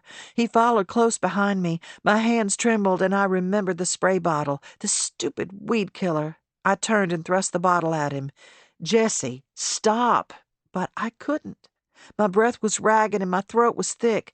I yanked open my door and climbed in. He grabbed the edge of the door before I could close it. She just showed up. She found my flight information and was waiting at the airport when we got in. He was still talking, explaining, but my mind went back to when I'd called him all those years ago, when I hoped he still loved me enough to fight for me. But he didn't, then or now. I can't. I stared at the steering wheel. It was easier than looking into his eyes. I knew I was being irrational. We'd made no vows, no declarations to each other. As my eyes filled, I realized that though he, had only been a hope, a yearning, I'd wanted it more than I'd wanted anything in a long time. I squeezed my eyes closed. "Marissa is here now. She's happy to be here with you and Nick. Go back inside and enjoy your family." Then I closed my door. He remained there next to my car while I wiped my eyes, then backed up and drove off. He was still there when I glanced in my rearview mirror one last time. Chapter 30. If you have a flower overgrowing its desired boundaries, consider containing its roots. You could try planting it in a pot or bucket under the soil, or adding a border around the plant, partially under the soil to keep the roots in check. If the plant continues to overgrow despite your attempts at control, be aware that it may just need extra leg room. Ann P. Snyder. Finicky Flowers. Evan. For a while now, deep down, I'd felt like two different people. One Evan wanted nothing more than to wrap her arms around her life. Her mom, with her broken heart, and her flowers and smudges of dirt on her cheeks. Her spirited grandmother with her denim jackets and fluffy meringue and strange forgetfulness. Her old house with its creaky hardwood floors. Her cozy bedroom with the stacks of books and soft blankets. Life was good and familiar, dependable in its everyday sameness. The other Evan wanted more. She wanted to stretch and push and press. She wanted breathing room. She wanted to do things she wasn't supposed to do just to see what would happen. She wanted to test her own limits and blast everything wide open. The real Evan saw the dangers to both these extremes. In one, I'd become my mother, maybe taking a peek at parts unknown, but always returning to what I knew. In the other, I'd probably just hurt her. I knew there had to be a balance, a way to walk the line without falling into the depths on either side, but I had no idea how to find that. So I mostly did nothing. I just took life as it presented itself to me. I didn't ask too many questions, and I didn't press too hard against the walls. Then school started. Ruth was in several of my classes, which was fun. With my work at Twig and her family's last-minute end-of-summer vacation, I hadn't seen her much in the weeks leading up to school.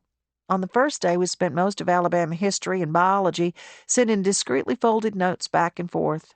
I made sure to sit right in front of her, recapping the last bit of our summer. I was shocked to find out she'd spent a lot of time with a boy named Parker during her trip to visit family in Biloxi. On torn pieces of notebook paper, Ruth told me all the important details. He lived next door to her cousin, Darlene. He wanted to be a missionary in Africa just like she did, and he shared her obsession with Sherlock Holmes. "You're smitten," I wrote. "I think I'm in love," she wrote back, which almost made me burst out laughing. Sweet, obedient, devout Ruth, in love with a boy she didn't know a month ago, made about as much sense as ice skates in Alabama.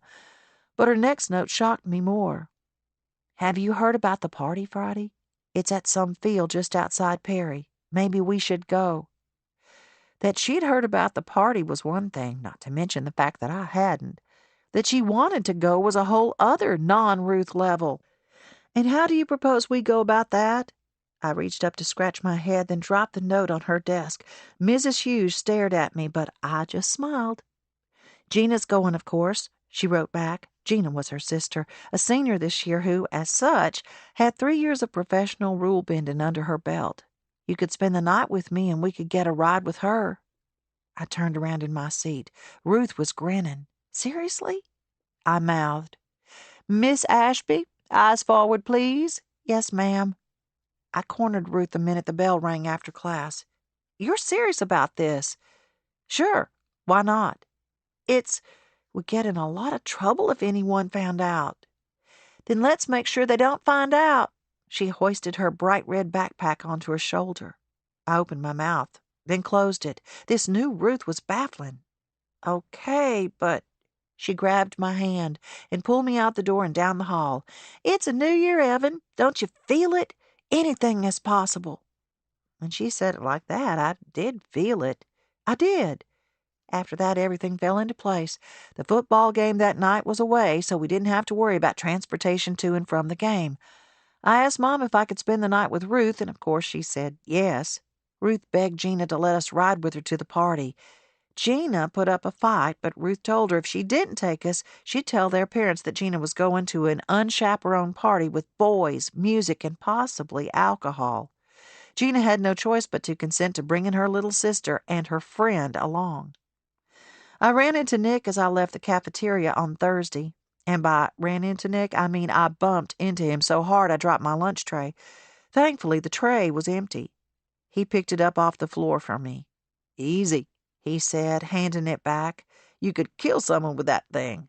He had been walking out with a few other guys, but when he stopped, they continued on without him. He didn't seem to mind.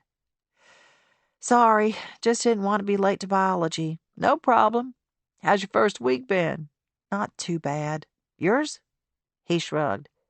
"It's fine. Different school, different kids, but somehow it still feels the same." It felt funny seeing him in a new environment. Here at school he seemed bigger, taller maybe, and older. All the nervousness that had leaked away over the summer came back. Hard.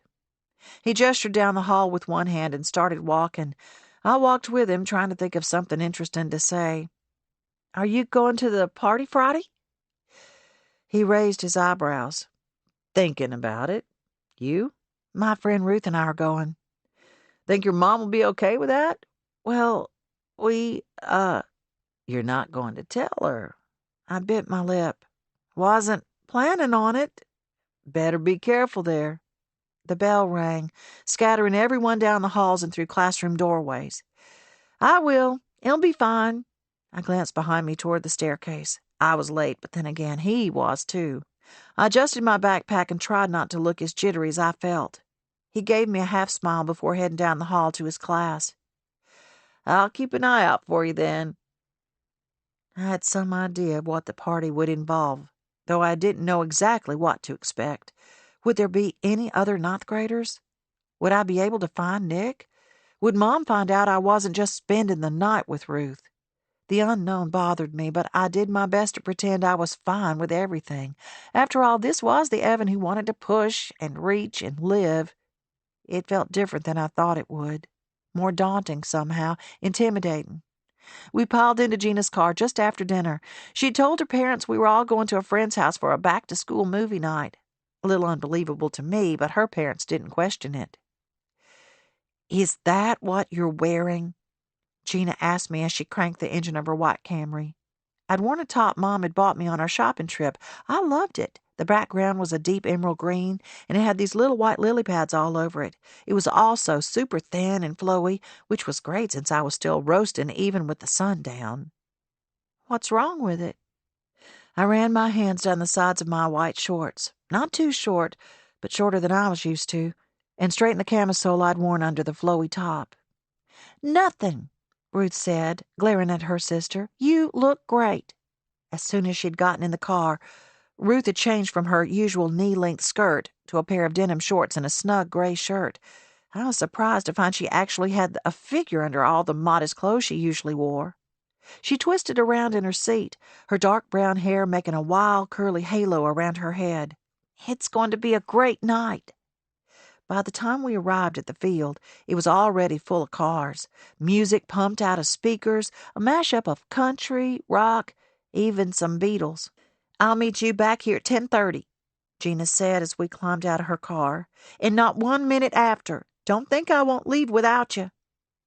Then she was gone, leaving us with no idea what to do.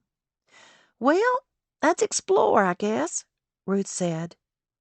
We stayed to the edges of the field. The center was a massive crush of people, everyone shouting, dancing, and moving together to the music and some hidden beat of the group itself. Car after car overflowed with laughter and yells.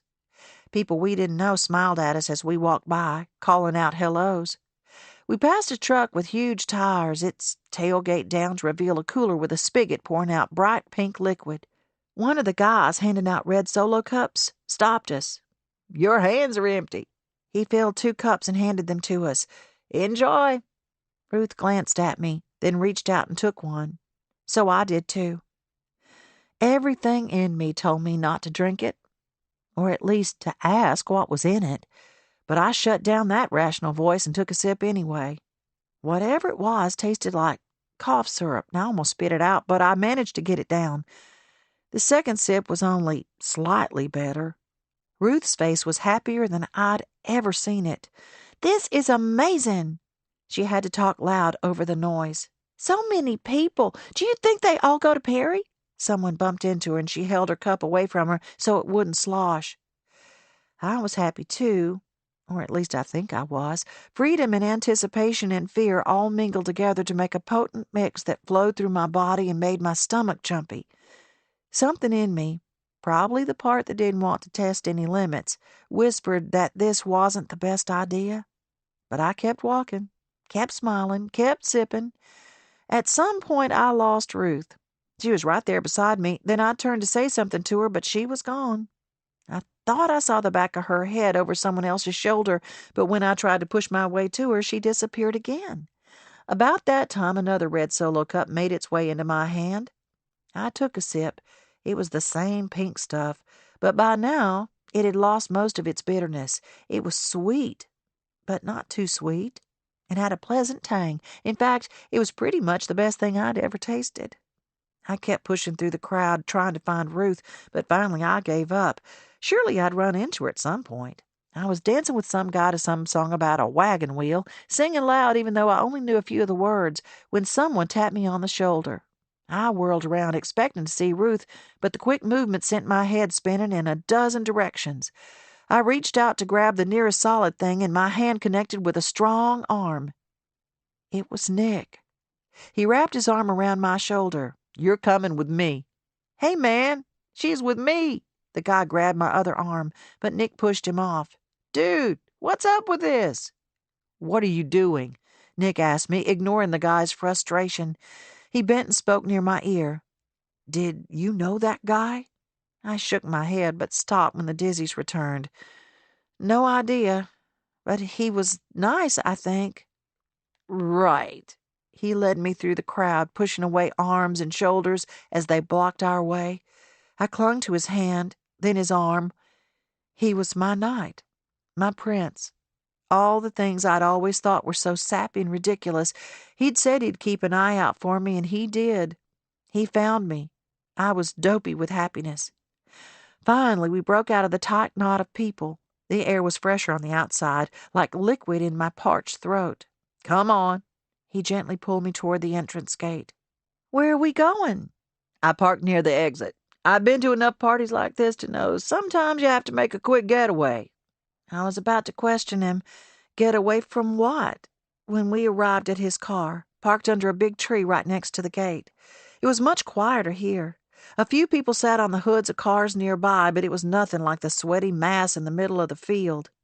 Nick reached in his open window and grabbed a water bottle. "Here." He handed me the bottle. I uncapped it and took a sip, then shook my head. My stomach feels kind of funny.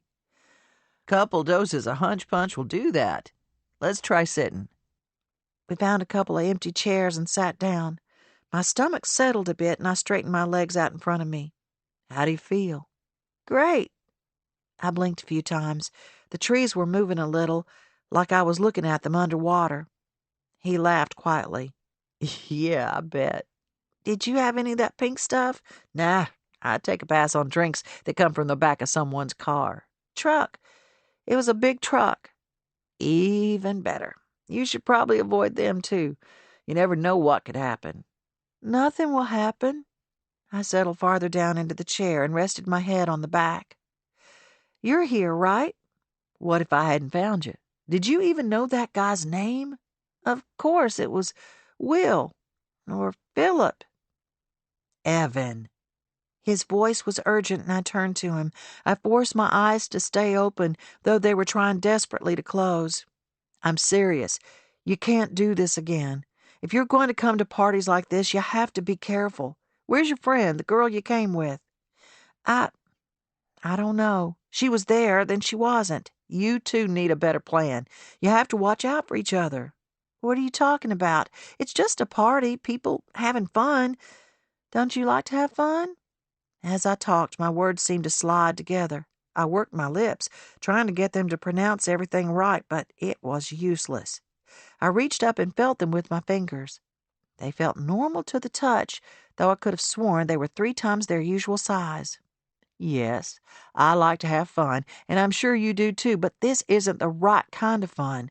Not everyone's going to watch out for you like I will." I smiled at him. "You will. You'll look out for me. You've been so—" I stopped. My thoughts were bouncing like ping-pong balls. "I like that you're here. You've made everything better. Everything in my life. You're the prince. I bit down hard on my lip, embarrassed that I'd let that word slip out. He laughed. You have no idea what you're talking about. Don't laugh at me. I'm serious. He laughed again, but it was softer. I'm sorry. I am. And I get it. You're not too bad yourself, kid. Just then, two guys called to Nick as they approached. They were laughing and jabbing each other in the shoulders like guys do. I never understood that. Girls never did that. Hey, man, what's up? One of them said. Nick turned to me. Scott. He pointed to the taller of the two. And Billy. They play baseball. Did you hear about Coach Terrell? Scott asked Nick. As they talked, something about a new job or maybe a new dog, I let my eyes close. One spot behind my forehead had begun to ache, and as I listened to the voices and sounds around me, that ache grew to a ferocious pounding that throbbed in time with my heartbeat. I relaxed my neck muscles and tried to keep my body as still as possible. The throbbing continued, though, growing worse by the second. What's going on with all this? Billy or Scott asked. His voice was muffled, like my ears were stuffy. Is she? She. Was that me? I probably could have figured it out if I opened my eyes, but I couldn't muster the effort it would take to pull them open. Shut up, Nick said. No, seriously, the other one said. I could tell by his voice that he was smiling, maybe even on the verge of laughter. What's the deal? She's your girlfriend? No, she's not. She's 14, freshman. My stomach tightened into a ball and dropped. So, she's cute. Anyway, I went to prom last year with Casey Lott. She was a freshman, and it was no big deal. Nick sighed. She's like my little sister, man. She's a friend, that's it. Despite my total brain haze, his words cut through the slop and left my heart, my ridiculous crush, in clear view. So, that was it. He didn't like me. Or he did, but as a sister, as a friend. Humiliation crept in, blazing on my cheeks. I heard shuffling next to me. Then Nick was pulling me to my feet. Come on, Evan, he said quietly. He opened the passenger door and I crawled in. Then he cranked the engine and rolled the windows down. Just before we pulled out of the gate, I saw Ruth. I yelled her name out the window and she ran to me. Eben! She was out of breath. I've been looking everywhere for you. Where have you been? I turned to Nick. I don't know. I'm Nick. He held up his hands as if to proclaim innocence. I'm a friend and I'm taking her home. Wait! I can't go home. I'm supposed to be staying with Ruth. Then, out of nowhere, I knew I was going to be sick. I fumbled for the handle and just barely managed to push the door open before I threw up on the grass. Ruth took a few steps back. I'm sorry, but you can't come to my house like this. My parents will kill me. Then you. Nick put his hand on my shoulder. You okay? I pressed my wrist to my mouth and nodded. I cleared my throat. I feel better. Hallelujah. Let's get out of here. He grabbed a napkin out of the glove box and handed it to me. I'll let her sleep it off, then I'll get her home. Ruth eyed me. Is that okay with you? Yes, I'm fine. I'm so sorry, Ruth. Are you kidding? This was the best night ever, except for... She gestured down to the grass next to the car. But how did you... you drank it too. Only a few sips, but it was gross. I poured it out. She pushed the door closed. I gotta go, or Gina really will leave me.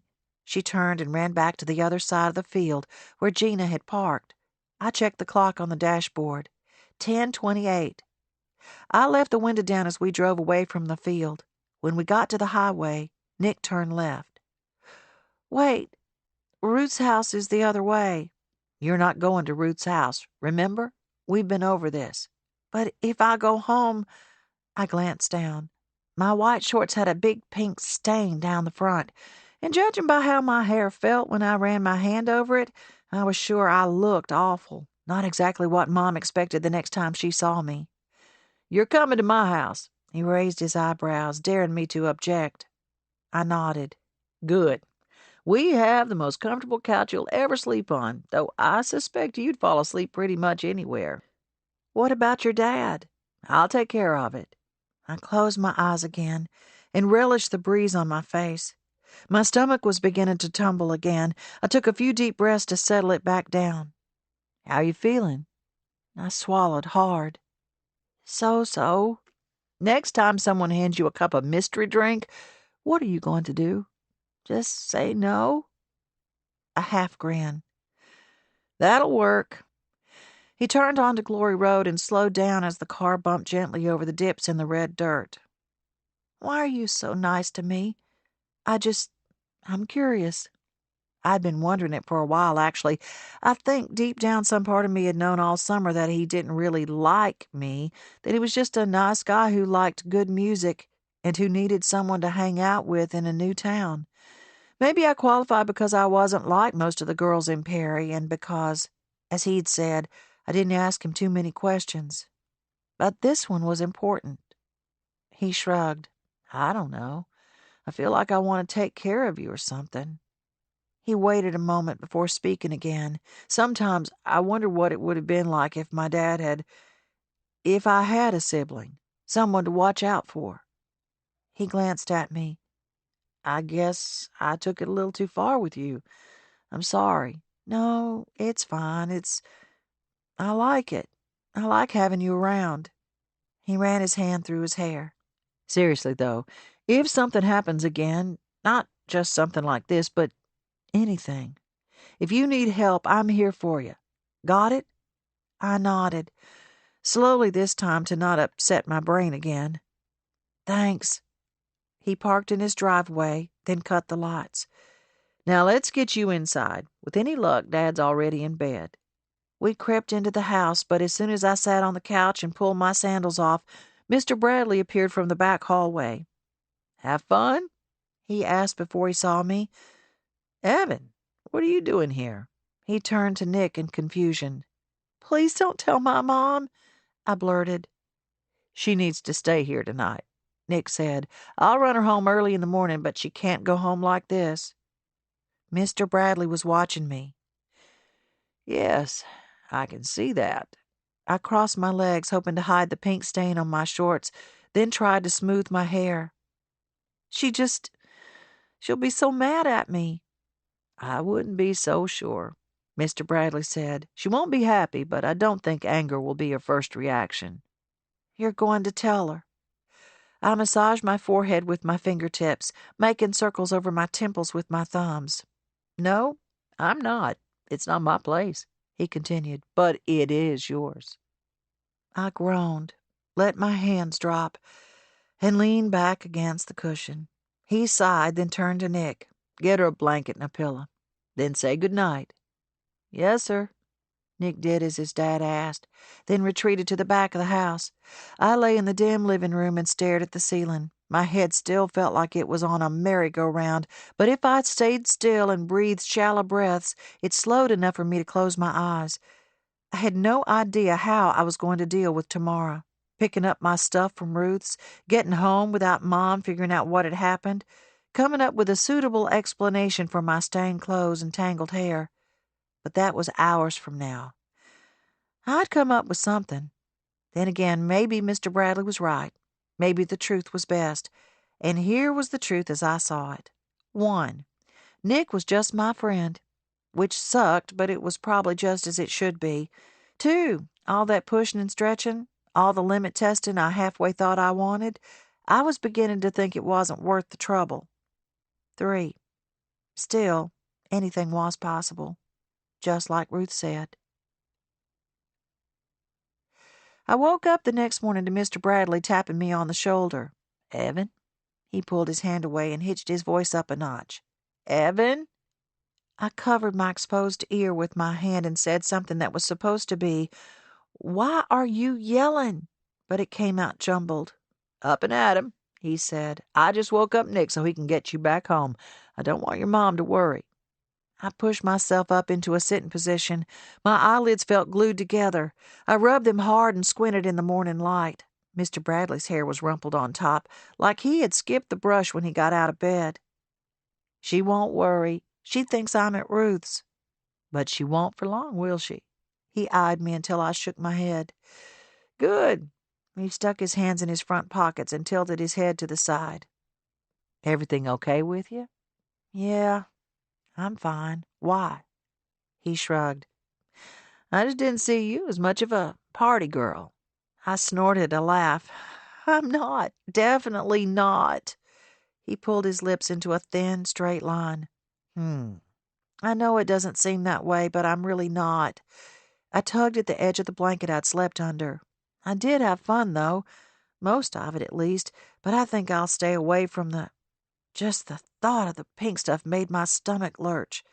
He smiled, then stuck his head in the hallway and called Nick's name. We both heard a loud grunt in response. He grabbed his keys off the kitchen table. Come on. He's not getting up any time soon. I'll drive you home. He opened up the back door. After you. Did you know Nick was going to the party last night? I asked as we neared our house. Of course. And you were okay with it? He pulled into the driveway and stopped. Mom was in the yard watering her plants. My head swam a little at the sight of her. I'm not crazy about parties in strange places, especially places the cops used to bust when I was in high school, especially not when there's alcohol around. But Nick knows the deal. I trust him as long as he doesn't give me a reason not to trust him. So far, it's worked. That's pretty much my mom's rule, too. But there's no way she would have let me go to this party. He glanced ahead to where Mom stood still, probably wishing she'd put on some real clothes. Try not to be too hard on her. She loves you a whole lot. He turned back to me. I think she'd do anything to protect you, including keeping you away from a party you probably shouldn't have been at in the first place. I opened my mouth to protest, but he continued.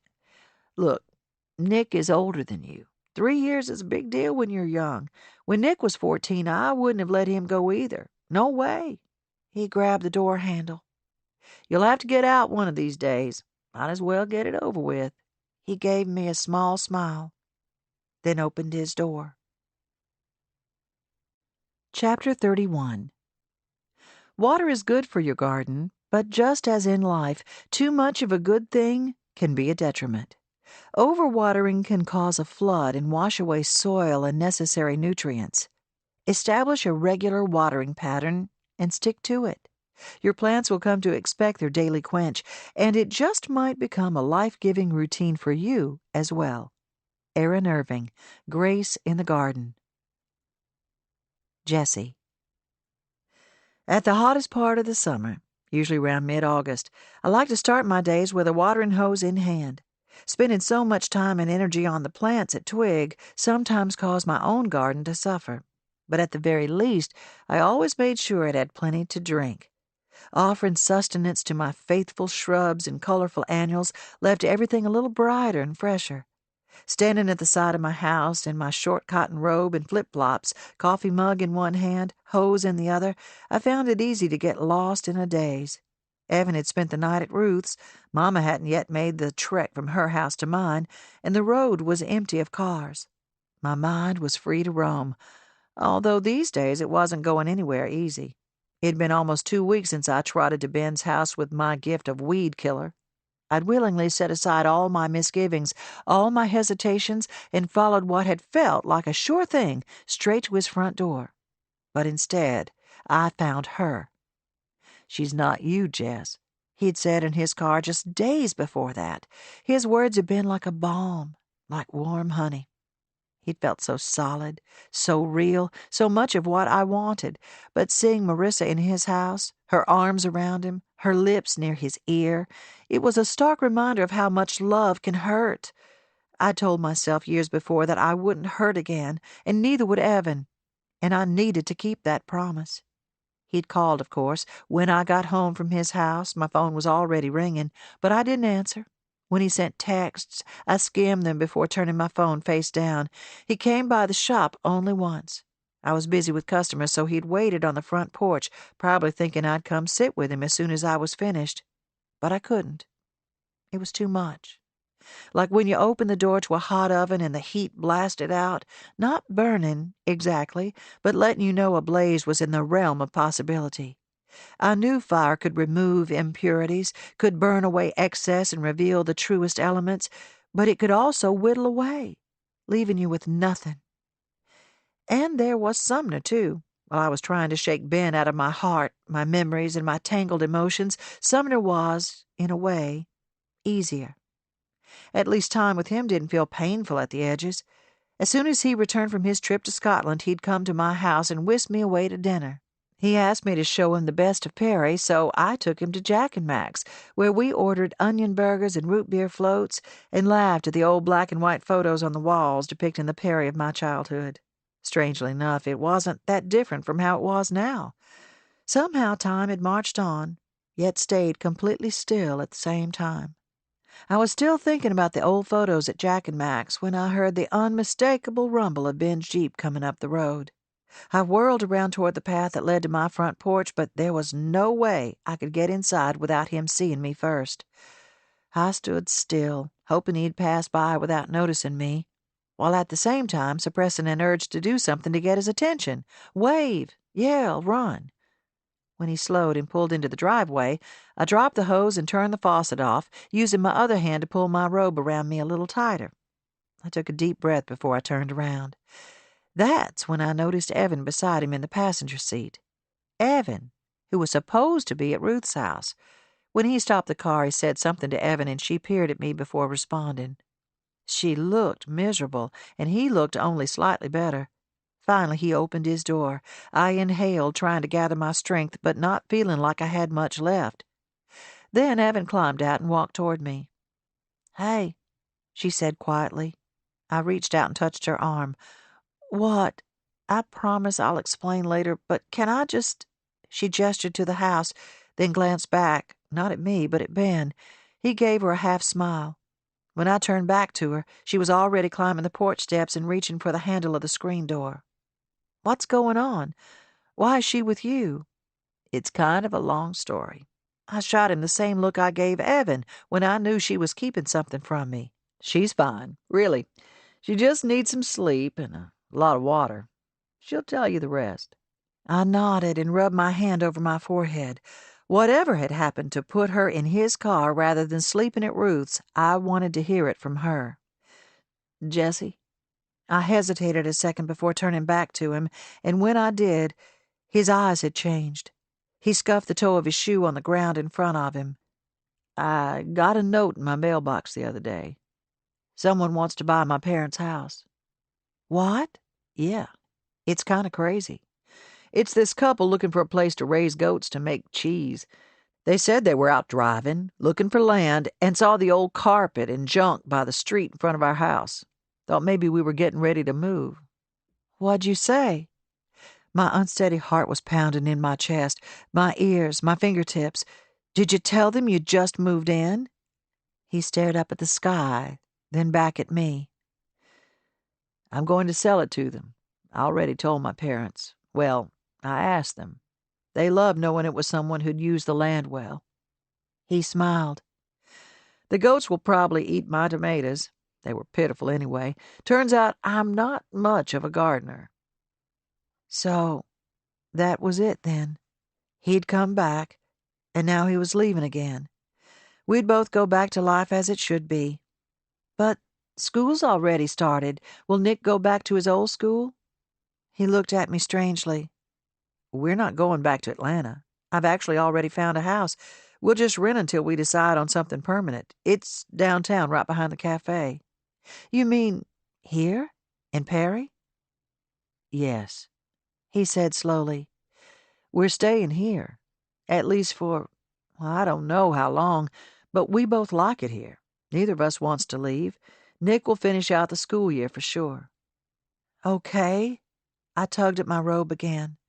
"What does that mean for—" Tears pushed at the back of my eyes, but the emotion behind them wasn't clear. He rubbed his eyes. They were red, and dark circles bloomed beneath them. "Marissa is gone. We ended things the night you came over. She left the next morning." I didn't say anything. It was simple. We just didn't make sense. We'd been trying to force this thing between us all because of Nick, but do you know what he said to me the next day when I told him we'd broken up? I shook my head. A smile pricked the edges of his mouth. He said, "Took you long enough." Then his smile faded. I know there was more than just Marissa standing between us. I know we have years of stuff to sort through. I'm not oblivious to any of that. I know. He took a step closer to me. To the casual observer, it looked like we were having a chat about the garden, or maybe the weather. It was just as well that no one, including Ben, knew the way my heart was tumbling. Jess, I don't even know how we'd begin to give this, us, a real shot, where we lay everything out in the open and say what we mean. We don't hold anything back. I closed my eyes. When his fingers found mine, and he squeezed, I squeezed back. "What if our time has passed?" I whispered. "What if this is the best chance we've ever had?" I wanted to do it. I wanted to take a step toward him and close the space between us, lean into him and erase the years. But I pulled my hand away, though it felt like tearing away a piece of myself. I couldn't put my heart through it again, not with Evan by my side. It was too big of a risk. "I'm sorry." I left him there in the driveway, his arms still outstretched. For only the second or third time ever, I didn't go to work in the morning. I left the door to Twig locked with the closed sign hanging in the window, even though it was a Saturday, usually my busiest day of the week. As the sole operator of a small business, I didn't get sick days, but I decided it was my right to take one. Evan slept until noon, and while she dozed, I cried. I hated to do it. I felt weak, silly, like a teenager unsure of her heart or the ways of love. But I knew love, and I knew my heart. I cried for the girl I used to be, the woman I'd grown into, and the woman I'd have to be as I faced the future. This summer had emboldened me, but it had also left me feeling hollow. The ache that had been with me for years pulsed even stronger now, and I still didn't know what to do about it. When she began to stir, I got up, splashed cold water on my face, then went to the kitchen. A moment later, I knocked softly on a door. "Yes?" I opened the door and held out a glass of water and a piece of toast on a plate. Her eyes grew wide, and she reached for the water.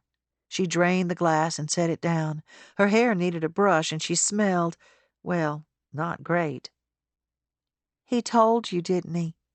"Told me what?" I raised my eyebrows. "What happened last night?" "No, he didn't. He left that for you. I'm getting a pretty good picture, although I would love for you to tell me I'm completely wrong. What do you think happened?" I shook my head. "Nope, I'm not going to do that. You'll have to spell it out for me." She took a deep breath and leaned back against her pillow, then told me about the party, Ruth's sister, and Nick bringing her home. I tilted my head. "Why did Nick bring you to his house? Why didn't you just go back home with Ruth?" She covered her face with her hands. "Evan, tell me." "There was this stuff, this drink. It was pink and sweet and tasted okay, but then I threw up. Mr. Bradley let me sleep on their couch." Her hands still covered her face. I wanted to yell at her for being thoughtless and irresponsible, but at the same time I wanted to hold her close to me, to feel her hair against my cheek and her arms around my neck. When she finally pulled her hands away, she seemed both older and younger than her 14 years. "Why didn't you tell me about the party, or at least ask me about it?" "I don't know. I knew you'd say no, and I—" She shrugged. "I really wanted to go, just to see what it was like." I felt like I was stepping through landmines, treading carefully to avoid setting anything off and doing irreparable damage. "You broke my trust." "I know. I totally blew it." "Honey, you didn't blow it. You can't blow it with me, like it's going to be the last straw and I'm going to give up on you. That's not going to happen. Did you ever do anything like this? Did you ever break the rules and do something you weren't supposed to do?" I was surprised by the directness of her question, but I also recognized it for what it was, a way to link us together, to show her that she wasn't feeling anything I hadn't felt, wasn't trying anything I hadn't already tried in 100 different ways. I'd always wanted to be easygoing as a parent. It wasn't in retaliation of anything my parents did or didn't do. It was just that, from the beginning. Evan carried herself with the air of a person much wiser than her years. So far, I hadn't needed to discipline her too much, or even lay down many rules. One of Evan's gifts was an inherent intelligence and the ability to choose mostly right paths. I realize now that my choice to let her make her own decisions, within reason, meant that I hadn't been honest about my own mistakes. And maybe the best thing a parent could do for a child was admit where she herself had gone wrong. Truthfully, I didn't break a whole lot of rules. Some, of course, but nothing big. But what I did was spend a whole lot of time trying to be someone I wasn't.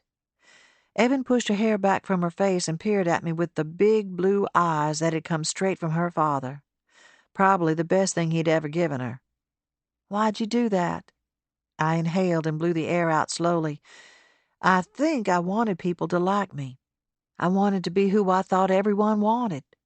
I leaned toward her and whispered, "I became a cheerleader." Evan laughed. "I know that. You do?" She nodded. "Gus was cleaning out her attic one day and gave me a box of old yearbooks. Those uniforms were pretty ugly." I feigned shock. "They were not," she smiled. "But why'd you never tell me you saw them? You never asked me about it." She shrugged. "I thought it was a little strange that you'd never told me you teased your hair and wore a green sequin skirt. But I don't know.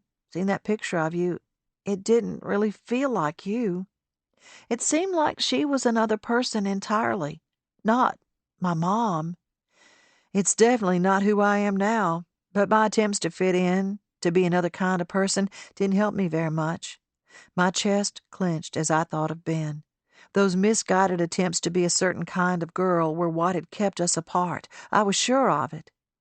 I ran my hands over my face and tucked my hair behind my ears. I try not to think in terms of regrets because I really do believe everything has led us to where we are now. Me and you and Mama, here in this place. But I went through some hard things because of my desire to be someone else. I don't want that for you. I took her hand in mine. Her fingernails were clipped neat and short. I brushed my fingers over her nails, remembering the tiny dots of pink polish I used to dab on them when she was a little girl. "I know you're figuring out life and who you're going to be and where you belong. Everyone has to do that at some point. You're a lot stronger than I was when I was your age. You're more sure of yourself." Evan snorted. "I don't know about that." I reached out and tipped her chin up with my fingers. "Yes, you are. I know you are. Deep down, you know the real Evan. Don't lose her. Other kids aren't worth it. Parties and boys and weird relationships. Nothing's worth losing who you are. That little gold nugget deep in your heart. You have to treasure it. Okay?" "Okay, thanks." I scooted over on the bed and lay down next to her. She curled her body toward mine, and I smoothed her tangled hair back from her face. "I've been so scared of you getting older, of you gaining your independence and not including me in your life anymore. I used to be nervous about middle school, but you sailed through that and seemed to still like me." She gave a half grin, half eye roll. "Please keep letting me in. I'm always on your side, okay? You can tell me anything, and my love for you isn't going to change, no matter what." She nodded. "Deal?" "Deal." We were both quiet a moment. The breeze from the ceiling fan rustled loose sheets of paper on her desk. "I need a shower," she said. "Yes, you do." She pulled herself up off the bed and stopped at her door. "Did something happen with you and Mr. Bradley?" "Why?" I raised my eyebrows, hoping she'd let it drop. She shrugged. "I just haven't seen him around lately, and you seem—" "I seem what?" "I don't know, like you're not as happy as you were before school started back, or something." She shrugged again. "And I like Mr. Bradley. He's nice." I inhaled a shaky breath. "Don't worry about me. I'm just fine." She reached for the door handle. "Is there anything else you want to tell me about Nick?" "We're just friends," she said quickly, very quickly. "You sure?" "I am. And it's a good thing, I think." "Why is that?" She put one hand on her hip and sighed. Boys are confusing and kind of weird, and I think being friends is a little less complicated. A moment later, I heard the shower. I leaned back against her pillows again and closed my eyes. She was right. Boys could be confusing, but no one said being just friends made it any less complicated. Chapter 32. Many plants thrive in full sun conditions.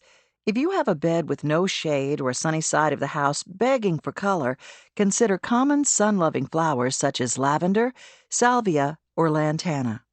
Less obvious choices include plumbago, perky sue, or rock rose. Candace Gooch, Alabama Gardening for Beginners. Evan. I was elbow-deep in my locker Monday morning when Ruth shouted my name over the commotion of the ninth grade hall. The bell was going to ring any second, and I couldn't find my pre-cal book. "Hey," she said, out of breath by the time she reached me. "You're still alive." Of course I am.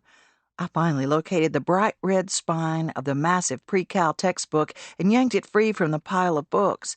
2 weeks into the school year, and my locker already looked like the bottom of the sale bin at the used bookstore downtown.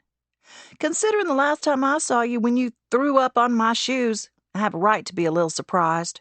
Ruth, will you be quiet, please? I glanced around to see if anyone had heard her. The last thing I wanted was to get a reputation for anything. And I didn't puke on your shoes. True, she shrugged, but it was close. So, did your mom find out you were at the party? I slammed my locker and knelt to zip my bag. Yeah. Oh, man. What happened? Did you get in a lot of trouble? I shook my head. Not really. Her eyes grew big. Really? I'd probably never see sunlight again if my parents knew I'd been at that party. I fell into step next to her as we joined the crowd and made our way down the hall. Your mom is so cool. The truth was, I was as surprised as Ruth was. Even after our conversation in my bedroom, I still couldn't believe she hadn't grounded me. Not that she'd ever grounded me before. Then again, I'd never done anything worthy of being grounded. But if driving with Nick got me a week of cleaning, planting, hoeing, and weeding, I assumed going to a party without permission, not to mention the pink drink incident, would definitely push my mom over the edge. But it didn't. She did tell me I'd have to work to earn her trust back, and that it would probably take a long time to do so. But more than anything, she hugged me.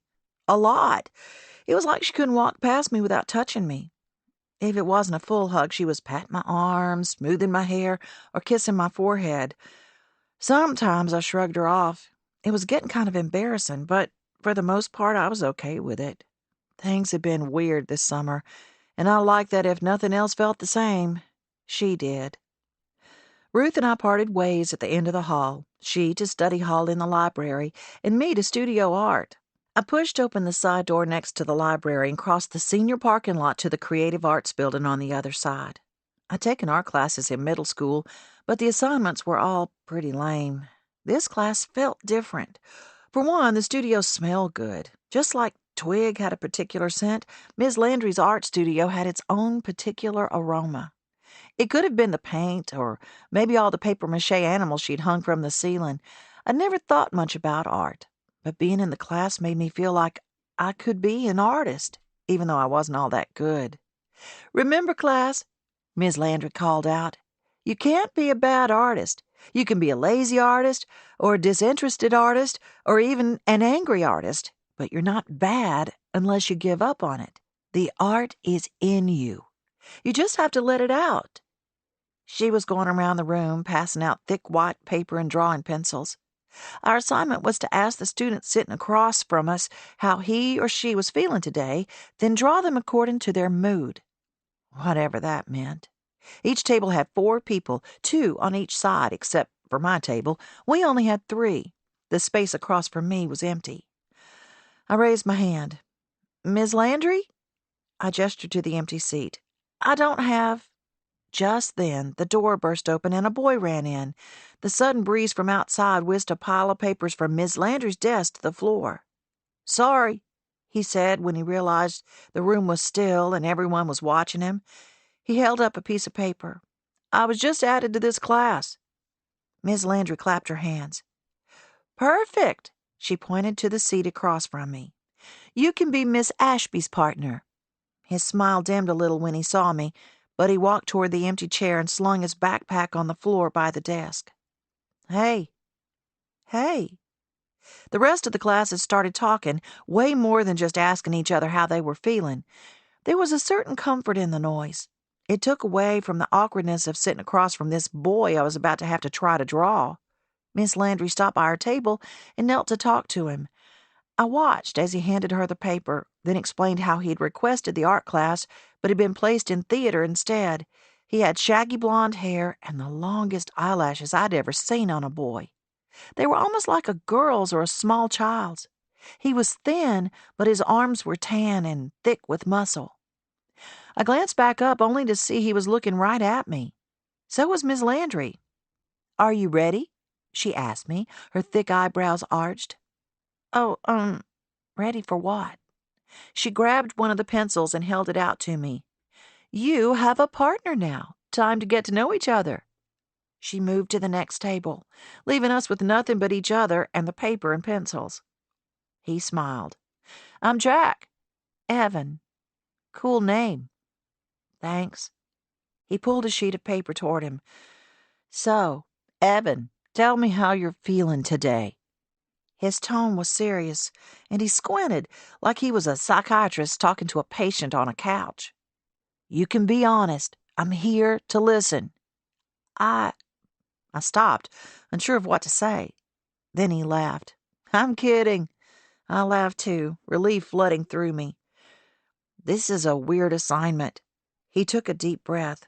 Okay, let's do this. Seriously. How are you feeling? I shrugged. Okay, I guess. He kept his gaze on me as he moved his pencil across the page. That doesn't give me much to go on. Sorry. I feel good. He stopped his pencil and he looked up at me. It's a good day. I shrugged again. He shifted his paper and resumed sketching. It took me a moment to realize he knew what he was doing. Wait, you're really good. He didn't say anything, just kept sketching. From across the table, I saw the long lines of my hair, the angle of my cheekbone. He took longer on my eyes, taking care to fill my pupils. Then he erased a spot in each, making it look like light. In just a few minutes, he was finished. He turned the page around so I could see it. I can't believe you just did that. It was a quick sketch, but it was me. Anyone could see it. It was beautiful. No wonder you wanted to be in this class. He shrugged, then his cheeks flushed. It's something I can do. He set the page on the table. I can do two things well, wrangle horses and draw. Just don't tell my dad about the drawing. Why not? You're so good at it. Nah. He reached up to his forehead like he was grabbing the bill of a hat that wasn't there. Then he let his hand drop and fiddled with his pencil.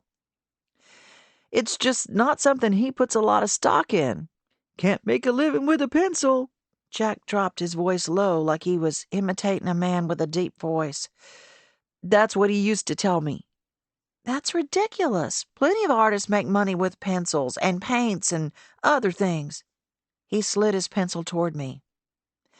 Your turn. I took a deep breath.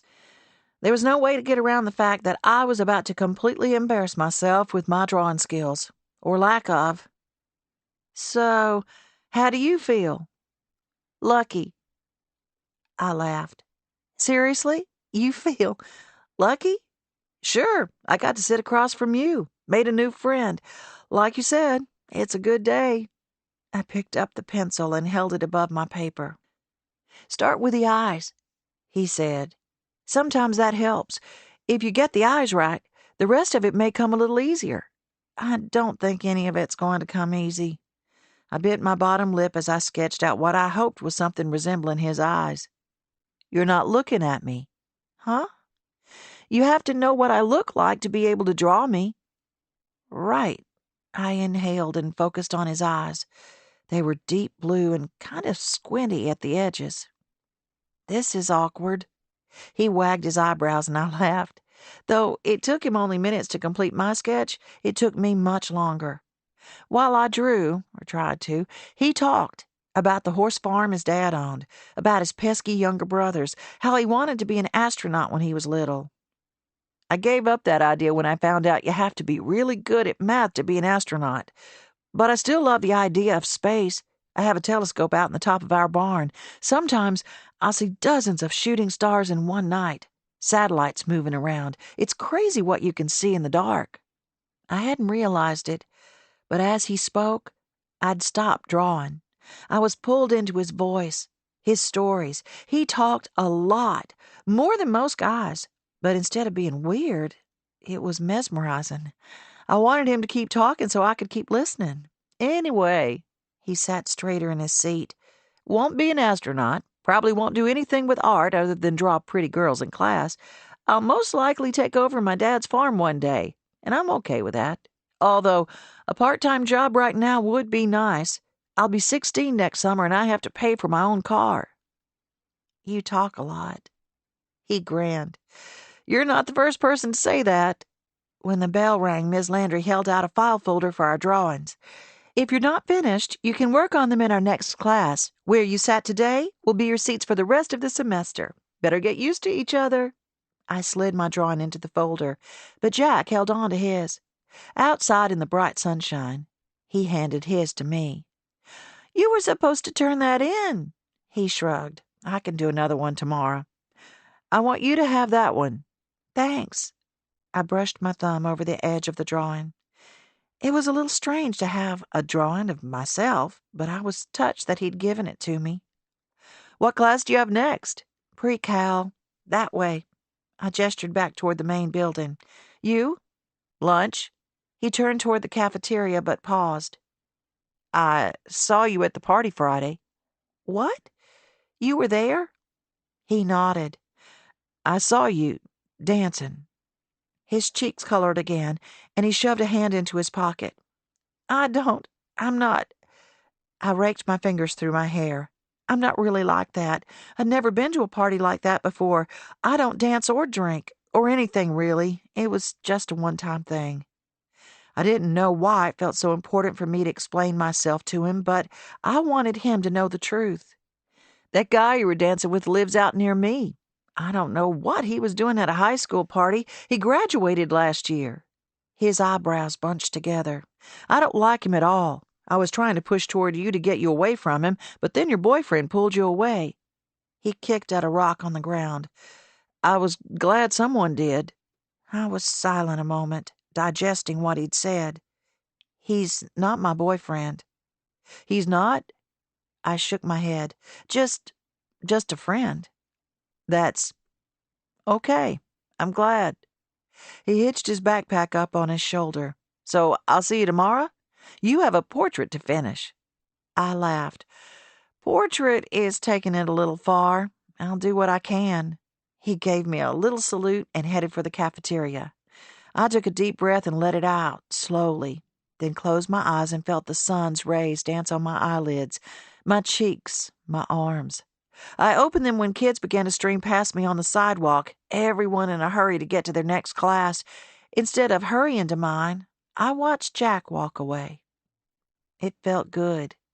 He felt lucky. Not a bad way to start off the year. Chapter 33. A rich and fascinating relationship exists between flowers and bees. Bees need the blooms for sustenance, and flowers need the bees for pollination. Consider planting bee balm, butterfly bush, black-eyed Susans, or other bee-friendly flowers in your garden.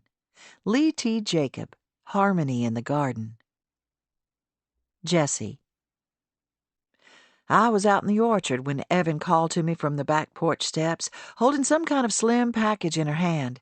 Even from the far distance, I could make out the orange and white FedEx logo, which was strange because FedEx had already come today. I put my hand up to my mouth and called, 5 minutes. That's about all I had anyway before dusk swallowed the last of the day's light. I'd been in the orchard since closing time, tending to the crabapple trees I'd recently discovered were covered in cedar rust. Mama was convinced a poultice of coconut oil and cardamom would take care of it just as well as a fungicide, but I had my doubts. Then again, she'd been right about kitchen cures before, and I was willing to try anything. The trees were so pretty in the spring when the pink and white blossoms bloomed. Even in the winter, their bare branches were like dark, lacy fingers spread out against the pale sky. After rubbing the last of the oil mixture onto the leaves I could reach, I took off my gloves. They smelled like Vicks Vapor Rub and a little like the sandy bottom of Evan's beach bag, and made my way back to the house. Evan was at the kitchen table with notebooks and loose paper spread all over the surface, leaving her own marks on the already heavily imprinted table. "We saved dinner for you," Mama said. "Plates in the oven." She barely looked up from her crossword puzzle book. "Thank you." I glanced at Evan, raised my eyebrows. She nodded back to me and gave a quick thumbs up. We'd developed a sort of private language of small movements and gestures over the last several weeks. It was my way of checking on Mama without her being aware of it. A silent question, an equally silent response, and we both knew whether Mama'd had another episode or if her day had been good, which these days meant uneventful. Evan gestured to the envelope on the counter. "It must be something important. I had to sign for it and everything." I pulled the tear tab at the top and out slid a small envelope. The paper was thick and creamy, and my name was printed on the front in elegant calligraphy. Inside was a business card bearing the name Bliss Day Spa. The words 2:00 Friday were printed in gold letters. Friday, the day before the wedding. My first reaction was hesitation. Surely I couldn't put aside my preparations, twining flowers through the grapevine chandelier, attaching the hanging jars, putting together the simple yet classy arrangements that would adorn the porch and yard of Oak House, just to be primped and pampered at a spa. That was for the bride, not the florist. I planned to say as much to Sumner when I retreated to my bedroom to call him, leaving Mama and Evan sputtering with unanswered questions. "I assume this is your doing?" I asked when he answered. He cleared his throat. "I have no idea what you're talking about." I laughed. "The spa, the appointment Friday afternoon? Ah, yes, that. I took it upon myself to force a little relaxation on you. Pardon me for saying this, but you don't strike me as the kind of woman who'd book your own spa appointment, even if you do have a wedding to attend Saturday night." "You want me to go to the wedding? As a guest?" I assumed, well, obviously I wrongly assumed it went without saying that I wanted you to be there. So, yes, I would be honored to have you by my side for the wedding and to treat you to the spa on Friday." "That's very sweet of you, and I'm sure it'd be amazing, but I can't possibly. It's the day before the wedding." "I know that, but I also know most of the work will be the day of the wedding, right?" I hesitated, mentally estimating the time it would take to complete all the necessary tasks before the 7:00 ceremony Saturday. Earlier, even, if I wanted time to get myself out of my work clothes and into something appropriate for an evening wedding. "Come on," he said. "Olivia will be there with her bridesmaids, too. She's already told me she's bringing in champagne, so I apologize for them in advance. But take it as a chance to unwind a bit. Consider it my thanks for doing all this for Olivia. And for me." "What'd I do for you?" He laughed low and deep. "Well, let's see.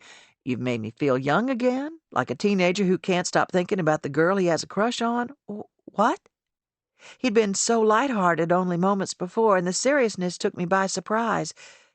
"I can't stop thinking about you." He emphasized each word. "On the days we don't talk, I spend all my time anticipating when I'll next see you, or hear your voice." He paused. "You've made me realize there might still be love for me. I wasn't sure I'd ever feel that way again." I opened my mouth to speak, but my brain wouldn't catch up. I had no words. He exhaled a small breath. "I did it, didn't I? I completely scared you off." "No, I couldn't help it. I thought of Ben. The juxtaposition between the two men was stark, black on white. Where Ben was familiar, even after all these years, Sumner was intriguing and new. Ben had the benefit of history, a shared innocence, but Sumner was like a fresh, clean canvas ready to be filled with life and adventure. To him, I wasn't the girl who'd broken his heart, who'd married someone else, the girl who'd been broken herself. To him, I was new too. Jesse? Okay. Okay, does that mean yes to the spa coming as my date? Yes. It means yes to all of it. Chapter 34. When planting a garden, it's easy to become discouraged if what you plant doesn't live up to your expectations. Maybe the soil wasn't amended properly. Maybe the season was hotter, or drier, or wetter than usual. Maybe everything you touch seems to wilt. Remember, there's beauty in those outcomes too. Gardening is about much more than just growing pretty flowers. It's also about cultivating your own heart. Sally Jo McIntyre. Contemplative Gardening. Gus. I woke with a start, rising from the wrought iron chair like someone had goosed me. It was late afternoon, usually the hottest part of the day, though clouds had crept in while I'd been napping. Napping, I thought with a snort. I was usually too busy for naps. It was just this newfangled drug the young doctor had me taking twice a day. It wasn't even FDA approved yet, just something they were trying out. Jessie seemed optimistic about it, though. And why not? She wasn't the one who had to take it. I told the doctor I'd be calling him personally if all of a sudden I sprouted green hair on my chin or started quacking like a duck. Something had woken me up, I was sure of it, but all around me was still. My backyard was almost completely shaded, hemmed in as it was by big bushy oaks and a thick canopy of loblolly pines. Only in the back corner did the trees spread apart and leave space for the sun to push through. And that's where Tom had staked his sundial all those years ago. It was our 5th anniversary, and he made me close my eyes before guiding me through the yard to this very spot. "What do you think?" he'd asked, his voice full of pride and excitement. I read the words edged into the plaque on the front. "It's beautiful, Tom. Thank you." The real truth was that sundials always felt a little macabre to me, hostile even, standing there, counting down the hours of a life without a care. I couldn't say that to Tom, though. There it was again, the sound I now recognized as the one that had ended my catnap. Chug, chug, chug. Harvest's truck clanged up my driveway. It stopped under the sweet gum tree. I could hear the balls crunching under the tires, and his door creaked open. The polite thing would have been to turn around with a smile and offer him a seat. But I didn't. An empty chair sat next to me, and he'd sit in it if he wanted to. And he did. "Beautiful day." I glanced up at the clouds skirting past the sun. I shrugged. A funny sound came from his throat, and I realized it was a laugh. I stared at him. "What is it?" His gaze strayed to my hair, and he reached out a hand toward my right ear. "Well, what is it, Harvest?" I wished I had a mirror to check myself in, but I tamped down the urge to give myself a quick pat down to see what was out of place. I'd never been fluttery in front of a man, and I wasn't about to start now. "Your hair's a little—" He reached out again, but I swatted his hand away. When I reached up myself, I felt my hair plastered to my head, damp with perspiration from my nap. I must have had my head turned to the side, ruining all that hard work with my curlers this morning. I tried to fluff my hair with my fingers, but it was pointless. Looks like my hair's a lost cause, just like my mind. I knew what his next words would be. Something soothing, coddling, something along the lines of, "Don't say such a thing. It'll all be just fine." But he surprised me. "Good thing I don't love you for your mind." I turned to him and cocked one eyebrow. "I love you for those blue jeans you like to wear with the rhinestones stuck on the back." I laughed. My heart felt like a kite spinning at the end of a string. Oh, for Pete's sake. He rubbed his hand over the top of his head. No cap today. Then he took my hand in his, and I didn't pull away. He grew serious and looked out to the yard toward the sundial and beyond. A bumblebee buzzed next to me, pausing a moment to sniff us out, then continued on to a patch of zinnias next to the bird bath. "The truth is," he said, "I love everything about you, Augusta McBride, and that includes your mind. If you'll have me, I'll go anywhere and do anything necessary to take care of you. to make you happy. If that's moving with you into some kind of assisted living home, I sucked my breath in. A home? I tried to pull my hand away, but he held it tight. Or staying right here on Glory Road, whatever you want. I shook my head. Is that really what you want? Because we both know how this is going to go.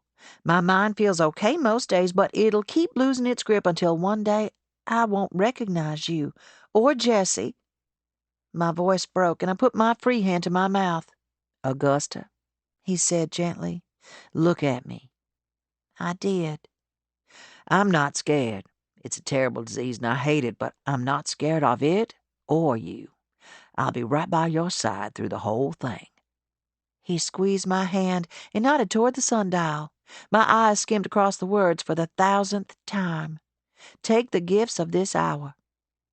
You have a lot of gifts in your life, and they're not going anywhere, and I won't either, if you'll have me. He fell silent then, his gaze directed out to the yard. He was, I knew, giving me a moment of privacy, however long I needed to make my decision. But I'd already made it. You're the gift, Harvest. That evening I found Jessie in the middle of her living room floor, surrounded by boxes of mason jars and a big ball of burlap twine. I settled down on the couch across from her. Are those for the wedding? She nodded and reached for another jar, wrapping twine around the middle and tying it into a bow. For drinks? I think drinking out of mason jars would be a little too country for Olivia. No, these are for candles. I'm going to line the dock with them and set them out on the railing of the boathouse. That'll be beautiful. How many do you have? She glanced around. About 100, maybe a little more. Better let me help then. I reached for the scissors and began cutting lengths of twine. They slid into a pile at my feet. I need to talk to you, honey. Her hand stilled. I knew the honey would alert her that it was serious. Harvest came to see me today. I took a deep breath. Believe it or not, I think he intends to make me his wife. What? Jessie's eyes were wide, and she dropped the twine altogether. He wants to be the one to take care of me. She opened her mouth, but I continued. Now don't worry. I'm not going anywhere, but I've already told you I don't want to be your responsibility, at least not totally yours. You have your own life, you and Evan. Who knows what will come for the two of you in the future?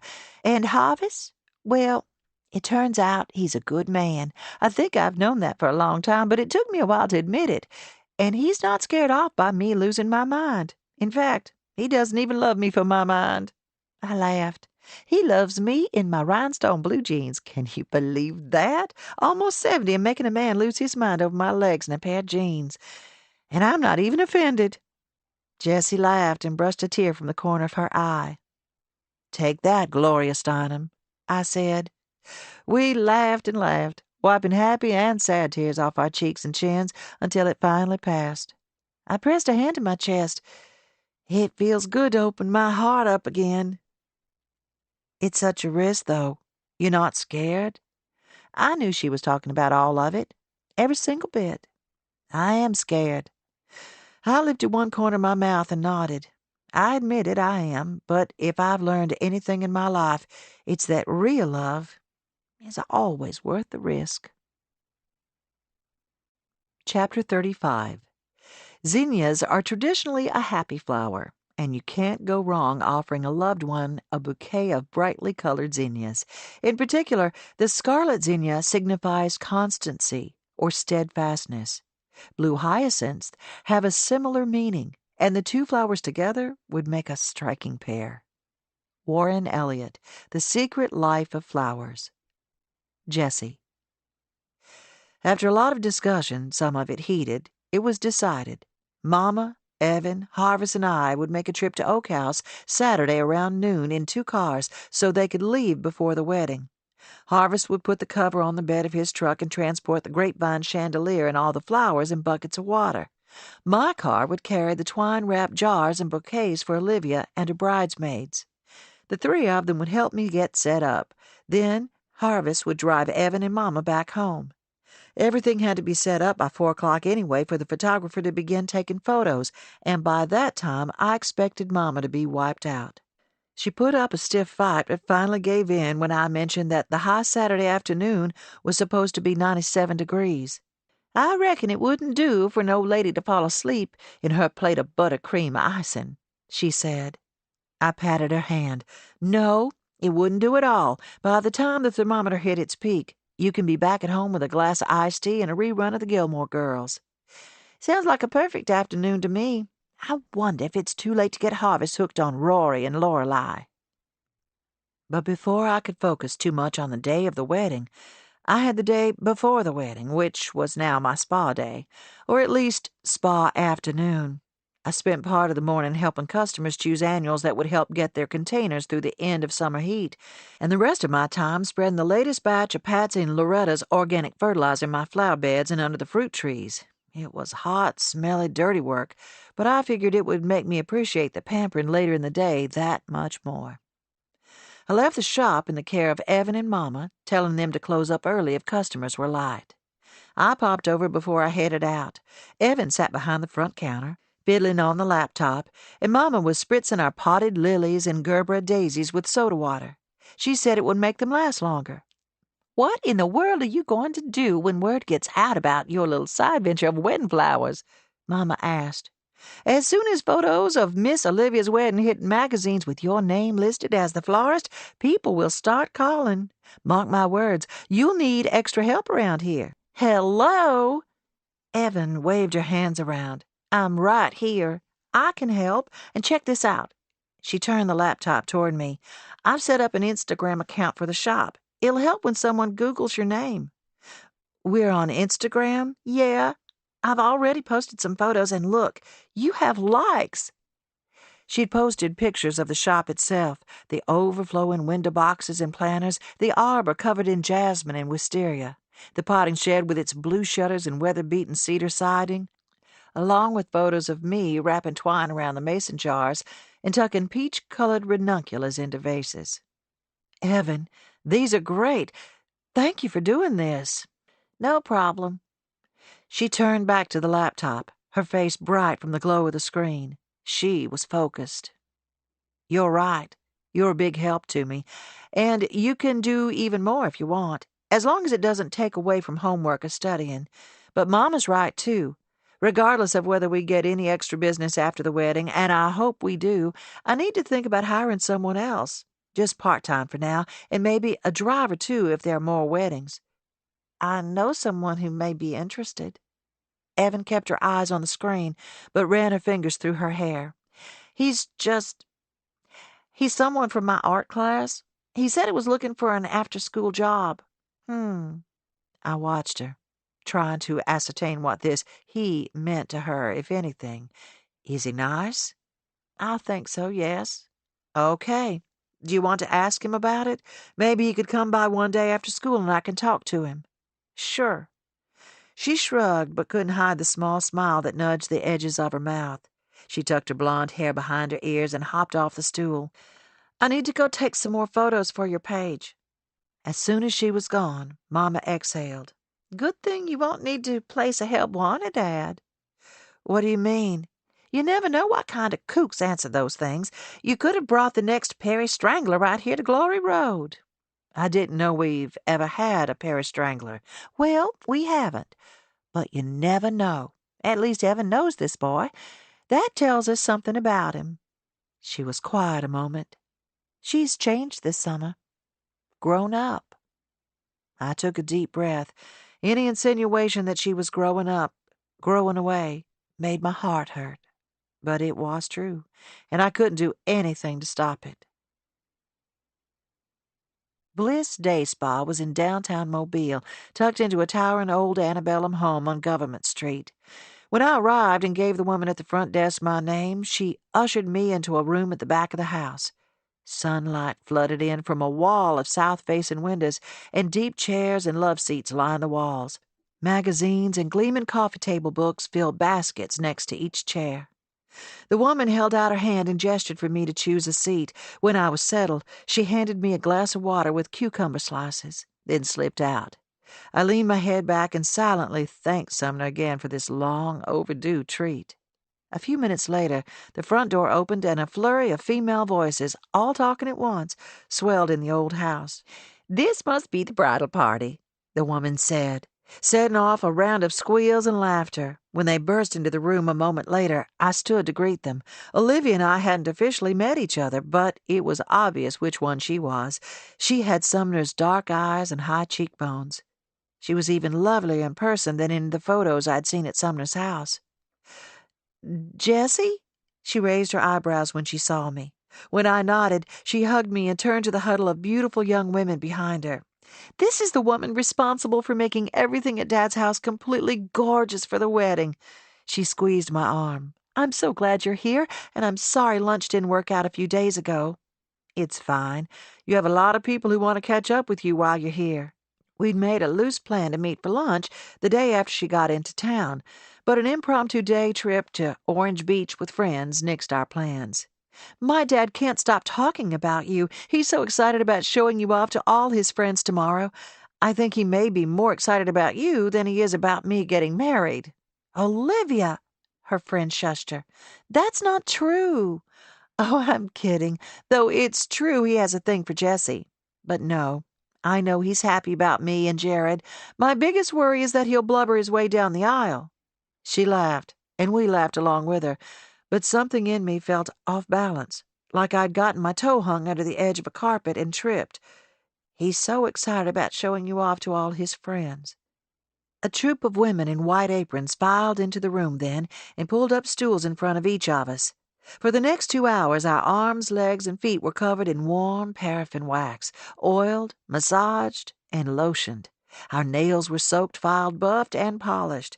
At some point, Olivia's loudest and most outspoken and boisterous friend, Bridget, popped open the bottle of champagne and poured a flute for each of us, except Olivia. For her, she poured a full glass. "It's your wedding weekend," Bridget said with authority. "It's our job to make sure you have fun, starting with 2 glasses of champagne." While my toes soaked in a mini hot tub in front of my chair, I sipped my flute of champagne, savoring the fizzy bubbles and the sharp, crisp flavor of raspberries. Bridget circled the room, refilling glasses and admiring everyone's nails. When she got to me, I shook my head and put my hand over the top of my flute. "I'm good." She shrugged and waddled to the next girl, her pink-polished toes spread out with thick cotton pads.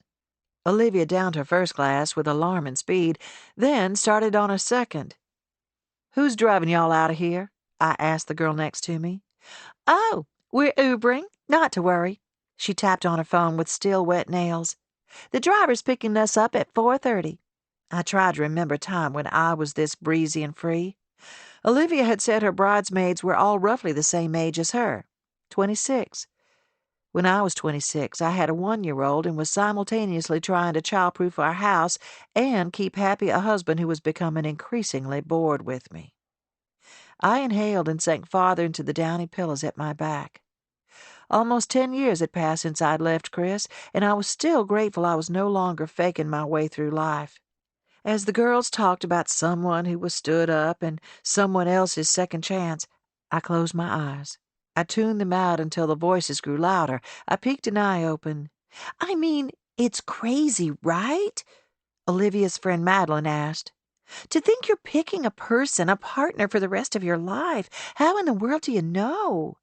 Despite the fact that Olivia was the one getting married, the one who'd most recently chosen her life partner, they all swiveled their heads toward me. I laughed. "You're married, right?" Madeline asked. "How'd you choose?" I think it's important to note that I was married. I held up my left hand and wiggled my bare ring finger. "I'm not anymore. I may not be the best person to ask about choosing husbands." "But you must have been sure at one point, right? I mean, you chose to marry that guy over all the others. How do you know who to pick?" I think. I spoke slowly, trying to gather my thoughts along with the right words. "I think you marry the one who, when everything else is stripped away, money, job, arguments, disagreements, he's still the one you'd want to sit with on the porch and just do nothing. Or do anything." I looked down at my fingers spread out on top of the rolling cart next to me, each nail painted a smooth, glossy mother of pearl. Not a speck of dirt in sight. Pick the one who matters more than all the stuff of life.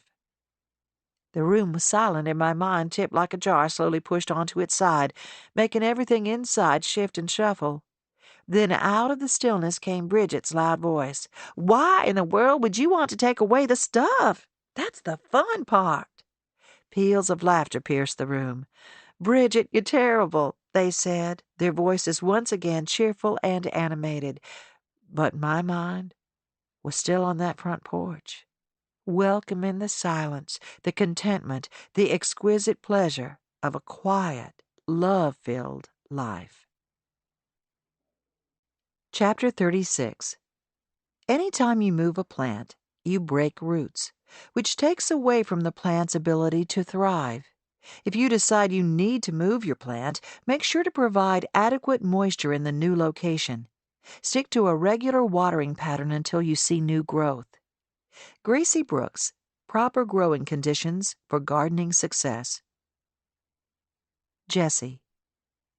The day of the wedding, we made it to Dog River with minimal problems. The only hiccup was when a box holding the twigs and greenery tipped over after a quick stop at a red light, dumping water into the back seat of my 4Runner. Oak House was quiet when we arrived. I knew Sumner was eating lunch with Jared and his dad, while Olivia had brunch with her bridesmaids. I wondered about Olivia, celebrating her wedding without her mom there. I couldn't imagine having gotten married without Mama there to bustle around, making sure every detail was taken care of. More importantly, she'd been a touchstone, a spot of reality in a day that felt otherwise trimmed in white chiffon and wispy dreams. We parked under the magnolia and unloaded everything. While Mama and Evan set out the glass jars along the dock, I wouldn't place the candles in them until just before the ceremony so they wouldn't melt in the heat.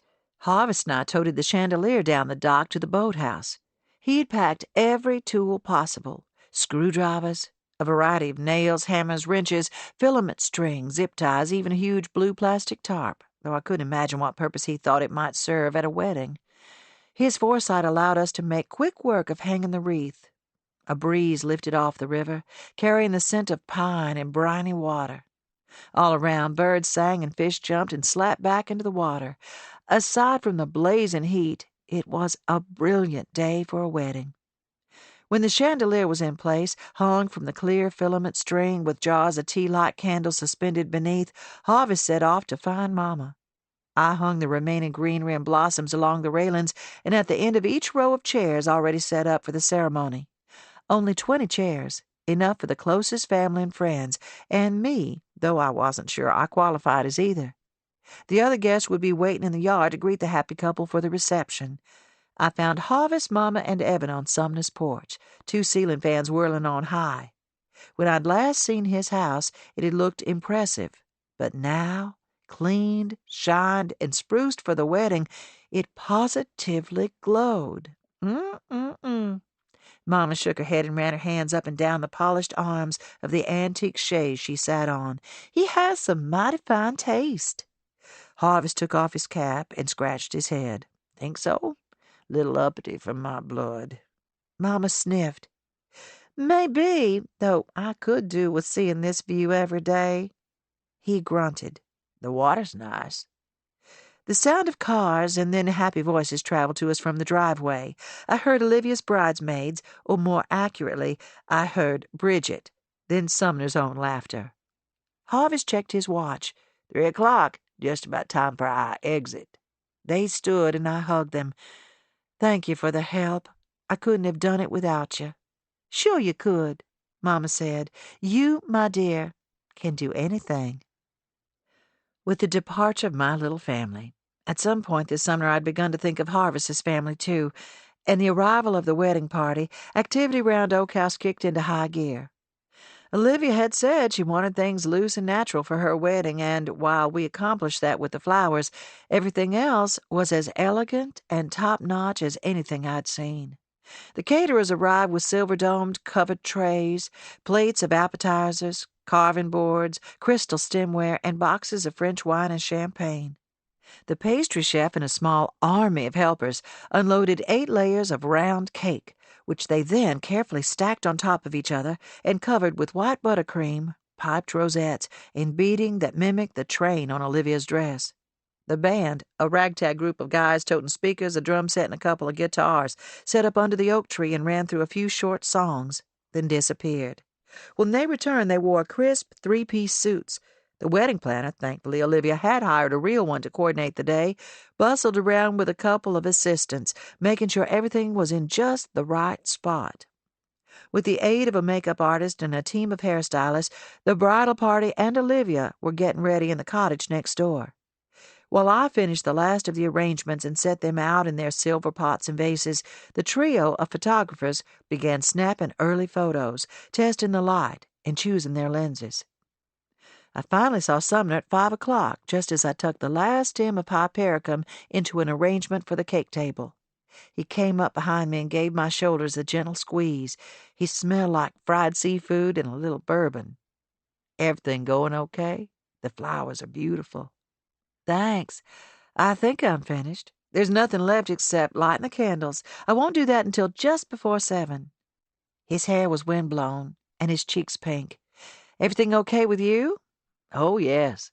He glanced down at his casual clothes, khaki pants, checked button-down rolled up to his elbows, and topsiders. A spill of something red had left a small splotch on his shirt. I reached out and touched it. He tried to rub it away. "I know, I have some cleaning up to do. I took Jared and his dad to the Grand Mariner for a late lunch. We ate a little bit of everything, and there was a lot of cocktail sauce." I lifted an eyebrow. "And bourbon in the afternoon?" He laughed. "Just a little. It's not every day my daughter gets married." I gathered my scissors and florist wire. "I know you have a house full of people. Any chance there's a shower open?" "I'll make sure of it." Inside was indeed full of people. The wedding party sat on chairs in the living room, many of them focused on the football game on TV. The wedding planner was working on a stain on the front of a groomsman's shirt. On my way out the front door to grab my things from the car, I passed Bridget. "Where's Olivia?" I asked her. "Next door, finishing up her hair. If you see her, tell her she's a wimp for giving up on her single life." The other girls laughed, and one threw a balled-up napkin at her. I retrieved my bag and dress, then followed Sumner up the stairs.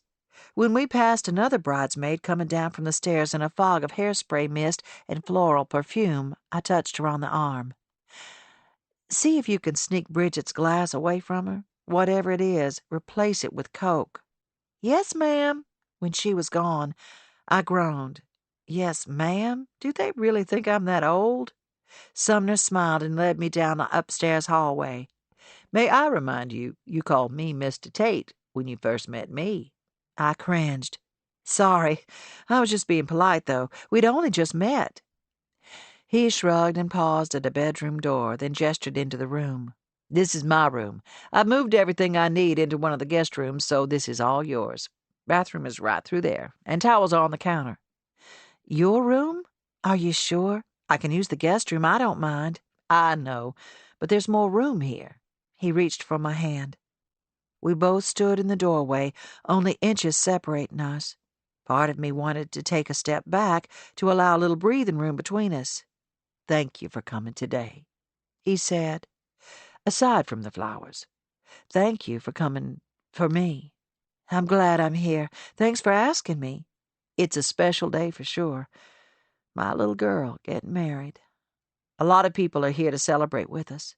He smiled. "You being here makes it even more special." He kissed me lightly on the cheek, near the edge of my mouth, then turned back down the hall and disappeared into one of the other bedrooms. I closed the door behind me and leaned against it, then exhaled. It was the first time I'd been upstairs in his house. Definitely the first time I'd seen his bedroom. Just like all the other spaces in his house, everything in this room was neat and polished. A long dresser was dust-free and empty of any personal belongings, other than one framed photo of Olivia and a leather box holding a pair of cufflinks and some spare change. His bed was smooth, with a dark navy duvet and crisp navy and white pillows, sumptuous yet still masculine. The hardwood floor gleamed in the sunlight streaming in from a window, and a sisal rug covered the floor at the end of the bed. I slid off my shoes and set my bare feet on the rug. The fibers poked and pricked the bottoms of my feet. I smoothed my hand across the duvet. My own bed, covered in a vintage chenille spread and a patchwork quilt, seemed almost childish in comparison, but oh, it was comfortable. I showered and dried my hair, then stepped into my dress. It was long and red, not flashy red, but more subdued, if a long red dress could be considered subdued. It had a halter top that tied behind my neck, the ties hanging down over the bare skin of my back. Delicate gold sandals and a thin gold and diamond bracelet of Mama's completed my ensemble.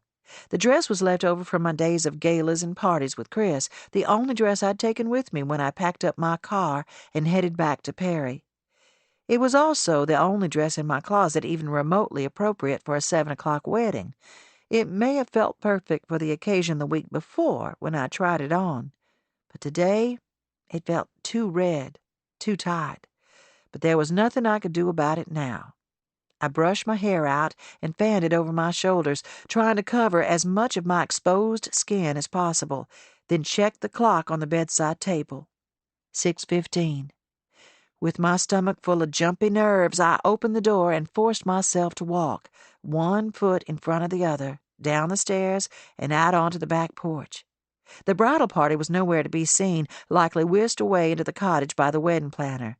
Guests milled around, chatting and laughing on the porch and out in the yard. Someone had already lit the candles leading out to the dock, and it was a good thing, considering how many people were already there, standing around with glasses in hand, apparently having started the reception early. I scanned the crowd until I saw Sumner, standing with a small group of men. His face lit up when he saw me, and some of my nervousness subsided. I inhaled and walked out into the long, lazy rays of sun. He extended his elbow and walked me down the dock toward the chair set up in the boathouse. My work had paid off. Everything was lovely. The flowers and greenery were holding up well in the heat, and small flames lit the tiny jars hanging beneath the grapevine wreath. "I've never seen anyone so beautiful," Sumner whispered as he walked me to my seat. "Other than my daughter, of course, but I have to say that." I smiled. "I'd be concerned if you didn't. And you don't look too shabby yourself. Seersucker suits you. Olivia wanted Southern, and she said seersucker was the way to go. Here." He pointed me to the row just behind the one reserved for family. "You can sit here. I'll be just in front of you. I wish you could sit with me, but my brother and Elizabeth's sisters will be up here with me." "Of course. This is fine." Next to me were 3 other women dressed in various shades of white and cream. They watched us as if we were the main attraction. "Ladies." Sumner held up a hand in greeting. "You're looking well, Sum," the woman next to me said. "I saw your new chorus in Charleston last month. It's beautiful. You outdid yourself." He grinned. "I aim to please." He turned to me and winked. "I'll find you after the ceremony." Once he walked away, the women leaned into one another and whispered. I read through the program, trying to ignore their furtive glances that felt like daggers. I smoothed my hair over my shoulders again, feeling overexposed, and the high-heel sandals I wore were already pinching my feet. "Oh, fine, I'll ask her," came a whisper from the group, then louder, "Honey, are you here with Sumner?" "Yes, I'm his—" "His what? We never talked about it." "I'm here with him." She raised her eyebrows to the woman next to her, then she turned back to me with a sweet smile. "And how old are you?" One of the other women laughed, while another gasped, "You can't ask that, Lily." "Sure I can. I can ask anything I want, and she can decide what to tell me." 3 pairs of eyes settled on me, expertly arched eyebrows raised, forehead smooth as a baby's. Before I could answer, I was saved by the first strains of Canon in D as Jared led his mother down the aisle. "Get a look at those sequins," Lily muttered, shaking her head. "Bless her heart. She's sure not from around here." The reception was a party unlike any I had seen since my wedding to Chris. Plates of food, swishes of silk and organza, clinking wine glasses, and swells of laughter and conversation surged around Sumner's beautiful backyard like waves.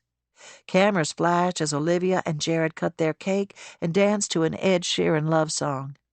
Sumner was as in demand as Olivia was, moving confidently from group to group, holding everyone's attention, delivering laughs and handshakes. Sometimes he'd take my elbow and lead me through the crowd to another group of people he wanted to introduce me to, but other times someone would pull him away without me, and I hung back, alone, which was okay with me. After a while, I camped out by the fruit and cheese table and slipped my sandals off one by one to squeeze my heels. As I reached down to rub the top of one foot, he caught my eye from across the lawn. He smiled, then winked.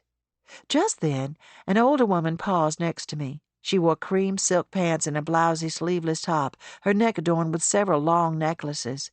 Her blonde hair was piled high on her head, showing off large diamond earrings. She followed my gaze to where Sumner was laughing with a group of men. "So, you're the one who's captured Sumner's attention." Her bracelets jangled as she reached across the table to dip a thin apple slice in the baked brie. "I suppose so." I'd grown tired of the quick glances and bold stares, the women talking down to me like I was a teenager out past my curfew. "Well, best of luck to the two of you." Her smile appeared genuine enough until her gaze slid down to my dress. One eyebrow arched up, and before I knew what was happening, she reached around and pulled the back of my dress out to check the label. She clicked her tongue. "Such a cute dress." Leaving only a whisper of Chanel perfume behind, she sauntered off and grabbed the arm of a woman standing at the cake table. The feeling started in my stomach and gradually made its way up into my chest, squeezing tight. I kept my face calm, not giving away the fact that all the air in my body had seemingly leaked out, leaving me gasping. I looked around at the sparkling evening, the lights, the beautiful dresses and people. Though I'd spent so many hours preparing for this night, the tips of my fingers were blistered from tying twine and wrapping florist wire. I had no connection to anything here, no attachment at all. I didn't fit with the place or the people, but instead of wishing I did, all I felt was a ripple of relief. Olivia and Jared left the reception in a blaze of sparklers held by guests standing on the steps of Sumner's house and down the driveway. Sumner had tried to pull me to the end of the line next to the limo with the rest of the family members, but in the crush of people grabbing sparklers and jostling to get into position, I waved him off and found a spot by the house. My stomach was a ball of nerves, and I yearned for a moment of solitude. Finally, after a few false starts, the photographers got into position and the new couple descended the steps. Amid the cheers and laughter and catcalls, Olivia found me and hugged me tight. "Thank you so much for everything. It was all so beautiful." Her skin was dewy in the humid air, and her hair had sprung from its clips and fell down her shoulders in waves. As Jared continued down the tunnel of people, Olivia leaned in toward me. "You were right. What you said at the spa? Jared matters more than everything else." Her words, my own words, were still running through my mind a few minutes later as the limo pulled away and Sumner turned back toward the house. When he saw me, his shoulders sagged and he smiled. "Hi," he said when he reached me. "I'm exhausted. Happy, but exhausted." "I bet you are. It's hard work being the father of the bride." "You're not kidding. My feet are killing me." He glanced at my feet. "Yours must be too." My heels dangled from one hand, and I curled my toes in the soft moss covering the ground under the trees. He gestured to the path that led around the side of the house. "I had them box up a couple slices of cake for me in the back. I consider parting with one if you're hungry." "You know," I looked over my shoulder to where my car sat under the magnolia. "I'm pretty beat. I think I'm going to head on out." "Really?" He was disappointed, I could tell, but it was time for me to leave. I nodded. "Thanks for—" "Mr. Tate!" We turned to see the wedding planner hovering near the side fence. "I need you for a few moments. If you could just—" She pointed to the backyard. He exhaled and turned back to me. I'm sorry. Really, it's fine. Go ahead. I need to get on home anyway. He took a step closer to me. I can't thank you enough for being here tonight, and not just for the flowers, though they were perfect.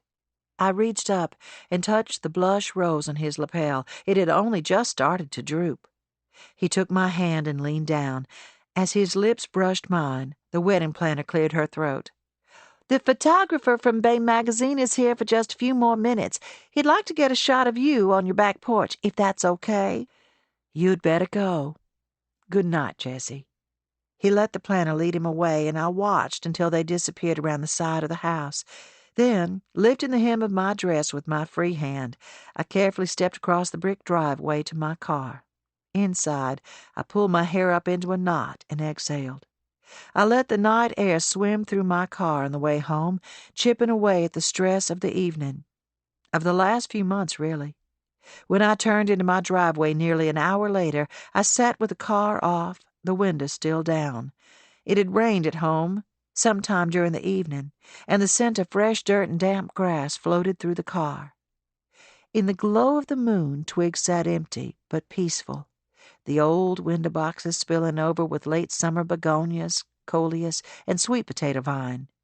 In my house, a single light was on in the kitchen, illuminating Evan's face as she drank a glass of orange juice in front of the refrigerator. As I peeked in on my life from the dark night outside, contentment bloomed in my chest. I had my present, which was good, more than I deserved, and I had my future, whatever that looked like. My life was right in front of me. Chapter 37. Many say the Echeveria lowie is the loveliest of all the succulents, with soft, powdery blue-gray leaves and small bursts of peachy-pink blooms at the top. The most fascinating aspect of the plant is that it is very slow-growing. It can take years to reach a height of only about 6 inches, proving the old adage that good things come to those who wait. Wendell Bancroft, Sr. Late Bloomers. Jessie. Mama, I can't make you a bouquet of just succulents. It'll look dry and hot. Well, I'm too old and experienced for pink and frilly. You can save that for the young'uns. I stifled a smile as she picked up her sun hat, white, not pink, and no frills to be seen, from Twig's front counter, and plopped it on her head. I know that's not your taste. Can you just let me work on it? I promise I'll make a bouquet you love that fits you. I need you to trust me. She eyed me, then threw her hands up. You're right. Flowers are your thing. You have 3 weeks. Let's see what you can do. When I opened my mouth, she spoke over me. And I do trust you. Good. Although I have to say 3 weeks is not a long time. The last time you did flowers for a wedding, you had 3 months. Mama always loved to get the last word. Thanks for the reminder. I can handle it. Elma Dean pulled up in front of Twig, and Mama ambled to the front porch. How you doing, Elma? Did I hear you're getting married? Elma chirped. I don't know what you hear, but it does seem that I am getting married. Mama did her best to hide it, but I could hear the pleasure in her voice, the pride. Are you going to have bridesmaids? I am. My granddaughter Evan is going to be my bridesmaid, and Jessie is going to walk me down the aisle. Well, that's just perfect. Bertie Davis and I have been talking. We can't use rice anymore. Somehow it's bad for the birds. So what do you think about bubbles? Wouldn't that be fun? What on earth are you talking about? Mama asked. What we're going to throw at your wedding, of course. You do intend to invite the rest of us, don't you? Marilyn Rickers would have an absolute come-apart if you don't. Of course you're invited, Elma, I called out. You're all invited. Mama was right about Harvest intended to make her his bride. He'd approached me on a hot afternoon in late September and asked if I had any objection to them getting married. Harvest, I appreciate you asking me, but I hope you know you don't need my permission. You might need Mama's, but you don't need mine. He chuckled and rubbed the whiskers on his cheek. I'd love to have you be a part of our family, an even bigger part. I reached out and pulled him into a hug. Oh, what's all this? he asked, caught off guard. But then he patted my back. Your mother is an exceptional woman, and I knew your daddy. He was a good man. I don't intend to try to replace him. I know you don't. All I want to do is keep Gus happy and thriving as long as I can. His eyes pooled and I squeezed his arm. I know you do, and you will, and she'll keep you on your toes. You know that, right? He laughed again and wiped at his eyes. I do. Lord help me, I do. The ceremony was planned for 4:00 p.m. on the last Saturday in October. Mama wore a dress she'd had for years, and she loved the bouquet I made for her, filled with all her favorites, dahlias, garden roses, and green and pink succulents. Because the wedding was so simple, in her backyard, only 20 guests, and easy lemon pound cake with whipped cream and strawberries for the after party, as she called it. The hours just before the wedding were calm and unhurried. She and I and Evan spent most of the day together at her house, flipping through old photos and making sure her pantyhose was free of holes and her shoes were buffed to a shine.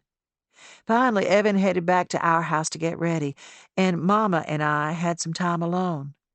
While she touched up her makeup, I slipped my dress on, then pulled my hair up on one side and clipped it with one of her rhinestone hairpins. When I finished, I sat on her bed and watched her. How do you feel? My mind is clear as a bell.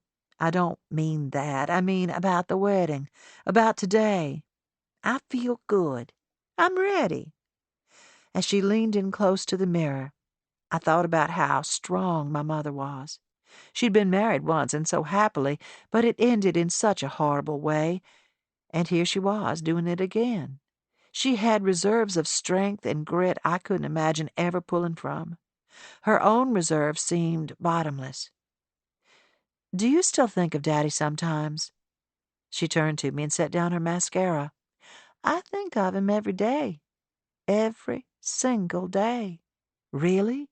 Really? Why do you ask? I shrugged. He died. You put your whole heart into your marriage with him, and it ended. But you're trying it again. She nodded. I've had a whole lot of time to think about this. Your daddy had a jealous streak when it came to me, never took too kindly to any other man giving me a second glance or sounding a little too friendly toward me. But I know beyond a shadow of a doubt that he'd tell me to marry Harvest. And you know what else? I did put all I had into my marriage with him, but it turns out I still have some of myself to give away. A tear slipped down my cheek, and I touched it with my fingertip. Mama grabbed a tissue and sat on the bed next to me. Tell me what's wrong. Is it just Daddy, or something else? I dabbed my cheek with the tissue and sniffed. I just don't know where you find the bravery to put your heart out there again, even though, you think I haven't thought about that? I know this could end badly. I have a disease, and I don't know what my future will look like. Harvest's heart may very well break wide open. Then again, I may wake up and realize I'm living with the stink of manure for the rest of my days. I laughed into my tissue, then blew my nose. But you know what? The way I see it is, I have to ante up again. Why put off the chance to love? Why say no to that beautiful thing when it's staring at me in the face and nothing is standing in our way? She reached over and tucked a strand of hair behind my ear. You've had a hard go with love, I know that, and I want so much more for you. Not just so you can be tucked away in a marriage, but so you can know what it's like to be cherished, to experience a marriage that's whole and satisfying. I want that so badly for you. I'm glad you have it again with Harvest. Her face brightened. I can't believe my luck, to tell you the truth. A second man wants to put up with me. Who would have thought? She picked up her mascara again and walked back to the mirror. Correct me if I'm wrong, but I have a feeling all this talk of putting your heart out there has nothing to do with Sumner Tate. I squeezed the tissue with my hands until it was a tight little ball. Not long after Olivia's wedding, I'd broken up with Sumner. Well, break up might not be the right term. That felt too young and immature for the relationship we had.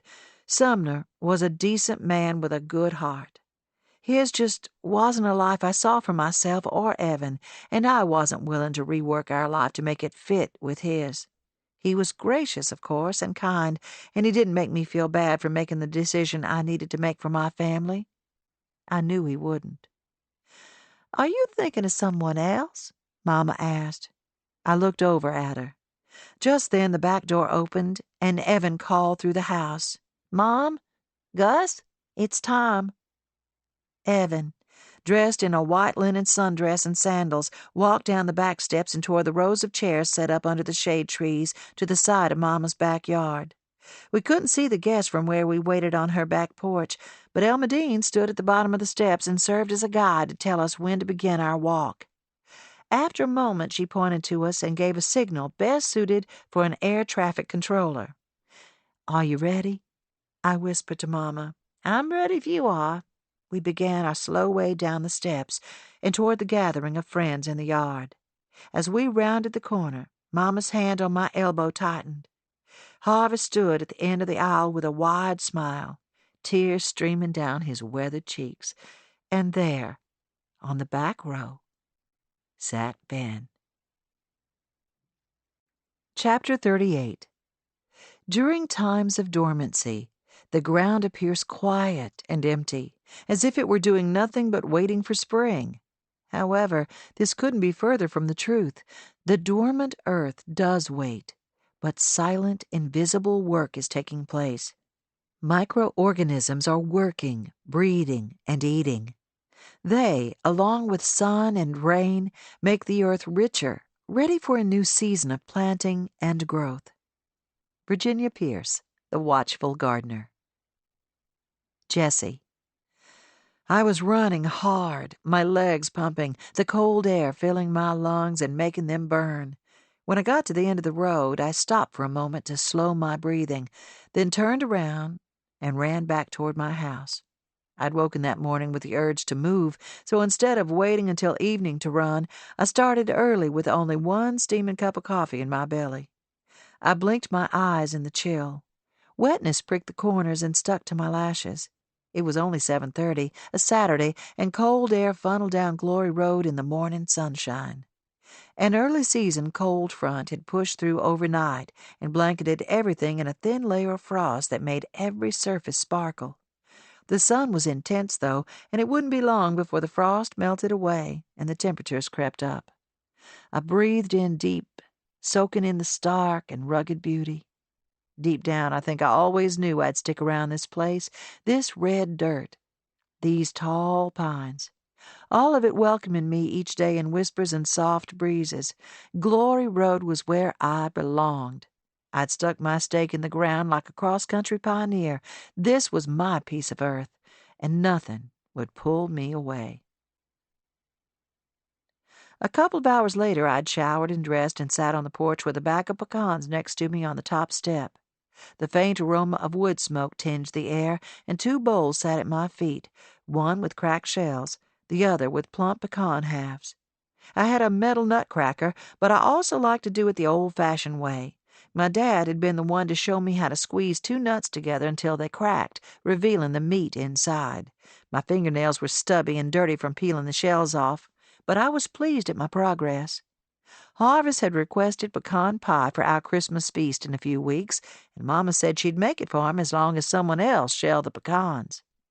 "That kind of manual labor doesn't mix well with my manicure," she'd said, snappy as ever. I told her I'd shell them for her if she promised to show me how to make the pie. If I was lucky, I'd even get her to write down the recipe for me. Behind me, the screen door opened and Evan appeared. She stuck a section of newspaper in front of me, too close for me to read it. I dropped the shells in the bowl and leaned back to see the page clearer. It was the front of the About Town section, and Sumner's chiseled face smiled up from a full-page spread. The headline above the picture read, "Sumner Tate, President of Tate and Lane Golf Course Design, host party for the recently completed Riverside Golf Community." He could have at least asked you to do the flowers for his party. She snatched a handful of shell pecans before I could swat her hand away. I folded the paper and handed it back to her. "I think I've done enough flowers for him for a while." Think you'll ever see him again? I inhaled the cool air and reached for another pair of pecans. I don't know. Probably not. And you're not sad about it? She picked up a couple of cracked shells that had fallen on the porch and dropped them in the bowl. I shook my head. No, I'm not sad. I glanced at her. Yes? Any more questions? Nope. She grabbed one more pecan from the bowl and turned back to the door. It's way too cold to be out here, she said. But then she stopped just before she went inside. Oh, is it okay if I go to the icebox in a little while? I thought you just said it's too cold. I won't be in my pajamas when I go. Sure. Are you meeting Ruth there? No, Jack. We're collecting rocks for this project in our art class. I need your rubber boots, too, if that's okay. We're going to wade out into the water to get the shiny ones at the bottom. Too cold to sit with Mom, but not too cold to keep her from stepping into freezing cold water with a nice boy.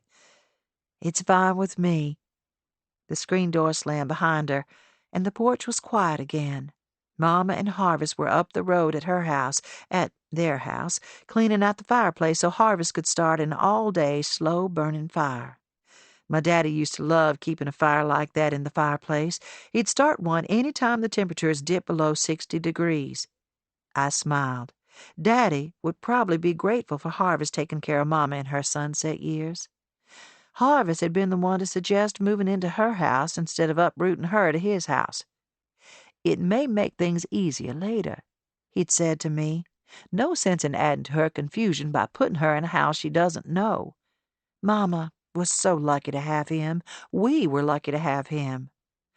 I froze when I heard a familiar rumble coming up the road.